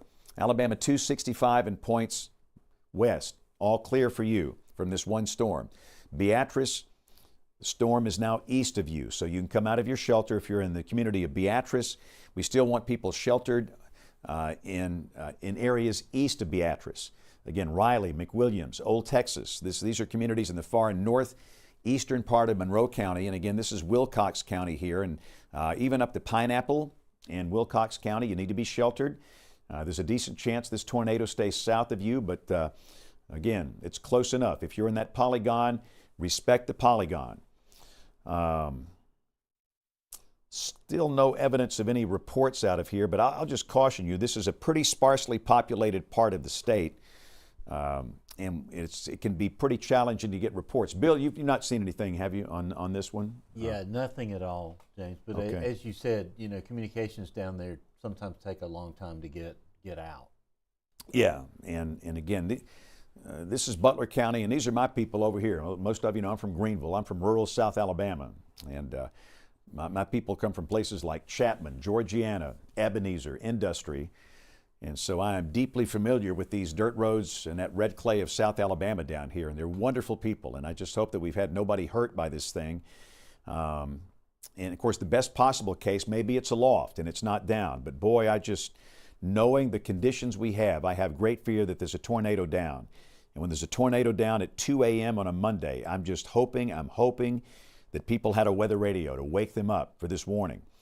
I can't jump out of the screen and go wake people up. That weather radio is going to do that. Every Alabama home needs one. It's critical that you have one. But again, tornadic circulation here, just a little north of Riley, about to cross Highway 21. And if it stays on that more southern route, it's going to be crossing Alabama Highway 47 right here into the community of Old Texas. And if that continues, that'll push it into Butler County. And if that it might be closer to Greenville if the things holds up. So again, for those of you in Butler County, just watch this thing, all right? So tornado here, moving something like that. And again, Alabama Highway 10 is right here. Greenville is here. I was in Greenville this past week doing a homeschool group, and it was just great. Those are my people. W.O. Palmer Elementary School, my old school. So again, Drew's going to put a storm track and some approximate arrival times. And again, Cambrian Ridge, that's Robert Trent Jones Golf Course at 3:13 a.m. up on Lake Shirling. Man, that thing looks bad. Goodness gracious. And again, we've got Greenville here at 3:11 if by chance it affects Greenville. So you got some time. And there's no warning for Butler County yet, but I'm just saying if you live out here anywhere along Highway 10 west of Greenville, if you live in a trailer, I would go to a shelter now. Again, this is a case we're going to give you a little heads up. Again, if you live in a mobile home anywhere near Highway 10, Alabama 10, west of Greenville, I would advise being sheltered. You think that's a CC drop, Drew? I think that's displaced far enough to the north. It's kind of hard to say. I mean, sometimes with this, when you're that high up in the storm, it's possible that you could have the debris that gets lofted further away from the actual location on the ground. But at this point, it's still possible too that we're getting enough hail signature that you're seeing here near McWilliams that I think that's a decent chance that's what we're seeing in the correlation coefficient right there. So I'm hopeful at that point that that's what that is. It still looks like it. Still haven't seen any sort of indication that is a slam dunk tornado signature. I'm going to switch back to Mobile real quick just to see if we see anything different with that. Just kind of switching through the different products, and yeah, still nothing that just absolutely tells me for sure. Not to say that there's not something there, but at least with what we can detect with the radar, not seeing anything currently there, James. All right, so it's 2:27. We are working a tornado warning for parts of rural South Alabama. And let me just say that the storms coming through DeKalb County, those are moving into Georgia. We've got that line of storms, and we have no warnings for that entire line at this point. If that changes, we'll let you know. But with the line of storms in DeKalb moving out into Georgia, no warnings for the rest of the line, that kind of frees us to focus on this. And if there's a dangerous storm, we'll focus on it. But this is the one right now. So again, this is in rural South Alabama, South Central Alabama. To get your bearings straight, Greenville here, Interstate 65 here. That's Alabama 10. Goes from Greenville back over to Camden. Possible tornado right here near Alabama Highway 21. Alabama 21, that's a long road. That runs, Bill, what you got? New tornado warning, James, for Butler, northeastern Monroe, and southeastern Wilcox. All right, so now we got a tornado warning polygon for Butler. northern Butler County, and this does include Greenville. All right, so Butler County, time to wake up. We are live at 2:29 this morning, and we got a tornado warning in effect now for northern Butler County. And again, Greenville is right here. Now, the warning does not include Georgiana or Chapman or Industry. Those are South Butler County communities, not in the polygon. Polygon begins right here, and again, from about the McGowan property right here, at long picket fence, white picket fence on US 31 north. So again, Greenville in the polygon. Cambrian Ridge, the golf course, Robert Trent Jones Golf Course in the polygon. Forest Home in the polygon. It does not include any part of Lowndes County at this point. And understand, the Birmingham office might issue a tornado warning for parts of southern Lowndes. If you're in Fort Deposit, just be very careful. But this is right now when you need to do something. So listen up, Greenville. You're my people, all right? We don't want anybody hurt here. We want you in a small room, hall, closet, bathroom, lowest floor, near the center of the house, as many walls between you and the tornado as you can, no windows. And you're going to pop on a helmet. And that's everybody, not just children. That's for adults. Bike helmet, motorcycle helmet, football helmet, batting helmet. That makes you really safe. We don't want anybody in a trailer. I know it's 2:30 on a Monday morning, but you need to go to a shelter. You need to be in some type of business that can offer their building as a shelter, gas station, whatever. No trailers, no cars, okay? Car is a death trap in a situation like this. A mobile home is not where you want to be. It can go airborne, and it's an immediate threat to life. We want you in a site-built structure on the lowest floor near the center, away from windows. So again, the largest city in the polygon is Greenville, which is right here.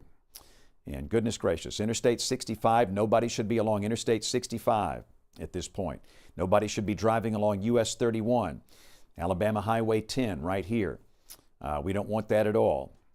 So let me see if we can bring back in John Olshew. John, if you can hear me, tell us, let's see if John's up on the audio, Drew. I don't, I think we might have lost John. Yeah, we may have lost him. This is actually Kevin, I think, that you're seeing right now. Okay. So we don't have John's live stream at this point.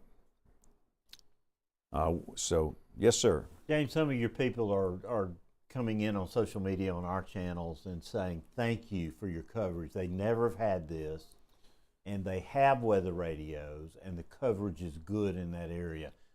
Timothy Hicks is in Pine Orchard, which is near Beatrice.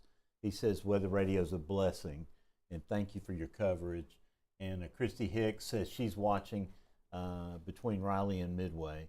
Good. And, they're sheltered because of you. Thank you. Good. We're glad that they're sheltered. And so in a matter of minutes, we're going to be able to give an all clear to Highway 21. We're not ready to do that yet, but we're close to being ready to do that. And again, is this Mobile or MXX? This is Mobile. Let's go to MXX just to see what that looks like out of curiosity. Yeah, we're getting a little closer to Maxwell. The radar beam is going to be lower here. So again, there's your tornadic circulation right here. And again, give me another minute or two and we can clear Highway 21. Next up will be Highway 47 right here. And again, you saw that spike in velocity near Riley. That was a pretty nasty looking spike. The colors are not quite as hot as they were, but still, there's a chance we've got a tornado down. And again, this will be moving out of Monroe County into Butler County. Highway 10 right here. Community of Pineapple is here. The tornado warning is for the far southeastern part of Wilcox County. And again, that possible tornado is going to be crossing Highway 10 somewhere most likely west of Greenville. And again, Greenville's in a polygon. I think we can trim this down to a smaller part of Butler County, but again, I stress, Georgiana, no issues here. You're not in the polygon. Chapman, you're not in the polygon. Industry, not in the polygon. Ebenezer, Starlington, you're not in the polygon. This is all, again, from about the McGowan property here north up to the Lowndes County line, and then over to the Crenshaw County line, which is right here. So we don't want anybody along Interstate 65. And let's see. And again, when we get John back, let us know, and we'll take John's feed up here in the top box. This is currently Kevin Henderson. John is actually down here he's in Greenville, near Alabama 185. That runs up to Fort Deposit here, and Interstate 65. And once we get his feedback, we'll be able to get a really good look at this, visual at this. But again, tornado possibly along Alabama Highway 47 near the community of Old Texas. The community of Midway is right down here. It's passing north of Midway near Old Texas. That'll be crossing out of Monroe into Butler County, maybe clipping the far southeastern part of Wilcox County. But again, everybody out here west of Greenville, just be sheltered. And again, we're still seeing evidence this is moving east-northeast, and there's a good chance, there's a decent chance this thing's going to stay north of Greenville. And again, a lot of this could be trimmed out most likely. The Weather Service in Mobile, I think, just decided that there's a safety thing. They're going to put the whole northern half of Butler County in this. I do think the greatest danger is west of I-65 from this thing. But again, respect the polygon, even if you're over here to the Crenshaw County line. As long as you're in this, you want to be sheltered at this point. So let me go back to the Weather Service office in Mobile. We are still seeing no reports of specific damage here. But again, this has been passing through a fairly sparsely populated part of northern Monroe County. And if we've got a tornado down, a lot of the damage most likely would be in wooded areas, but there are a lot of folks that live there. But I've heard of no specific damage from residential areas or anything like that. This came very close to Beatrice, Alabama. It passed just north of Riley. And again, it's near the community of Old Texas. And again, that rotation is going to be crossing into Butler County. The community of Forest Home is right here. The community of Pineapple in Wilcox County is right here. And it just seems like the better chance of this being down, it's going to be in areas west and north of Greenville.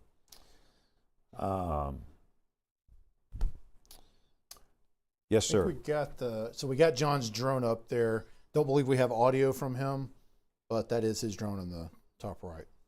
Okay. So let's take that drone full real quick, Ryan. I was trying to, and so John is in Greenville. Correct me if I'm wrong.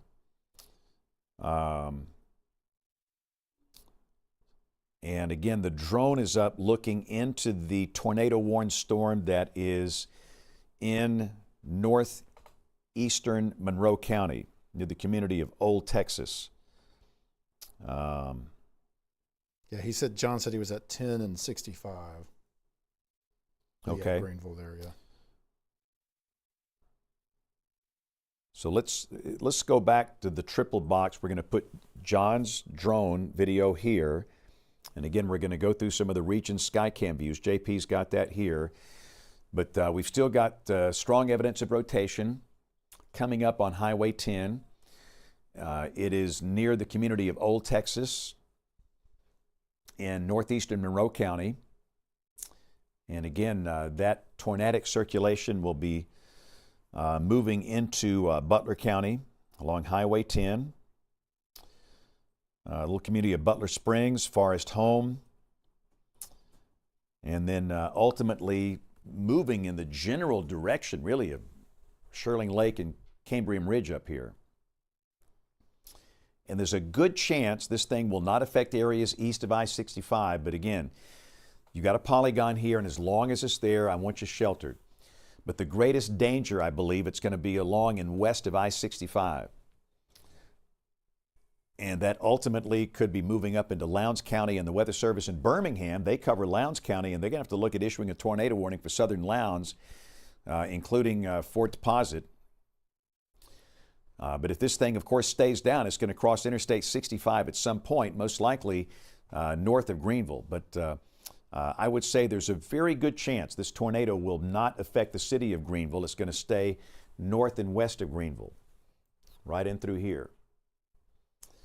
That's the greatest concern. Again, that's Alabama 185 that goes up to Fort Deposit. Alabama 10. Again, obviously nobody should be on Highway 10. That circulation, it's going to come really to the triple point where Lowndes, Butler, and Wilcox counties come together. Again, moving northeast.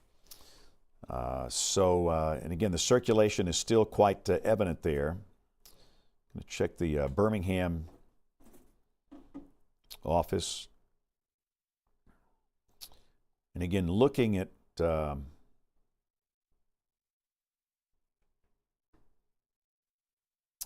line behind this, again, I want to stress we just don't have any warnings for that line of storms. We have a line of storms that is stretched from Cherokee County down to near Lincoln, down to Calera, down to Jemison,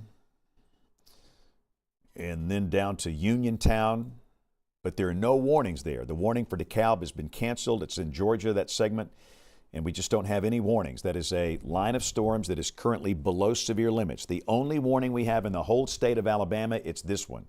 So I don't want you to think we're ignoring you if you got thunder and lightning. It's just the fact that there are no warnings there. We have to focus on the storms that are dangerous and life-threatening, and that's what we have. This thunderstorm that is currently located to the west of Greenville. We'll put the velocity back on.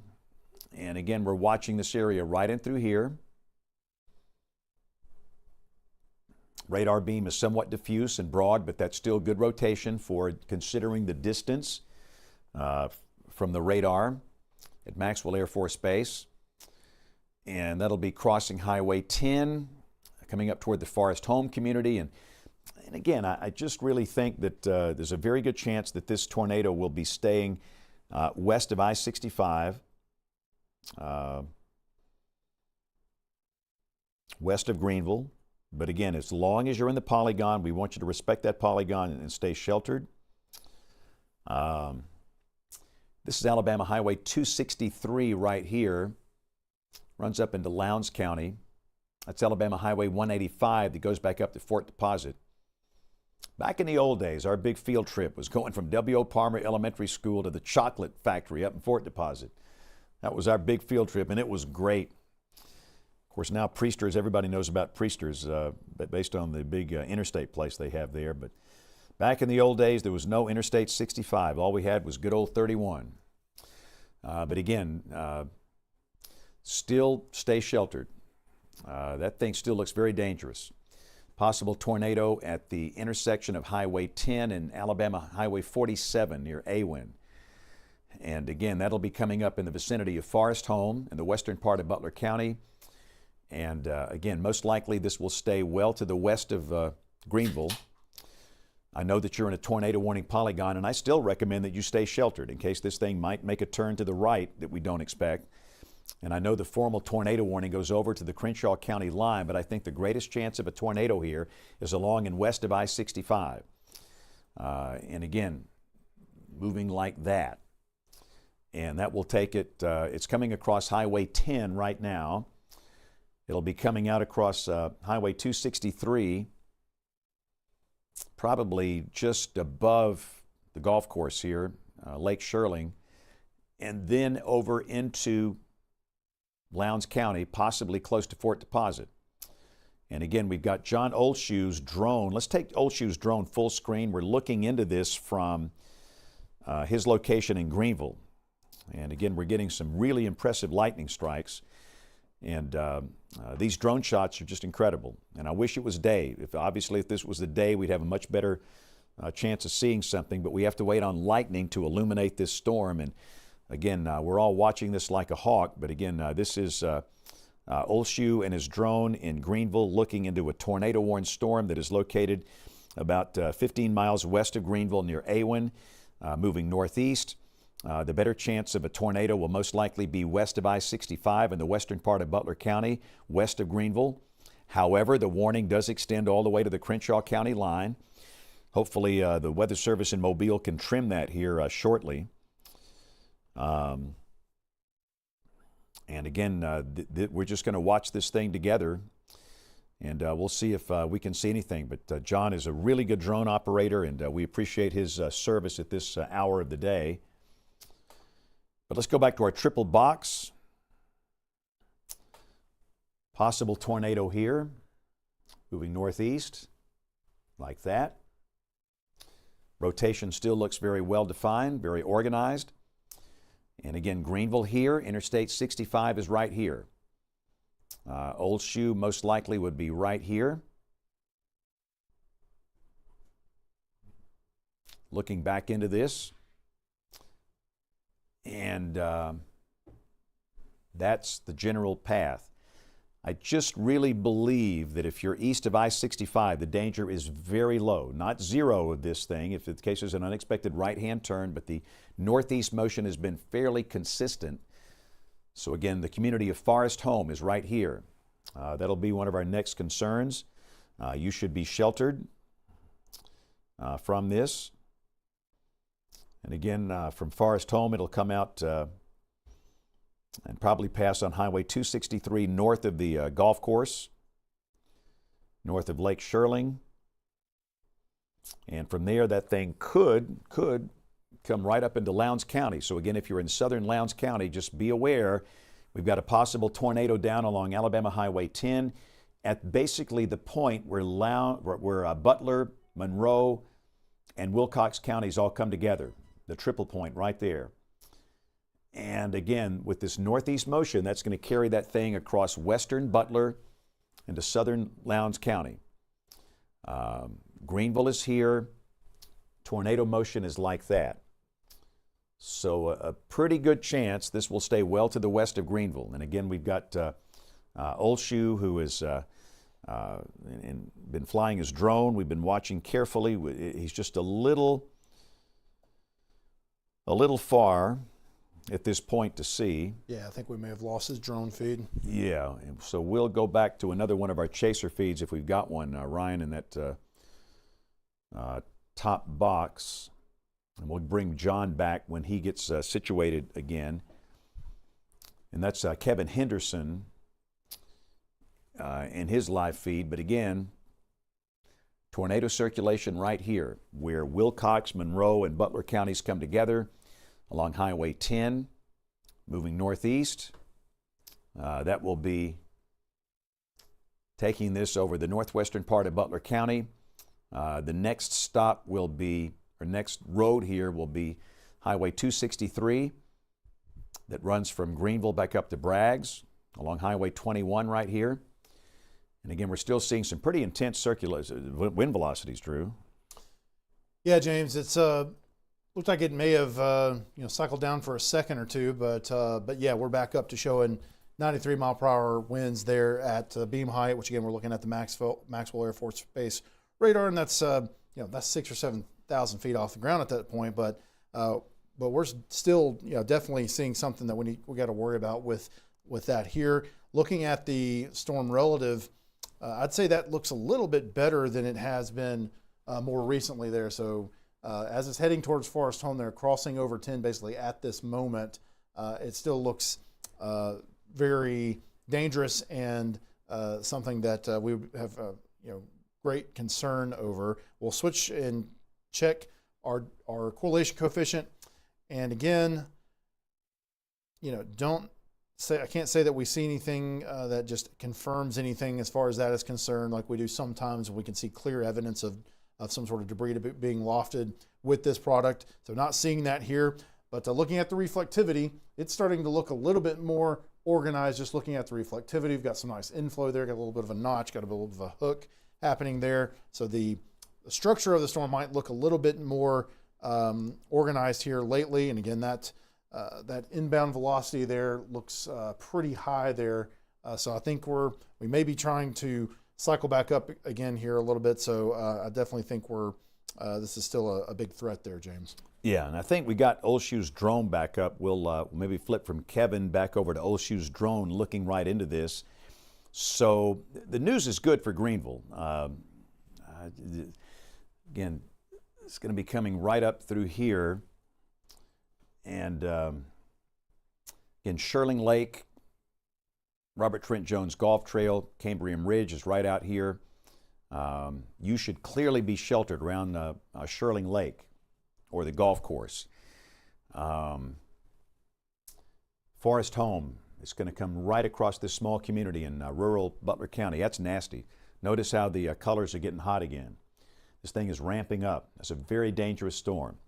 A good chance a tornado is down, again, near Forest Home in Butler County. Next, it'll be crossing Alabama Highway 263. Right here. So again, Shirley Lake, Cambrian Ridge, Robert Trent Golf Cones Golf Trail, you got to be sheltered. Greenville, we're not ready to give you an all clear yet, but we're close to that, really close to that. And again, with each volume scan, of course, the storm is getting closer to the radar site at Maxwell Air Force Base as it's moving northeast. But again, this thing is very dangerous. And all that long line, the whole line at this point below severe limits, okay?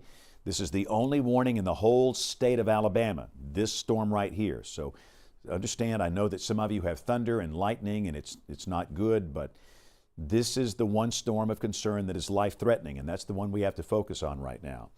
And again, we have a tornado near Forest Home in far western Butler County. This is far west of Greenville by about 10 miles.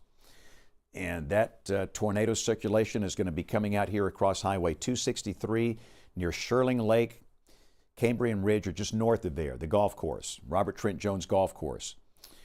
And of course, from there, that's going to be moving up into southern Lowndes County near Fort Deposit. And again, just a heads up, I know there's no formal warning at this point, but if you're in southern Lowndes, especially around Fort Deposit, the advice I would give you if you live in a trailer, go to a shelter now. You cannot be in a mobile home with this passing by. This is a direct threat to life. If you're in a mobile home, you can't do that. You've got to be sheltered. So again, if you are in southern Lowndes, even though there's no warning at this point based on the longevity of this thing and the state of the atmosphere, the advice is to be sheltered. And again, you've got to go to a community shelter or some place that can serve as a shelter. But you cannot be in a car, you cannot be in a mobile home. And if this thing continues on this track, it'll be crossing Interstate 65 somewhere up here near Fort Deposit. This is Logan here, that's old US 31. Davenport is here. Interstate 65 is here. Priesters is right here. And again, that is moving up like this. Again, this is the first Greenville exit on the interstate right here. The Bates House of Turkey is right here. By the way, here's a pro tip. Try the Alabama Grill. The Bates family owns that one too, and it's good. It's in downtown Greenville. But everybody knows the Bates House of Turkey, and everybody knows Priesters. Priesters here, Bates of House of Turkey right here. Interstate 65 right here. That's Fort Dale going into Greenville. And again, we've got strong evidence of a tornado at Forest Home. And this is serious business. I mean, this is the most significant tornado signature of the event. Let's take Old Shoe's drone full screen, and I don't think we have John's audio, do we, Drew? I'm hearing him there. John, are you there? Yeah, can you hear me? Can you hear me? Yeah, can you hear me? Yep. Can you hear me? Do you hear him? There's some echoes. I don't know if you are able to mute your connection to us, but yeah, we can hear you, John. Yeah, I've got it patched in two ways, so you're probably going to get an echo. Sorry about that. Okay, yeah, John, just I think we got to switch out some batteries on James's earpiece. But where are you located exactly? Are you still at 10 and 65? Yeah, I am on I-65 and 10 here. I believe it's the last exit southwards into Greenville. Yeah, he's at the Alabama 10 exit. I've got the ear plugged now. I've got the IFB back. John's at 65 Barbecue. He's right by the hospital, Central Alabama Hospital, and Alabama Highway 10. And I'm sorry, John, my IFB, I had to change batteries. Have you seen any indication of that tornado? No, there's a lot of lightning, lighting up the storm, but I have not seen any lowering. I'm looking right where the velocity couplet should be, though. All right, and again, we're going to leave your drone shot up as long as you can stay up. And I will say, John, I believe this tornado most likely, let's go back to a three box. This tornado is going to be crossing Interstate 65 a lot closer to Fort Deposit. I think one suggestion would be for you to possibly head north here in about 3 or 4 minutes and get up at the Priester's exit at Fort Deposit, and I think you might have a really good look at it. Of course, you're looking at it too, and we want you to stay safe, but let's stay there for maybe about 3 or 4 minutes and then get you farther up the road, up Interstate 65. We've got wind velocities now exceeding 100 miles per hour in the radar beam. This is nasty. Again, John, maybe in about 3 or 4 minutes, you'll head north back up the interstate and just tell us when you do, and we'll take your dash cam live then. Will do. Yeah, we're pointed right at the velocity couplet right now. It tends to correlate with the lightning maximum too. So. Yeah, this is a really dangerous storm, and again, it's right in the small community of Forest Home, west of Greenville, and this is clearly going to be staying west of Greenville. In Butler County, the concern is west of I-65. And again, this is Alabama 263 here going up to Braggs. That's Alabama 185 here going up to Fort Deposit. Interstate 65 here, Alabama 10. And let's give an all clear to Alabama Highway 10 and point south. All right. Let's go back to our velocity display because, again, that really tells a good story. So the tornadic circulation is now north of Alabama Highway 10. So for those from Alabama Highway 10 south, the danger from this storm is over. You'll have a line of storms coming in later tonight, but a dangerous tornado is likely down, and next it's going to be crossing Alabama Highway 263 near Shirling Lake, Cambrian Ridge, or just north of there. So if you're around Shirling Lake, the golf course, you've got to be sheltered. You've got to be sheltered. Small room, lowest floor near the center, no windows. You cannot be in a mobile home. You've got to be in a community shelter or some business that can serve as a community shelter. You cannot be in a car. We believe the tornado, if it stays down, will be crossing Interstate 65 somewhere in the vicinity of Fort Deposit, and again, where we got Priester's Pecans here. Anybody that travels the interstate, you know where that is. The current tornado location is about 10 miles west of downtown Greenville, moving northeast. And again, this is your updated polygon here. So Greenville has been formally taken out of the polygon. Greenville, you are out. I say Greenville, downtown Greenville. The polygon begins right around Fort Dale and I-65 Manningham Road. That's the southern extent of this polygon, but again, the greatest danger, it's going to be north and west of Greenville and then ultimately coming up into Lowndes County. In fact, I would not be shocked if any minute now the Weather Service in Birmingham issues a tornado warning for Lowndes.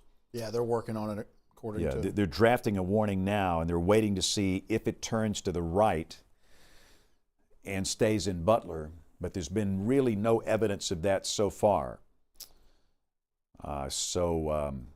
Again, just if I were in anywhere near Fort Deposit, I know it's 3 o'clock on a Monday morning, I would not want to be in a trailer. Do your best to get out and go to find some gas station out here that's open on the interstate that can offer shelter to you. Most of them will do that. Some restaurant that's a 24/7. And use that as a shelter, but you just can't be in a trailer, and you certainly can't be in a car. And very soon I'm going to be advising people to stay off Interstate 65 if this thing holds together up around Fort Deposit in southern Lowndes County. And again, if this thing stays together, most likely it's going to be crossing Interstate 65 about 25 to 30 miles south of downtown Montgomery in southern Lowndes County. And if it stays down from Lowndes County, it's going to wind up cutting into maybe the northern tip of Crenshaw, and then into South Montgomery County. This is US 331 right here. Highland Home is right here. This is US 231 over here going down to Troy. Again, just be aware that we've got strong evidence of a tornado that is in northwestern Butler County, about 12 miles northwest of Greenville. It's about to cross over out of Butler into southern Lowndes County. And if you're in Fort Deposit or southern Lowndes, again, the call to action now is to be out of a trailer. We don't want anybody in a trailer. We don't want anybody in a car. If you live in a mobile home, the encouragement is to go to a shelter now. If you're in Fort Deposit or any parts of southern Lowndes County, that would include the community of Logan, which is right here. Logan's along US Highway 31. Fort Deposit's along Alabama Highway 185. 185 runs down to Greenville right here. Look at those winds now. I saw a 124 before that volume scan updated. These are just, this could be a very dangerous, strong tornado here. Bill, what you got? James, both the Shell Station and the Chevron at the Fort Deposit exit are open 24 hours. Yeah, I figured that they've got to be. And we just don't, the worst possible scenario here is a middle of the night tornado involving mobile homes. And if you're in a site-built home, listen, you got to do something. You've got to be in a small room, lowest floor, near the center, away from windows. A helmet for everybody, adults and children. It's 3 o'clock. I understand it's a school morning, but listen, your life is more important than adhering to your normal schedule. And at this point, you've got to, we got a tornado warning now for parts of southern Lowndes. So again, we got a new polygon that'll be coming out for southern Lowndes County, and we'll kind of watch this thing pop on together. And this will include Fort Deposit and southern Lowndes. Again, 65 is right here. Leadahatchee here, there's your new polygon right there. And it meshes up nicely with the polygon issued by the Weather Service in Mobile. So in Lowndes County, this does not include Hayneville. It does not include Braggs. Hayneville is up here. This includes Fort Deposit, Calhoun, Davenport, Logan.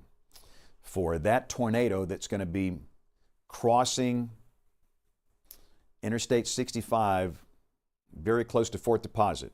You've got a little time, but not much. So the encouragement again, if you're in southern Lowndes County, you've got to be sheltered if you're in a site-built home. Small room, lowest floor, near the center, away from windows. A helmet, you need to be wearing a helmet. If you're in a mobile home, you've got to go to a community shelter or some business that can offer shelter right now. Now, don't wait, you've got to go now if you're around Fort Deposit. And ride this thing out in a community shelter or some business that can serve as a shelter. And it's going to move through very quickly, but again, this could be a very meaningful, significant tornado here. This could be a strong tornado. By definition, that's EF2 or higher. And again, we're going to get Olshoe, that's Olshoe's live stream, right? Yeah, that he's, I guess, repositioning, but that's him. Right. So again, we've got John Olshoe, who is along Interstate 65. And again, John is going to be coming up to intercept the storm. And of course, John will stop where he needs to stop to be safe. Again, all these spotters we have in the field, these chasers, they're not rookies. We're all a bunch of old veterans here. We've been doing this a long time. And we all know, number one, it's safety. You got to stay safe, and John's going to keep himself safe. John, if you can hear us, tell us where you are. I know you're in Greenville. Tell us where you're playing right now. Hey, James, I just passed the Bates House of Turkey exit, and so I'm going to try to inch a little bit closer to where this is going to cross 65, I think.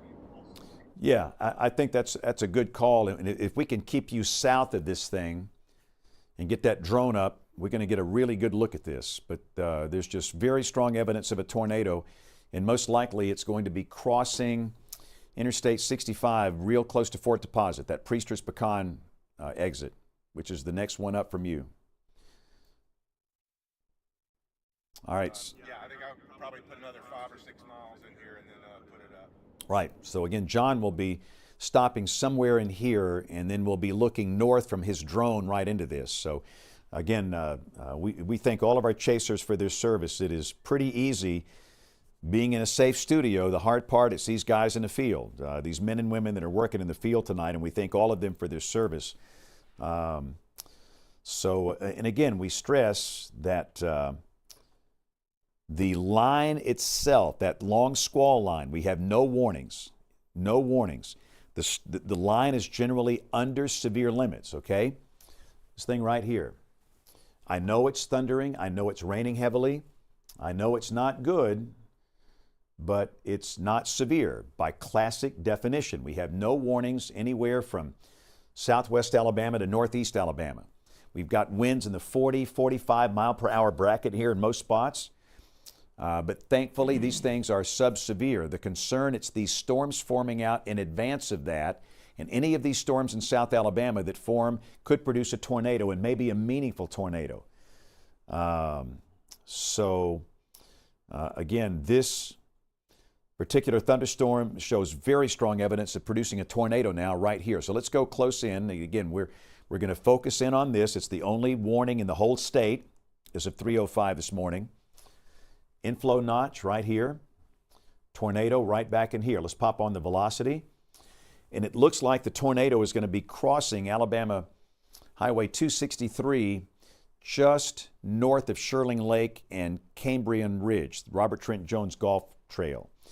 It's awfully close. But again, Sherling Lake, Highway 263, and obviously nobody should be on 263. That tornadic circulation is probably on that highway right now, just north of the golf course, just north of Sherling Lake. And again, Greenville, you're out of the polygon. From this storm, you're good. The danger is north of Greenville, and that tornado is going to be crossing into southern Lowndes, moving right in the direction of Fort Deposit. And at this point, we are going to say no travel along Interstate 65 unless you're a trained spotter like Old Shoe, who's been trained for years and years. He knows how to stay safe. We advise no travel along Interstate 65 at this point, let's say between the Lowndes County line and the Leader-Hatchie exit, Alabama Highway 97 up here. So if you're traveling south out of Montgomery, just stop at the Alabama 97 exit, that's Leader-Hatchie, Davenport, and just pull over and wait this thing out. And if you're coming south from Greenville, I would just advise stopping in Greenville. And there's also a rest area. I don't know if that thing's open or not. I know they've been working on it, but I would just stop at Greenville, any one of the exits in Greenville, and just stop and wait on this thing. Because we certainly don't want anybody along Interstate 65 near the Fort Deposit exit here. Again, Priester's Pecans, Fort Deposit, Logan, Alabama Highway 185 right here. This is a dangerous storm, and there's a chance maybe it's been down for the entire time. That's a definite possibility here. And we got Kevin Henderson, who is also headed south, but we're going to leave John's shot. That's Old Shoe's shot, right, Drew? Yeah. All right. So, John, it looks like you've stopped. Tell us where you are now. James, I chickened out a little bit. Got to the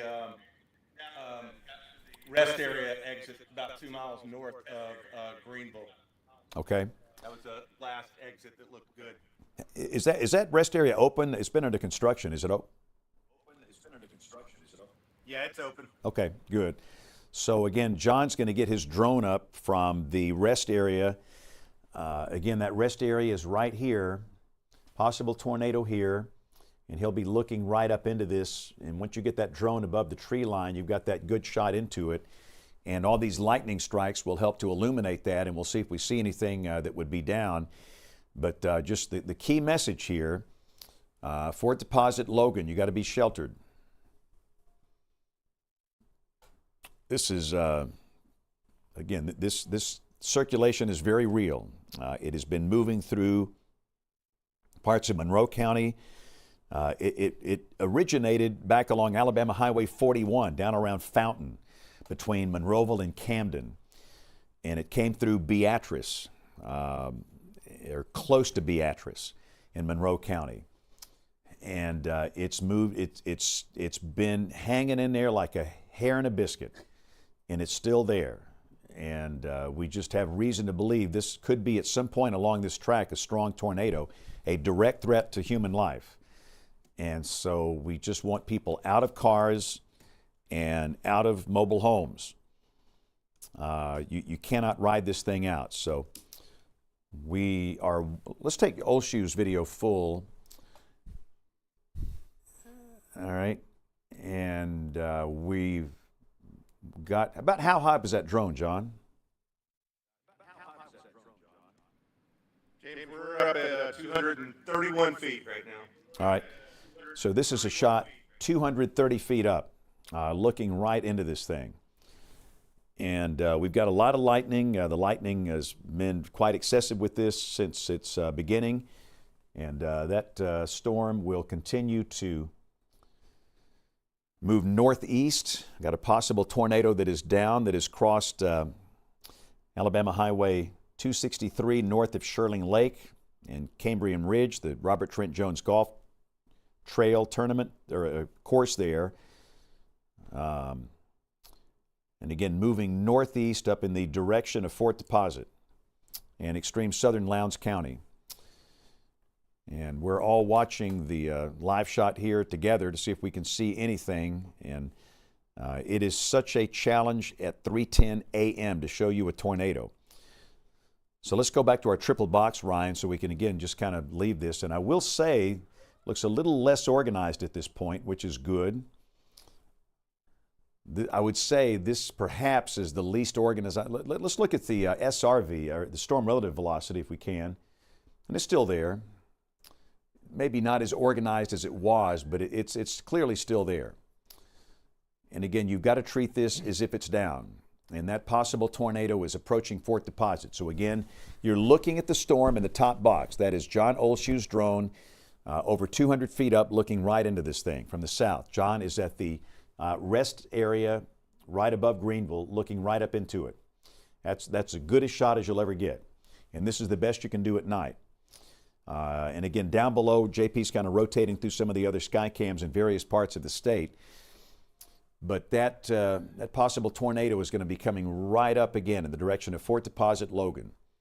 And if you're anywhere near Fort Deposit, yes, sir. Yeah, as the line is going through Anniston, we had a gust of 39, not quite to severe limits, but as you can see, heavy rain, a lot of lightning, but below severe limits. Yeah, and that's the reason we have no warnings in effect for the line itself. The wind gusts are under severe limits. The severe criteria is 58 miles per hour. So again, we've got a peak wind gust at Anniston of 39, and you can see the storms are coming on through there, and we're seeing similar gusts of 40, 45 miles per hour along the line itself, but there are no active warnings in effect here. The one warning is in effect for extreme northern Butler County and southern Lowndes County for this tornadic circulation that is about to cross out of Butler into Lowndes. And again, in about 5 minutes, we'll give an all clear to all of Butler County. Not quite ready to do that yet. It's an extreme northern Butler County. And again, you saw the inflow notch. It's still organized. Inflow tornado back here coming right up toward Fort Deposit. Interstate 65. And again, no travel along Interstate 65 from the rest area at Greenville up to the Leadehatchee Davenport exit. That's Alabama Highway 97. So if you're headed south out of Montgomery, stop at Leadehatchee exit, Highway 97, and just chill until this thing passes. If you're headed north out of South Alabama, stop at a Greenville exit. Just stop at a Greenville exit. And get your Hunt Brothers pizza, something. Just stop and relax and wait this thing out. And it's still there. I mean, they're very strong. We've got a clear mesocyclone here. Whether the tornado's down or not, we don't quite know that yet. But again, I'm watching that drone video very carefully like everybody else. John, have you seen anything down there? Yeah, James, right to the left of that tower. have seen a wall cloud there. All right. So again, this is a tornado warning in effect for extreme northern Butler, southern Lowndes counties. We've got John Oldshoe, who is right here along Interstate 65 at the rest area, looking up into this thing. And he believes he might have a wall cloud near that, to the, I think, left of that tower that you see in the image there. But whether you see it or not, forget that. This thing is probably wrapped in rain. Look, this is Alabama, where most of our tornadoes are rain-wrapped, and they do happen often at 3:14 a.m. But that thing is dangerous, and again, that'll be crossing into southern Lowndes very quickly. So we're about 5 minutes away from clearing all of Butler. Again, Greenville, you're all clear from this one. Georgiana, you were never in the polygon. Georgiana, Chapman, but to Greenville, all clear. Highway 263, all clear. If you're around Shirling Lake, Cambrian Ridge, you can get out of the tornado shelter, get out of your safe place. The tornado is northeast of you. Soon it's going to be crossing Alabama Highway 185, which is this road right here.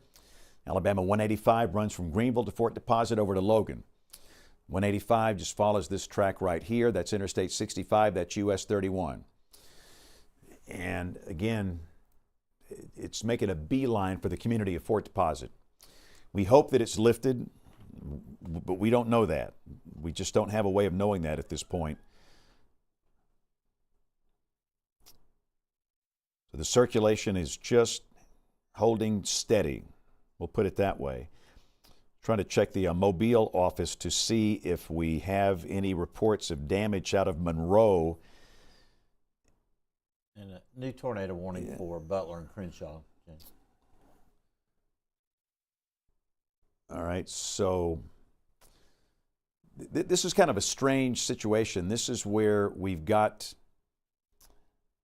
the Weather Service in Birmingham and the Weather Service in Mobile. This is straddling the border of those two county warning areas, the CWAs. And so I'm sure they're trying to coordinate these warnings. So the Weather Service in Mobile has issued a tornado warning for a small part of Butler County, and I would assume they've got this northern part of Crenshaw County here. So this is Highway 97 from Highland Home back up to Davenport. And this is 331 back up to the little community of Ada, which is right here.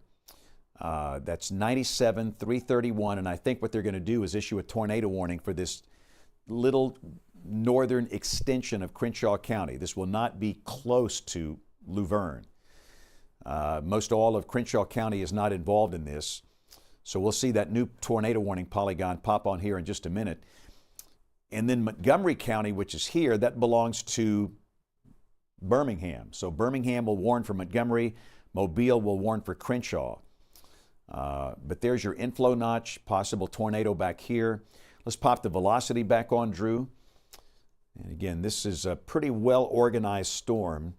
Let's go to SRV. And the velocities maybe have come down a smidgen, which is good. But if we got a tornado down, it's basically at Fort Deposit. And I don't see the polygon, Drew, for northern Crenshaw. It looks like Mobile did issue one. Yeah, I'm not seeing it in another system I'm looking at right now yet either. But the tornado warning out of Mobile is in effect until 3:30. And I will tell you that that's going to be just for this northern part of Crenshaw, north of Highland Home. What's the best restaurant in Highland Home? It Don't Matter. That's the name of the restaurant, the It Don't Matter Family Restaurant. Home of the Jets, the Squadron down here, Highland Home High School. So we don't want anybody traveling along Interstate 65, obviously, right now. That call has been there for a while, near Fort Deposit. We don't want anybody traveling along US 31. And I don't want anybody traveling along Alabama 97 from Highland Home back up to Davenport. And nobody should be along US 331 north of Highland Home and in South Montgomery County. Is this circulation, it's over Fort Deposit right now. It's about to cross over Interstate 65, again, near Priesters right here. And then coming out across Highway 31 north of Logan, near Logan, maybe around Sandy Ridge, and then crossing Highway 97 here in extreme northern Crenshaw County. And the system is not showing it, but there is a tornado warning. Well, It's there. that's It's it. just that teeny tiny There's a tiny little sliver of Crenshaw. Well, so that's a bad polygon. It's, and again, just, because that could have sounded sirens in Crenshaw County yeah. right there for no reason. We got, no. Again, the concern, it's going to be this northern boot heel, again, north of Highland Home. So, again, just to understand that I would not be crossing Highway 97 or US 331 right here, either one of these roads. Now, thankfully, the signature does not look as good as it did 5-10 minutes ago. The velocities have come down, looks a little disorganized here, and we hope that that stays in place. That does not look like a tornado signature at this moment. So the tornado signature has come down. It could recycle. It could do that at any minute. But I think what's going to happen, the Weather Service will watch the next few volume scans and we'll see if it comes back. And if it does, that's going to require a tornado warning for parts of southern Montgomery County. But again, we're just in this very odd jurisdiction thing. This is Mobile. This is Birmingham's coverage area. This is Mobile's coverage area. But whatever, we've got broad circulation near Fort Deposit. The tornado circulation does not look as good as it did about 10 minutes ago, which is good. We're still seeing a lot of trees down with the main line. So while we've got this thing cycling down, Drew, let's quickly look at the bigger picture. We'll put the MXX radar with the reflectivity. So again, here's the deal. This is the line stretching from near Spring Garden to downtown Anniston, approaching Ashland, Lineville, approaching Rockford, Verbena, Old Kingston, Billingsley, Selma, and Camden. But notice there are no warnings in effect for the whole line. The storms are producing winds gusting to 40, 45 miles an hour. They're not severe by classic definition. I know they're loud. It's pouring rain. It's not fun to have this at 3:21 a.m. But again, the winds could be enough to blow down a few trees. And again, we've got a report of a tree on a house in Talladega on Lancaster Street, trees blocking the roadway in Munford on Ledbetter Road, a tree down on Holcomb Drive and Old US 411 in Etowah County with complete road blockage. So again, we've got some trees blown down from this thing, but in terms of the wind velocity, we're not at that 58 mile per hour severe limit at this point. So what we're watching are the storms forming out here ahead of the line. And this one storm right here has shown very strong evidence of a tornado coming through northern Monroe County and northwestern Butler County, now into southern Lowndes County. So this one has moved up in this direction just like that. And this tornado warning is in effect for extreme southern Lowndes County. The storm is not as organized as it was about 10 minutes ago, which is good. But again, it could cycle back up. So let's pop on the velocity again. And again, you can see that we've clearly lost that really good tight rotation here. It's gone. That is not a tornado signature. Yes, sir. Yeah, I'm sorry, John, go ahead. I had my earplug out. Go. No, James, take a look. It looked like a wall there for a second. It's ragged. It's definitely a lowering. Let's take John's full. And again, John is at the rest area in Greenville looking up into this storm from the south, which is the safe, appropriate way to do that. And again, we're waiting on the lightning. And John believes there could be a wall cloud. And you can see that, what he's talking about there in the middle of the screen. But again, the Weather Service in Birmingham are saying they might cancel the warning in a scan or two if it continues to look so disorganized. We basically lost the tornado signature here, which is good.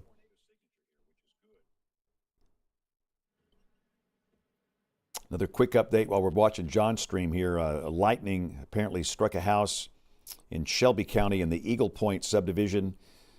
Flames are showing. This is on Griffin Lake Trace. North Shelby, Cahaba Valley, and Hoover Fire are on the scene. That's in the Eagle Point subdivision. That is a house fire apparently caused by lightning early this morning. All right, let's go back to our triple box.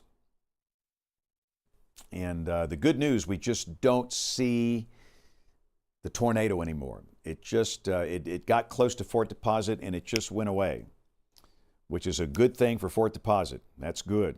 The storm is not that organized, and we just don't see any evidence of a tornado. And if that continues, the Weather Service will cancel that warning here in just a matter of minutes here. But Butler County, all clear for sure. Butler County, all clear. You're good. Crenshaw County looking a whole lot better for you. And again, I don't think there's any need for a downstream warning. And again, in fact, Birmingham's about to cancel this warning for Southern Lowndes. And once we lose these two, that means we will have no warnings in effect anywhere in Alabama early this morning. Yes, sir. And as our old friend Lee Corso said, James, not so fast, my friend. Watch the storm on the Conecuh-Monroe County line there, US 84 near Repton, because it's beginning to intensify. And I'm afraid that one's going to go northeast toward Butler County. Yeah. Again, the lead storm has weakened tremendously. Let's look at the velocity here. Not seeing anything at this point. Well, it's trying. They're all going to try and spin, all these things. They're going to try and spin. So understand this. We don't believe this will be the last tornado warning of the morning. But yeah, you're right. We'll have to watch these to the south and west. And again, this is an isolated storm down here. This is US 84 from Evergreen. It runs over to Purdue Hill, Claiborne, south of Monroeville. And again, we'll keep an eye on that. But let's go back to Lowndes County and just kind of focus on that for another couple of volume scans and see how this thing behaves. And again, the Weather Service is expected to cancel this here shortly. Let's look at the storm relative velocity. And again, we just don't see a tornado signature there at this point. And so we're clearing Butler County. We're giving you an all clear from this storm. There could be others this morning, but from this storm, we're giving you an all clear. And again, I think soon we can kind of scale down this thing for Lowndes County. We're just not seeing any evidence of this coming back in the last several volume scans, which is good. And again, we've got John Olshew and a drone up looking into this, and we've not seen any really evidence of a tornado there on his shot, which is good.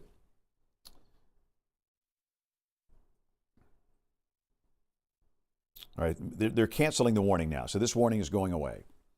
So the tornado warning for Southern Lowndes is off the board. It's going to go off here in just a second, which means we will have no active warnings anywhere in the state. So the news is good. Lowndes County will give you an all clear. Lowndes County from this storm, from this one storm. Lowndes County, all clear. Crenshaw County, all clear. Butler County, all clear. This thing is going away. It could ramp back up. But let's look at the big picture. All right, so again, we've got this line of storms stretching from, again, Piedmont, Anniston, Oxford, Ashland, Lineville, Rockford, Old Kingston, Billingsley, Camden, Gee's Bend.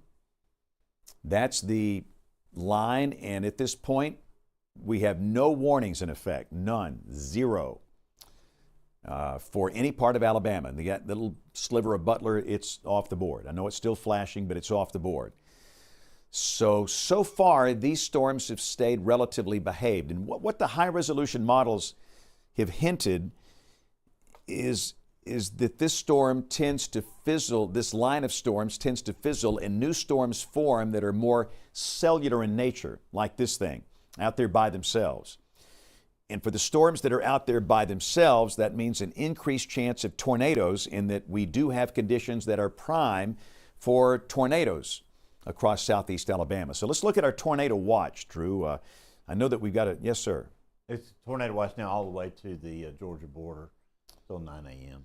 Yeah, so this is your tornado watch until 9 a.m. for all of southeast Alabama and down into Mobile and Baldwin counties. So tornado watch until 9 a.m. for these. Now, listen, the watch will be canceled way before that, okay? In fact, I would suggest for Alabama, the watch is going to be canceled probably by 6 or 7 a.m. But again, ahead of that line, the Storm Prediction Center is going to maintain a tornado watch for the counties ahead of the line. The line is racing to the south, and the minute that line passes you, then you're done with any severe weather threat. And understand, the severe weather risk is over now as far south as Choctaw, Marengo, Perry, Bibb, Shelby, St. Clair, Etowah, DeKalb counties. Yes, sir. Severe thunderstorm warning for Butler, Monroe, and Conecuh. All right, so let's go back to the radar, and this will be for another one of these storms down here in South Alabama in advance of the line. And so we have a new severe thunderstorm warning in effect. This will include parts of Monroe County, parts of Conecuh County, parts of Butler County.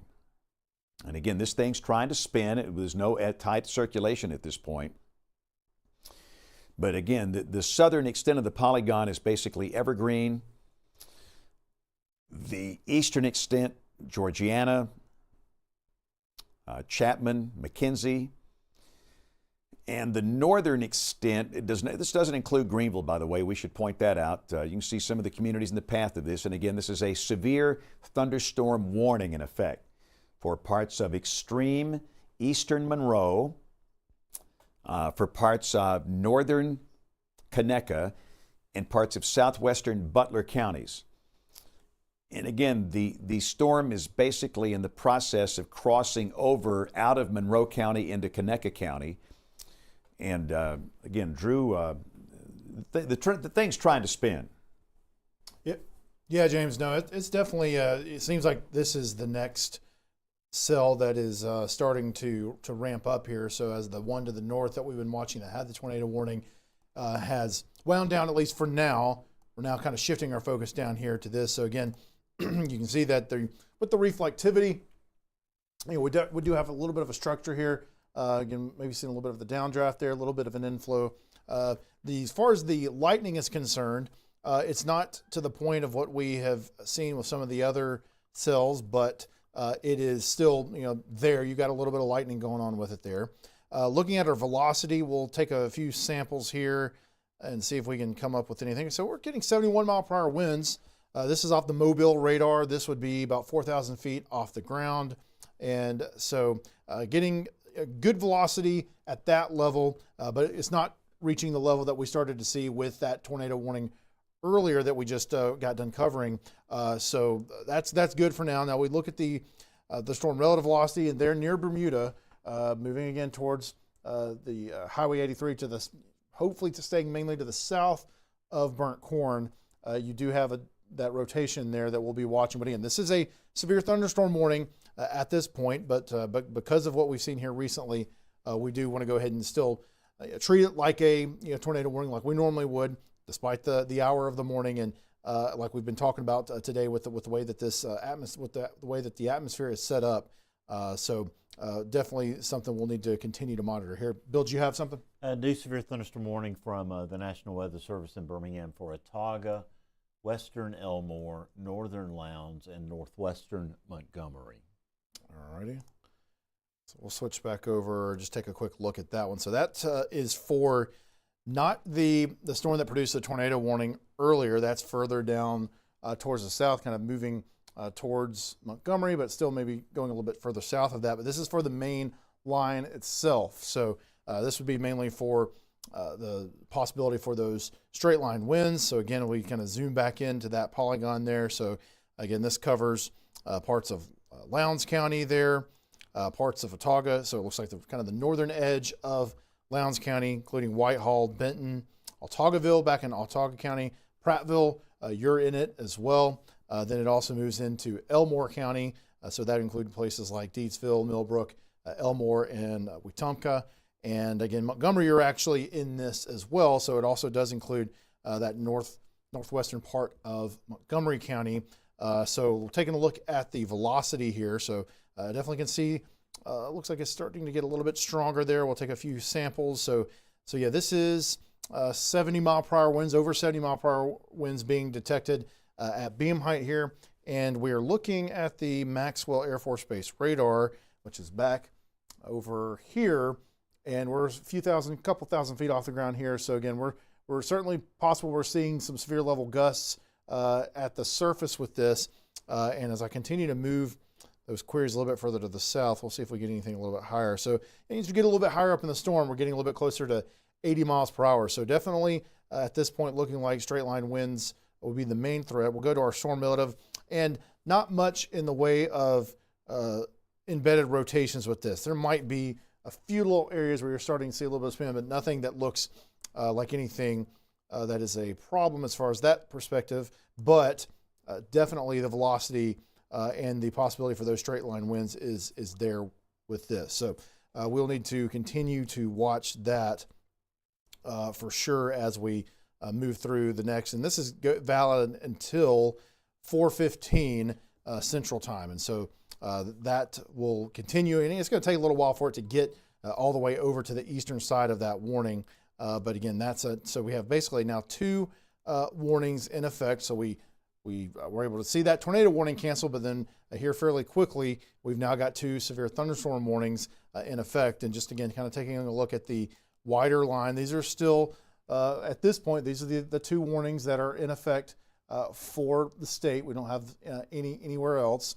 We'll go back down to that storm that's down into Conecuh County here, trying to move into Butler County here, and we'll switch back over to the Mobile radar. And we'll take a few more looks at this. So again, looking at the reflectivity, still have a little bit of some structure to it, but we are seeing the storm, again, a little bit less than 5,000 feet off the ground. The velocity not still looking super concerning at this point, not seeing a ton of rotation off of this. And so again, it looks like still the main threat here would be the possibility of some straight line winds. Take a quick sample of those again. Yeah, so we're still seeing at least, several thousand feet off the ground. We're seeing some winds up there around 70 miles per hour, 74 miles per hour as the storm is moving towards Georgiana. Eventually, although the polygon, you're right there on the edge of the polygon, but it includes Grace and Garland, and basically eventually we'll be approaching Interstate 65 there between kind of the Evergreen area, more Owasso, and then up towards the north, towards Georgiana. But James, while you were out, just so you see it here, we've got a new severe thunderstorm warning polygon there up in the kind of Prattville and Montgomery areas. Yeah, so it's 3:37 on Monday morning.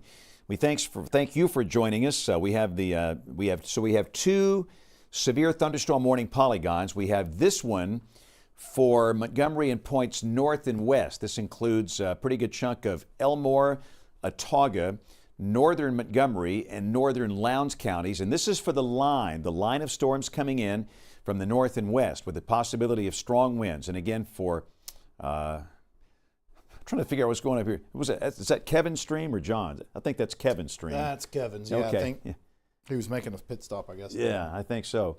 But again, we've got the chance of strong winds. And within this line, we've seen winds of 40, 45, 50 miles per hour over the last couple of hours. Yes, sir. Winds just gusted to 58 at Sylacauga, James. The line is past there now, but that shows the strength of, what's moving down Highway 280 in that area toward Alex City. Yeah, so again, these storms have been producing winds of 40, 50, 55 miles per hour, right below severe criteria, but we got a lot of trees down and power lines down. as a result of the line of storms itself. And statewide, by the way, we got 26,000 people with no power. Let's go back to the reflectivity real quick on this, and you can see that line is quickly advancing into Prattville, Millbrook, Wetumpka, and ultimately Montgomery. Down to the south, that's the storm complex that was rotating. We had the tornado warning earlier for southern Lowndes. All of that has gone away. There's no evidence of any rotation, any tornado here. The concern now is shifted to the chance of strong, potentially damaging straight line winds. And again, the advice is the same. I know what time it is, but I would not want to be in a trailer when this line of storms passes, if you're under a warning. And so we do have a severe thunderstorm warning in effect now for northern Lowndes, for much of Autauga, Elmore, and northern Montgomery counties. And the best concept here would be not to be in a car or a mobile home, but to be in a shelter or some type of site-built 24/7 business that can serve as a shelter as the line passes through. JP, you got the camera up in Montgomery. How's we looking? I've not had a chance to look at the sky cams. How are we looking there? Not a lot of wind, just occasional lightning. I was trying to get a look at that storm that was tornado warned earlier, but just it wasn't a good angle looking at it. And unfortunately, our Dozier camera is offline. That would have been the best perspective. But out of Montgomery, just occasional lightning. Again, not a lot of wind yet. All right. And we've got the Montgomery camera pointed west. Maybe we can move that northwest and have a little better look into the line. Well, I think we're looking due. Yeah, there we go. Let's kind of look up that way. There you go, right there. And again, we can watch that come in together. Again, temperature 71, dew point 66. Montgomery south of the line. Once you get north of the line, temperatures come down quickly and it's over. And again, with this, once this line passes, you're done with any chance of severe storms. As the much colder air blows in, remember, we're going to see some scattered snow flurries later this morning over North Alabama. How about that?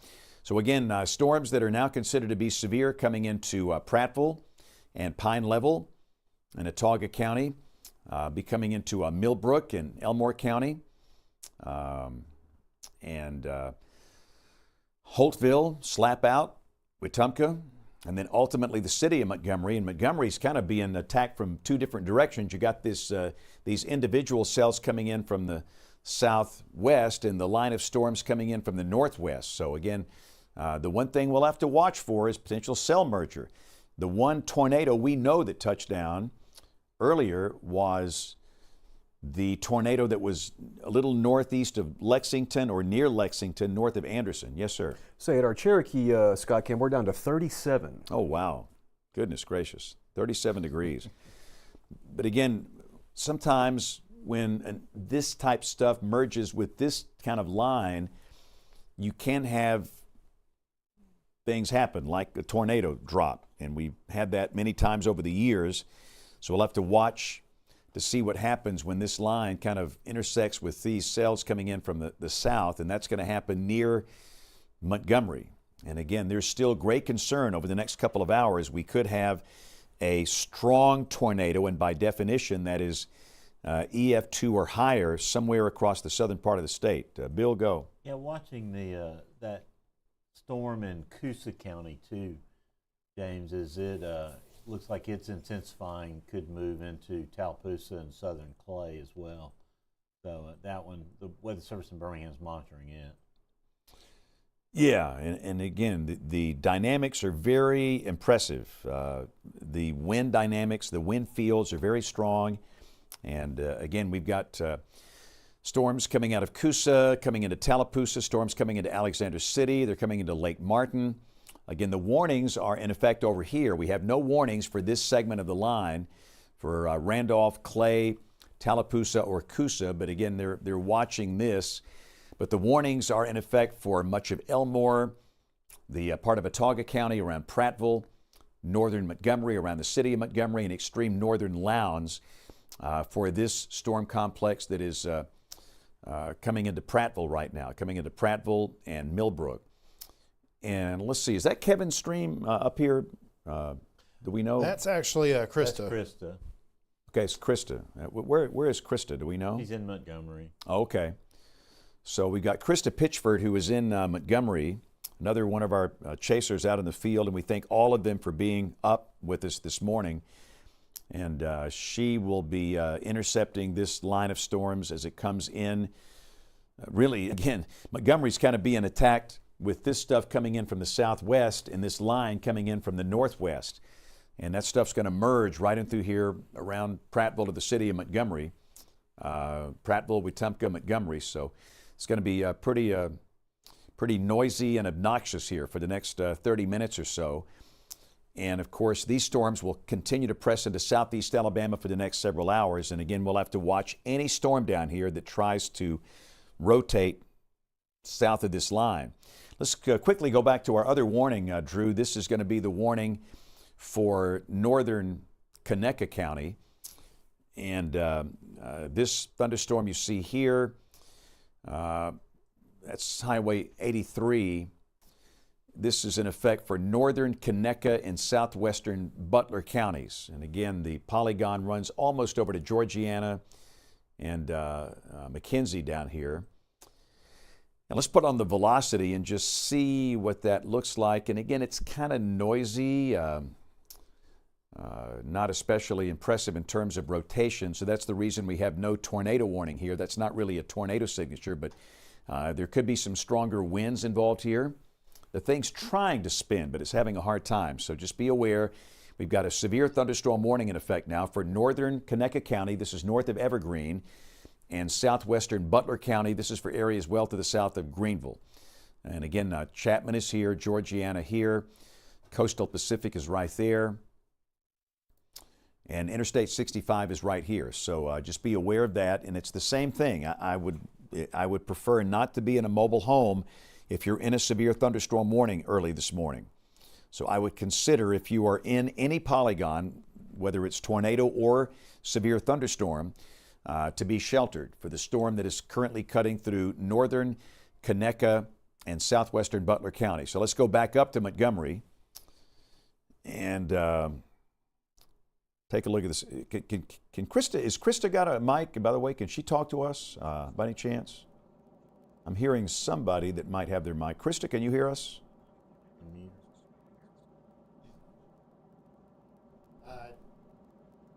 Okay. She's not muted, but she may not be hearing us. Okay. But again, I was just going to check with her in her specific location in Montgomery. So again, down below, that's our sky cam at Montgomery. This is at the public television, on the public television tower, right across the parking lot from Patterson Field.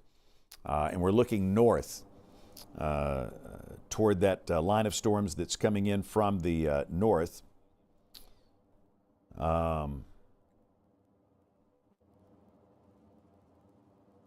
And we've also got thunderstorms coming in from the southwest as well.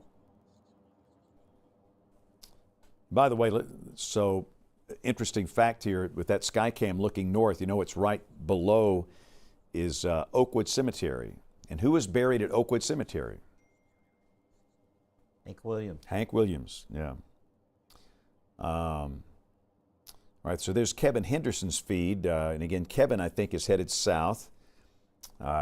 Down Interstate 65 as we're getting just some convergence down here toward these storms. So severe thunderstorm warning for the city of Montgomery, North Montgomery County, North Lowndes.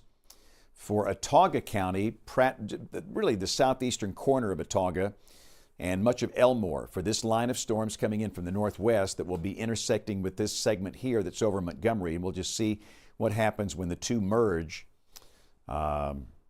But again, this is coming over a densely populated part of the world where you got Montgomery, Prattville, Millbrook, Wetumpka, the Montgomery Metro here. And again, Drew, so far no sign of any rotation problems. No, yeah, again, watching this merger with interest here. So the storm that had the tornado warning earlier, kind of moving up in the direction of the main line here. So I think that's going to be a place that we're going to have to pay a lot of attention to here in the near term. Although you can see that, again, the area that had the main rotation is still a good ways out, but as this kind of northern and northwestern fringe of this kind of mass of storms moves towards that main line, and as they start to interact with each other, then we could see a little bit more spin potentially. But right now, just looking at both the velocity and the storm relative velocity, don't see anything that's too concerning in that area. And then looking at the velocity values again, we'll just take a quick sample again here. We're seeing 77 miles per hour winds in some spots there, 78. Again, we're seeing that about 3,000 feet up. And so, I think we still have the possibility of getting those severe level winds down to the surface with that as it's moving basically kind of into Prattville at this point, moving towards Montgomery. But you see, you've got some little embedded higher reflectivity areas. I don't know if necessarily haven't heard of much in the way of reports of hail with this at this point, but there's certainly could be a little bit mixed in a few spots where you got some of these heavier cores. All right, so we are at 3:49 on Monday morning, March the 16th. And we're just a few hours away from the sun coming up. We thank you for watching. We've been here since about 8 o'clock last night. We're going to stay with this all the way until the storms exit the state here by 6, 7 o'clock this morning. Hopefully we'll be able to resume regular operations here in about 2 hours or so. But as long as we have this line coming through, we're going to stay with you. And again, we cover the whole state, all 67 counties. It doesn't matter where you live, how many people live in your county. It doesn't matter what weather service jurisdiction you're in, what TV market you're in. We've got your back with our chasers in the field, with our Region Skycam network, and we're just thankful that you trust us, and we're honored that you are here. So we have 2 warnings in effect now across the state. We have the one around the Montgomery Metro, Prattville, Millbrook, Wetumpka, the city of Montgomery. We have the other in northern Conecuh and southwestern Butler counties for the storm complex down here. And again, we've seen no evidence of any rotation in either one of these areas. But again, this segment down here, anything ahead of that line, we'll have to watch carefully. Anything down here in South and Southeast Alabama, there's a tornado watch in effect. Now, the good news, once this line passes, you're done with a severe weather threat. That's it. When this line right here goes south of you, you are done. Temperatures will drop like a rock. And JP, what'd you say? It was 30-something in Cherokee? It was 37 last I checked. Let me take a look again. It's getting cold up there. Yeah, temperatures are now in the 30s. Oh, it's now 36 at our Cherokee Skycam, so it's getting a bit brisk up there in Let's hope it doesn't drop to 32 here. We don't need that. It's close. We don't need to be working some kind of a flash freeze thing here. We don't expect any impact. I mean, I know that there's a lot of curiosity anytime we have a snowflake in the state, but with temperatures expected to be in the mid to upper 30s during the snow flurries and convective snow showers, that should keep us from having any impact from those things. But as always, with weather, we'll just have to watch everything, see how it unfolds. And occasionally you might have a little heavier convective snow shower that gets the ground white somewhere, maybe in northeast Alabama later this morning. But generally speaking, we don't expect any major impact from the snowflakes that fall. Yes, James. So the area here, you've got a little bit of a uptick in lightning there, kind of on 65 there, kind of north of Fort Deposit. I think that's actually where, so Kevin, you can pull him back up in a second. Kevin's kind of driving through that area, I think, right now.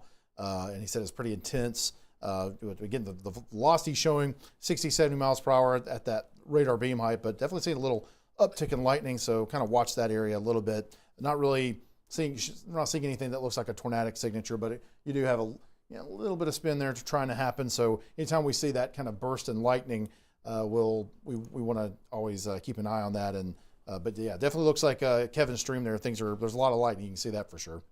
Yeah, storm's getting a little bit of structure too, Drew. Got a little bit of an inflow notch to it now.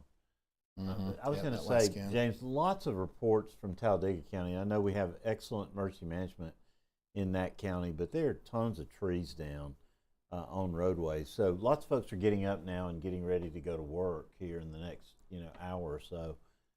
So please communicate as you're getting out and going to work this morning that you may run into a lot of trees down until county work crews get out and have a chance to clear roads. So, it's going to be a tough commute in some areas in East Central Alabama this morning. We have had many trees that have come down during the overnight hours. In fact, let's take WEX 05 real quick. And that's one example of what we're dealing with across the state this morning. And obviously, with rain falling and some power outages, you're driving and you don't know a tree is down right across the turn there or across the bend. This can be somewhat dangerous. I think many schools are operating on a 2-hour delay today, which is probably good because of the power outages and these downed trees. But again, just be very careful if you're driving, especially if you're driving on a rural highway or off the beaten path, if you will, because we have a lot of these around. And again, I wanted to kind of quickly show the most serious damage we have seen with this system actually came late last night over extreme northeastern Lauderdale County, Alabama, across the state line into Tennessee. This video was taken from Brett Adair, one of our chasers, and Brett's done a great job for us overnight, and we thank him for his service. And this is some of the damage that's northeast of Lexington, north of Grassy, up in Bonnertown, Tennessee. Again, this is well to the north of Anderson, Alabama, northeast of Lexington, Alabama. And again, it just seems like the community of Bonnertown in Tennessee had the most significant damage from an apparent tornado last night. And again, we don't know of any specific injuries related to this. We'll find out later this morning. But this happened last night, and there was some damage down into Lexington, Alabama. In fact, there was some really, really, really strong winds coming through Lauderdale. We had a wind gust of 87 at our Skycam, the region Skycam at Renaissance Shoals. We had high winds at places like Killen and ultimately up to Lexington. Anderson had very strong winds, but this particular damage you're seeing here from Brett's video, this was right across the state line in Bonnertown, Tennessee, literally 1 or 2 miles north of the Alabama-Tennessee state line. But again, as soon as we get additional information on any injuries, we'll pass that on. So again, out of all of the damage that we've seen so far, this is the most serious. And I'm afraid we might have some damage that looks like that in North Monroe County. We had a very strong tornado signature coming across northern Monroe County earlier this morning. And again, we've not had any specific reports, but again, I'm afraid we're going to see damage like that with that storm that came through northern Monroe. So let's go back to our triple box. It is 3:56 on Monday morning, and we are watching 2 warnings now. One for Elmore, northern Montgomery, and extreme northern Lowndes, and really and truly the greatest concern, it's going to be right around the Montgomery Metro. Let's zoom into this one, Bill. We'll take a look at this one first. And again, the line has come on through Prattville. And JP, how we doing on winds in Montgomery? Let me take a look. I was actually looking at some of the sky cams down there along the coast. A couple storms have formed near Gulf Shores. It was good with a good bit of lightning with them. Let me pull back up the Montgomery sky cam. Let's see. Recently, we had a gust to about 22 a few minutes ago. Okay. But nothing that it approached any sort of severe limits or anything really damaging. So it's been pretty tame so far. Yeah, so the storm cluster that's coming up from the southwest, the peak wind gust we've seen is 22, and the line is kind of breaking up. And that's what the models suggested. These good high-resolution convection allowing models suggested that the line would become disorganized and these things would become more cellular in nature, which is problematic because when they're more cellular, they have a much better chance of dropping a meaningful tornado. In fact, let's look at this thing right here. Bill, closer look at this. This is a storm in Elmore County, which is, let's look at the velocity real quick. A couple of storms have formed near Atmore, a good bit of lightning with that storm, and then a couple of storms just north of Orange Beach. So there's some discrete storms out there. We need to keep an eye on those close to the coast as well. Okay. We're not seeing any strong evidence of a tornado here, just broad rotation. But let's go back to the reflectivity. Again, that's the velocity, and there could be a little bit of small hail in this thing as well. But again, that thunderstorm is going to be coming across the community of Wetumpka here in US 231 with maybe some small hail and strong gusty winds. Let's go down to Prattville and kind of jog back to the west a little bit. Again, the line has come on through Prattville, so it will be merging with this stuff that's over Montgomery, but so far it just looks disorganized at this point. And we'll watch how these mergers go. But the atmosphere is just screaming with shear and strong wind fields, and it's not going to take a lot if we can get past this little cap and get some sustained updrafts to have some problems with tornadoes early this morning. So just be aware of that. But again, right now it just looks messy in here. So still, though, technically we have a severe thunderstorm warning in effect for much of Elmore, North Montgomery, and northern Lowndes counties. So let's go down to our other warning. This is going to be the second severe thunderstorm warning, and this is the storm that's coming into Georgiana. So let's look at this. There's an inflow notch, and again, evidence of this thing trying to spin. So let's go to velocity on this storm, Bill, if we can. This is, it's very noisy. We just don't see any evidence of a tornado at this point. It's got that kidney bean shape with an inflow notch. But again, a severe thunderstorm warning in effect now for southwest Butler County. We can say an all clear from this storm for Conecuh County, for this particular storm, as that storm is crossed over exclusively into Butler. And that warned storm will be coming out here across Interstate 65 in a matter of minutes near Georgiana. That's Highway 106. 55 goes south. US 31 goes south. So again, just we'll watch this thing very carefully over the next... It seems like the storm near Bruton in South Alabama seems to be intensifying a bit. We need to keep an eye on that in Escambia County. Now, let's look at it. Let's go down to Escambia County and the Mobile radar. And let's take a look at the velocity here. And again, it's just noisy at this point. We don't see any major issues here, which is good. But yeah, let's kind of look at a wide view here, South Alabama, so we can just kind of see the different storms we have. And again, this is the main line right here. And these storms are popping out ahead of that. And again, southeast Alabama is okay at this point. You're going to have the line of storms later this morning. But again, so far there's just no strong evidence of circulation in here. So there are no tornado warnings. We have a severe thunderstorm warning for southwest Butler and that severe thunderstorm warning for the Montgomery Metro. And again, we've got Kevin Henderson, who is on Interstate 65 up here and down below. That's a pretty creepy looking shelf cloud, JP, and on the Montgomery camera. Wow. It is. That's the creepiest looking one we've seen all morning. Yeah, creepy looking clouds, but again, nothing that would suggest any sort of rotation or anything like that. And again, in terms of wind speed, nothing approaching severe limits. We did have just a couple of minutes ago a gust of around 22, so nothing significant at this point. And can we get John's feed up here? John is at Georgiana, and he is right at this one.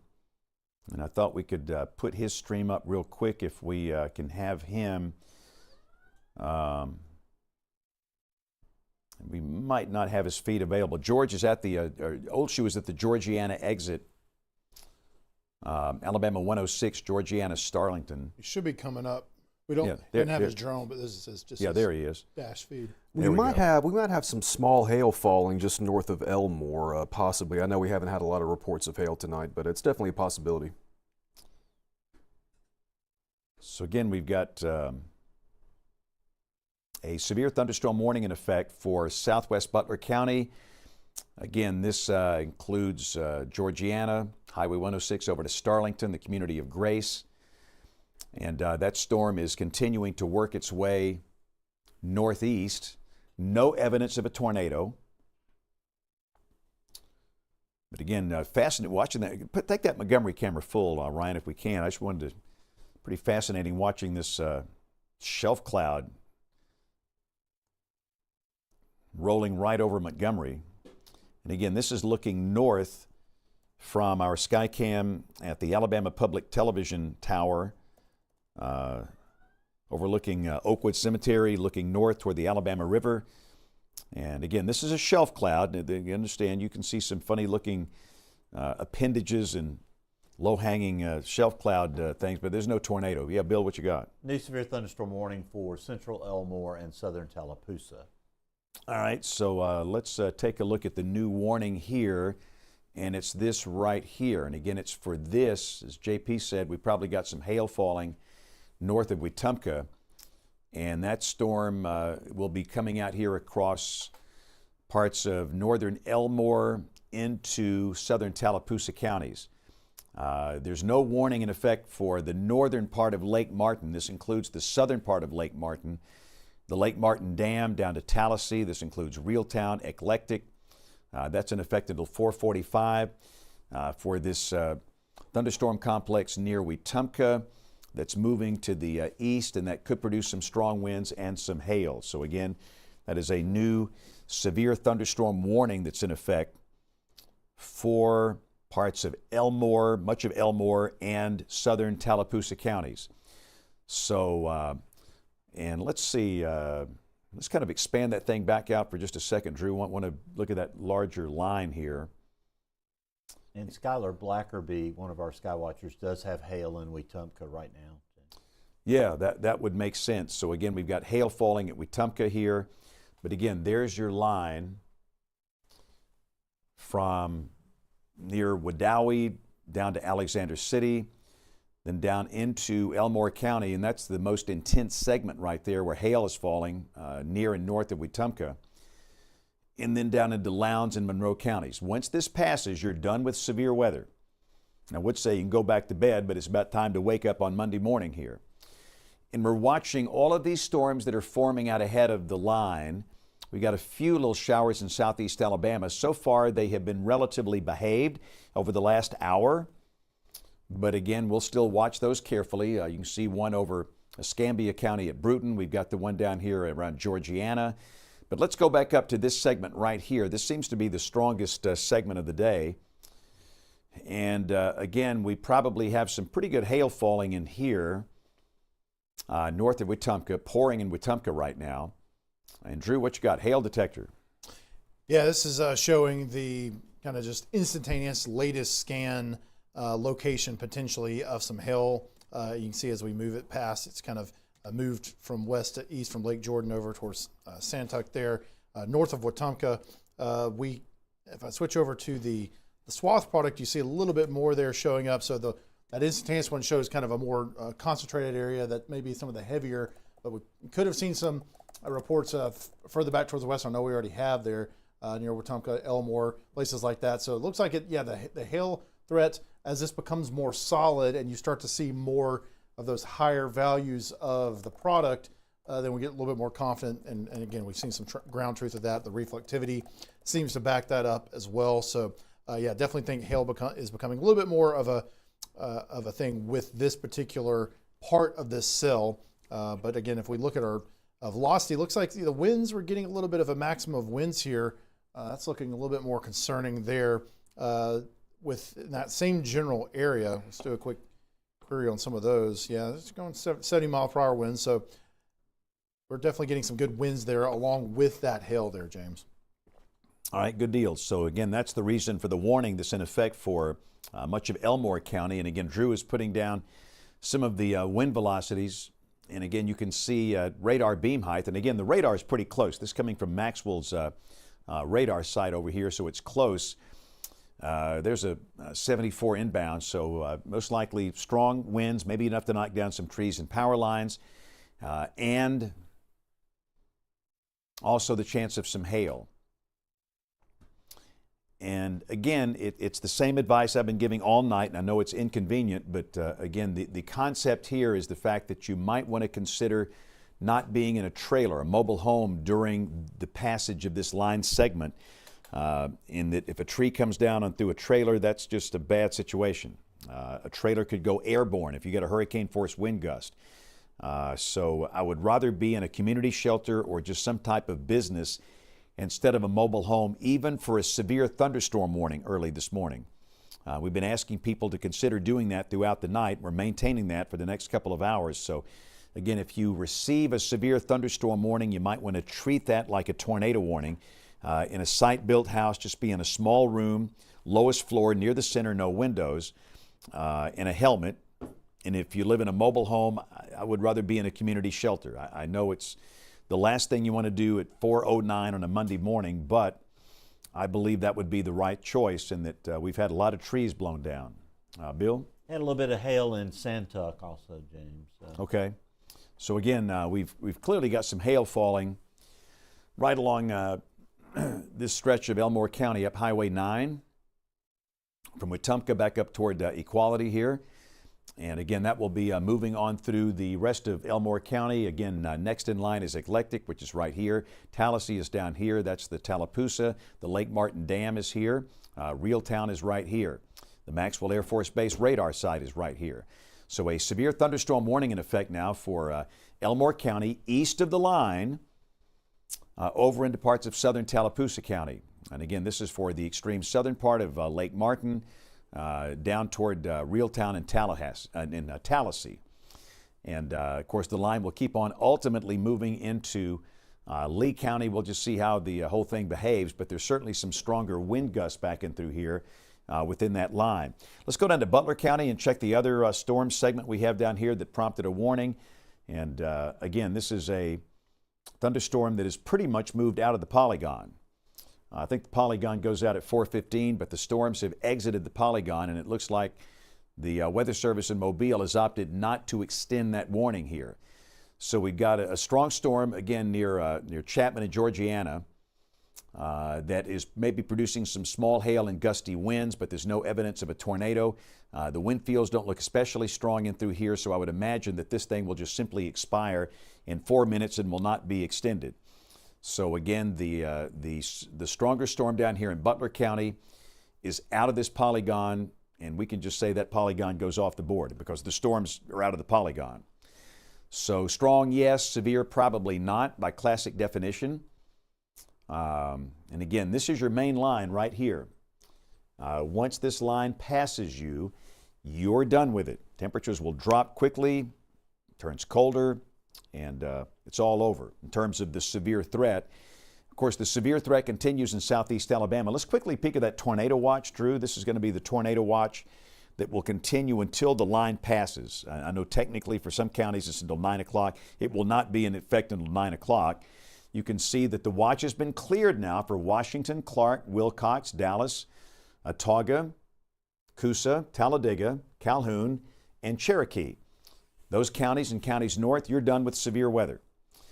South of that line, we've still got this tornado watch in effect, and it will stay up until the line passes. This includes basically all of southeast Alabama, south central Alabama, and Mobile and Baldwin counties in the southwestern part of the state. The watch also includes Atlanta and the western Florida, part of the Florida Panhandle. So let's go back to the radar. And JP, what you got there on that Mobile camera? Yeah, I've been watching the Mobile camera, the very southern end of that line. It's kind of broken, is the models we're talking about. It's more of a storm kind of by itself. A lot of frequent lightning, but nothing to suggest anything severe at this point. But it's definitely putting on a good light show. For the winds, the highest I see in the past hour of... Let's see. Hang on one second here. We're seeing a Chrome web browser. Sorry, James. Okay. I'm sorry, JP. Go ahead. Oh no, yeah. For in Montgomery, not seeing a lot of wind, but again, I've been watching that the southern of that line that just entered, just crossed over the state line into Mobile County with quite a bit of frequent lightning. But again, nothing to suggest that the storm has reached severe limits at this point. Yep. And again, you can see that storm is north and west of Mobile. Which night was the night we worked this thing? Was this Wednesday night? We had one Monday night. We had one Wednesday night. You lose track of, but the one Wednesday night, we had a lot of rough stuff going on out here. This storm does not look severe at this point. Again, in the western part of Mobile County, which is good. So let's go back up to our thunderstorm complex that is moving through Elmore County. And really, that's the strongest on the board right now. We have a severe thunderstorm warning in effect for areas east of this line. And let me just say, if you're in the city of Montgomery, the risk of severe weather pretty much is over for you. That's good.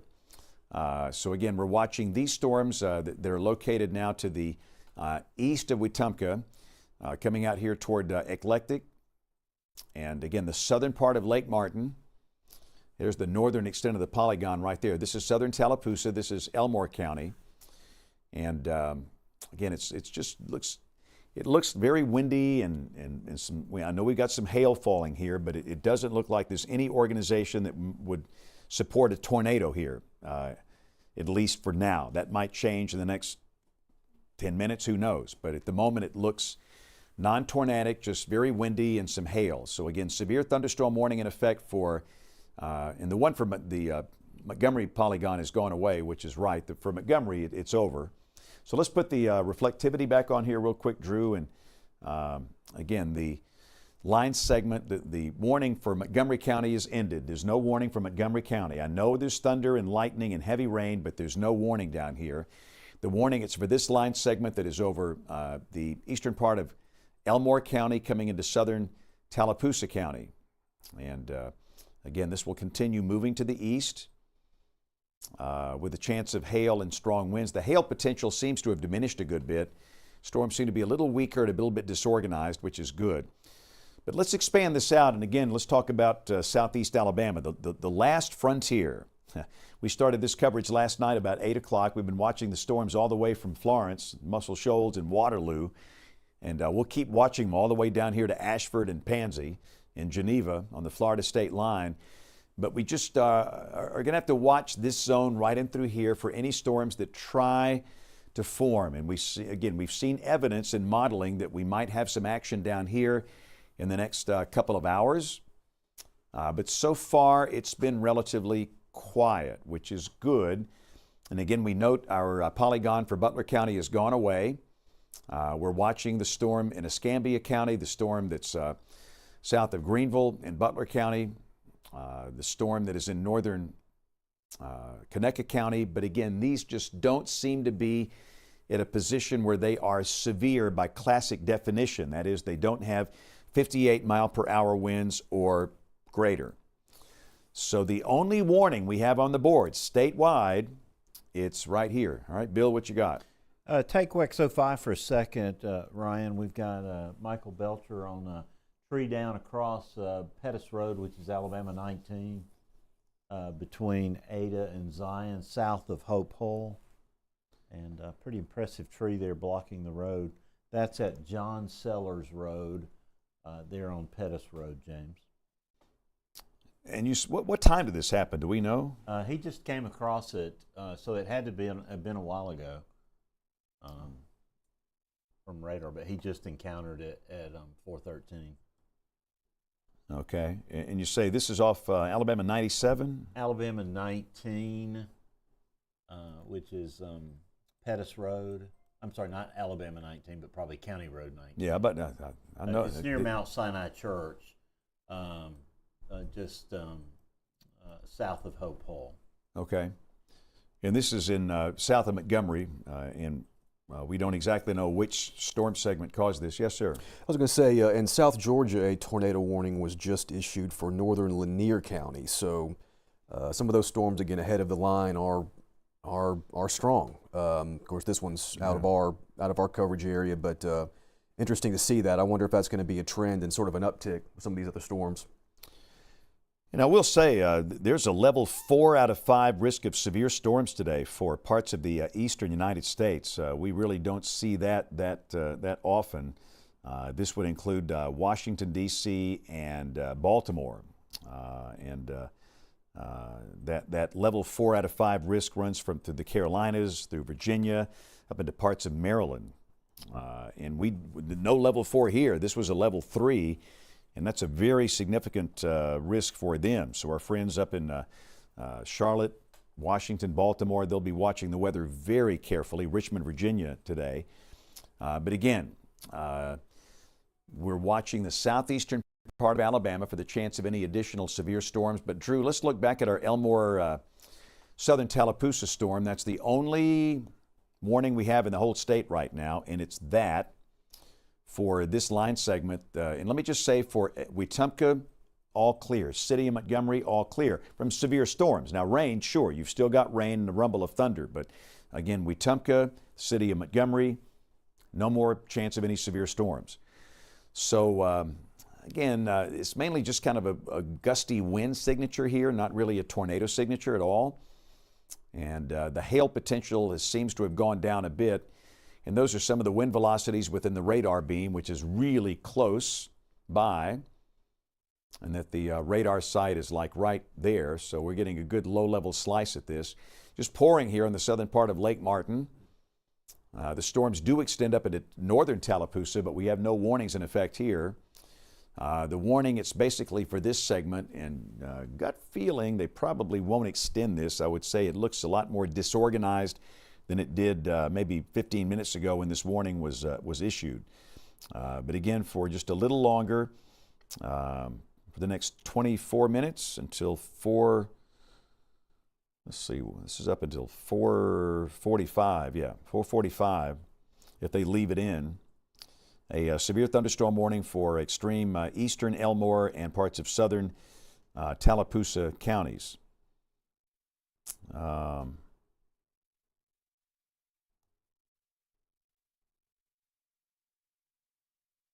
just watching more of the chat coming out of the various Weather Service offices here. But yeah, we're still going to watch this for a while. And we will stay with you for a while until these storms get out of here. Again, that's the Skycam you see coming from the Renaissance in downtown Mobile, Renaissance Tower. JP's got it pointed towards some thunderstorms in western Mobile County. And is this Kevin or John up here, or Krista? Do we know who this is? That's John. Okay, and John is in, I want to say he is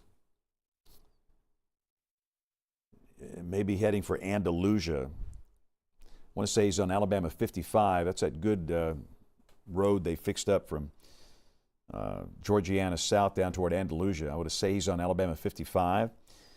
And can we push up Kevin's stream real quick? He's headed to Union Springs. There's Kevin's stream. Just curious to see how things look with him. And again, he's going to get out ahead of this line.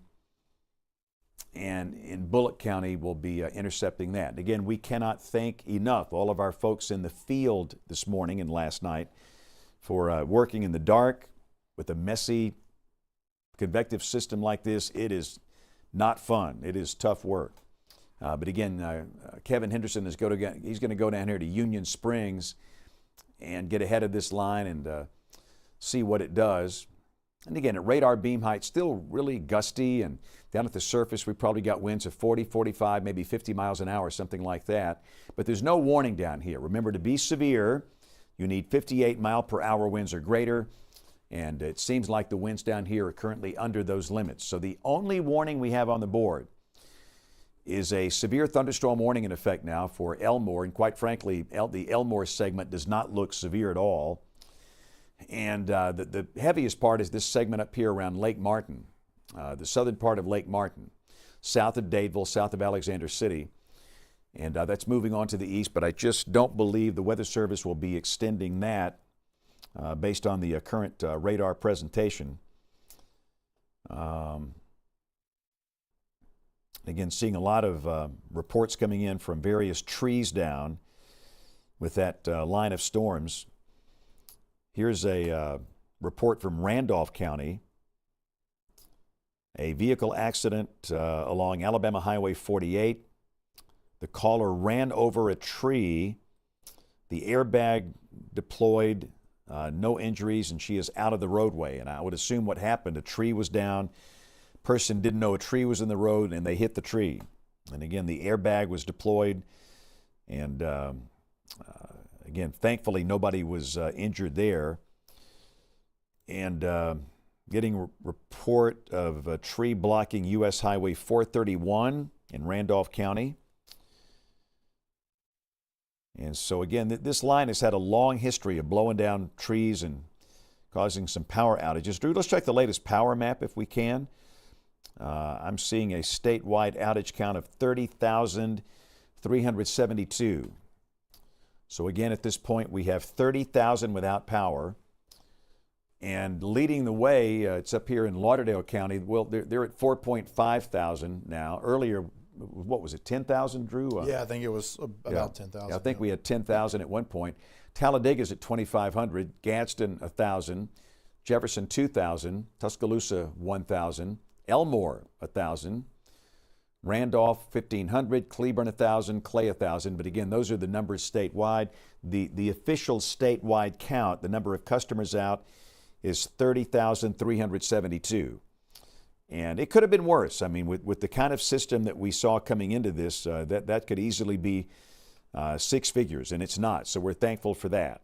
The fact that we have 30,000 out, I know that if your power's out, it's bad. But again, we're just thankful that it could have been worse based on the dynamics that we saw coming into this thing. All right, so back to the radar. It's 4:24 on Monday morning. And we've got a line of thunderstorms stretching from, around Highland Home, Greenville, back up into Montgomery County, east of Montgomery, around Shorter and Macon County, then back up to Lake Martin and parts of Chambers County. And once this line passes, that's it. You're done with it. And the line will accelerate quickly through southeast Alabama, and we're done with the whole thing sooner than later. And so far, so good. We have no severe storms down here in southeast Alabama, which is a very good thing. We're very blessed for that. Of course, we're watching these storms out ahead of the line. For example, the cluster down here in Escambia County, but again, there's no evidence that that thing is severe. And really, it's kind of quiet down here in southeast Alabama. Of course, you're going to deal with this line coming through here later this morning. But at the moment, we have no active tornado warnings, no cells in advance of that producing any problems down and through here. And that's good, because I will be in Dothan Thursday. This is Monday, I got to get my act together. It's like the work week is starting here. I'll be in Dothan Thursday morning for a homeschool group, and then I'll be at Rehoboth for Rehoboth Primary School. And what was the name of that coffee shop right by Rehoboth? Smugglies? They got the James Spann Spantastic Latte. That was really good in Rehoboth. I mean, I will be back for that. But again, tomorrow's scheduled to be at Brooks Elementary. Brooks had some pretty rough weather last night. It was very rough up in that part of Lauderdale County to the east of Florence. And we've got Bevel State Community College Tuesday at noon in Jasper, Summerton, which is nice and close by this week. But again, very busy. I've got 3 schools scheduled today, 3. And we'll just have to kind of see how. A lot of schools have delayed their opening this morning because of the potential for power outages and downed trees. And again, for those teachers that have me booked for today, I'll be sending out an email here shortly about the plan of the day. But anyway, so line of storms from Mobile all the way up to Lake Martin. And really and truly, these storms here have weakened tremendously. We've got one warning in effect, one, for parts of Elmore and southern Tallapoosa, and basically those storms are just not. We've still got some heavy rain falling over the southern part of Lake Martin here, but again, earlier when this warning was issued, we had sign of really strong winds and hail, and quite frankly, we're just not seeing that.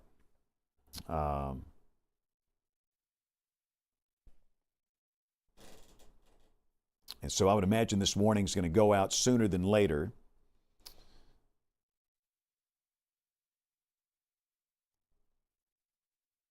And again, once this line passes, you are done with severe weather. The city of Montgomery, you're done with it. Wetumpka, Prattville, Millbrook, you're done with it. We got to get the line past you before we can say you're done with it. But again, the minute this thing passes, you're good to go. A lot of questions about Auburn. A lot of parents are watching us around the country. The good news, that the storms to the west over here have weakened tremendously. And hopefully Auburn's just going to get away with some loud thunder and gusty winds and a good little downpour here this morning. But again, these storms have really, really weakened in through here. And quite frankly, we just don't see any severe storms at this point in the state. That could change. But Drew, what are your thoughts? We've not seen any discrete cell development here lately. So, well, first off, Bill's siren is going off back here. I think we're clearing counties out of the tornado watch is what we're doing. No, actually a new severe thunderstorm warning for East Central Mobile, Central Baldwin, and Escambia County, Florida. Ooh. Yeah, JP, you kind of call that one. You've been watching that one. Yeah, that for a while now, I felt like that was the strongest storm on the board here, right near Saraland. There could be some small hail falling too, but it's. I took a look at the Troy camera and the Montgomery camera. They're just there's a lot more lightning here at the southern end of the line. So. Okay, so we've got a new severe thunderstorm warning. This will include areas north of Mobile. It's for the segment you see right here. And again, this is kind of lined up along U.S. Highway 43. Axis, Bucks, Creola, Satsuma, Saraland. That will be crossing the Mobile Delta into Baldwin County. And again, Interstate 65 is right here. Drew, have you ever been to the Dolly Parton Bridge? Yes. Yes, I think we've all been over that bridge. Yep. It's a nice view up there. It is. But again, that's going to come across the Delta into northern Baldwin counties. And all of this is going to be north of Interstate 10, north of the Bayway, north of the Causeway. And again, some of the communities obviously involved in the polygon here would be Bay Minette. And then the storms will cross the Perdido River into Escambia County, Florida. And this is until 5:15 this morning. Again, there's no evidence of any tornado in here. That is a severe thunderstorm warning that's in effect for parts of northern Mobile and parts of northern Baldwin counties for this thunderstorm complex that we're watching on the camera, or sky cam at the Renaissance Tower in downtown Mobile, looking north. And again, that's lined up along US 43. That'll be coming on to the east. But again, Drew, your thoughts on any discrete development for the next few hours? Well, one thing I was going to mention real quick with this current warning, and I'll go look up further to the northwest, but it looks like this warning, I was looking and I don't really see much in the velocity, but I think they actually issued this for potential hail with this of 1 inch. So the wind threat with this doesn't look to be as much with this particular one, but there is there is a little bit of a core, and I saw a little bit of the hail being detected by the hail swath product. So that may be the main reason they've got this one right now, because the winds don't look as bad here now. As we expand and move up into further into kind of the southeastern part of the state, I mean, it's there's not a lot out ahead of everything. I know we've got kind of a primed environment, but there's been a cap involved at times. We've got basically a warm layer a little bit higher up in the atmosphere that's keeping things from being able to organize quite as much. And there's been some outflow boundary interactions and some other things that have, I think, kept a lid on things. But we've still got some little cells out there that are, at least there. But it appears that this one that's kind of in eastern Escambia County moving over towards Andalusia, that might be one to watch a little bit more. Looking at the velocity, it's got a little bit more velocity to it. I don't see much in the way of true rotation that's something concerning, but maybe a little bit of a spin to it. Looking at the storm relative velocity, if we query the velocity data, I just want to kind of play it through here and just kind of see how it's going. You've got a good bit of lightning, and again, we've seen those lightning upticks here and there, and that's in some cases, in many cases, precedes some strengthening. And I do see some 66 mile per hour winds there. Now we're seeing this at about 6,000 feet. Let me see if I get any better view from Mobile on this one. Yeah, we're a little bit closer to Mobile, around 68 mile per hour, possibly there at beam height. And so again, this one looks a little bit more organized, but there's no warning with it at this point. And so as we look further up, I'll switch back over to the Maxwell Air Force Base radar. And we've got a few cells there into parts of Crenshaw County there, kind of on either side of Luverne. And the one that I was looking at earlier, let me kind of go back a little bit here. Yeah, some of these cells that are kind of to the south of Montgomery look a little interesting at times. Yeah, we had a little bit of an uptick in lightning there moving into South Montgomery County there. Looks like it may have gone back down a little bit there, but that's one that we might want to watch a little bit. Again, no warning on it now, but we're getting some gusty winds with it at least there, James. All right, Bill, what you got? James, some damage photos on WEX 05. This is from Calhoun County from Oxford. About 3:15 this morning, a large tree broken off there from Justin Comeau. And I don't know what I just did there. Hold on a second. Let's get that. This is the same tree that has brought down a power line there, and another image of it. And I think that Keisha Bean should pick a bracket this week, James, because this was her car in Sylacauga, and that is how close the tree came to smashing it to smithereens. So I think she should pick a March Madness bracket right away, because I think she was very, very lucky this morning. There you go. Speaking of March Madness, I tell people all the time, forecasting the weather is hard. If you don't believe me, you fill out a March Madness bracket, and let's see how you do. The March Madness brackets are out now, and let's just see how you do, okay? Predicting the future is not easy, all right? So at 4:35, we are live on this Monday morning, and we've got thunderstorms that really and truly are just kind of below severe limits along the line. I know technically we've got a warning here for another few minutes, but quite frankly, there's nothing severe in that polygon. The only warning we really have is this one down here, the one that's for northern Mobile and northern Baldwin counties. And again, this is for US 43 and points east. In fact, that thunderstorm complex is moving east of Highway 43. It's over the Delta, and that's going to be crossing over into Baldwin County. And as it moves across, the winds could be gusty. There could be some hail involved. And again, the Weather Service in Mobile believes that there's enough evidence there that they'll issue a warning. And I will begin to say at this point, I think we can kind of back down a little bit on this concept of treating this like a tornado warning. I think we don't have any really evidence of strong winds. There could be some hail in here. Still, if you feel comfortable doing that, absolutely. But I don't think we need to make that a mandate, at least for this particular storm, based on that radar signature here. But still, a strong storm coming out across northern Mobile County. There's the split. That's 31 going over to Spanish Fort. That's 59 going down to Loxley. Stapleton is here. Bay Minette is here. And again, this is, and I say northern Baldwin. It's really central Baldwin. Stockton in points north, that's northern Baldwin. Rabun is here. Perdido is here. And northern Baldwin is up here. So again, central Baldwin County, a severe thunderstorm warning for the storm coming from the Delta, Mobile Delta. That'll be moving across Highway 31 and Bay Minette here shortly.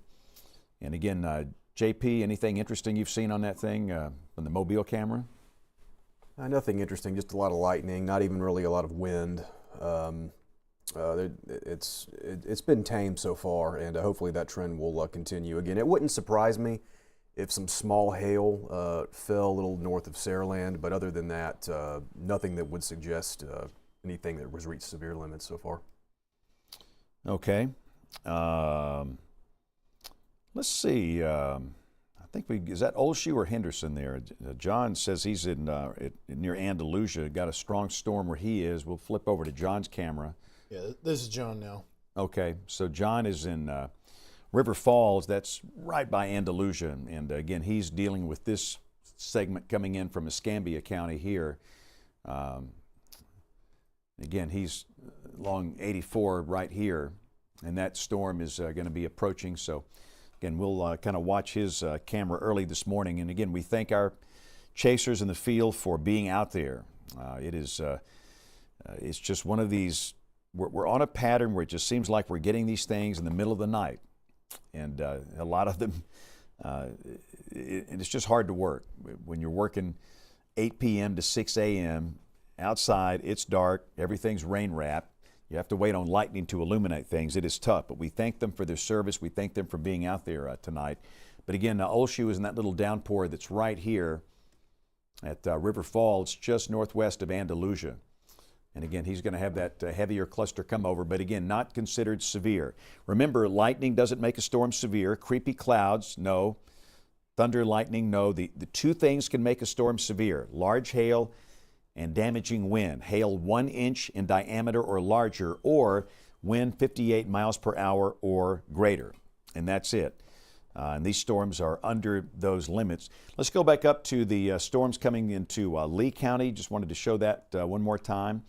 And again, we got the storms in Chambers County to the north. We got storms coming into Lee County, and they just don't look severe by classic definition here. I don't think we have large hail. Don't think we have damaging wind. I just don't see the Weather Service issuing a warning for this at this point. And remember, once this line segment passes you, you're done with the severe weather threat. Temperatures drop like a rock. In fact, JP, put that Cherokee camera on the screen so we can all see this together. Check this out. So let's go up to northwest Alabama, Colbert County, western Colbert County at Cherokee. Mobile's at 73. Our Cherokee camera, 36. I told you not to plant until April 15th. I say that every year. We're going to be in the 20s Tuesday morning. Yes, sir. Now, James, have you ever heard the piece of folklore that the pecan tree knows that the last freeze is past? Because Daniel Harbin shared that, and I put it in one of my weather shows today, so we're going to find out. Because it will not bud until the last freeze has passed. Have you ever heard that folklore? Never heard that before. All right, well, we'll find out. We'll find out. And I've got a couple of damage photos if you'd like to see them. Okay, let's go. From Delta and Clay County, just from the storms that moved through there a short while ago. Folks are getting to work and seeing some problems, but Tucker Dewberry found part of his roof peeled off when a door blown out of his shop in Clay County there at the community of Delta. Whoops, going the wrong way, sorry. And there's another image of that. And not a way you want to start off your day right there, James. No, that's a bad Monday morning start right there, especially at this hour of the day. So again, that's some of the damage we have seen with these storms early this morning.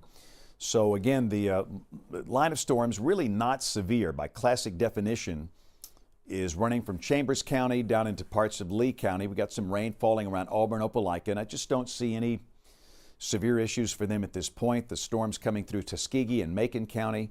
And let's kind of work down the line. And we've got the storms in Montgomery County. The severe weather risk is over for the city of Montgomery. The line of storms pushing into Bullock County now. And again, coming down through parts of central Montgomery County. And the storms extend into Crenshaw County down toward Luverne and to Butler County.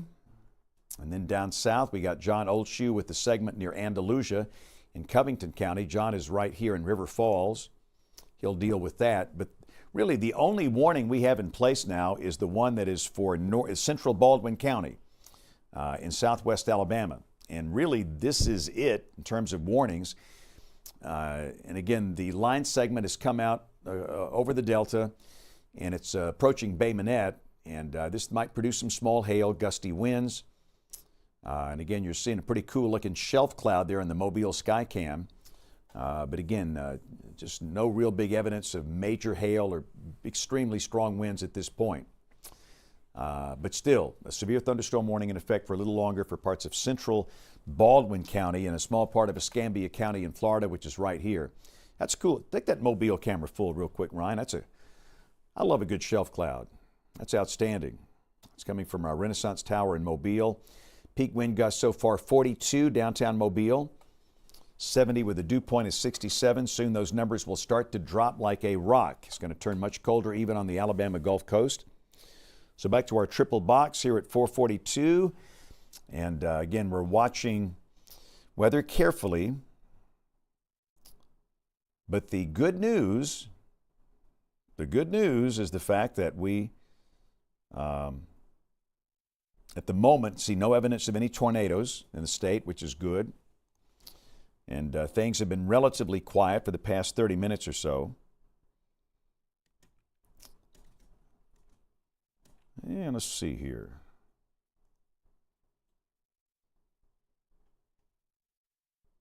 Audio went off at 4:30. Yeah, I'm seeing. It looks like we are not streaming anymore. At least on the Facebook side. So let's see if we can bring us back up over there.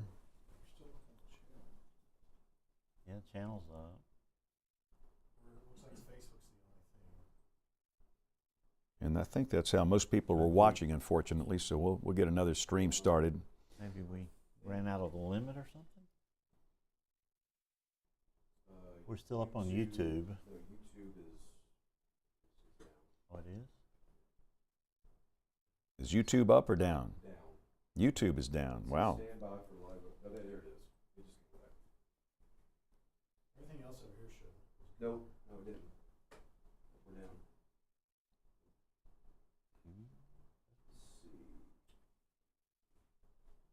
We should be back up Control Center shows we're up on Facebook. I don't. on YouTube. All right, we're back up on Facebook. I see that. Yeah, we're on YouTube. Yeah, I don't think we ever went away. Facebook was the only place we were down. It looks like, but it looks like we're back now. Yeah, YouTube looks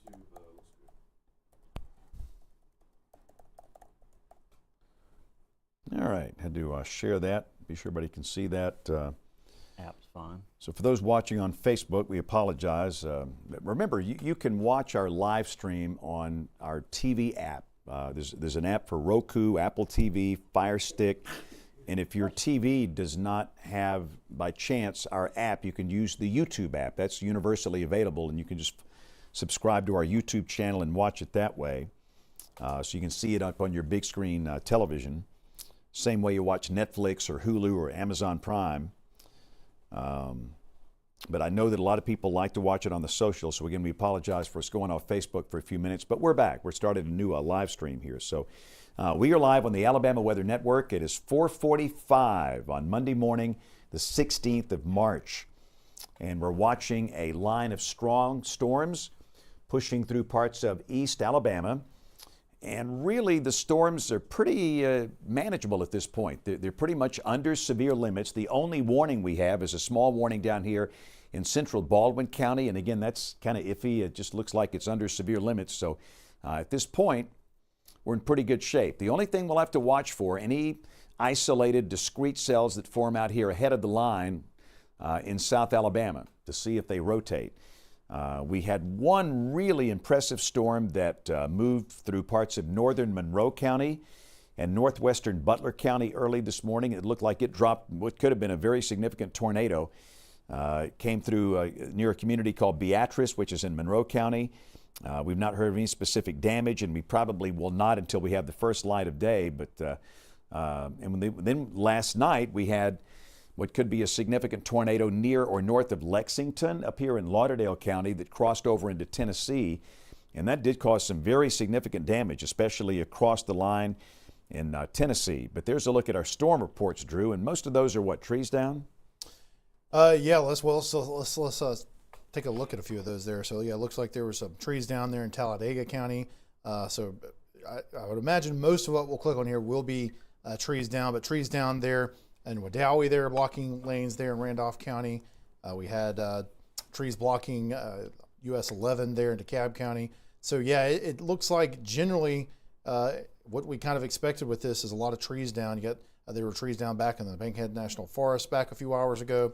More recent ones there. This was one I think we already mentioned that was on Pettis Road there that Bill mentioned earlier. Don't see really hardly anything down towards the south at this point. Again, we haven't really seen intense thunderstorms as much until more recently there. And so, yeah, we're looking better down towards the south. Looks like there were a few back in Mississippi, but generally a lot of it has been in North Alabama. And again, mostly trees down. But again, we've seen obviously some pictures of those trees falling into structures in some cases, and that seems to be the main thing outside of what we saw in Lauderdale County, but also of course we had that tornado warning earlier that we'll have to see what kind of reports we'll get out of that further south than that. Yeah, but again, I think we've done okay. We had nobody hurt. We've had a couple of tornadoes. We've had a whole lot of trees down, but based on the dynamics of this system, could have been a lot worse. Of course, not over yet, but I think it could have been a lot worse. I look at the power outage count, and right now we're at 33,000. There's easily a chance we could have 100,000 or more without power at this point. At 33,000, that's a very significant number. And again, if you're sitting in the dark, you have no power, it's a big deal. But again, it could be worse. I see that Tallapoosa's really ramped up in Elmore. Tallapoosa with 4,700 outages, Elmore with 3,300 outages. So, but again, new severe thunderstorm warning in effect here. This is for the line, and this is going to be for parts of Butler, parts of Crenshaw, parts of Covington, and a small part of Conecuh County. And the Weather Service believes that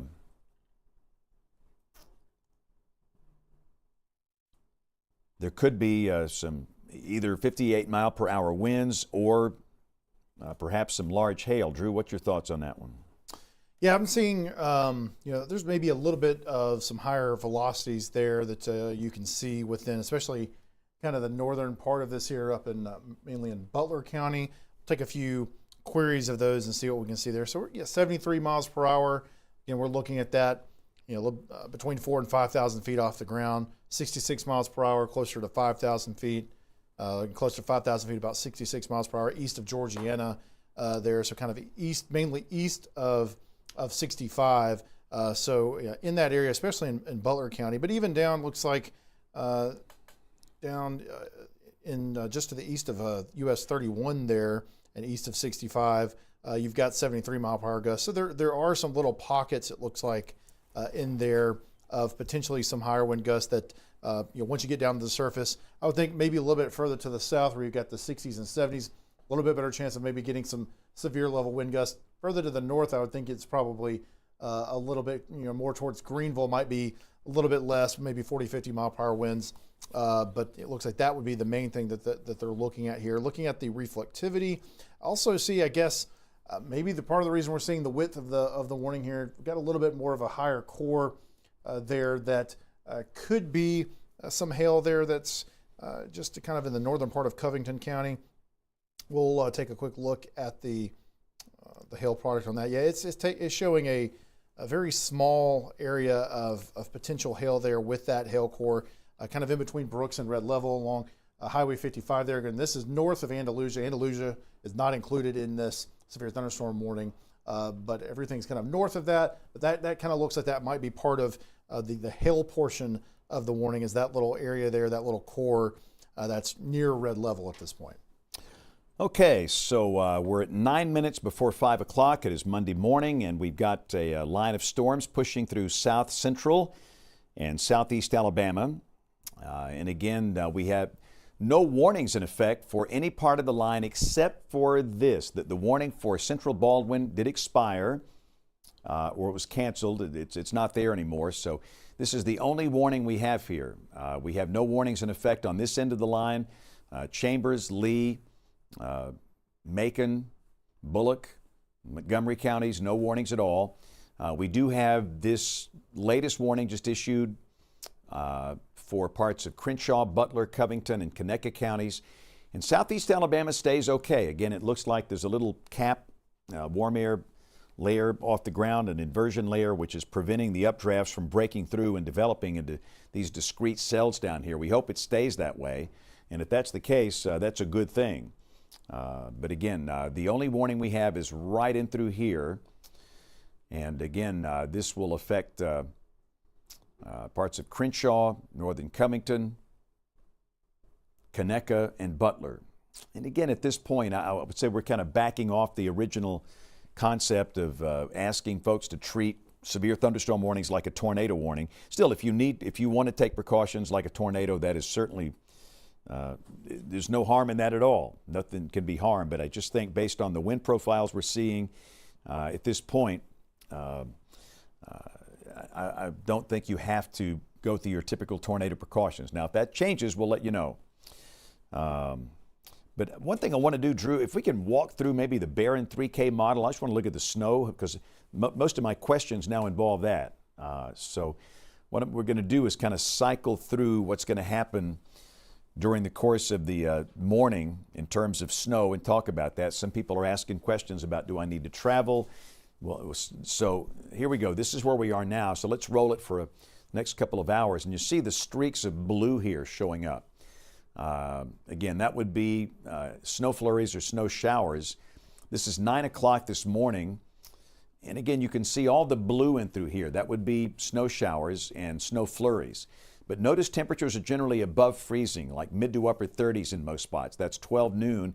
Model here suggesting snow could be falling in Anniston and Gadsden. But again, I would say the chance of major impact looking very low with temperatures above freezing. Now, sometimes with a convective snow shower, you can see the ground turning white in spots when we're in the mid to upper 30s. But again, for now, we're just not expecting a travel impact or any big deal with that. But you know, anytime there's one snowflake, it becomes a big deal. But we're certainly expecting that. But goodness, look at the temperatures. Now let's go to tomorrow morning real quick while we got the model up here. Let's go to Tuesday morning, about 6 o'clock. Look at all the 20s. A freeze all the way down to Dothan, Atmore. This is suggesting the only part of Alabama that will escape maybe a freeze is Mobile and Baldwin counties with mid-30s down here. But they'll be close to freezing. So again, just be aware, growers, a late season freeze coming up Tuesday morning with lows mostly in the 20s and even mid-30s all the way down to the Gulf Coast. So back to the radar. We are live at 4:55. We have one warning, and it's this one. This is a severe thunderstorm warning in effect for northern Covington, for southern Crenshaw, for southeastern Butler, and the northeastern corner of Conecuh counties for the clusters of storms coming along here, and that the Weather Service believes there could be in some spots some strong gusty winds, maybe exceeding 50, and possibly some small hail as well. And again, no evidence of any tornadic type circulation here, but evidence of pretty strong winds within the radar beam. Understand, whenever you see those pixel queries like that, that doesn't mean the wind down at the surface will be 66 miles per hour. The wind within the radar beam is 66 miles per hour. And sometimes that beam can be up to 4,000 or 5,000 feet off the ground or higher. And the wind down at the surface is not quite that strong, so just be aware of that. But again, there certainly could be some gusty winds in here and possibly some small hail. So this is a severe thunderstorm warning that is currently in effect for parts of Covington, small part of Conecuh, parts of Crenshaw, and Butler counties for the storm complex down here. And again, no evidence of any rotation at this point, which is a good thing. And we've had a couple of tornadoes this morning. One for sure that developed in Escambia County, Alabama, crossed over into Tennessee, and very strong evidence of a second tornado over northern Monroe County early this morning that moved through northern Monroe, not too far from Beatrice, and got up into northwestern Butler County and around. But again, we just don't know of damage from that one at this point. So at 4:57, so far so good, at least on the storms within the last couple of hours. We've got the line of storms coming through. We do not have any tornado warnings in effect with any discrete cells in advance of this line, and hopefully that's going to be the case. I feel better in that we've not had any tornado warnings here in the last hour or two, Drew. That's a good thing. I mean, I was worried if we get toward 4 or 5 o'clock, we might have multiple tornado warnings, but we just haven't had that. Yeah, well, and one thing as well, just kind of looking off towards the east a little bit here, we do have, and this was mentioned earlier, that we do have some tornado warnings in southern Georgia. And then when you look back towards the west, you've got a lot of these little cells down in the panhandle of Florida. And, it looks like it's possible that in some ways that some of this is kind of junking up the atmosphere, for lack of a better word, that makes it a little bit harder for some of the cells up here. Maybe they're not getting quite the same kind of an environment, the same kind of inflow, moisture coming up into that southeastern area of Alabama that they would get if there weren't some little showers and a few little thunderstorms there in the panhandle of Florida. So it may be the case that some of these here are helping us out a good bit to try to keep a lid on things a little bit more here more recently in the southeastern part of the state, because again, this was the area that conditionally looked like we had a chance to see maybe a few of those tornadoes. And again, we did, not too far away, a little bit further to the west. We think it looked like a decent chance that we will probably get some confirmation of a tornado there back in parts of Monroe and Butler counties, like James mentioned earlier. But I do think this appears to be kind of a good sign that we're seeing here, that we see some of these showers down into Florida that may be helping to kind of disrupt a little bit of that environment getting up into southeastern Alabama. But of course, we've got some other things happening with a cap as a warm layer there at the kind of mid-levels, and some other things that have disrupted some of the possibility of getting some of the higher end possibilities with this risk. But again, we've had lots of trees down. We've had trees knocked into homes. We've had at least a couple of tornadoes, and so there's still a lot of impact with this. But it appears we could get away with a little bit less than what it could have been potentially. But as we continue to watch things here, and we've got that severe thunderstorm warning. That is the only one that we have in effect in the state of Alabama right now. Still is in effect for another 30 minutes, and it includes parts of Crenshaw County. Does include Luverne, does include Brantley, and now Georgiana in Butler County. You're just to the west of it, so you're all clear there in Georgiana. You're clear in Evergreen. You're clear in Greenville. Everything behind those storms that are to your east now is just a few showers left over. So those areas you're clear as far as severe weather is concerned. Now Luverne, you've still got the line coming in. You're still within the polygon. But let's take a look here again, and it looks like that potential hail core that was in the southern part of the polygon, it's moved a little bit further to the north. It's starting to move into the southern part of Butler County. It looks a little bit less intense than it did earlier. And so again, there could be a little bit of small hail within this. We're still getting a lot of lightning. We've got 46 strikes in this area in the last 3 minutes. So anytime we see that amount of lightning, there's still a pretty good, decent chance that we're definitely seeing some hail aloft. Whether we're getting a lot of it at the ground or whether it's damaging hail at the ground, that looks to be a little bit less likely at this point, but there's still some hail there. And looking at the velocity again, we'll just kind of sample some of the values. It does look like maybe a little bit of a higher velocity area there in the same location where we're seeing lots of lightning. So let's go ahead and put a few of those points on the map. And looks like some of the higher pixels we're getting are a little bit over severe level, but that is at radar beam height. So we're looking at basically about 4,500 feet off the ground or so.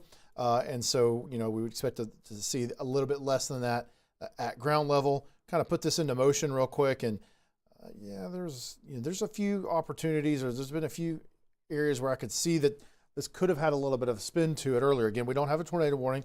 This is a severe thunderstorm warning. Looking at the storm relative velocity, things looking a little bit more interesting there. Yeah, and actually now that I look at it back in the past few scans, it looks like we had a little area that had a little bit more rotation there earlier, although it seems like it might have broadened back out. But that's just to the east of Brooks. It's south of Okie Streak and Industry, and then moving towards Leon and Brantley eventually. Again, no tornado warning on this now, but that is a little feature we probably want to watch with this cell. It's probably been the most interesting thing we've seen on radar here in the last 30 minutes or so at least, James. Okay, 5:02 on Monday, the 16th of March. We're watching the batch of storms pushing into southeast Alabama. We're almost done. Once we get these storms out of the southeastern corner of the state here soon, we are done with severe storms, which is a very good thing. Then we'll focus on the cold air coming in and the chance of snow flurries and snow showers. And the storms are generally considered to be under severe limits through Pike, Montgomery, Bullock, and Macon counties. The warning we have is a severe thunderstorm warning in effect for parts of Crenshaw, southeastern Butler, and northern Covington counties for the activity that you see right here. And again, these are moving on to the east. If you're in Dothan, Abbeville, Headland, Enterprise, just be watching for these storms carefully as they come through. And let's see, so Dozier is down. We've got an Abbeville Skycam, JP, down in southeast Alabama that might be a good one to watch as the storms come into the southeastern part of the state. Again, of course, we got the camera at Troy is going to be really close to this. And again, so far the peak wind gust is just 11 at Troy. That's in Pike County, again, which is, you can see right there. And again, we can handle a peak wind gust of 11 miles per hour. There's the Abbeville Skycam, same thing, peak wind gust 18. So again, you know, so far so good, but we'll see how the storms behave as they drop on down to the south and east. All right, so let's zoom back into this warning segment here, and that's the only warning in the whole state. And let's kind of look at our velocity and see if we have anything remotely interesting here. And we really don't. Is that EOX or Mobile? That's EOX. Okay, this is the Fort Rucker radar, since we're pretty close to that. And again, that's very broad here. That's not evidence of a tornado. And pop the reflectivity back on, and again, maybe some small hail falling here just to the east of Industry. Again, Crenshaw County here, Butler County here. And these storms are rolling to the southeast, and they'll be affecting places like Elba, Enterprise, Abbeville, Geneva, Dothan, Headland, Eufaula in the next hour or so. And we're going to get these things out of here sooner than later. Then once we get the storms out of here, we can focus on the cold air coming in and the snow flurries and snow showers we're expecting this morning. Let's pop the tornado watch on, Drew, real quick, and your display is about to be turned off. There you go. Let's pop the tornado watch box on. Let me just show you the counties that are still remaining in our tornado watch.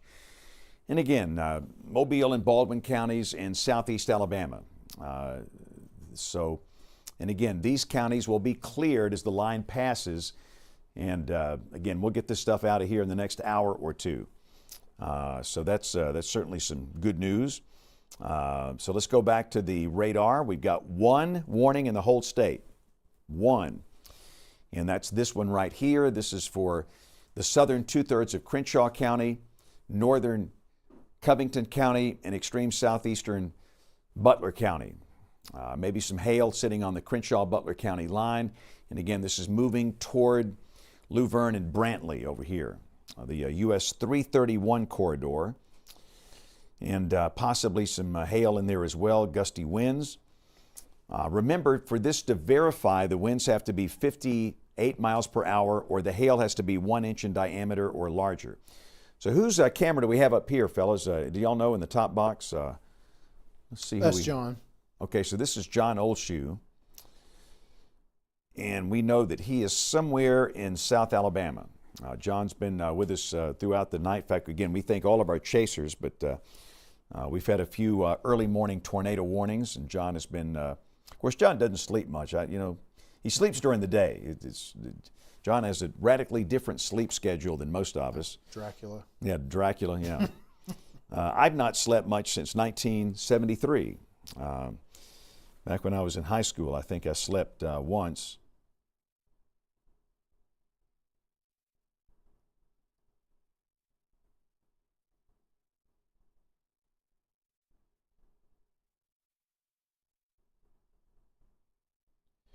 All right. So, 5:07, we've got one warning in effect. And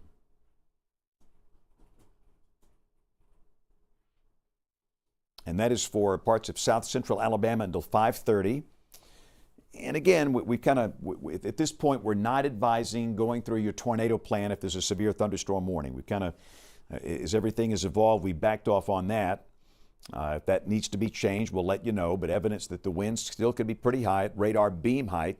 You can see a wind gust of 72, and that's coming from Fort Rucker, right? So Again, that's 72 inbound to Fort Rucker at radar beam height. The radar is right down here, so it's not that far away. And some of those winds could translate down to the surface at this point. But again, I'm trying to scan for different reports from the Weather Service offices, and I'm just not seeing much. Seeing a lot of downed trees here. And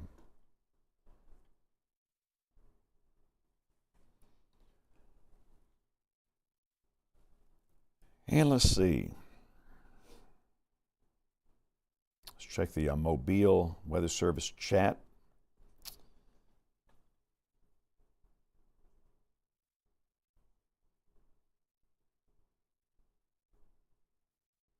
Yeah, no major reports so far. That's good. So again, the line runs from north of Phoenix City down to Union Springs, down to Laverne, down into Baldwin County. And again, once this line passes, you are done with any risk of severe storms, which is a good thing. And again, those storms will be exiting southeast Alabama pretty soon, sooner than later. And we'll get all this stuff out of here. But again, as long as we've got the storms in progress, we'll stay with this over the southeastern part of the state. We started last night about 8 o'clock as the storms moved into the northwestern corner of the state. And we will stay with it until the storms exit the southeastern corner of the state. And that's what we do here.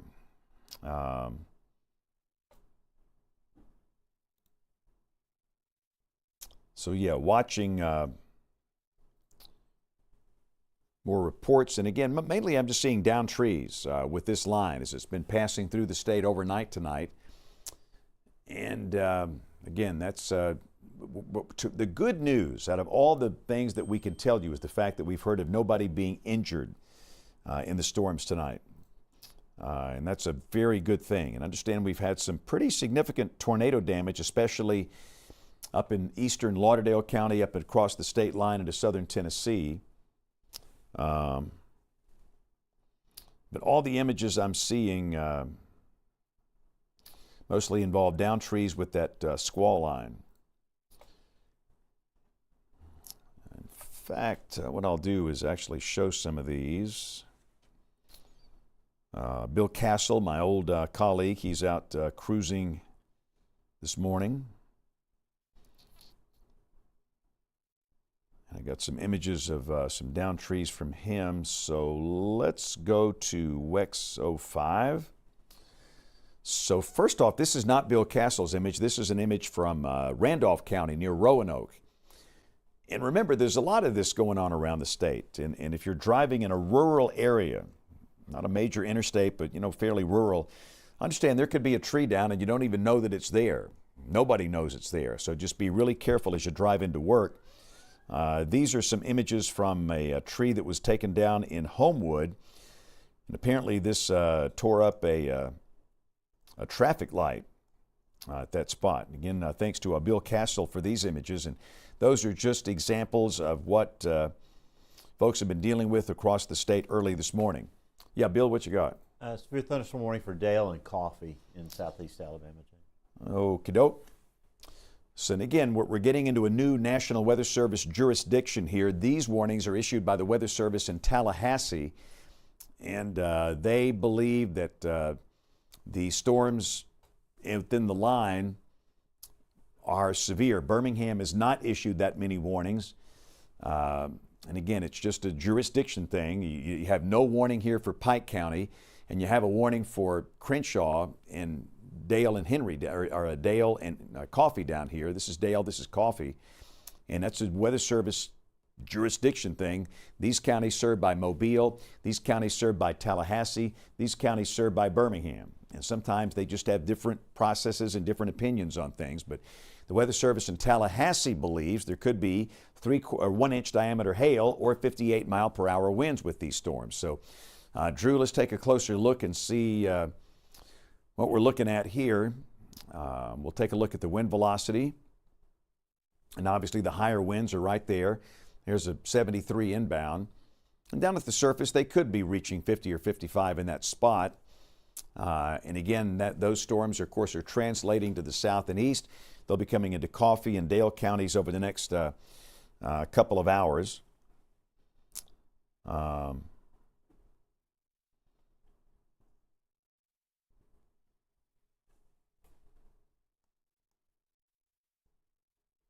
But no evidence of any tornado activity, which is good.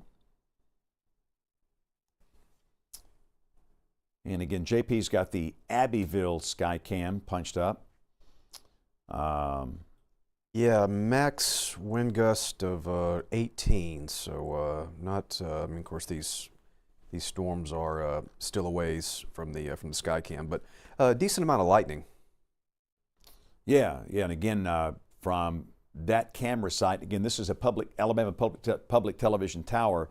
We're kind of looking right into the storms here coming in. Of course, Dothan is down here, and again, in a situation like this, the party always begins at Florence and it begins at Florence, ends at Dothan. The storms came into the northwestern corner of the state last night about 8:30, 9 o'clock, and they'll be exiting the southeastern corner around Dothan in the next hour or two as the whole thing winds down. But again, this is the main line segment here. When the line passes, will be good. Let's check that Troy camera real quick, JP, and see what we got. The storms are coming through Troy. We've got a sky cam at Troy University in Pike County, and the peak wind gust 15. Man, we can live with that. If only all these storms all night had a peak wind gust of 15. So again, some heavy rain, but the wind just not that bad on the campus of Troy University, and that's why there's no warning in effect for Pike County. But again, the Weather Service in Tallahassee believes a warning is needed for Coffee and Dale counties down here in southeast Alabama for this cluster that is coming out of Crenshaw County. But I have seen no reports here of the, Drew, any reports from you on damage other than these trees down to the north? No, I don't think I'm really seeing anything else along those lines other than what you saw there, and that was over in, I guess, like Randolph County there near the state line with some of the stronger storms there earlier, but not seeing anything out of Tallahassee or Mobile with any of these storms that we're looking at here with the severe thunderstorm warning that's currently in effect. So, and as far as looking at our sky watchers, not seeing anything really new from them as well. So yeah, pretty quiet, which is what we want to see, obviously, with this right at this point. All right, so 5:16, we have a severe thunderstorm warning in effect for some counties down here in southeast Alabama. The counties would include southern Crenshaw, northern Covington, southeast Butler, most of Coffee, most of Dale. Again, this is US 231 right here, going down to Dothan. This is US 84, coming out of Dothan over toward Andalusia. And again, the storm complex producing some winds and the radar beam height of about 59 miles per hour. But again, the good news, look at the sky cam here at Troy University. The peak wind gust only 15 miles per hour, not 50, but 15. And again, as long as we keep the number like that, that is certainly very we can manage 15 mile per hour winds. That is no problem at all. And again, the storms out ahead of the line have just had a hard time getting going. They merged with the line. And again, just not much going on here. So that is great news.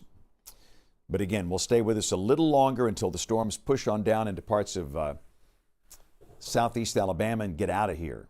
And they'll be out of here soon. That's the one thing about it. The storms are rapidly closing in on the wiregrass, but the storms are stretching through parts of Baldwin, Escambia, Covington, parts of Crenshaw County up into Pike, Macon, Bullock, and Russell counties here. And the storms are continuing to push on down to the south. I wouldn't be surprised if they go ahead and cancel that warning a bit early based on the radar presentation. Yeah, it's certainly not that impressive at all. Take Wexo 5. Well, hang on. Let me be sure it's up here. Try Wexo 5. We're thankful for all of our viewers this morning, including our feline viewers. Cats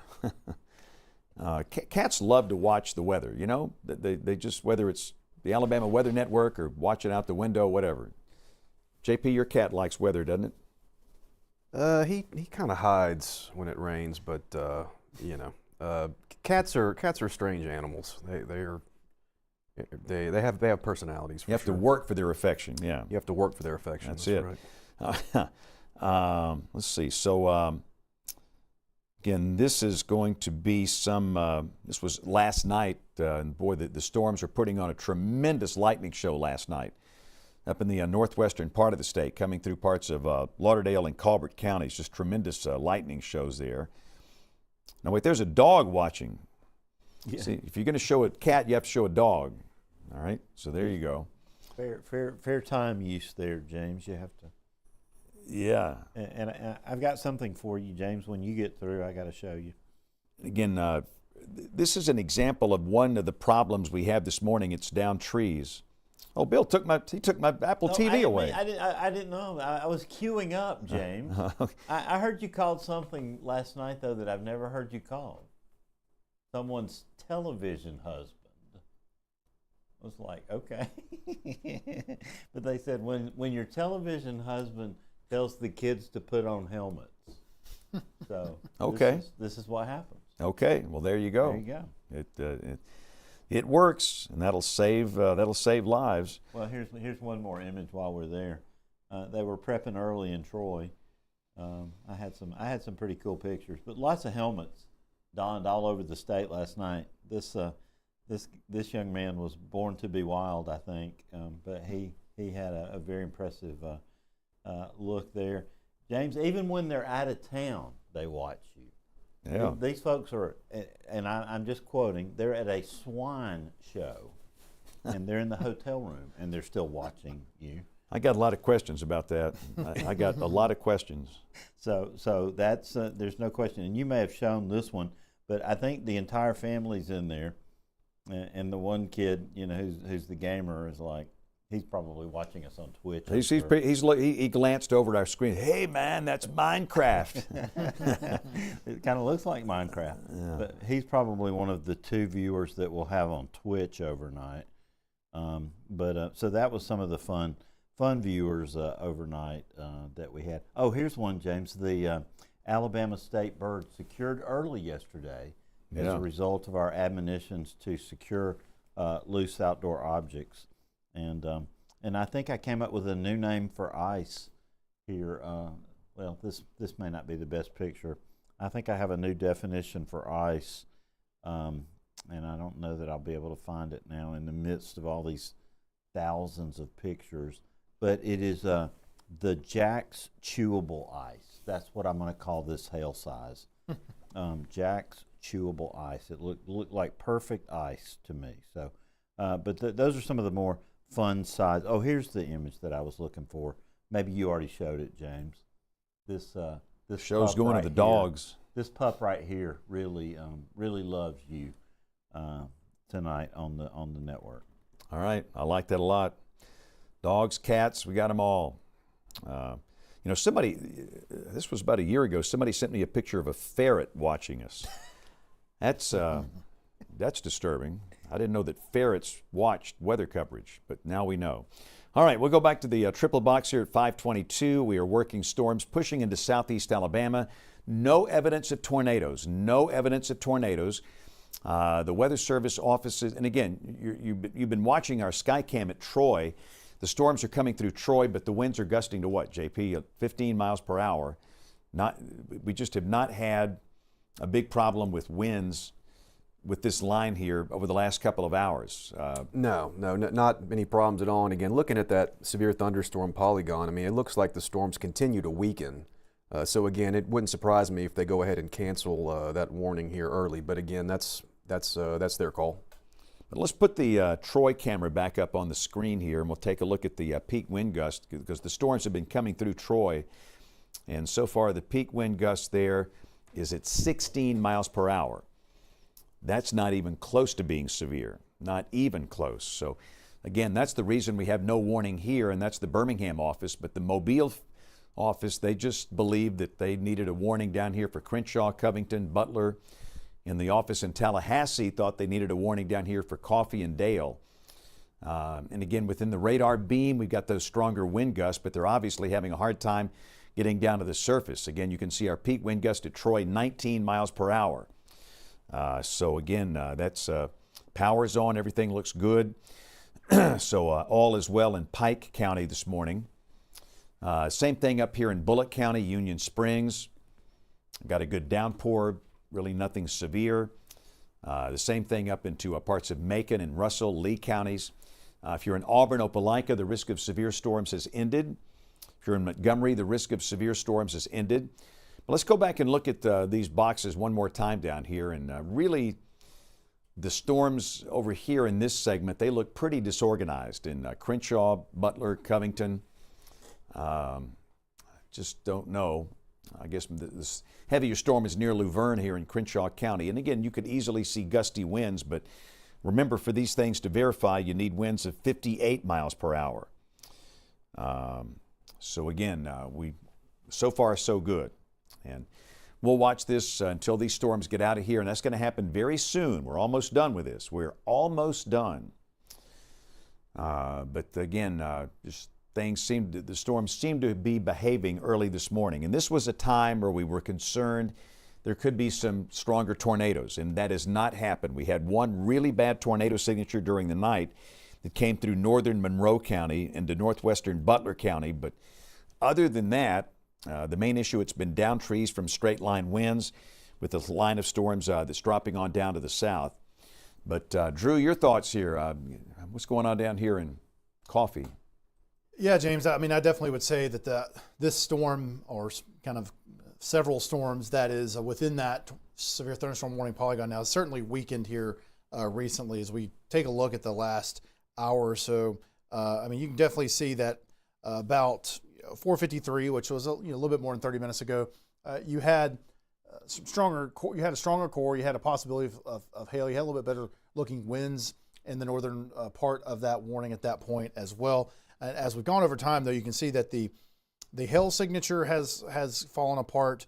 The lightning strikes have gone down, and you're seeing a little bit of a kind of a bow kind of thing here. Probably more just outflow. I don't think it's anything this dangerous wind issue like we would see sometimes with a bow. And in fact, looking again at the velocity itself, there's just not, yes, at beam height we're seeing 40, 50 mile per hour winds, but as James has mentioned, we're having a hard time seeing anything near that with any of the surface observations in the vicinity. And so, it doesn't, nothing about this storm right now really screams that it is severe. So I would think there's a chance, and again, we'll take a look at let's double check. Okay, so this particular part of the warning, the Coffee and Dale warning that was issued by the Tallahassee office, it's set to go until 6 o'clock.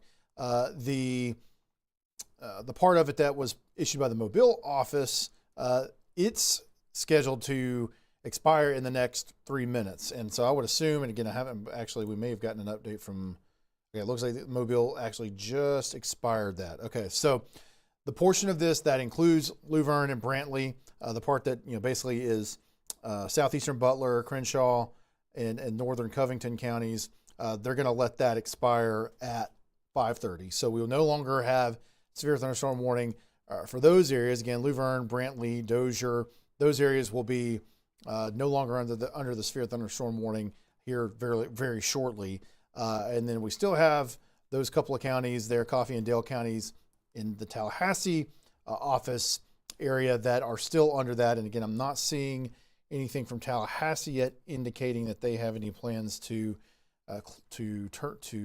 expire or to cancel that one early. But just looking at the trends, I would kind of expect they're not going to let that one roll all the way out until 6 o'clock in the morning. So again, we'll continue to monitor that, but there's just not a lot right now that is kind of telling us that there's any major issues that we need to worry about there. Looking further towards the north, though, to be honest, some of the storms further to the north that are not warned that are within the Birmingham office, those actually look a little bit stronger, maybe even the ones that have the warnings on them right now. So again, they're not warned, but up into Pike County there near Troy, you have in near Monticello there, looks like we've got again even here it's 40-50 mile per hour winds, so it doesn't look like it's too much to worry about. Maybe severe criteria winds at a little bit less than 2,000 feet there near Goshen, near Spring Hill, just to the south of Troy and Pike County. But those don't have any sort of warning on them. But do be aware that if you're in these areas, if you're in Union Springs, obviously, if you're in Troy right now, if you're in Brundage, you're going to be getting heavy thunderstorms coming through here fairly shortly, with some lightning, but not anything crazy like we've seen earlier tonight. But they still could pack some gusty winds. But again, nothing right now that we're concerned about from a severe or tornado sort of perspective. So again, we're continue to kind of push these things towards the border, and I'll kind of continue to scan. And let's go take a quick look at the Mobile radar. Again, we had that warning earlier that was in parts of northern Mobile, northern Baldwin counties. That storm has moved off to the east, and that warning is no longer, you're not worried about that. And as far as what's still left over in Mobile County, the main thing is we've got a decent looking storm that's basically going across Dolphin Island at this point. So it's actually one of the better looking storms in this area. You've got a good bit of lightning there with it, about 16 strikes in the last 3 minutes. There, again, no warning on it at this point. We'll look at our velocity. Yeah, the velocity doesn't look to be anything to write home about. And so that would be the reason why there's not any sort of warning on it. Doesn't look like we got any rotation with it either. So that is also good to see. So mainly just this, for this particular cell, just a decent storm. Got some heavy rain, got some lightning, and that's about it there in Mobile County. If you look at Baldwin County, it's just basically some showers. There might be a rumble of thunder mixed in there in spots, but nothing to worry about there. So really, things are kind of winding down in most of Mobile County. Once that cell moves through Dolphin Island, things will be over for Mobile County, and it won't be much longer for Baldwin County either. And as we look at, Bill, that was a watch cancellation. The county coming out, yeah. Okay. That's We'll take a look at that in a Chambers second. County. No new warnings or anything like that. But again, we got a few cells there in Escambia County, north of Atmore, kind of west of Bruton there, near Barnett Crossroads, mainly south of 65. But this is just some rain. You barely have any lightning with it at all. Again, the velocity, nothing looks too concerning with that. There might be a little bit of spin in that one near Bruton there, but again, overall, the presentation is not super concerning. And so we'll continue to kind of keep an eye on those, but nothing is worrying us too much at this point. Let's switch back over to Fort Rucker. And again, and just let's look out. We haven't really looked at some of these ones in Geneva and Houston County recently. They don't look to be anything too much to worry about. And again, looking at the velocity, I don't see really high values with any of this. We'll switch to our storm relative, and I don't really see any rotation with this either. So again, things continue to look like they are behaving at this point. So that is good to see. Now let's go ahead and we'll take a quick look. And Bill, what were the counties did you see that they had peeled off the watch there? They only removed one, Drew. Just they one? removed Chambers County. Move Chambers. Okay. All right. So you can see that, again, we still have the tornado watch that's remaining in effect. And again, I would think Mobile County will be taken out of that here in fairly short order, but still included for now. Mobile and Baldwin is still in there for now. And then you also have Escambia and over into Conecuh counties, and then Butler, Crenshaw, and then Pike, and also including Bullock, and then parts of Lee County, Russell County, and again, so basically all those places and further towards the south, back over towards Dothan, are still within that tornado watch. But again, it goes until 9 o'clock, but we don't expect that the watch will remain for that entire period of time because the storm should be moving out before then. So again, we'll kind of clear things back off to the radar here. And I'm just kind of looking at our reports here. And Tallahassee is not doing anything with the warning yet in Coffee and Dale. Doesn't look like they've indicated any chance of removing that at this point or canceling it. Bill, you got something? Just a question from YouTube, if you wanted to take a stab at it, Drew. Someone asked, could you explain exactly why these discrete storms ahead of the line haven't been as strong or tornadic as maybe, we thought they might be? Well, I think, from what I can tell, from what I've been seeing and from what the Weather Service has been, they've put up some special soundings, and they've done a great job of doing some explanation of what they're seeing with the kind of the tools that they have at their disposal. And so I think it looks like it's a combination of we've had a bit of a cap, a warm nose that has helped to inhibit things to some extent where you're not able to see the same kind of updraft formation or maybe disrupting the updraft at times. And then there's also been, like we talked about earlier, at least now, we've got some of these extra little cells out ahead of what we're seeing back in Alabama. And I think in some ways, some of these cells that have formed further out closer to the coast and back into Florida have helped to kind of disrupt the inflow. But there's also been some other outflow boundaries that I think have kind of cooled things off in some spots where it's disrupted the inflow. And there's been some storm interactions that sometimes when you have storms interacting, you'll see tornadoes spin up. But in some cases, that can also disrupt updraft and things of that nature. So I think there's been a number of kind of small factors that have gone into making it where we haven't seen maybe as much as we thought we could have seen. But again, it was the wind threat really was still kind of the main threat that we were seeing with this to begin with anyway. And it still may not be that we get quite as much to the level of really widespread damage with this that we thought, which again is a good thing. But obviously we've seen lots of trees go down with the straight line winds in a lot of spots, and I think we pretty much know we saw at least one tornado. We probably saw two tornadoes with this, with some cells that were kind of out ahead, especially the second one, the more recent one here. So there's still been some of that's happened, but there's been a few factors I think that have played in our favor to keep the worst case scenario from unfolding at this point.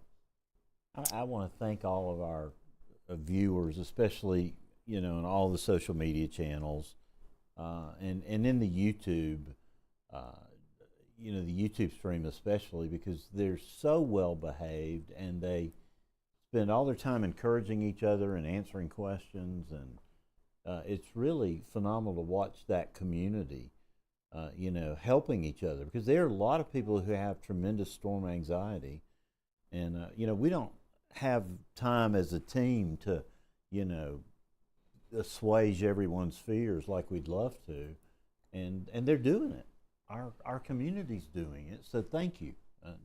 You're a part of our team, and we appreciate that. We often get focused on the negatives, and there are some negative Nellies out there, but generally speaking, folks are well behaved, and I do agree. We're thankful for all the content that you send us, for the fact that you help answer questions, and it takes a lot of pressure off us. We need to be able to tell coherent stories, and we are so busy when these things happen, and we can't do individual briefings. A lot of people struggle with reading, and again, I've said this before, I'm dyslexic. A lot of people struggle with maps because of phones now with turn-by-turn directions. You really don't need map skills. So again, we're thankful for folks that are willing to step in and help answer questions on a night like this. So we've got some strong storms in southeast Alabama, and they are generally very well behaved. We're very pleased with how things have gone over the past couple of hours. We had a couple of warnings issued, and again, we technically still have this warning for down here for Dale and for Coffee counties, but really and truly, these are just not severe. Notice there are no warnings for Pike and up and through here. And again, at our Skycam at Troy, we had a wind gust of what, JP, 19 miles per hour? It was 19. I've been watching the Dauphin Island north camera. Wind gust of 32 a few minutes ago, but a heck of a lightning show too. But again, it's been below severe limits so far. Yeah, that's a pretty good downpour. And again, that's the cell that's producing the lightning on the Dauphin Island north camera. We have two Skycams on Dauphin Island, one on the north shore, one on the south shore. And this is the north shore looking back into the bay up in here, and that's the one producing the lightning. You see a lot of 32 lightning strikes from that one cell. So pretty impressive wake up, Monday morning wake up on the Gulf Coast there at Dauphin Island. Of course, Dauphin Island is here. Fort Morgan is right here. And our director was at this place yesterday morning, just at this very moment yesterday. So let's go back, Drew, to southeast Alabama.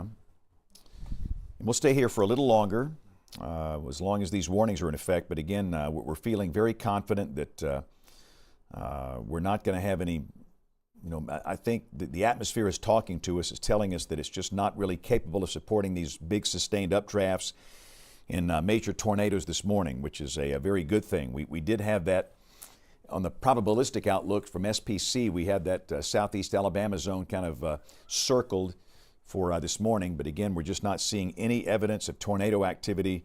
And I think if we would have that problem, we would have seen some tornadoes by now, which is certainly a good thing. Let's pop on the tornado watch, and again, we'll see that, again, a lot of folks are out, and we're almost done with this. We're almost done with it. We're down to just counties in extreme south and southeast Alabama. And again, the watch will continue to be cleared from the northwest, but for most of you, it's over. We're just down to cold and snow flurries. So let's see here. I wonder what Kevin Henderson's got down there. Kevin, are you with us by chance? Yeah, I'm here, James. Can you hear me? Yeah, what you got? Looks like we have a car that slid off into the median. We're on I-65 in Verbena. Okay, in Chilton County. Okay. So again, this is a car that has gone off in the median, and that's obviously not really related to weather, and that we don't have any severe storms in Chilton County, just some light rain. But we call that the highway of doom, and that at least once a day I'll get reports of something like that happens, and how it happened we don't know, but again, hopefully nobody is injured, and it looks like I don't believe anybody would be injured in a situation like that, and that's not obviously affecting traffic. Traffic is moving along both ways, but again, this is in southern Chilton County near Verbena. A car has gone off in the median of Interstate 65, and again, got obviously law enforcement there, and hopefully we had no injuries, and again, that is not affecting traffic either way. So again, thanks to Kevin for being out there. Kevin has done an amazing job. Old Shoe, Brett Adair. We've had Krista Pitchford out. We had John Mann. It's just great having folks that are willing to get out in the field on a Monday morning at 2 a.m. and do this when it is so dark and so challenging. One of these days, we're going to have a severe weather event during the day, and you can see just the impressive nature of the shots that we get from our crews in the field. But again, thanks to Kevin and Old Shoe and Brett and Krista and John for their work overnight out in the field. But again, if you're just joining us, that is a vehicle that is in the median of I-65 around Verbena, south of Clanton in Chilton County, and not affecting traffic at this point, which is good. But of course, at some point, they'll have to get a tow truck to get that car out of there. So again, JP's got the Dauphin Island North Sky Cam up, got a peak wind gust of 32, got a pretty good downpour that's over the southern tip of Mobile Bay. And again, we've got these just kind of puny looking storms coming through Coffee and Dale. And we'll check the wind velocity just to be sure, but again, we've seen signatures like this throughout the event. And again, we got 59, 63, but it just seems like a lot of that is not getting down to the surface. Of course, Dothan is down here. That's the next population center: Enterprise, Ozark, Dothan, Headland, Abbeville. And again, I just don't think those are producing surface-based wind gusts of 58 miles per hour, and that's the severe criteria. Of course, we're watching the storms down here in Geneva and southern Houston counties moving north. They do not look severe. They look very disorganized at this point. So again, just so far, so good. And again, the best news we can report is that since this thing started we started coverage last night about 8 o'clock. We have had no injuries to our knowledge. Now, we've got some, I do believe we're going to have some pretty significant tornado damage in Monroe County, North Monroe County near Beatrice, and up in northeastern Lauderdale County around Lexington. But again, we've heard of nobody being injured from that. And if we can wind up with only 2 tornadoes from this thing, that's a good thing. And there might wind up being a few more small tornadoes that we don't know about. But generally speaking, it just didn't quite come together for a big tornado situation, which is good.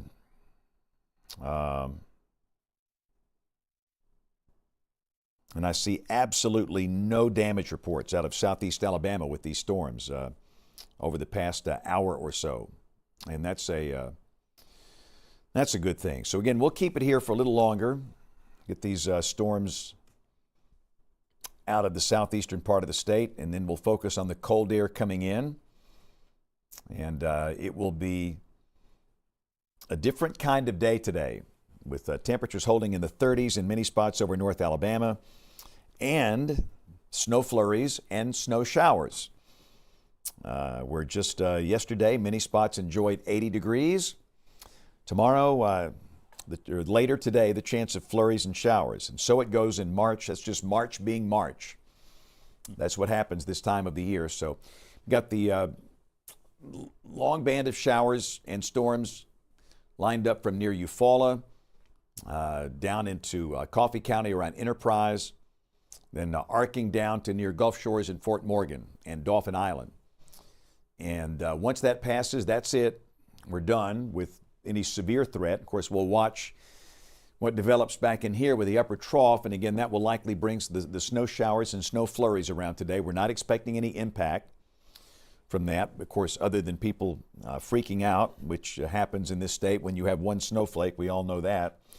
And in people's defense, we're not that good at snow. We're just not. We don't have a lot of analogs. We don't have a lot of experience. And while we've made some darn good forecasts with snow events over the years, we have made some darn bad ones too. Of course, in my career, the worst snow ever bust was in 1982, fouling up the timing of a really major ice storm. And of course, most people remember, the Snowmageddon. But everybody missed 1982. The Snowmageddon was bad. The flash freeze, we didn't pick up that. But by golly, the blizzard of '93, we did pretty good for that deal. Of course, nobody believed us, and I don't blame them because it was mid-March. Well, it was 82 degrees on Tuesday. Yeah. Let's go down to Gulf County, Florida. We got a tornado warning coming for, and this is not our area of concern here. It's down in, with this stuff down here, we've got tornado warning for Gulf County, Florida. That is in effect. It's near Mexico Beach, Port St. Joe, Cape Sandblast. So again, this is Cape Sandblast right here. And again, Mexico Beach is here. And that's some rotation that is moving in. Port St. Joe is right here. Mexico Beach is right here. Of course, when you start showing this part of the world, everybody kind of goes back to Hurricane Michael and all the damage that occurred down and through here. But again, this could be and again, this is a radar. We don't have a report of a water spout, but again, this is a radar indicated possible tornado. So again, that's a tornado warning in effect for west central Gulf County and the panhandle of Florida. Again, there could be a water spout or a possible tornado right in through here. Again, there's the Cape Sandblast, that's US 98. Port St. Joe is right here. Indian Pass is right down here below, and that thing is moving in. What's the name of this place down here? The Oyster Bar. Anyway, this is a good joint down here. I know that. And this is I love Cape Sandblast. That is just an amazing place to stay if you've never been there before. And they had so much damage after Michael, but they've recovered and everything is doing just fine. But again, that's the Cape. And that could be a little tornado that is coming in. And again, this is not Alabama. I know this is the Alabama Weather Network, but a lot of you have great interest in what happens down here in the Florida Panhandle. And again, that thunderstorm is moving inland with a possible tornado that's right below Mexico Beach. So I just wanted to show that. Notice that it's coming from the Weather Service down in Tallahassee. But let's go back to our southeast Alabama thunderstorms here. And again, we've got the line of storms very somewhat disorganized coming through Coffee and Dale counties. And again, there could be some gusty winds in through here. And again, technically, we've got these warnings in effect for a few more minutes. And I have seen no evidence of any of these stronger winds reaching the surface. And gut feeling is that these things will they won't renew these warnings at 6 o'clock. But let's look at Houston County quickly while we got this thing up, Drew, and we'll take a look at the storms down in Houston and Geneva counties. And it's just disorganized. It's obnoxious. You've got loud thunder, some heavy rain in spots down here, but we're just not seeing any evidence of rotation, any evidence of really strong winds getting down to the surface. So again, Geneva is here. Hartford, Slocum, Rehoboth, right here. And I will be at Rehoboth Thursday. I'll be in Dothan on Thursday. Got a couple of school visits down there. Got a homeschool group in Dothan and Rehoboth Primary School on Thursday. Man, I gotta get the name of that. They've got this fantastic latte, and it was really, really good.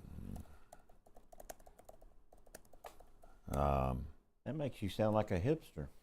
Well, and you know, normally that's not my thing, but goodness, it was good.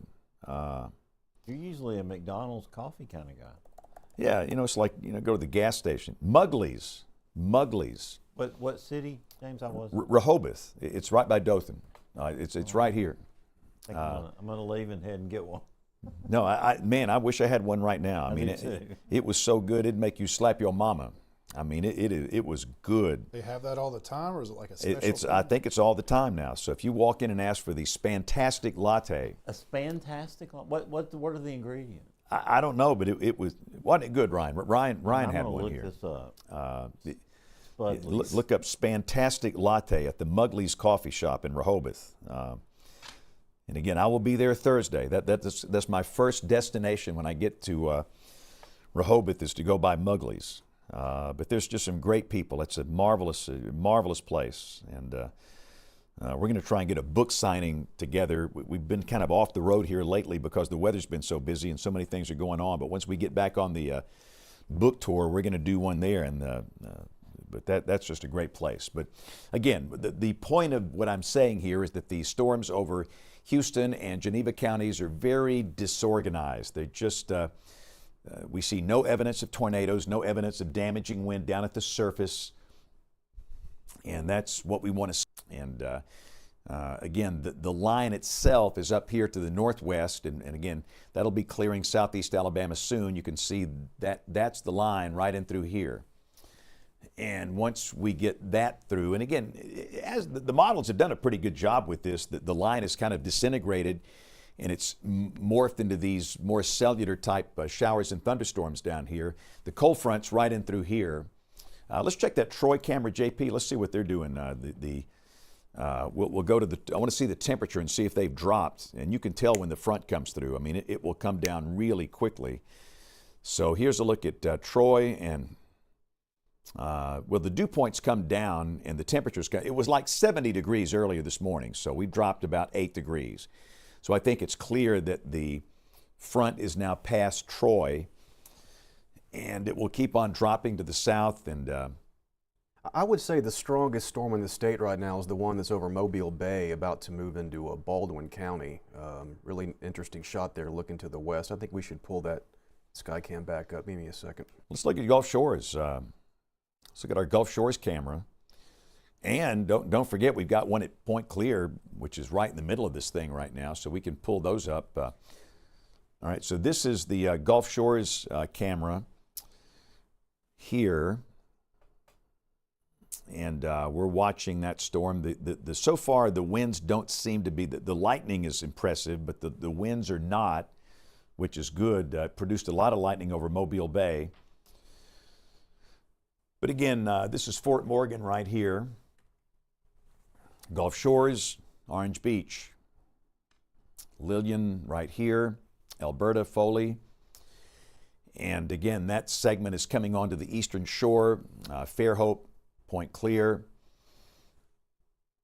And again, the lightning looks good, but the wind velocities don't look especially impressive. But yeah, we've got a free fireworks show Monday morning here at 5:53. And again, notice the dew point at Gulf Shores is 70.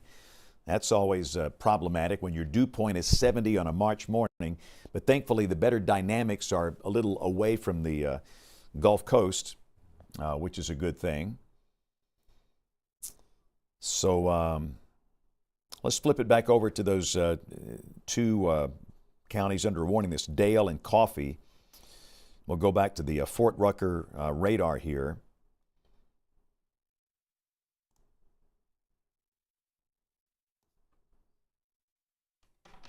And got a 49 mile per hour wind gust down at Veterans Memorial Park. That's on the Florida Gulf Coast at Port St. Joe. But I'm seeing nothing from these storms here. And again, this is at radar beam height, which is pretty close to the ground because we're using the Fort Rucker radar, which is right here. But we just heard of no issues with these storms coming through Coffee County, and they're about to move into Dale County. And again, let's go back to the reflectivity. And yeah, it's going to rain heavily, and it's not that much thunder and lightning. We got 7 lightning strikes here.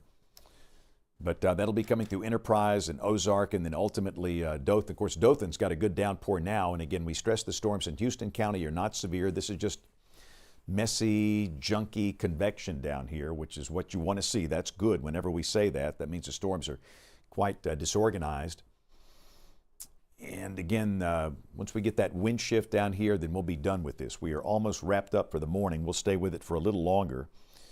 In fact, what's going to happen, Drew, what I'll do is go back and do the morning production shift back here in B, and you'll kind of wrap this up so when we go back to programming, we'll have everything loaded and it's fresh in there. So we'll plan on doing that here shortly. I'll step away into Studio B and get the morning production done. But looking back on the event, we had a lot of trees down. And let me check the power count here. The power outage statewide is 34,708. Yeah, let's put the power map up. And I tell you what's really leading the way. It's Tallapoosa County. Look here, 4.5 thousand, 4,500 without power here. Tallapoosa, Elmore, Talladega, Lauderdale, Randolph, Baldwin, Jefferson, and Clay. Those are the leaderboard counties on the power outage map. But again, statewide, we've got 34,708 folks out of power. We had concern we might have a lot more than that, but we don't. And I think the line itself underperformed in that it came through in many areas. We had winds at 40, 45 miles an hour, but not the widespread damage that we had feared. And again, that's a good thing. We're blessed. Nobody wants to wake up with widespread tree and power line damage on a Monday morning. But with 34,000 out, the electrical companies, Alabama Power, TVA, the co-ops, they should be able to come in here and get the power back today. We were worried some folks might be without power for a day or two, but I think with 34,000, that's manageable, and they should be able to restore most of that today. The line extends over into Georgia, and again, we've got a pretty nasty level 4 out of 5 risk of severe storms today for parts of the Middle Atlantic coast region. You don't see that often. That would include parts of the Carolinas, Virginia. Now look at here. That's pretty bad. Washington, D.C., Baltimore, Richmond. That's a level 4 out of 5. And that's relatively rare. We got a level 3 out of 5 all the way from Valdosta up to almost State College, Pennsylvania. So it's going to be a very active day, especially over here for the Middle Atlantic coast.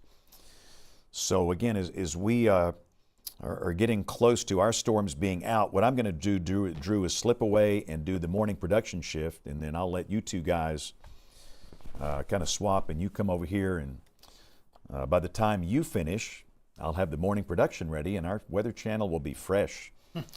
So, like a fantastic latte. like a spantastic latte from James, I researched it. I know what it is now. Okay, good. Macadamia nut. Really? And basil. It was outstanding. I mean, it was really good.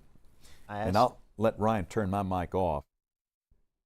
I asked ChatGPT what it would make a Spann latte out of, and it gave me a pretty interesting answer. A double shot of espresso, strong and dependable, like his forecasting. Steamed whole milk, smooth and classic, no nonsense. Alabama wildflower honey, a nod to his local roots. A dash of cinnamon, warm and comfortable. A tiny drop of vanilla for some subtle sweetness, very subtle. A light maple drizzle for a little southern character, and a cinnamon stick garnish. How about that, Drew? Wow. Would you buy that? Fancy. Yeah, I think so. I think I'd buy that. So that's not what it actually is. That's just what ChatGPT. No, that's what ChatGPT came up with. I think I'd buy the one in Rehoboth. I think that's the one I'd get. Oh man. Well, yeah. Speaking of Rehoboth, well, I guess we're not okay. That's behind me, isn't it? Yeah. Well, yeah. So looking at the severe thunderstorm warning here. So as we kind of try to round things out here, we still got the warning in effect. Although let's see. Okay, that should be expiring in a minute. So I guess we'll see here. If it disappears. If it disappears here, I have Tallahassee has been quiet about it.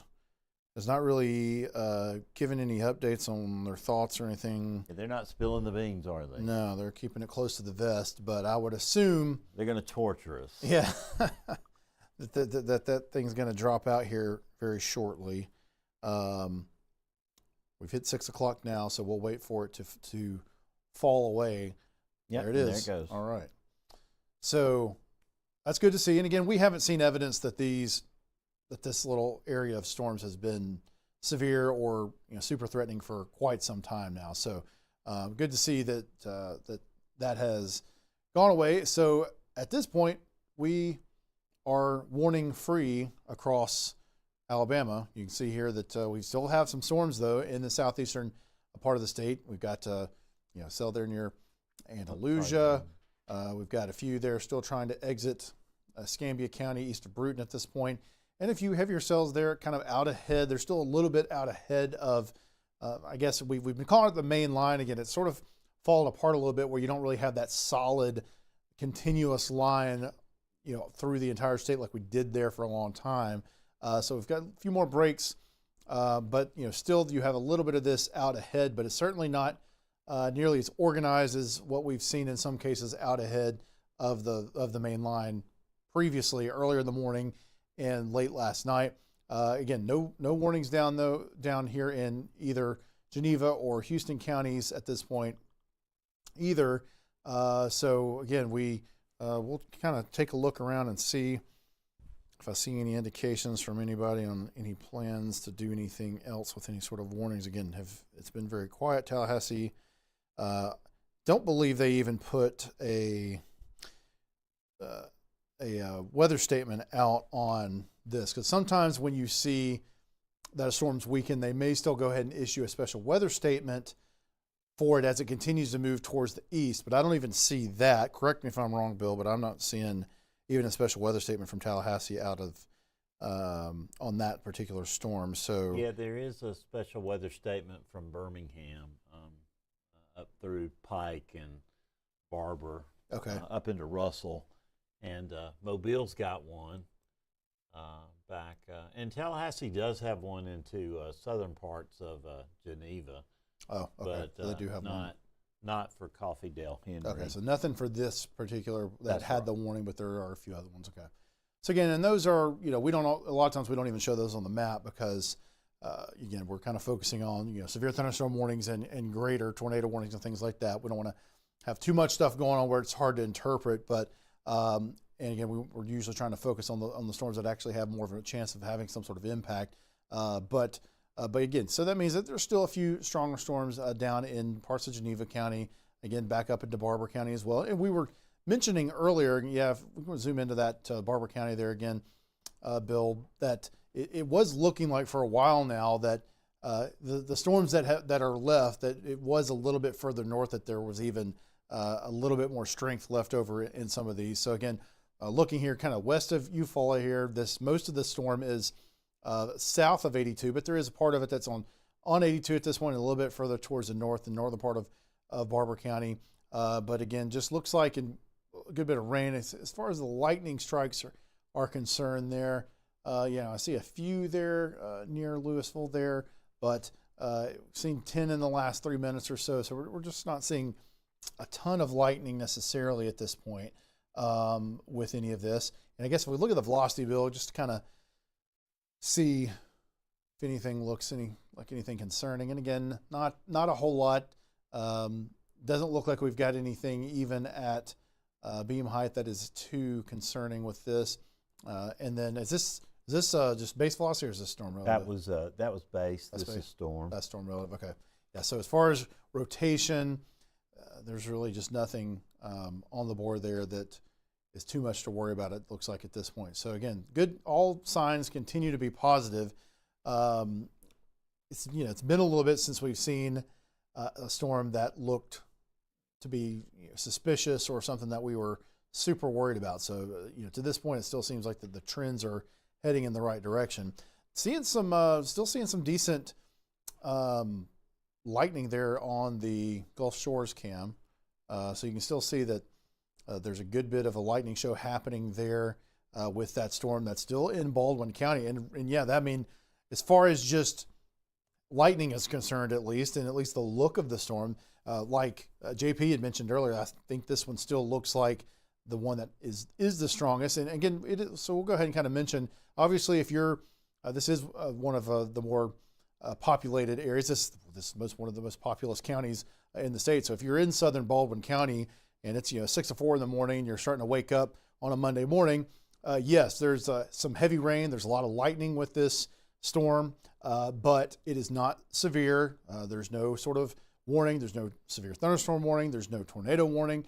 Just heavy rain and a lot of lightning with this. So it's moving through, but we don't see any major threats with it outside of the lightning. So, you still don't want to be, if you can wait for a little bit before you have to get out in it, I would avoid getting out in the lightning or driving around for a little bit there. If you're down, again, Gulf Shores, Foley, Somerdale, Robertsdale, those kind of places, you might want to kind of hang in there a little bit before you head out. If you can, just avoid having to drive through some of that heavy rain. But again, back to the west, we've basically moved this out of Mobile County at this point. Just have a few showers left over in Bayou La Battery. Looks like one more little cell that might cross over Dolphin Island again. But again, that doesn't look like there's much going on with that one. But even it's again back into Baldwin County, Daphne, Fairhope, Point Clear, places like that. Things have pretty much moved past you at this point, so you're pretty much clear. Mobile, the same thing.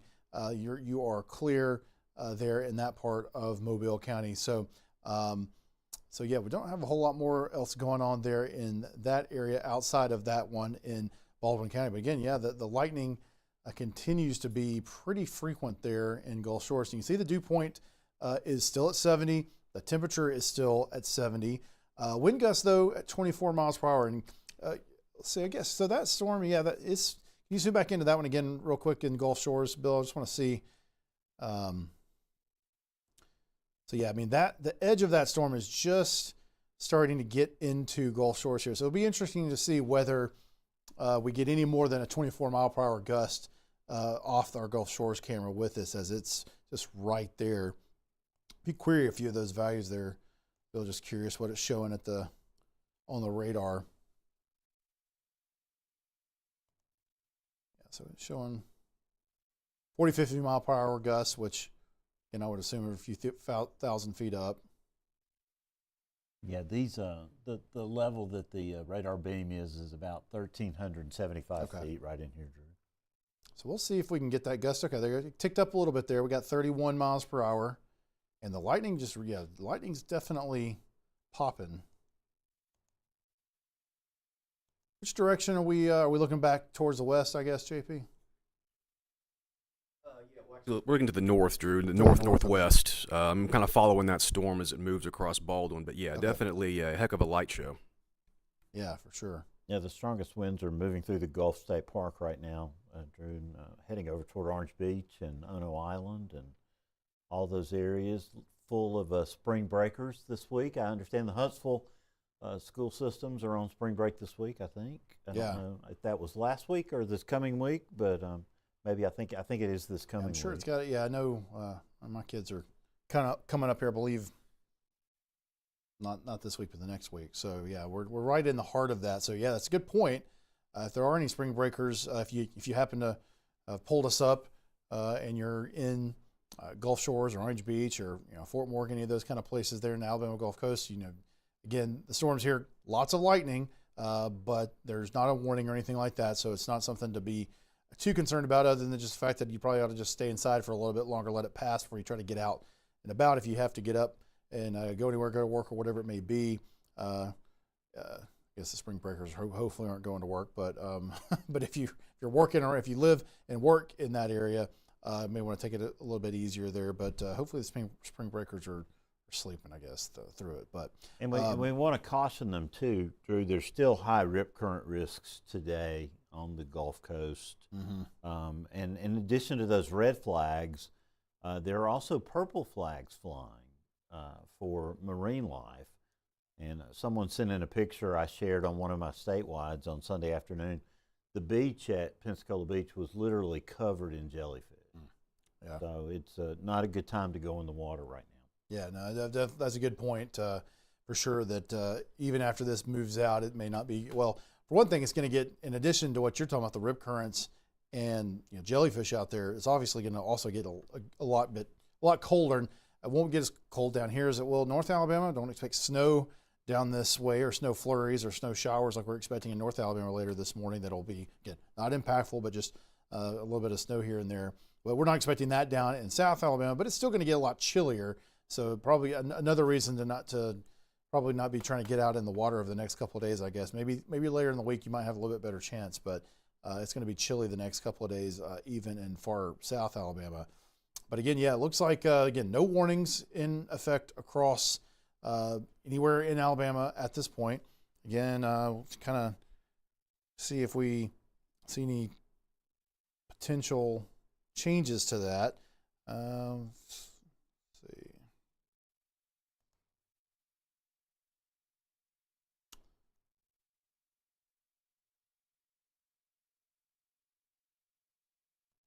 Yeah, just seeing. Yeah, we just had a gust of 34 at the Gulf Shores camera, but again, it's still Drew well below, considered to be severe, but definitely a stormy morning there on the Alabama Gulf Coast. Yep, for sure. See, the winds are sustained around 17, and that gust at 34. So good to see that even though we were seeing 50-mile-per-hour gusts there, or wind speeds being detected at radar beam height, we're not seeing it quite all the way to the ground there. I think I saw a new. We spoke too soon. Yeah, new severe thunderstorm warning. Mm-hmm. All righty. So we got us a new severe thunderstorm warning, and that looks to be for Coffee Dale, Henry, and the northwestern portion of Houston County. There, it'll go until 7:15. Drew. And I see that is for 60-mile-per-hour wind gusts. And let's see. No, I'm sorry. Never mind. Oh, is that past state line there? Just the east of it threw me off there for a second. So yeah, this new severe thunderstorm warning issued by the Tallahassee Weather Service is for 60-mile-per-hour wind gusts, the possibility of that, and penny-sized hail. It's radar indicated, and so again, this is not necessarily based off of reports, but just looking at the radar signatures there. And you can see you have a little bit of a line here, kind of a smaller scale line from what we've been seeing earlier there that's running through Ozark at this point. You got a few heavier cells there back in Enterprise. So again, as far as who's in this severe thunderstorm warning polygon, Enterprise, Daleville, Pinkard, Ozark, Newville, Headland, Abbeville, those areas of, again, Coffee, Dale, and then into Henry counties, you're within that. It looks like, I guess, also that far northern sliver of Houston County as well. Does include kind of the northern half of Dothan, but it doesn't look like, maybe the southern edge of this cell here might clip, near Dothan, but it doesn't look to be a really big threat that Dothan itself is going to get much out of these warnings. But, and again, as we've been saying here for the last couple of hours, I think, the threat has kind of ramped down a little bit, where for severe thunderstorm warnings, at least, wouldn't say that we would be treating them like tornado warnings like we were talking about earlier in the morning and then last night. It looks like things have kind of stepped down a little bit, so we're not quite as concerned, but still, there are some strong thunderstorms. Looks like we had another new severe thunderstorm warning there, Bill? Yes, a new severe thunderstorm warning for Baldwin County and Escambia County, Florida. Okay. So we've been watching that storm. Obviously, we're seeing lots of lightning with it. So I guess they decided to go ahead and issue a severe thunderstorm warning on that. And I do see that it looks like there might be a little bit better hail core on that now. We were seeing lots of lightning, and then, you can see with the hail tracker product here that it's trying to pick up on a little bit of hail there possible within at least a loft in the thunderstorm. Whether it's reaching the ground or not, still not totally sure about that, but at least there's the possibility of that, and I would assume that's going to be part of the reasoning behind the warning there, because I still think the winds, if we can query a couple of those, Bill, still don't know if the winds may rise to the level of severe criteria, but I'd be curious to see what the scans are, or the queries for that last scan there around Orange Beach up heading towards Mifflin. I'm going to try to pull up the text of that severe thunderstorm warning as well. Yeah, it looks like you're finding some close to 60 mile per hour queries there, Drew. 50 to 60 miles per hour. Yep. Of course, there may be, a little bit higher winds potentially further north than where our camera sensor is located. But as we've already been mentioning, our sensor that kind of covers Orange Beach and Gulf Shores only picked up, still at this point you can see looking at the camera there that it's still only picking up 34 mile per hour wind gusts was the peak gust that we're seeing from that camera. So again, we're thinking that we're likely not seeing those severe level gusts at the surface quite yet, but things can change. And again, there's definitely plenty of lightning with it, and there could be some hail. So again, if you are in Orange Beach, if you're in Perdido Beach there, Mifflin, again, you're getting a heavy thunderstorm at this point. If we kind of shift a little bit further or kind of zoom out a little bit, you can see Ono Island there. If you're on Ono Island, you're going to get a heavy shower with some lightning here fairly soon. Over towards Lillian, then over towards, again, going towards Pensacola at this point. I guess we'll be hitting the state line here pretty soon. Those areas, you're going to get a heavy storm with a good bit of lightning and maybe some small hail moving through here fairly shortly, and some gusty winds. Again, doesn't look like this is the kind of threat that we've seen earlier in the night where we'd have really higher concerns for trees being knocked down. But again, you could have a tree that's weaker. You could have a dead tree. There's definitely still the possibility. So just to be safe, if you're in the severe thunderstorm warning here, still you want to be inside, avoid being out on the road if we can for a little bit here as we let this storm move through and move over into Florida. But again, looks like it's mainly rain. But again, you can see looking at the Orange Beach camera here that we are getting, once again, a good bit of lightning with this. That continues, maybe not quite to the level that we were seeing a few minutes ago, but definitely still seeing a good bit of lightning there from Orange Beach. But our gusts still at 34 miles per hour, so good to see that we haven't seen that tick up quite yet. And I don't know, Bill, if you're seeing anything else from any other sources, or if we've got any. I don't know if we have any of our sky watchers in that area or not. I'm going to keep looking myself let's too. Double check everything here, Drew, and just run through all of our Weather Service office friends here. Nothing from the Weather Service in Mobile of any significance. Nothing from Tallahassee based on what they're seeing from the warning there in southeast Alabama. Nothing new there. And our sky watchers right now are quiet. Let's if we've got anything else. They're having a lot of fun with the coffee right now.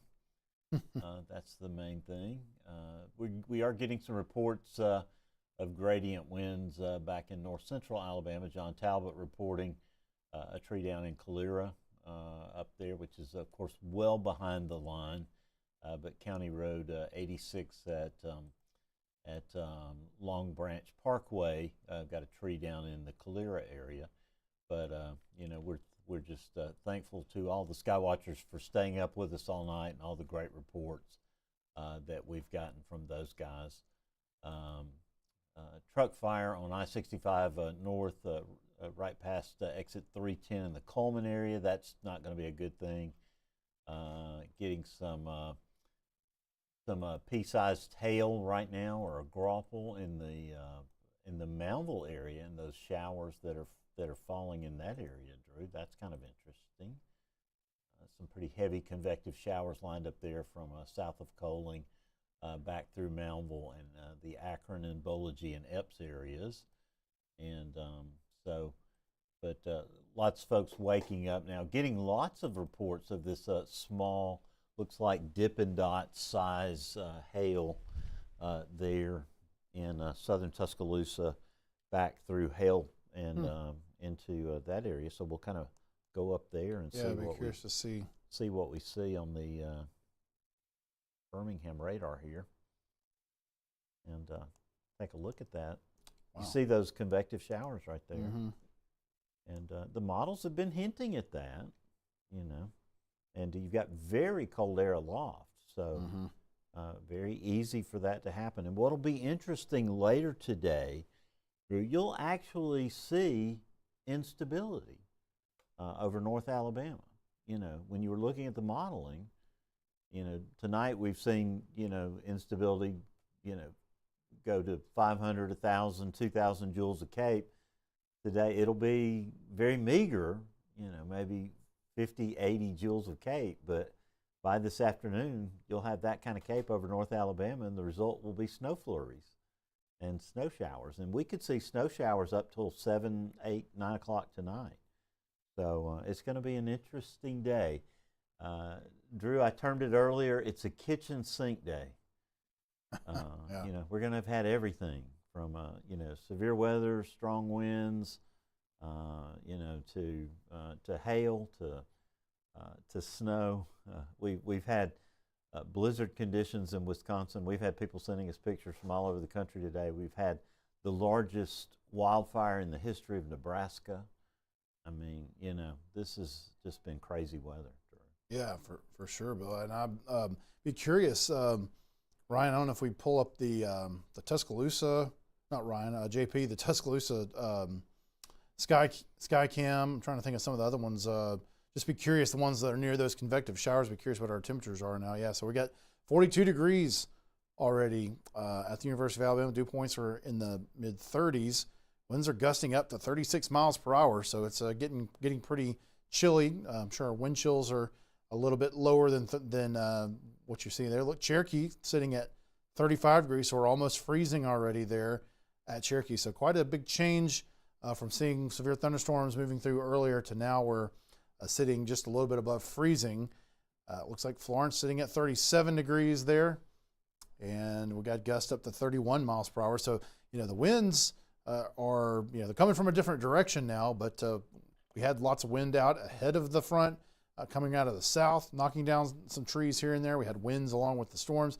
Now we got heavy winds on the backside bringing in the cold air. You can see in downtown Birmingham at the Region Center, we're at 42 degrees.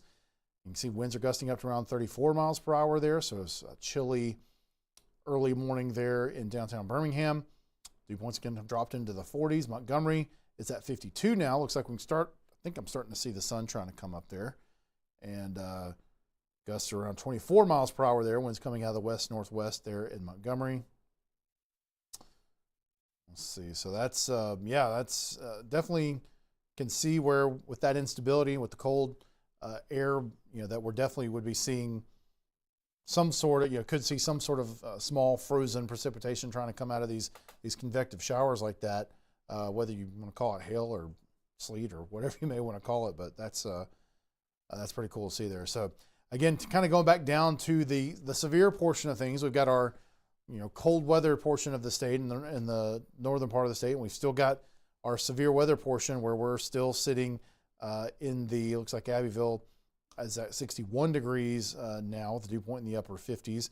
But we've still got our severe thunderstorm warning here for, again, at this point, coffee, you've got a few showers left over there to the northeast of Enterprise, but most of everything here really is in Dale County at this point and really has started to move east of Ozark and then heading in the direction of Henry County. Tornado warning for Dale and Henry. Okay. All right. Well, we have something to talk about here now. Okay, let's see what we're working with here. Okay, so I'm on the Fort Rucker radar, Drew. All right. And you've got storm relative velocity. Let's kind of lapse that a little bit here and see if I can. It's kind of not the most classic signature here. See if we can pick out where that's coming from. I don't know if it's this thing right next to the radar here, or if we're talking about up this way. Area north of Ozark. Say that again. Area north of Ozark. North of Ozark. Which would be this area right Okay. here right now, I guess. Yeah. Okay, that. The most interesting signature. Now maybe we're talking about right here. So this is this storm relative? Yes. Okay. Let's take a look at base velocity. I just want to see what it looks like.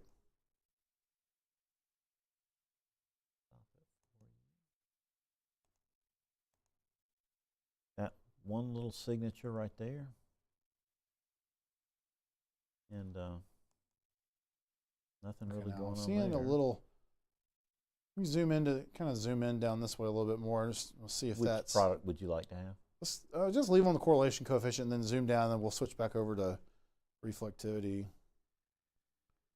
And maybe pan to the north a little bit here. I'm just trying to see if this little hook, or back, pan south a little bit. Yeah. I'm trying to see if this is the little appendage here. Yeah, let's switch back over to reflectivity. Yeah, it's hard to tell. Yeah, we're so close to the radar, you're kind of getting into that zone where you would think being close to the radar is good, but it's not always good. But either way, we'll just go ahead and we'll keep looking at this and trying to find a better indication of it. But just so we're clear, we do have a tornado warning now that includes, again, we're talking about for Dale and Henry counties. And it looks like, so we're talking about the tornado was located, or the possible tornado is located 9 miles south of Blue Springs or 10 miles northeast of Ozark, moving east at 40 miles per hour. And you just read off some of the other information here. And moving east at 40 miles per hour, and looks possible tornado. And let's see, James is back in here now, so we'll go ahead and hand back off to him. We're going to get Bill back on user generated, and we'll get Drew back on radar again. I did get the weather briefing video done today, but I saw the tornado warning pop up, and I said, I better get back in Studio A. I was back in B here. So again, if you're just joining us at 6:26 on Monday morning, we have a tornado warning in effect now for parts of Henry and Dale counties. The Weather Service in Tallahassee posting this warning for this line segment that is again coming out of Dale County into Henry County. This is Highway 431 right here. Abbeville is here. This does not include Headland. This does include Abbeville. It includes the community of Bertha. And again, that line of storms is moving on to the east.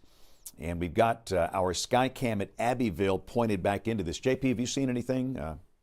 Yeah, we're not in a good position to really see anything. Just a lot of rain, a lot of lightning. But again, we need to be looking up into the storm, not looking south like we are. But it's the best vantage point we have. But nothing at this point. It was Okay. a gusted problem. All right. So again, we've got the velocity here, and let me pull up the Tallahassee Weather Service chat. There was some decent rotation earlier that was north of Ozark. Let's back this thing up a little bit and look at the velocity. And again, we'll back it up a few frames and see what it looked like coming through here. And again, you can see that little hot spot right there. And again, put the storm relative velocity on here. And so let's bring it to where we are currently. And again, Drew, I'm not seeing that much. Are you? Not really. Yeah, that's what we were kind of, when they first issued the warning, we're trying to find the rotation. And to be fair, we're close enough to the radar site that it was going to be hard to see it either way, but definitely not the strongest one I've seen. I was also trying to see if we were seeing the little appendage in the reflectivity.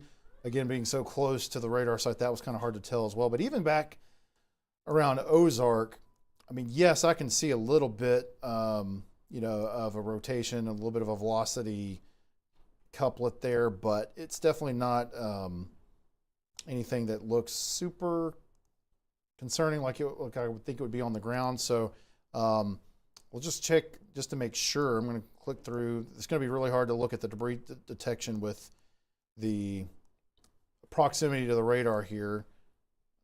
So yeah, that's just kind of a little bit too noisy to really be able to tell much about it. But yeah, I don't see much. But we've got a tornado warning here, so we'll continue to look for it here. And obviously, if you're in Bertha and Abbeville and places like that, you need to kind of take heed of the warning here. But we'll continue to kind of to monitor things with this. James. Bill, what you got over there? New severe thunderstorm warning for the rest of for all of Houston County down into the Panhandle. So yeah, let's expand this out and just kind of show the whole southeastern part of the state. So we've got a lot of warnings in progress here. We've got a severe thunderstorm warning in effect for Houston County for these storms that are passing through and coming out of Florida around Graceville. And again, they look pretty disorganized. And again, every weather service office has a different culture and different philosophy on these warnings. But again, the wind velocities don't look that impressive down here at this point. But again, maybe they're just being safe than sorry. So we have severe thunderstorm warnings in effect now for all of Houston County. We'll put the reflectivity back on so you can see the location of the storm. So we have one cluster southeast of Dothan down toward Ashford. In Pansy, we have one storm coming out of Graceville, Florida, moving northeast. We've got the storms in Dale County. And again, for Coffee County, the storms have really basically moved out of there.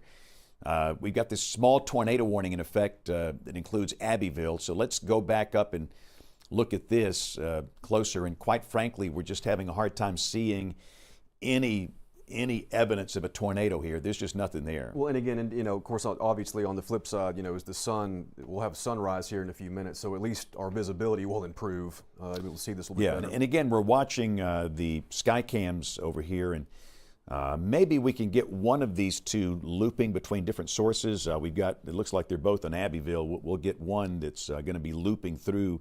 JP will have control of the bottom one. We'll loop through the top one and just go through the different parts of the state because we've got some snow flurries and snow showers coming in here today, which will make life very interesting later today.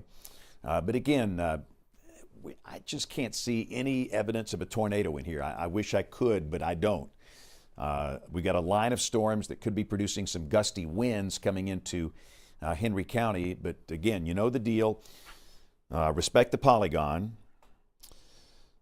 So if you are in this tornado warning polygon, we ask that you stay sheltered, and hopefully the Weather Service will cancel this soon in Tallahassee because we just don't see any evidence of a tornado. In fact, quite frankly, I don't see much evidence of strong winds in through here, Drew. So it's kind of, we've got nothing to show you here at this point. And again, you can see these wind velocities are about as puny as they get. So I'm very optimistic that the Weather Service will cancel this warning very quickly with this little segment of showers coming through parts of Henry County here. So again, still, if you're in Abbeville, that's the largest community in the path of this line here. Stay sheltered. for a few more minutes. And again, hopefully we can get you out of there real quick, because and normally, if you've watched me a long time, you know that we can spot these things and we can give you specific landmarks and be very specific, but there's just nothing really to show. So again, the Weather Service in Tallahassee issued this warning based on a circulation that was close to Ozark about 10 minutes ago, but it's just gone away. It's just not there. And quite frankly, the wind velocities are just very puny. No evidence of any strong winds here whatsoever. So even I don't think there's a need for a severe thunderstorm warning here. And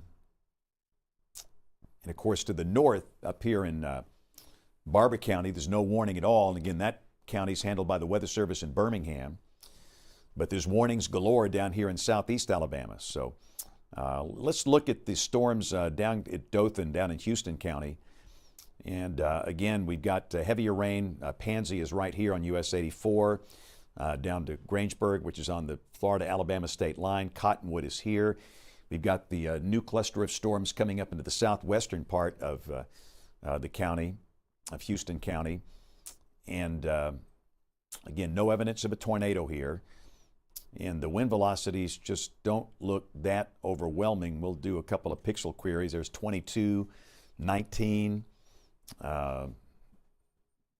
So again, we just don't see much evidence of any big issues with these storms down here. Still, this is a severe thunderstorm warning, but again, I don't see any need to take any special.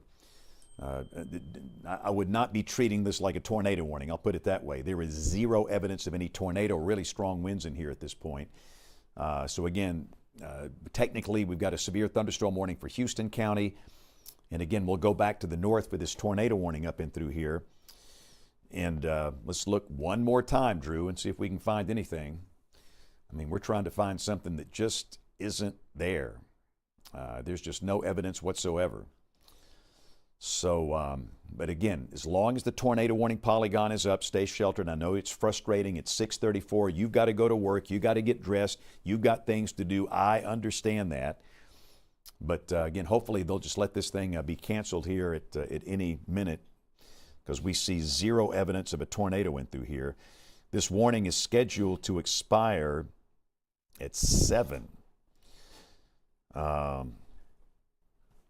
So again, we'll just keep watching it. And again, we've got in the top box, Skycam statewide, and you can see how cold it is. Gadsden's down to 45. Abbeville, 60 over 59. And again, the lightning show has been tremendous, JP, with this Abbeville camera. It's been... Well, it has been, but again, the direction we're looking at this storm from the wrong way anyway, if there was anything there. So you're really just going to see a lot of rain and a lot of lightning. We need to be looking at it coming from Dothan. Yeah, right, and there's nothing there. I mean, and let me just say, we our new Skycam atop of Flowers Hospital should be up very soon. We're not even close to finishing building out the Skycam network. We're going to have at least one in every county, statewide, and again, we love Flowers Hospital, and they've agreed to let us put one on the top of their building in Dothan, which will be a great help.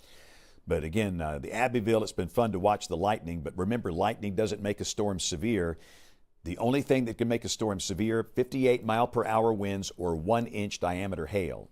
And we just don't see anything here like that. Winds are relatively light, a lot of thunder and lightning and heavy rain, yeah, absolutely. But no sign of any tornado problem here whatsoever. Yeah, I still think the strongest storm on the board is that one about to cross the state line toward Pensacola. They issued a warning for that one earlier. Drew was covering that storm. I think that one, from a radar presentation, is more impressive. All right, I'm checking to see with our friends in Tallahassee, because I'm trying to get our friends in Henry County out of the tornado shelter. The warning that was in effect earlier down here for Orange Beach and Pensacola, that expired, that severe thunderstorm warning. And again, that is off the board. So that's again, the one storm that's in Henry County that's just, we don't see any evidence of a tornado here. Let's go down to Houston County real quick, Drew, and look at that one. And again, technically, there is a severe thunderstorm warning in effect. We have 2 storms in Houston County, both of them south of Dothan, and both of them are showing relatively light winds here. There's just nothing to suggest any type of damaging wind at all. Again, you see these are radar beam height wind velocities, and but compared to what we worked all night, this is nothing. I mean, we've had some. We saw wind velocities in excess of 100 miles per hour in some storms overnight, and so. Again, heavy rain and thunder and lightning, yeah, but that just doesn't make a storm severe. I just can't point out any major trouble spots down and through here. And again, I know it's inconvenient. You got thunder, lightning, and heavy rain on a Monday morning at 6:38 when most people are getting set to drive into work or drive into school. But the good news, we see no evidence of any damaging wind or tornadoes here in Houston County at this point, despite that severe thunderstorm warning. So let's go back up to Henry County. And they've still got that thing flashing here. Again, we've got this line segment coming into the 431 corridor, Lawrenceville down to Abbeville, with thunder, lightning, and heavy rain. But again, you look at the velocity, and there's just nothing there, Drew. Now, if you find something, you're better than me.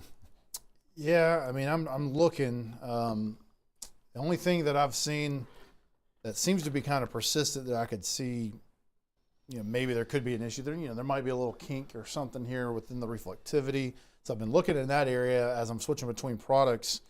Maybe right here is where you're seeing a little bit of a possible rotation, but I'm not sure that it's likely a tornado at this point. Storm relative, it is, again, I think in that general area, that at least I can see something that might be rotating a little bit now. I think now that it's moving a little bit further from the radar, but still I'm not sure. And we'll just switch over to the debris detector just to be sure, but still doesn't look extremely likely that it's producing a tornado at this point that I can tell. But again, you know what we're going to say, respect the polygon. As long as that polygon's up, we ask that you stay sheltered. So again, once this line segment passes, obviously that the risk of any tornado is totally over. But again, as long as we've got the red polygon in place, we're asking that you stay sheltered for the duration of this. And these are going to be in Georgia very soon, very quickly. But again, that's a tornado warning for Henry County in southeast Alabama for a little line segment that is coming through Henry County. It'll be crossing into Georgia very soon. We're getting daylight now. Naturally, about the time this thing, we started last night at 8 o'clock, and that's about when it got totally dark. And we're going to be wrapping up here pretty soon when the sun comes up and you can see things. It has been a long, dark, stormy night. But again, that's the Abbeville camera that's looking into this. And again, we've got a tremendous light show with thunder and lightning. But other than that, we've seen no evidence of a tornado, no evidence of any damaging wind. The peak wind gust at the Abbeville camera site is 28 miles per hour. And I've seen no reports of any specific damage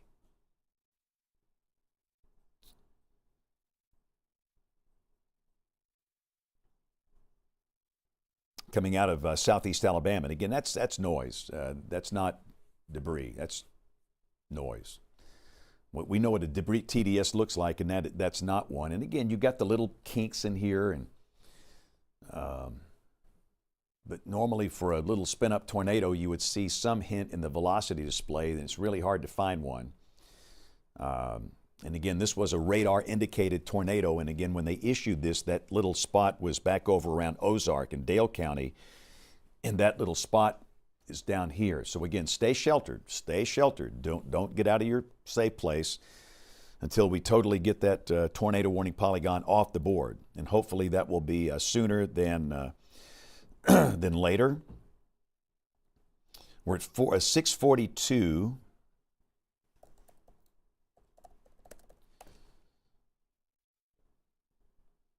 On Monday morning, March the 16th.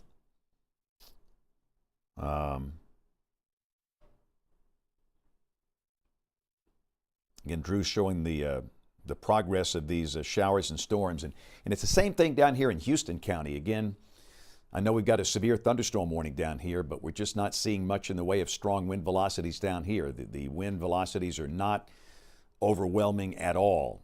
Again, you can see 31, 29 miles per hour, which is a good thing.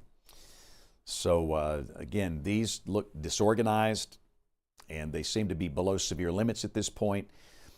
And again, we're having a hard time finding any tornado in this storm here. They've trimmed the polygon, as you can see, and again, it's just got a small part of Henry County. So let's go back up into this thing one more time. But again, the good news, we can give you an all clear if you're over here in the community of Bertha or Edwin. But again, just to let you know where that, and I know the camera says Abbeville, but it's in closer to Texasville. This is on a public television tower, an APT tower, and we're looking back into this from Texasville. And again, JP, you've seen no evidence of any trouble there, right? No evidence of any trouble. And again, the top wind speed that and this was 30 minutes ago, was 28. All right. So again, 28 miles per hour is the peak wind gust at the Alabama Public Television Tower site, which is up here, looking back down into that. And again, it's just a lot of noise. And again, a line segment coming through Henry County. All right, they've canceled the warning for northeastern Dale, but looks like they're going to continue the warning for Henry County.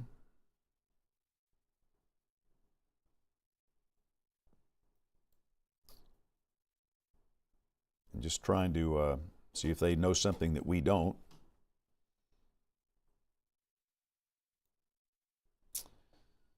So, again, this line segment right here has prompted a tornado warning for Henry County in southeast Alabama. In the polygon would be Abbeville, right here. And we're having a really hard time finding any evidence of a tornado in the line. We just don't see it. But again, until that polygon goes away, we want you to stay sheltered. I know it's frustrating as could be on a Monday morning when you've got to get to work or your kids got to get to school, and you don't want to sit in a closet or a bathroom or a hall with a helmet on. That's not a great way to start the day. But again, this thing is just the wind velocities are not that extreme. Let's take that Abbeville camera full, Ryan, if we can, real quick. Just wanted to kind of show that. And JP, maybe pan that. If you can pan the Abbeville camera a little bit to the left. Want to just kind of look and see if we can see anything here. Let's keep going in that direction. Maybe stop it about right there. Let's go back a little to the right. We'll get that tower leg out of the image. Right there. Yeah, just kind of watch that. That's looking right back into that storm that is coming into the Abbeville town. The town of Abbeville. And how about that? The Huntsville Skycam, we're down to 33. Oh, boy. Oh, boy. It's we're going to be in the 30s over North Alabama with snow flurries and snow showers today. And while I was in the back doing the weather briefing video for today, we've actually got some good high-resolution guidance that's suggesting we might see up to a half inch in the grass in a few spots today where heavier convective snow showers develop. And again, that's a definite possibility. A definite possibility. But we don't expect a problem with travel, and the temperatures will likely be above freezing. And the other thing to consider is the fact that temperatures yesterday were in the low 80s. The ground is warm. So let's go back to the triple box here, Ryan. It's 647, and we've got a tornado warning for Henry County. This includes Abbeville. And again, on the radar coming from Fort Rucker, which gives us a really good view right into Henry County, we're just not seeing any strong evidence of a tornado here. We just can't find it. And again, we're looking at the camera view, looking right into it. And again, you can see winds in the 40s in the radar beam height range. And again, typically you go down to the surface and the winds are not quite that high at ground level. Highest wind velocities are up here. You saw one at 54. So again, it's not nice. I mean, it's a healthy line of storms with thunder, lightning, heavy rain, conceivably a little small hail in here. But again, I just can't find a tornado at this point. And that thing's going to be in Georgia soon, but the line is coming into Abbeville. But the minute we can give you an all clear, we're going to give you an all clear. But as long as that polygon is up, we want you to stay sheltered. I know it's aggravating as could be, but it is what it is. But the minute the polygon goes away, I will let you know. Let's go down to Houston County, Drew, and again, we'll take a look at the storms coming through Houston County.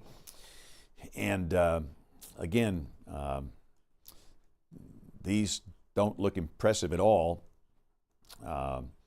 Let's look at the velocity here, see if we see anything of interest. Wind velocities look low. They certainly don't look severe. I know that technically we've got a severe thunderstorm warning down here, but again, there's just no evidence of trouble. These winds look fairly low. In fact, some of the lower wind velocities we've seen with storms all night and all morning here. So again, I would suggest these storms in Houston County are pretty far below severe limits based on the current radar presentation. And that's a good thing. That's good. That is a very good thing. So we've got some disorganized storms that are relatively weak coming through Houston County. And to the north, we've got the line segment coming through Henry County. And again, Tallahassee opted to issue a warning when that line segment was closer to Ozark about 25 minutes ago. And they've held on to this tornado warning, even though we just don't see anything at this point. So again, we'll take a closer look at that. That's going to be in Georgia soon. So again, I know the warning is scheduled to go until 7. I guess they're going to let it go until 7. But once this line passes your location, you are good. For example, this is Highway 431 right here. If you were along or west of Highway 431, you're good. You can come out of your shelter, going about your business. Storms are coming right through downtown Abbeville now. And again, let's pop on the velocity.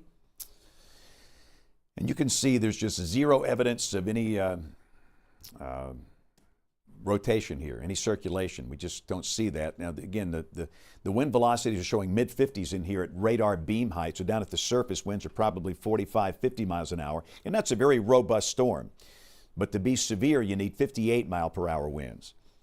Again, Drew, anything you see over there that catches your attention?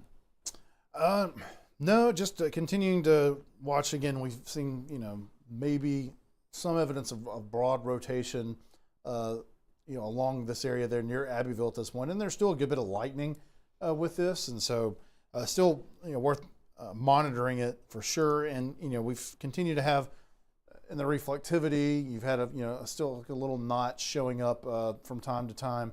And so I think that's still probably the leftover from what looked like a little bit better circulation closer to Ozark earlier.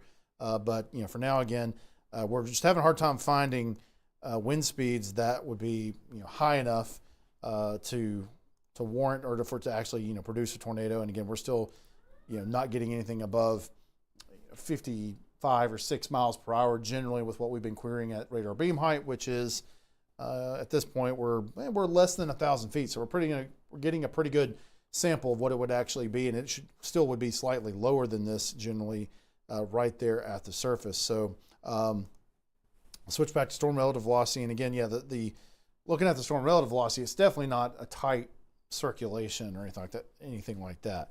It might have been a little bit better than that earlier, but it certainly looks fairly broad at this point. And so, I'm still not seeing anything that looks like a smoking gun or anything like that. And again, we continue just to occasionally check the debris detector, the correlation coefficient, and all that we're seeing here, again, this is just some inflow, but it's not correlating with the area that, if anything was there, would be a potential tornado. So just yeah, still not seeing any sort of hard evidence of anything right now, James. All right, so 6:52, and again, we'll be winding this down very soon. Yeah, these storms are on the verge of being out of Alabama. And again, we're still watching these storms that are moving through southeast Alabama. And again, we've technically got a tornado warning in effect for a little segment of Henry County for the storm segment that just came through Abbeville. And we're having a really hard time finding any rotation in through here at this point. And I'm very convinced we don't have a tornado in progress at this point. But still, as long as that polygon is up, we ask that you stay sheltered. It's going to go away in 7 minutes no matter what. But again, if you're along and west of US 431, you're done with it. It's east of you. And again, you can see this thing is going to be crossing over into Georgia very soon. And again, at 7 o'clock, this thing is going to go away. And again, we can kind of scale back a little bit. Again, we're going to stay with this for a little longer. Yes, sir. Oh, so yeah, checking out the Region Center Skycam, temperature is dropping like a rock. We're down to 38. Wow, 38 degrees in Birmingham. Goodness gracious. We were at 70 not that long ago, before the storms came in last night. So huge drop. And again, we are going to see snow flurries and snow showers today. And where the heavier convective snow showers form, it's possible it might get the ground white in spots. But the roads, the blacktop roads and the bridges were above freezing all day. Temperatures mid to upper 30s and low 40s. And yesterday, many spots were in the low 80s. The ground is very, very warm. And so for that reason, we're not expecting any travel impact at all. But of course, anytime there's one snowflake in Alabama, it's the talk of the town. But that's going to happen a little later this morning, so just get ready for that. And we'll see those off and on snow showers and snow flurries through early afternoon. So let's go down to Houston County, and again, we'll check the storms down here. And last time we looked, they looked very disorganized and very weak, and they still do. We've got a little heavier storm that's cutting across extreme southern Houston County. This is 231, by the way, right here, coming south out of Dothan. Cottonwood is right here. We'll check the velocity on this, and again, there's just nothing impressive there at all, nothing. So these storms are clearly well below severe limits. I know there's technically a severe thunderstorm warning that's been issued here, but again, these storms are just not that bad. So again, we've got some disorganized storms in parts of southern Houston County, and we've got the tornado warning in effect for Henry County. But again, Drew, let's look at a big picture for all of South Alabama. Just kind of look at the line itself and see what we got here. So yeah, there we go. So for Mobile, severe storms threat is over. Gulf Shores, it's over. The line itself is right in through here. Storms coming through Coffee and Dale counties, they're very disorganized. The storms coming through Houston County, they're very disorganized. No sign of any severe weather here. Storms coming through Dale County or Henry County, we just can't find any tornado rotation here at all. The bottom line is this thing is pretty much over for Alabama. We'll still have some thunder and lightning in a few spots with heavy rain, but again, we're very confident that for our state, this party is over.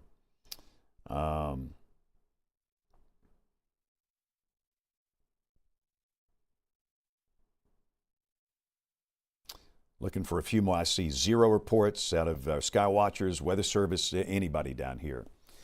So again, it's 7 o'clock. In 4 minutes, we're going to lose that little tornado warning in Henry County.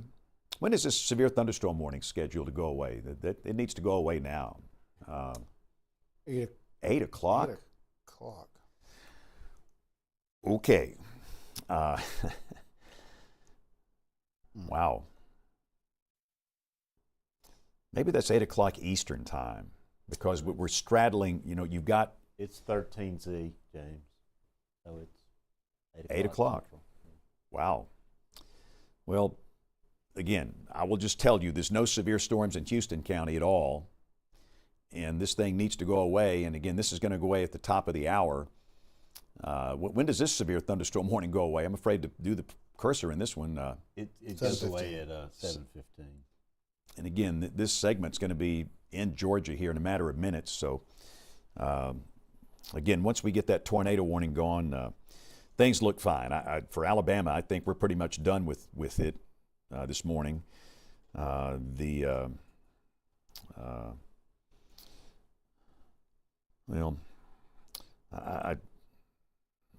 yeah. All right.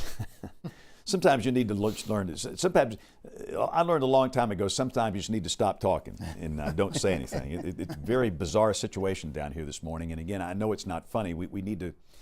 We'll have a talk with our friends in Tallahassee and just get a backroom explanation of what's going on here. But again, we've got weak storms in Houston County that are not severe. And for some reason, there's a severe thunderstorm warning until 8 o'clock. That's for another hour and 2 minutes. I don't know if just a mistake was made in the Warren program or how that came out that way. And again, this thing is going to go away in 2 minutes here at 7 o'clock. And again, these storms, remember, to be severe, you've got to have one of two things: 58-mile-per-hour winds or greater, or hail 3/4 of an inch or larger in diameter. And again, we see no evidence of that with any part of southeast Alabama, none. And again, there's been no indication of any tornado here since I've been in the room in Henry County. So whatever, we know the tornado warning goes away at 7, and we can get you out of your closet, your bathroom, your hall. And I know some people in mobile homes, they've left their mobile home to go to a community shelter for this. And we'll get you back on your routine here in just a matter of less than 60 seconds now. Again, all of these storms are well below severe limits in southeast Alabama based on everything we see and our folks that are watching this. And so the greater concern today is going to be well to the east of here. The Carolinas, parts of Virginia. In fact, I'm going to do that. Parts of Virginia, Richmond, Washington, D.C., Baltimore. They're going to have a rough ride today. They got a level 4 out of 5 risk of severe storms up there. So it's 7 o'clock and this thing is gone. We're going to wipe it off the map. And again, we'll look at the bigger picture. And again, we've got these severe thunderstorm warnings for storms that we just can't find evidence that they're severe. But again, the tornado warning is off the board. So again, if you're in Henry County, you're good to go. You can come out of your safe place, get dressed, go to work, go to school, whatever you're doing, you're free to go. You're good to go. The weather, we've got the heavier storms now east of Abbeville, but again, they're under severe limits. Storms down here in Houston County are below severe limits. So we're going to go back to the original plan. I've got 6 more videos I've got to produce next door. So I'm going to go back to Studio B and let you guys pick it up for a few more minutes. And if you can carry it for maybe 5-10 minutes, I'll hopefully have this stuff all ready to go by the time you guys are wrapped up.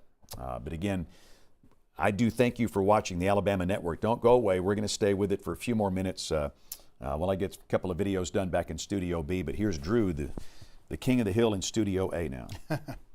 Thanks, James. Yeah, so we'll continue to watch these things and make sure we get them out of the state here soon. And hopefully we don't have any more surprises from any more tornado warnings or anything like that. Don't see any reason to believe that would be the case. And again, like we continue to say, at this point, we're just not able to really find much evidence that these storms have anything remaining in them that are severe criteria. Certainly, you still have some lightning, still have some heavy rain, but not seeing much in the way of wind. I guess we can go ahead and maybe zoom into that. I just want to go zoom into that one again that had the tornado warning on it. We'll just kind of take a quick look. And yeah, it's still got some lightning. We saw lots of lightning with the Abbeville cam earlier. Now that I'm still seeing some now too. Now that the sun's coming up, it may not look quite as vivid, but occasionally you'll see a lightning strike there along the horizon. So it's still a cool looking shot there. You can see the temperature is at 60 now, dew points at 59 degrees. The highest wind gust that we ever got in Abbeville looks like 28 miles per hour, and the line did come right through there, and really the area that had the closest to like a potential rotation that I could see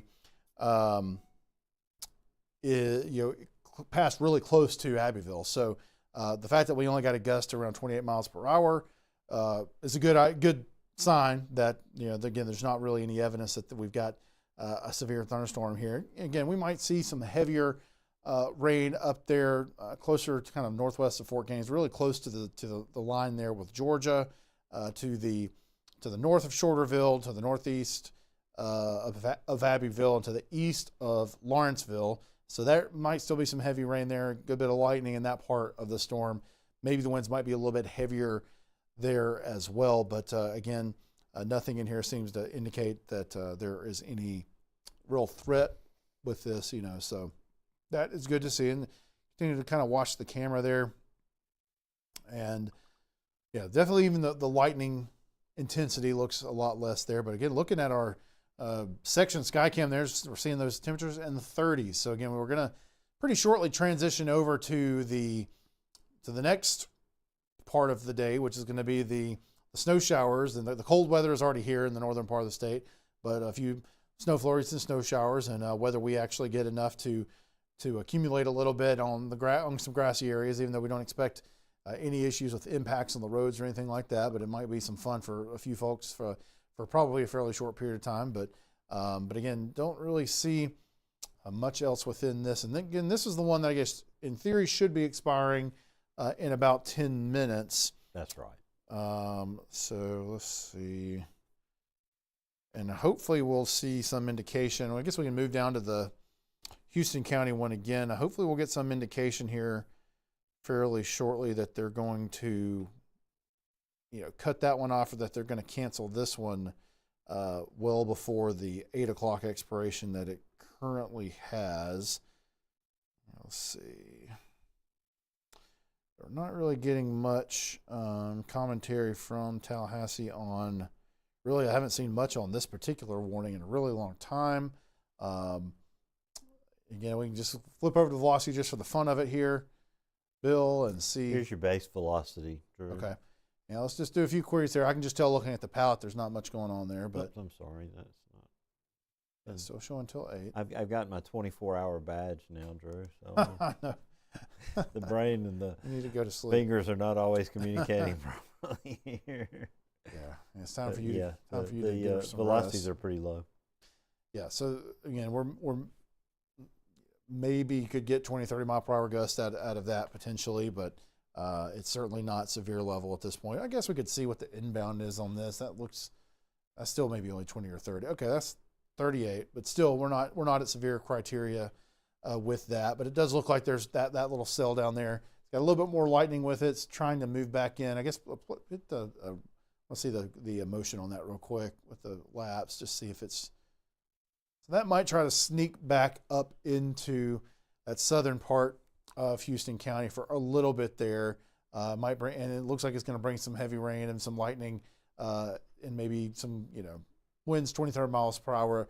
Parts of Madrid there, maybe Cottonwood will eventually get that as well. So, but again, that doesn't show anything that indicates that would be severe level winds with it as well. But again, it does look like it's got a decent amount of lightning there in that southwestern part of Houston County. And yeah, as you continue to move further southwest along the line there, there's just not much to look at there with that. So let's see. I did see, let's pull up the watch real quick, Bill. If I know we've got it in the toolbar or whichever way you want to pull it up. I'm just curious to see I think we've seen a few more cancellations. Let's see if what's actually left at this point. If you click in the bottom right, there you go. Should be able to pull it up in the.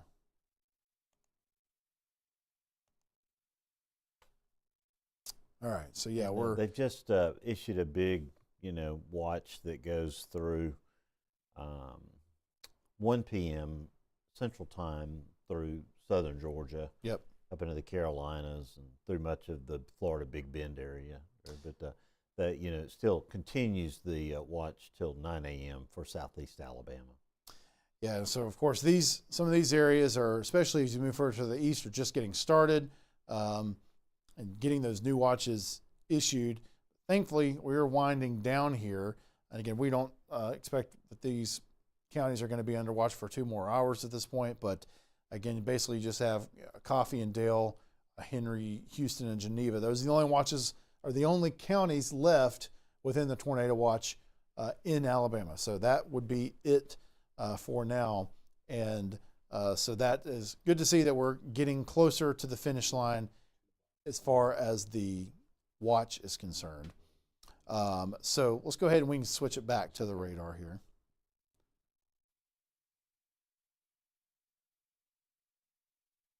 All right, and so we continue to monitor, and back off to the west again. You're just seeing, we just have a few showers there, and there's really not much else going on. Back to the west again, we just have the lingering showers. Curious if we're still getting any. I think I did see some reports, Bill, of some sleet. I think maybe I saw it in Helena. I don't know. We might want to take a look back up in the central part of the state there, maybe off the BMX, just see what other little showers we're starting to see there. Yeah, so you do see a few of those little showers that may be producing a few small little sleet pellets at this point.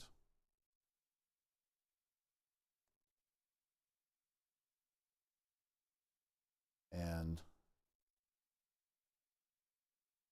be curious, JP, if we've got just any of the cams that we've got there, in, whether it be the Grand View or one of the Hoover cams or something, just to kind of see what our temperatures are. Yeah, so we're at 39 degrees in Hoover.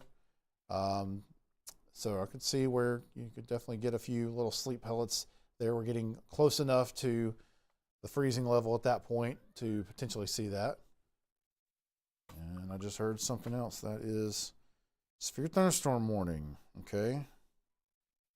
Well, I guess we can go back and see where they've put that one. The Eastern Henry in Alabama. Okay. We can go ahead and swing back down to the southeast. See what we're working with there.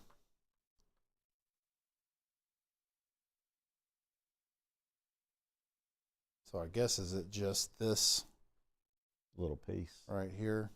So I guess they've kind of issued a new warning for this into Georgia, and we're just kind of catching that last, just that far western side of it as the storms continue to move towards the state line and move over here within hopefully the next 15 or 20 minutes or so.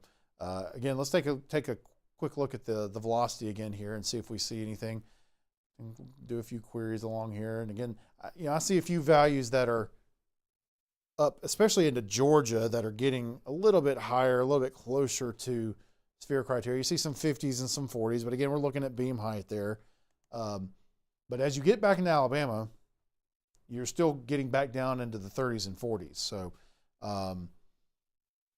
so again, it doesn't look like the portion of the storm that is still remaining in Henry County is a threat to really produce any sort of damage or anything like that. Again, we still have a few lightning strikes here and there, but it just certainly doesn't look very strong there in Henry County. But again, yeah, back if you cross over into Georgia, it looks a little bit more intense and looks like there could be at least closer to severe criteria, but I still don't see much going on there. And that extends until when? The new warning is going to be in effect until 8:15 Central Time. Okay. And I would assume it won't last that long. Yeah, I was going to say Alabama, for here, surely they'll be trimming that off. Yeah, fairly soon. Probably when they issued that warning, there were some higher velocities in Eastern Henry when they were drawing it up in the software. Yep. So that we'll continue to monitor that, but nothing in Alabama at this point looks like there's a problem. But again, if you happen to be watching us there in western Georgia, near Fort Gaines and Bethel, places like that, there still could be some gusty winds. There still could be some, 40-mile-per-hour winds with this in this area. And I do see that they put a tornado possible tag on that, and I don't know, maybe this is what they're talking about here. I don't know, I don't know if there was something further to the north, but I did see that they did include that tag. But again, I wouldn't say that's for anything. That's not for any part of it that's in Alabama. Looks like if anything, that would be something that's already crossed the state line as far as that tornado possible tag. Yeah, I mean, it's probably, honestly, it looks like it's some of the remnants of what they had the tornado warning on earlier in Henry County that they allowed to expire, and then now they've got a tornado possible tag on the same cell, or parts of that same cell that have now crossed into Georgia. So again, it's really just some leftover rain, a few lightning strikes there in the eastern part of Henry County for Alabama at this point. And I guess we can shift back down again, Bill, to let's see how close we are to pushing the rest of this out of Houston County.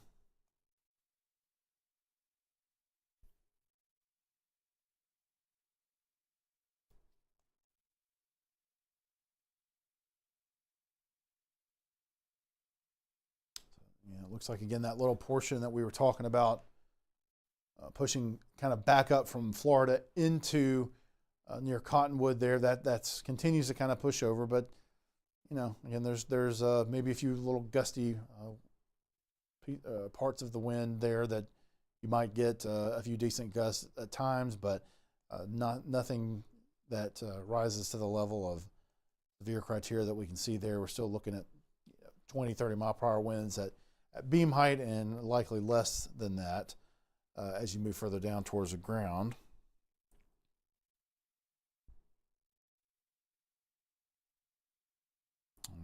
Kind of take a look at some of the chats here and see if we see any other information.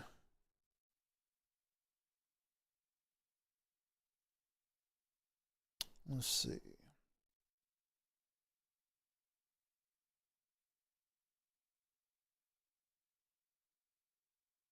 Yeah, lots of reports of sleet up in Helena, Pelham, and Briarfield, and Shelby back into Bibb County. Okay. For sure. So the sleet is starting in earnest where we were looking at earlier. Folks are getting out and moving around the Birmingham metro area now, seeing some trees down in places like Homewood and areas like that too. So getting a little bit of small hail in Marion right now in Perry County.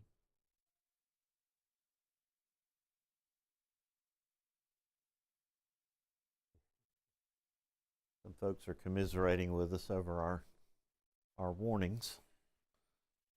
Oh, yeah. But it's an abundance of caution. Yeah, like I say, I'm seeing those sleet reports. And then again, I see some additional, looks like in Talladega County, some reports of some trees down, power lines down. But I think that would have been from the storms earlier. I would assume these are things that are just starting to still coming in. That's right, still filtering in from the damage around 3 o'clock. Right.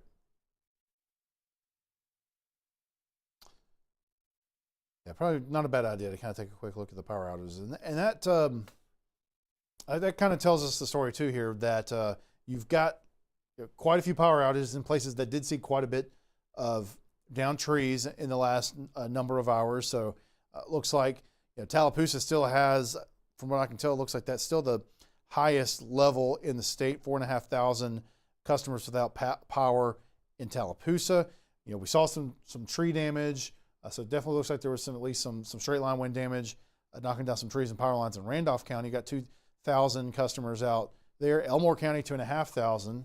Looks like only 1,000 in Jefferson. So obviously got a big population there. Same thing for Shelby as well. But so those numbers being lower kind of tells the story that those areas did not see as much in the way of the damaging thunderstorm activity earlier. 1,000 in Etowah, and we still have 2,000 in Lauderdale, where we definitely had some major impacts last night and into the early morning hours.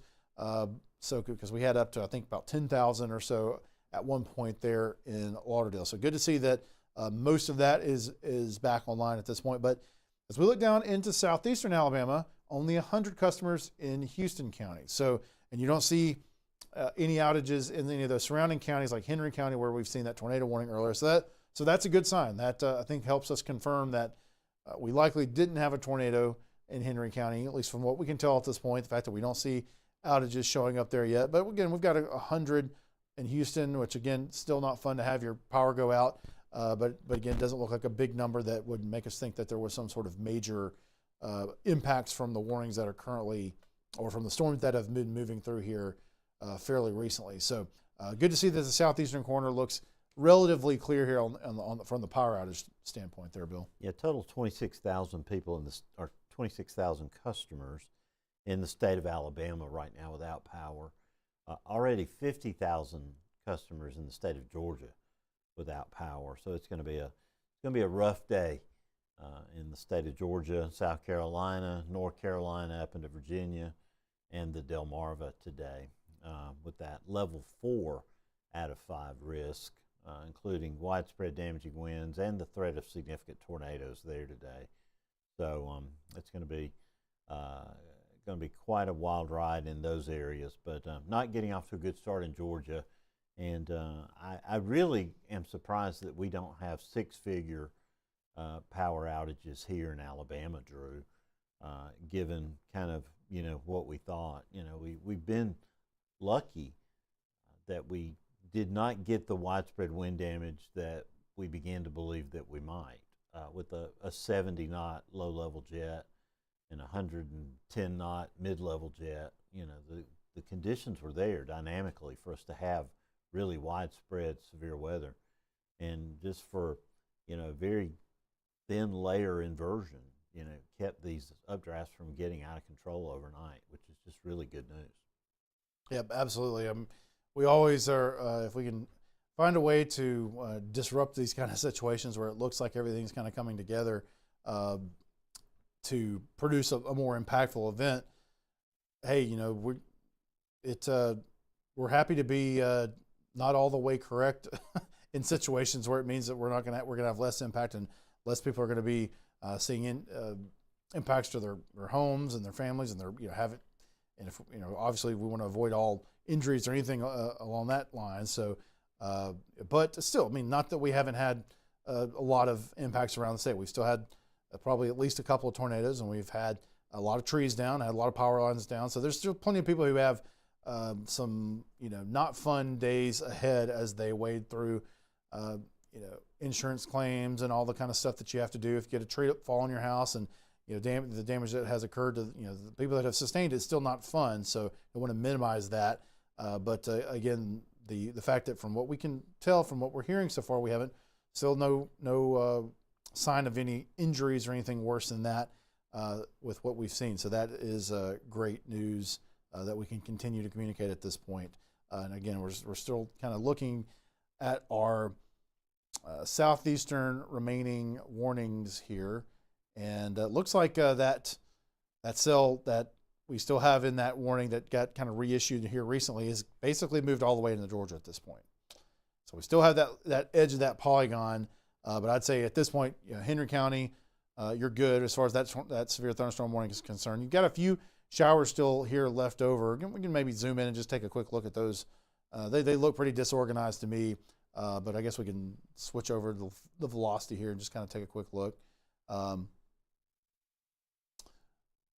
Yeah, so again, we're still pretty good spot there, I think, for the Houston County. To take a quick, a few velocity signatures, maybe grab that far southeastern corner there. Yeah, so we're just seeing about 30 miles per hour there. So again, nothing still indicating any problems with the Houston County. And again, just kind of widening back out, like I said, I think with Henry County, we're still got the polygon there, but you're basically all clear there in Henry County. That storm has moved out of the state into Georgia at this point. So any part of that storm that was this polygon was issued for is no longer in Alabama. So again, if you're in Henry County, you're all clear from that. But yeah, just let's take a look at the velocity. I just want to see real quick on some of these little showers left over here. Again, I don't see much to worry about there, but maybe query a few there near Newville, and I think that'll be probably about it. Yeah. Yeah, so 20, 30 mile per hour winds. So again, this is just nothing to worry about here. Just a few extra showers moving through. Maybe a rumble of thunder or two there, still left over in Henry County, but that should be about it. And looking back down at the Abbeville cam, looks like our most recent gust, 17 miles per hour. Winds are starting to come out of the west-southwest. So, yeah, so I think we're clear in Henry County at this point. So really, again, even though it still shows up there, I'm just going to go ahead and say that warning's gone. The storm has moved out of the state. Hopefully they'll go ahead and trim that off officially here relatively soon. Let's see. I do see a new message from Tallahassee, and it looks like they're going to start clearing counties from the watch. Cancellations for Coffeedale and Geneva will be coming soon. So it looks like they're planning to cancel the watch here fairly soon, and so that also hopefully would include the remainder of the warnings here as well. So looks like we should be getting an official confirmation of what we've been seeing for a while here, that the threat's basically over at this point, that we're not don't at least have anything that we need to have warnings for at this point in the southeastern part of the state. So I guess, Bill, let's just take kind of a wide view again. We'll kind of, hopefully they'll start to clear things out here. We'll take a quick look at what just the rest of the state, what we're seeing across the entire state here. Maybe just throw on the U.S. radar. Yeah. So again, we've got the remaining few cells there in the southeastern part of the state moving out fairly quickly. All those appear to be below severe limits at this point. We do have a remaining severe thunderstorm warning, but that should be getting cleared out here fairly soon. Back to the west, you've got quite a bit of showers starting to move into southwestern Alabama. And then as you move further to the north, again, we're starting to get some reports of sleet. We're seeing temperatures into the 30s. In fact, I guess, Bill, I don't know if I've got a map here that is temperatures, but we could, yeah, I'm just kind of curious what our temperature map's showing now. All right, so these are our official METAR temperatures. We've been looking at our Skywatcher, or our Sky Cam temperatures as well. But from the official reporting sites, we've got 39 in Florence now. Same thing in Huntsville. Coleman, it looks like the cold spot, at least as far as the official reports, is 38 degrees, 42 at the Birmingham airport. And then we still got some 40s pretty far to the south. Looks like 48 already in Chatham. And then again, you still have the 60s where the front hasn't quite reached yet, but you can certainly see that places like Troy, Andalusia, Auburn, the front has passed there already as well. So we're pretty rapidly bringing in that cooler air, and should start to see things ramp up from the kind of snow shower or snow flurry perspective here as we move later into the morning. So yeah, and as far as the I don't know if you want to pull up, Bill, I've got the Futurecast. If you switch back over to show prep, I believe one of the Futurecasts is probably, yeah, so that's the Baron 3K Futurecast. So we could kind of play through that, or if you wanted to go to the HRRR, there's some of those nearby in the show, but we could just kind of scrub through this one if you want to. Just kind of talk about what we're expecting here. So, so as we move through the rest of the morning here, you can see that there'll still be some lingering showers, and it's even trying to show a few additional heavier showers in southeastern Alabama before you really see the cold air really rush in. But the temperatures, even with those, if you scroll back a little bit, like into the late morning, Bill, you'll see showing some red here still. But I mean, our temperatures are in the 40s and 50s, and so this again would be mainly just some showers. But I don't know, with the temperature starting to drop in that kind of range, those areas would potentially maybe start to see some sleet, maybe even some little small hail, whatever you want to call it. I could see with those convective little showers that even though there wouldn't be a severe threat, there still could be some small hail or some little sleet pellets that are coming in with that. But as you saw earlier in the morning, you had some of that blue moving through the northern part of the state. And again, that's going to be where we'll again at least see flurries and probably some snow showers. And again, you might get a little white on your grass on those elevated surfaces. But again, we don't expect the roads to be an issue with any of this. So hopefully it'll just be kind of a fun little thing. It'll be certainly colder out there, and I know a lot of people probably aren't thrilled to be kind of loving the spring weather and then getting thrown back into winter for a few days. But that's kind of the way it is this time of year. But yeah, we're switching back over this, the HRRR. Yes, now, this is just to see what it's doing with the, because it was pretty bullish on snow through the afternoon. Mm-hmm. Is this and the into latest? the evening, and this is the very latest one. And you can see it's got a little heavier snow there, and then has more convective snow showers through the afternoon. Yep. This has been a pretty consistent look since, since the mid-morning hours yesterday.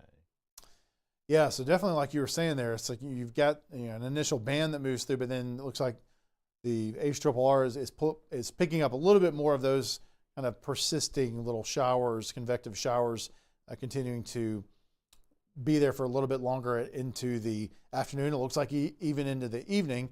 And of course, we've seen, a couple months ago where we had, an event where we had some of these little convective snow showers that overperformed a little bit. But again, it's still, we at that point, you had a lot colder weather. It was, January or whatever it was. And so you had more ingredients in place that you could, a little surprise like that, you might actually get a little bit of impact on the roads and stuff like that. But again, we've been warm enough lately that we just don't think that there's going to be any sort of issues with any of that. That shouldn't be an issue. Now you're going to show here, it looks like some forecast snow totals, Bill. Well, I'm a snow fan. I'm not gonna hide it, but so I think this is what James was talking about. Mm-hmm.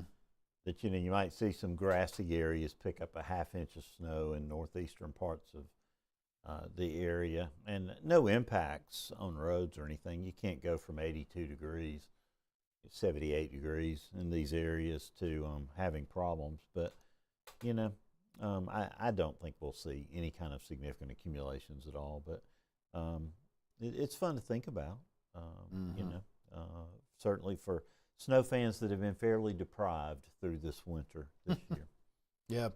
Well, and, of course, earlier on, James had mentioned the, snow forecasting and how difficult it can be, and the Snowmageddon from 2014 and things like that. Of course, a big difference between, if anybody was thinking, whoa, you said it weren't going to be big impacts from that one either. Well, again, the difference in the environment or kind of the weather leading up to that and to this is a lot different. We've got, we're hitting 70s and 80s a lot here lately. So versus, being very, very cold and having the, road temperatures, things like that be down well below freezing preceding that event in 2014. And so again, it's different. Again, you're also looking at, March versus, a different time. I think it was, January for the 2014? That's a day that I will never forget as long as I live, because, it actually was, the ground was fairly warm. And the problem was the air temperature was so cold. Right. It was in the mid-teens. And so the warm ground actually helped cause the problem, because the snow fell fast enough that it accumulated, and then the ground melted it, and that allowed it to flash freeze. And then, then we just had a skating rink, and then additional snow fell on top of it, and had a base. And then it was just, it was like being at a Birmingham Bulls hockey game at that point. It was just like everybody bouncing off of each other. But it was not a fun day, that's for sure. But you can see on the our algorithm, Drew, is picking up snow back in Mississippi now. So. Yep. So it looks like we are starting to see some evidence there. Which usually, if that happens, you're starting to get some reports of some sort of snow or something over back in Mississippi that the radar mask is picking up on. So again, we've already heard of some of the sleet reports further along that we're still showing in green here. So those aren't getting picked up quite yet to show up in kind of the pink part of the palette. But we're definitely seeing that evidence as that cold air continues to rush in there. Take a look here and just see, again, Tallahassee had mentioned that they were going to be clearing counties. So I want to see if they started to do that yet or not. Do you see a report of a tree down near Highway 95 in Abbeville? So that came in. Which again, even though we probably didn't have quite severe level winds, you can still get trees knocked down, especially if it's a tree that's got some sort of issue with it. It's a lot easier to knock them down with lesser winds, but you never know. But I do see that near County Road 46 and Highway 95 near Abbeville in Henry County there. And we maybe had a wind gust around 45 miles per hour from Headland earlier as well. Not seeing the actual cancellations coming in quite yet.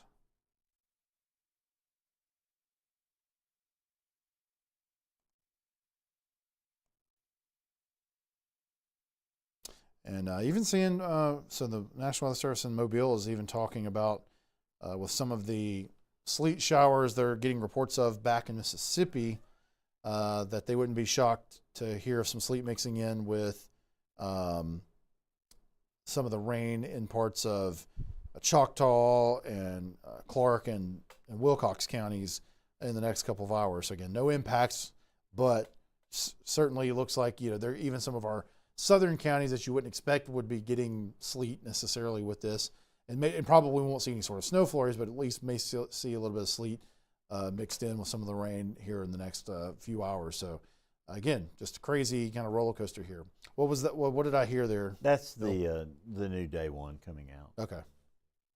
No concerns there. Gotcha.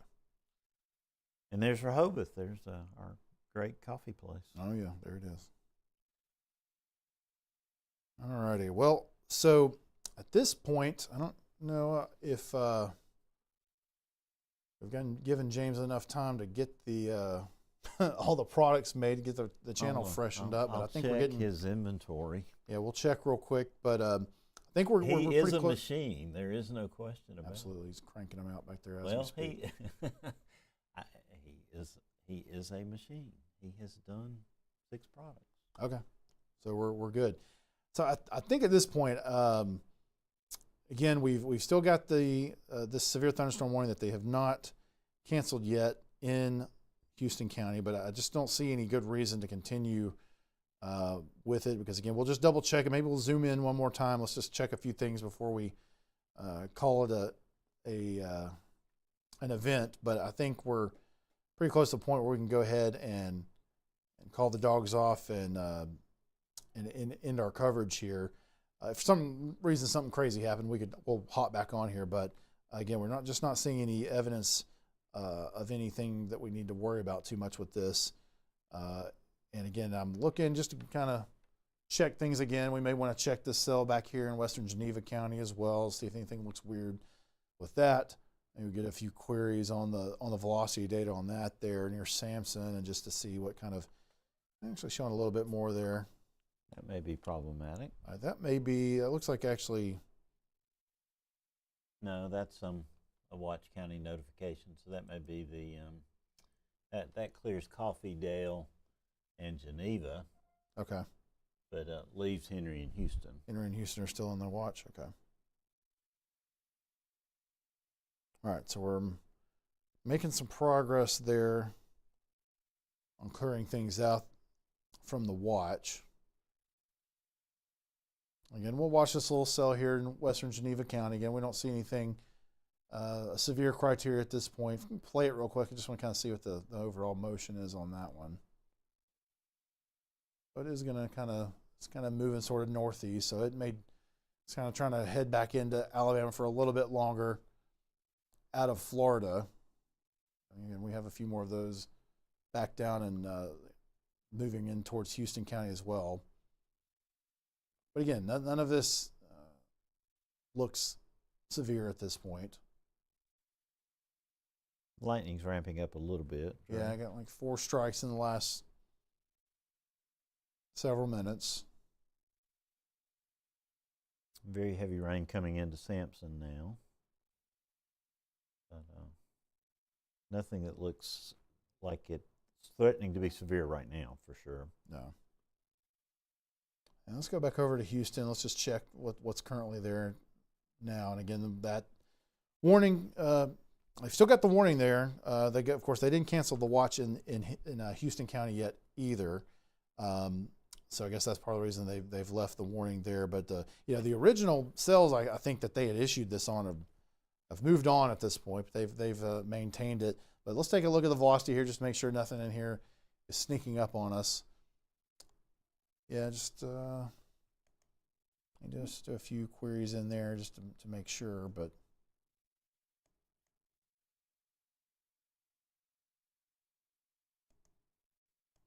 yeah.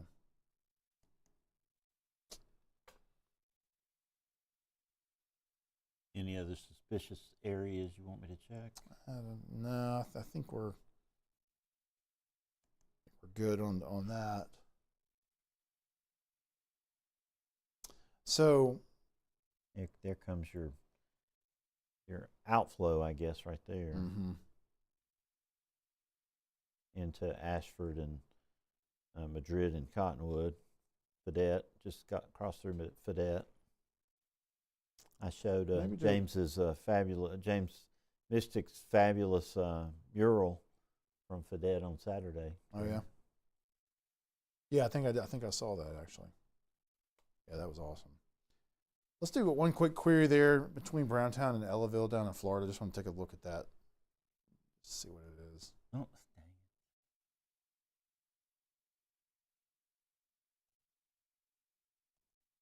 All right, so we're hanging around 30, 40 miles per hour. So again, I think we're probably at this point, Bill, unless you think otherwise, I think we can probably start to wrap things up. And again, if anything were to change, if we get a new warning, if we see any issues that we feel like we need to hop back on for, we can. But I think we're starting to get some heavy rain. You're certainly going to go through some cell mergers here in the next 5-10 minutes. Yeah. As the cells coming up from the south sort of run into the cells coming down with ahead of the front. Yeah. That's going to be the collision of the Titans right there, and then everything hopefully will go downhill after that. Yeah, that's true. I guess we can kind of keep an eye on that. I guess if you're going to see a little burst of reflectivity here as those cell mergers occur. Yeah. And hopefully they stay within bounds at that point. But it might not be a bad idea just to watch them for another 5 or 10 minutes, I guess. I guess we've made it this far. Yeah, and I see actually just as it moved out of the state there, you've got a ramp up there of that cell there. Going into Donaldsonville. Yeah, so it looks like that actually might have a little bit of hail with it. So things might be starting to tick up right as they're moving into Georgia. Which again, we're okay with that. But again, if you happen to be in Donaldsonville, Georgia, and you're watching us, then you've still got a severe thunderstorm warning there. Although it looks like they haven't extended it further, and this area here is actually not under that. So I would assume there's a decent chance they're going to go ahead and issue another one for that one going further towards the east, because of what I'm seeing there. So decent chance we see that extend further to the east. But again, that's just now moved out of that far southeastern portion of Houston County and no longer a threat in Alabama. So that's good to see. I do again see further back towards the west some of these cells that are trying to come up back into Alabama, or from Florida up into Alabama there into Geneva County and Houston counties. Those, again, have some lightning, have a little bit of at least hail aloft, maybe not necessarily reaching the surface probably at this point, but those, we'll see what their velocity is. Yeah, I was going to kind of look at their lightning too. It's going downhill, it appears, which is good news. It looks like it may have peaked maybe for a second. Yeah, then come back it down, did. I think you're right. And then kind of some of the velocities there around Graceville. What do you think that's the hardest time with that? Let's see. Some of these queries right in here. maybe 40, 45 miles an hour.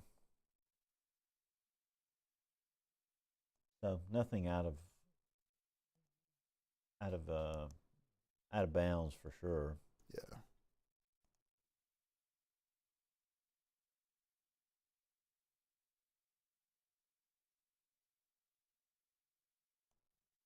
But this seems to be our area where the two lines are going to converge over the next few minutes.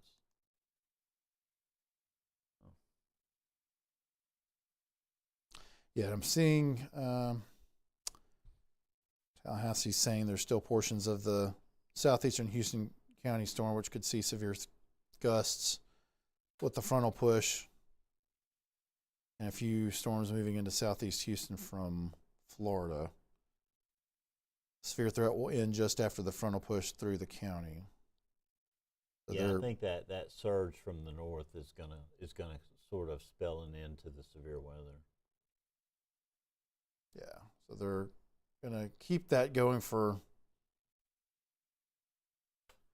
a little bit longer, it looks like. Then that's why they've not allowed that warning to expire, or they haven't canceled it yet. It's still set to expire at 8. So again, we're approaching that. It's about 17 minutes out from this point. So we'll see if that actually is the point they let it expire, or if they do anything else with it. But I would assume it's likely that they will go ahead and let it expire if nothing else acts up between now and then. But again, it looks like they're kind of waiting for the front to start to push in at that point, or in this area here. So, yeah, I think really the better cells are those cells there between Bonifay and Shipley and Graceville, and they're much stronger than the cells that are in southwestern portions of Houston County. So yeah, the one coming over the border there near Esto is probably the strongest of them all. So you're seeing it kind of zip itself up right there, Drew. Yep, yeah, it's definitely. Like I said, you've got a little bit of a gap here, but they're definitely kind of coming together. Let's take a look at the velocity, and maybe look at the velocity and storm relative velocity, just to see what they're doing as they're coming together. Yeah, you can clearly see the boundary. Getting a little bit more of a defined kind of area there where you see some inbound and outbound velocities. That's your boundary right there.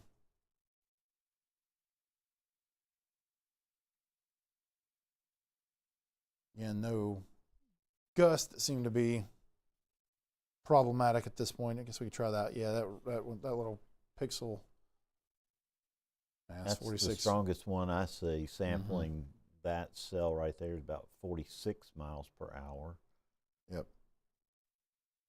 And its motion over the last 15 minutes, it's gradually weakening, I think.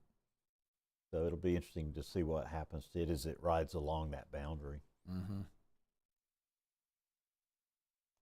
All right, so we continue, and it looks like they might have at least, did I just see that they adjusted, or they trimmed off the back edge of that warning, it looks like, maybe in the last few scans.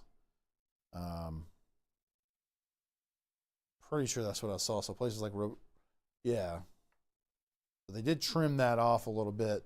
So you don't have, Dothan is no longer within the severe thunderstorm warning. Rehoboth isn't as well. So they've kind of trimmed it so that it's a little bit further in kind of the eastern part of Houston County at this point, and kind of the northwestern part of this is no longer under that warning. And what you were showing there, that shear rate product, Bill, so I do, see that little thin line there trying to show, again, that doesn't necessarily mean it's actually rotation.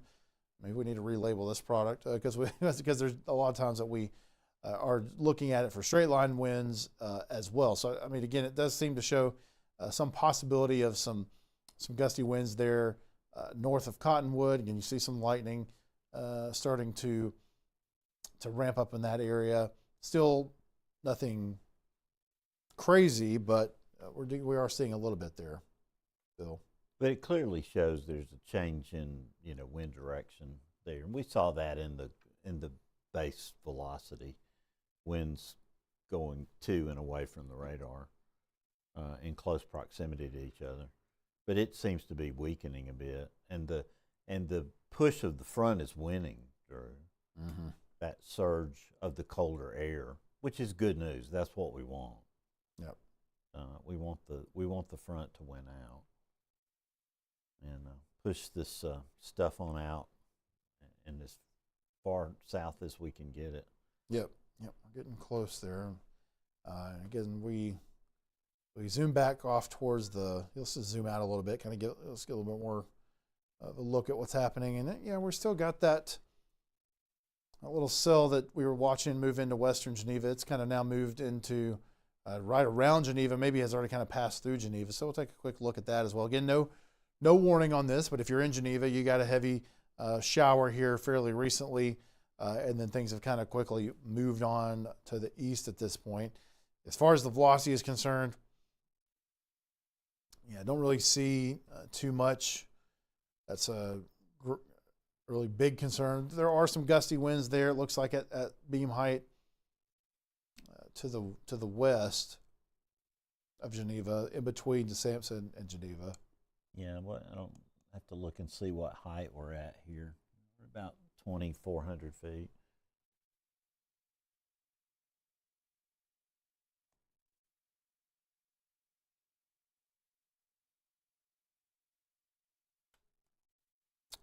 Let's see if I see any other reports from anybody else.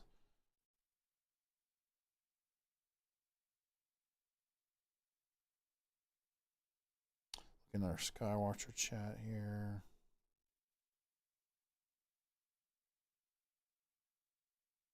So I see we I'm just reading off a few more of our Skywatcher reports. These are just coming in over the last probably 30 or 40 minutes. So we talked about there was some sleet reported in Helena. We got sleet in Pelham as well. That was about 7:14 from Wally Franklin, one of our Skywatchers. There was sleet in Briarfield in Bibb County about 7:14. Got some sleet in Bessemer and Hoover. That was around 6:45, and this is from Justin Massey. And then from David Jett, who is near Lake Eufaula. Of course, they had strong thunderstorm come through earlier, but there was no reports of severe wind or any sort of damage there where he's located, so that's good to see. Do see some pictures, and again, this looks like it's mainly just a tree down, but in Prattville, this was near Prattville. It looks like a tree down, and then Elijah McDaniel, one of our Skywatchers' backyards. Let's see here.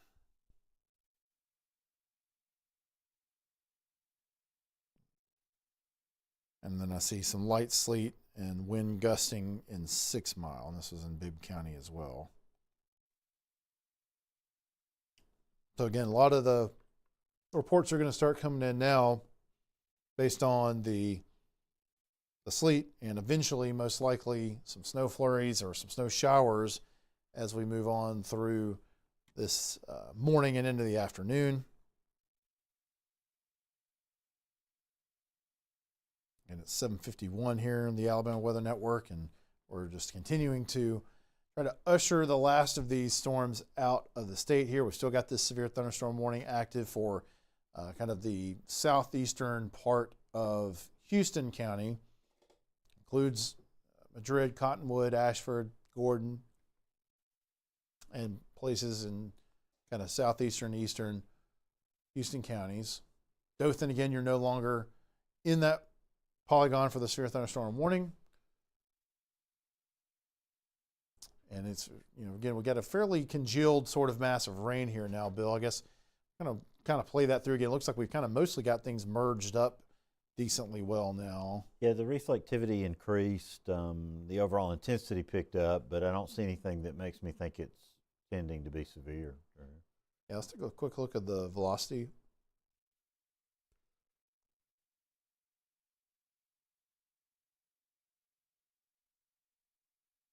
Yeah, so that's just base velocity. That's base velocity right there. Yeah, so that's nothing on storm relative. Very little there. You know, I don't see anything concerning at all. Curious if you go back to the shear rate product, is it showing? It may still show a thin little line. It's okay, really it's very thin very now. thin. So you can see a reduction in this as well. So you still got some bit of a gradient in direction, I guess at least, of the wind, but you're seeing a lot less showing up as far as the kind of the intensity, the magnitude of that shear rate basically.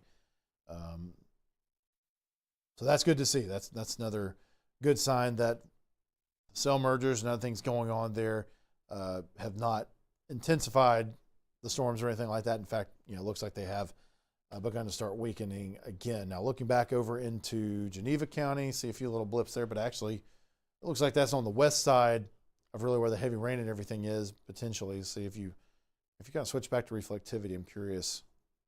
Yeah, we're kind of on the back side there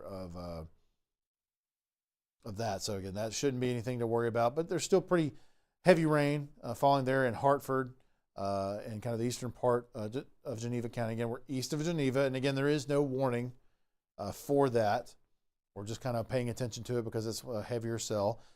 You do have this cell right here, which has moved out of Florida, and previously it was at an area that had a severe thunderstorm warning. And as it moves into eastern Geneva County, there isn't a severe thunderstorm warning that's been issued for it at this point. But it does, look like it's got a little bit of heavier rain. It's got a little bit of lightning there with it. So, again, if you're in that southeastern corner of Geneva County, then you've got some heavy rain on top of you right now. But again, it's not necessarily a severe thunderstorm. But again, just a lot of eastern Geneva County here in the next 15, 20 minutes or so. Hartford, Malvern, places like that, you're going to be seeing a good bit of heavy rain and at least a few strikes of lightning, but there's not really intense lightning happening at this point, at least.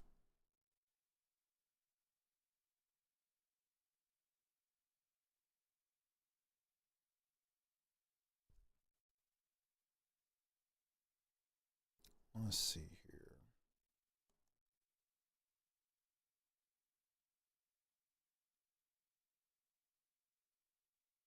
Just checking to see if we see any other reports.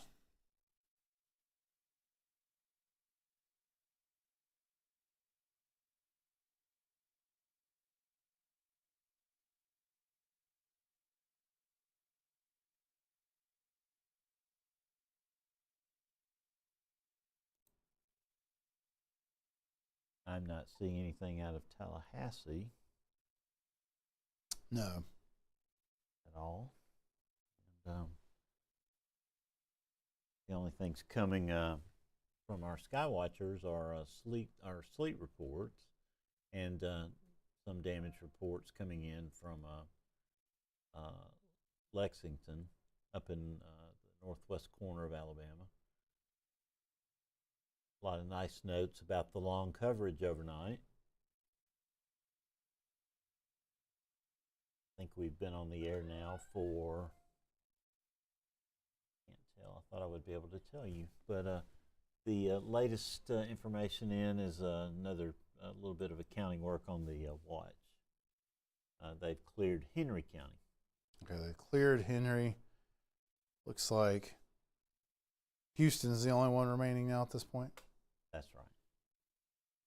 We've been All right, live for 11 hours and 19 minutes. Solid.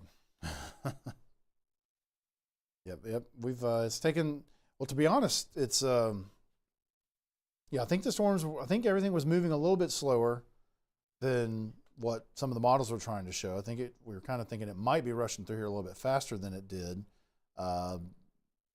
Overall, it might have worked out pretty similar, but I do think I think I kind of noticed it, and I saw some other comments from in the Weather Service chats and other things about maybe the storms are moving a little slower than originally projected. So I think we were thinking that that forward speed of that line was going to be part of the threat with it as well. And yes, maybe especially early on, that might have been a little bit more of the story, but I'm not sure it was quite what we expected, especially now that we've kind of gotten towards the end of it. Things are definitely seeming to kind of take a little bit longer to push out here. I see you're kind of shifting back down a little bit further. The Eglin radar, but it really looked a lot different than the Fort Rucker. Substantially different. Oh, I'm sorry. EVX is down. Oh, okay. Thank you. That they makes sense. they put a message out sometime in the last, I don't know, hour or something. So yeah, the radar. That would have to explain that. Yeah, that would be why you see a big difference. But EOX, I believe, still should be up. Yeah, it looks like it's working fine. Okay. That storm near Defuniak Springs has become the dominant storm. Yep. Moving eastward along I-10, it seems to be a little bit more of a right mover than the earlier storms. Hopefully it will. Again, no warning on it at this point, but maybe it can stay far enough south to kind of not end up clipping Houston County, but it might. But again, it has no warning on it now, but it does look a little bit more organized compared to some of the other storms that are in the vicinity. And as we zoom back into Houston County, where again, even though these cells over here have looked a little stronger, they haven't risen to the level of getting a warning in eastern Geneva County. And looking at this is just base velocity? This is base velocity. Yeah, so you don't see very little happening there as far as the velocity is concerned for eastern Geneva County. I think the same thing I would say would go for Houston County as well, and then back down there into Florida. Again, as you get higher up in the atmosphere, you might be seeing a little bit more from the wind speeds, but there again, we're just not seeing anything close to the kind of signatures that we were seeing at times earlier last night and into this morning to indicate where we actually had a good chance of having some severe level winds at the surface that might knock down some trees and do some damage, or anything that might be rotating in a way that worries us about potential tornadoes. Again, it's been a while since we've seen something like that. There goes our warning. It's 8 o'clock. It's Okay. 13Z. Nobody knows what that means. All right, well, it's good. I had to teach that to 650 sixth graders for several years at Vestavia, and they took to it like ducks to water. I think it took me longer to learn it than it did them. That's always have to sit there and think for a second, but especially with daylight saving time changing. Yeah, that always messes you up. Let's see. Okay, well, that's good. We've got they allowed that warning to expire, and just double checking, clicking through here to see if there's anything else. But yeah, I'd say at this point, with that last warning expired, again, I think they're keeping the watch for Houston County for a little bit longer. They should be clearing that here fairly shortly as well. I mean, I would say we could probably go ahead and call it a wrap. And then again, if for some reason something crazy happens in the last few minutes here of this moving through, we can come back on here. But it looks like things are just about to wind down. Yeah, I think so, Drew. We'll be around cleaning up and making sure the programming is right for today, and just taking stock of everything and planning the rest of the day. So it's been a good night.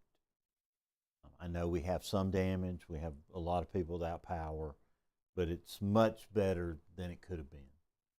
And we thank each and every one of you for sticking with us. We thank you for all the nice comments. We thank you for all the questions. It was an honor for me to get to communicate with many of you, especially the ones of you who have storm anxiety. I understand that. I've experienced that at the first part of my life, and I know how you feel. So The best thing you can do is to arm yourself with knowledge. And this is the source of that knowledge. We're going to be here. And there's nobody better than the people that are in this room and the people that were in the field and the man that we all, that we all revere, the one that we're here for. We do this we do this for you. And we're here because of you. And our goal is to mitigate the loss of life in Alabama. So thank you for trusting us with that opportunity. Drew, did you want to say anything else? I think that's it. I think we're good. And again, we appreciate all of you watching us and trusting us, and those of you who stayed up and watched with us and kind of hanging out with us. We appreciate you doing that as well. And again, we just appreciate the trust that everyone puts in us, and we'll continue to watch things, these last few storms as they move through. But again, the warnings over there in Houston County. We'll be watching the snow flurries or showers with interest there, and we'll have updates on that throughout the rest of the day. But again, for now, I think we're going to call it a wrap on our severe weather coverage for this time around. But always kind of stay tuned with us. And again, we appreciate you watching us here on the Alabama Weather Network.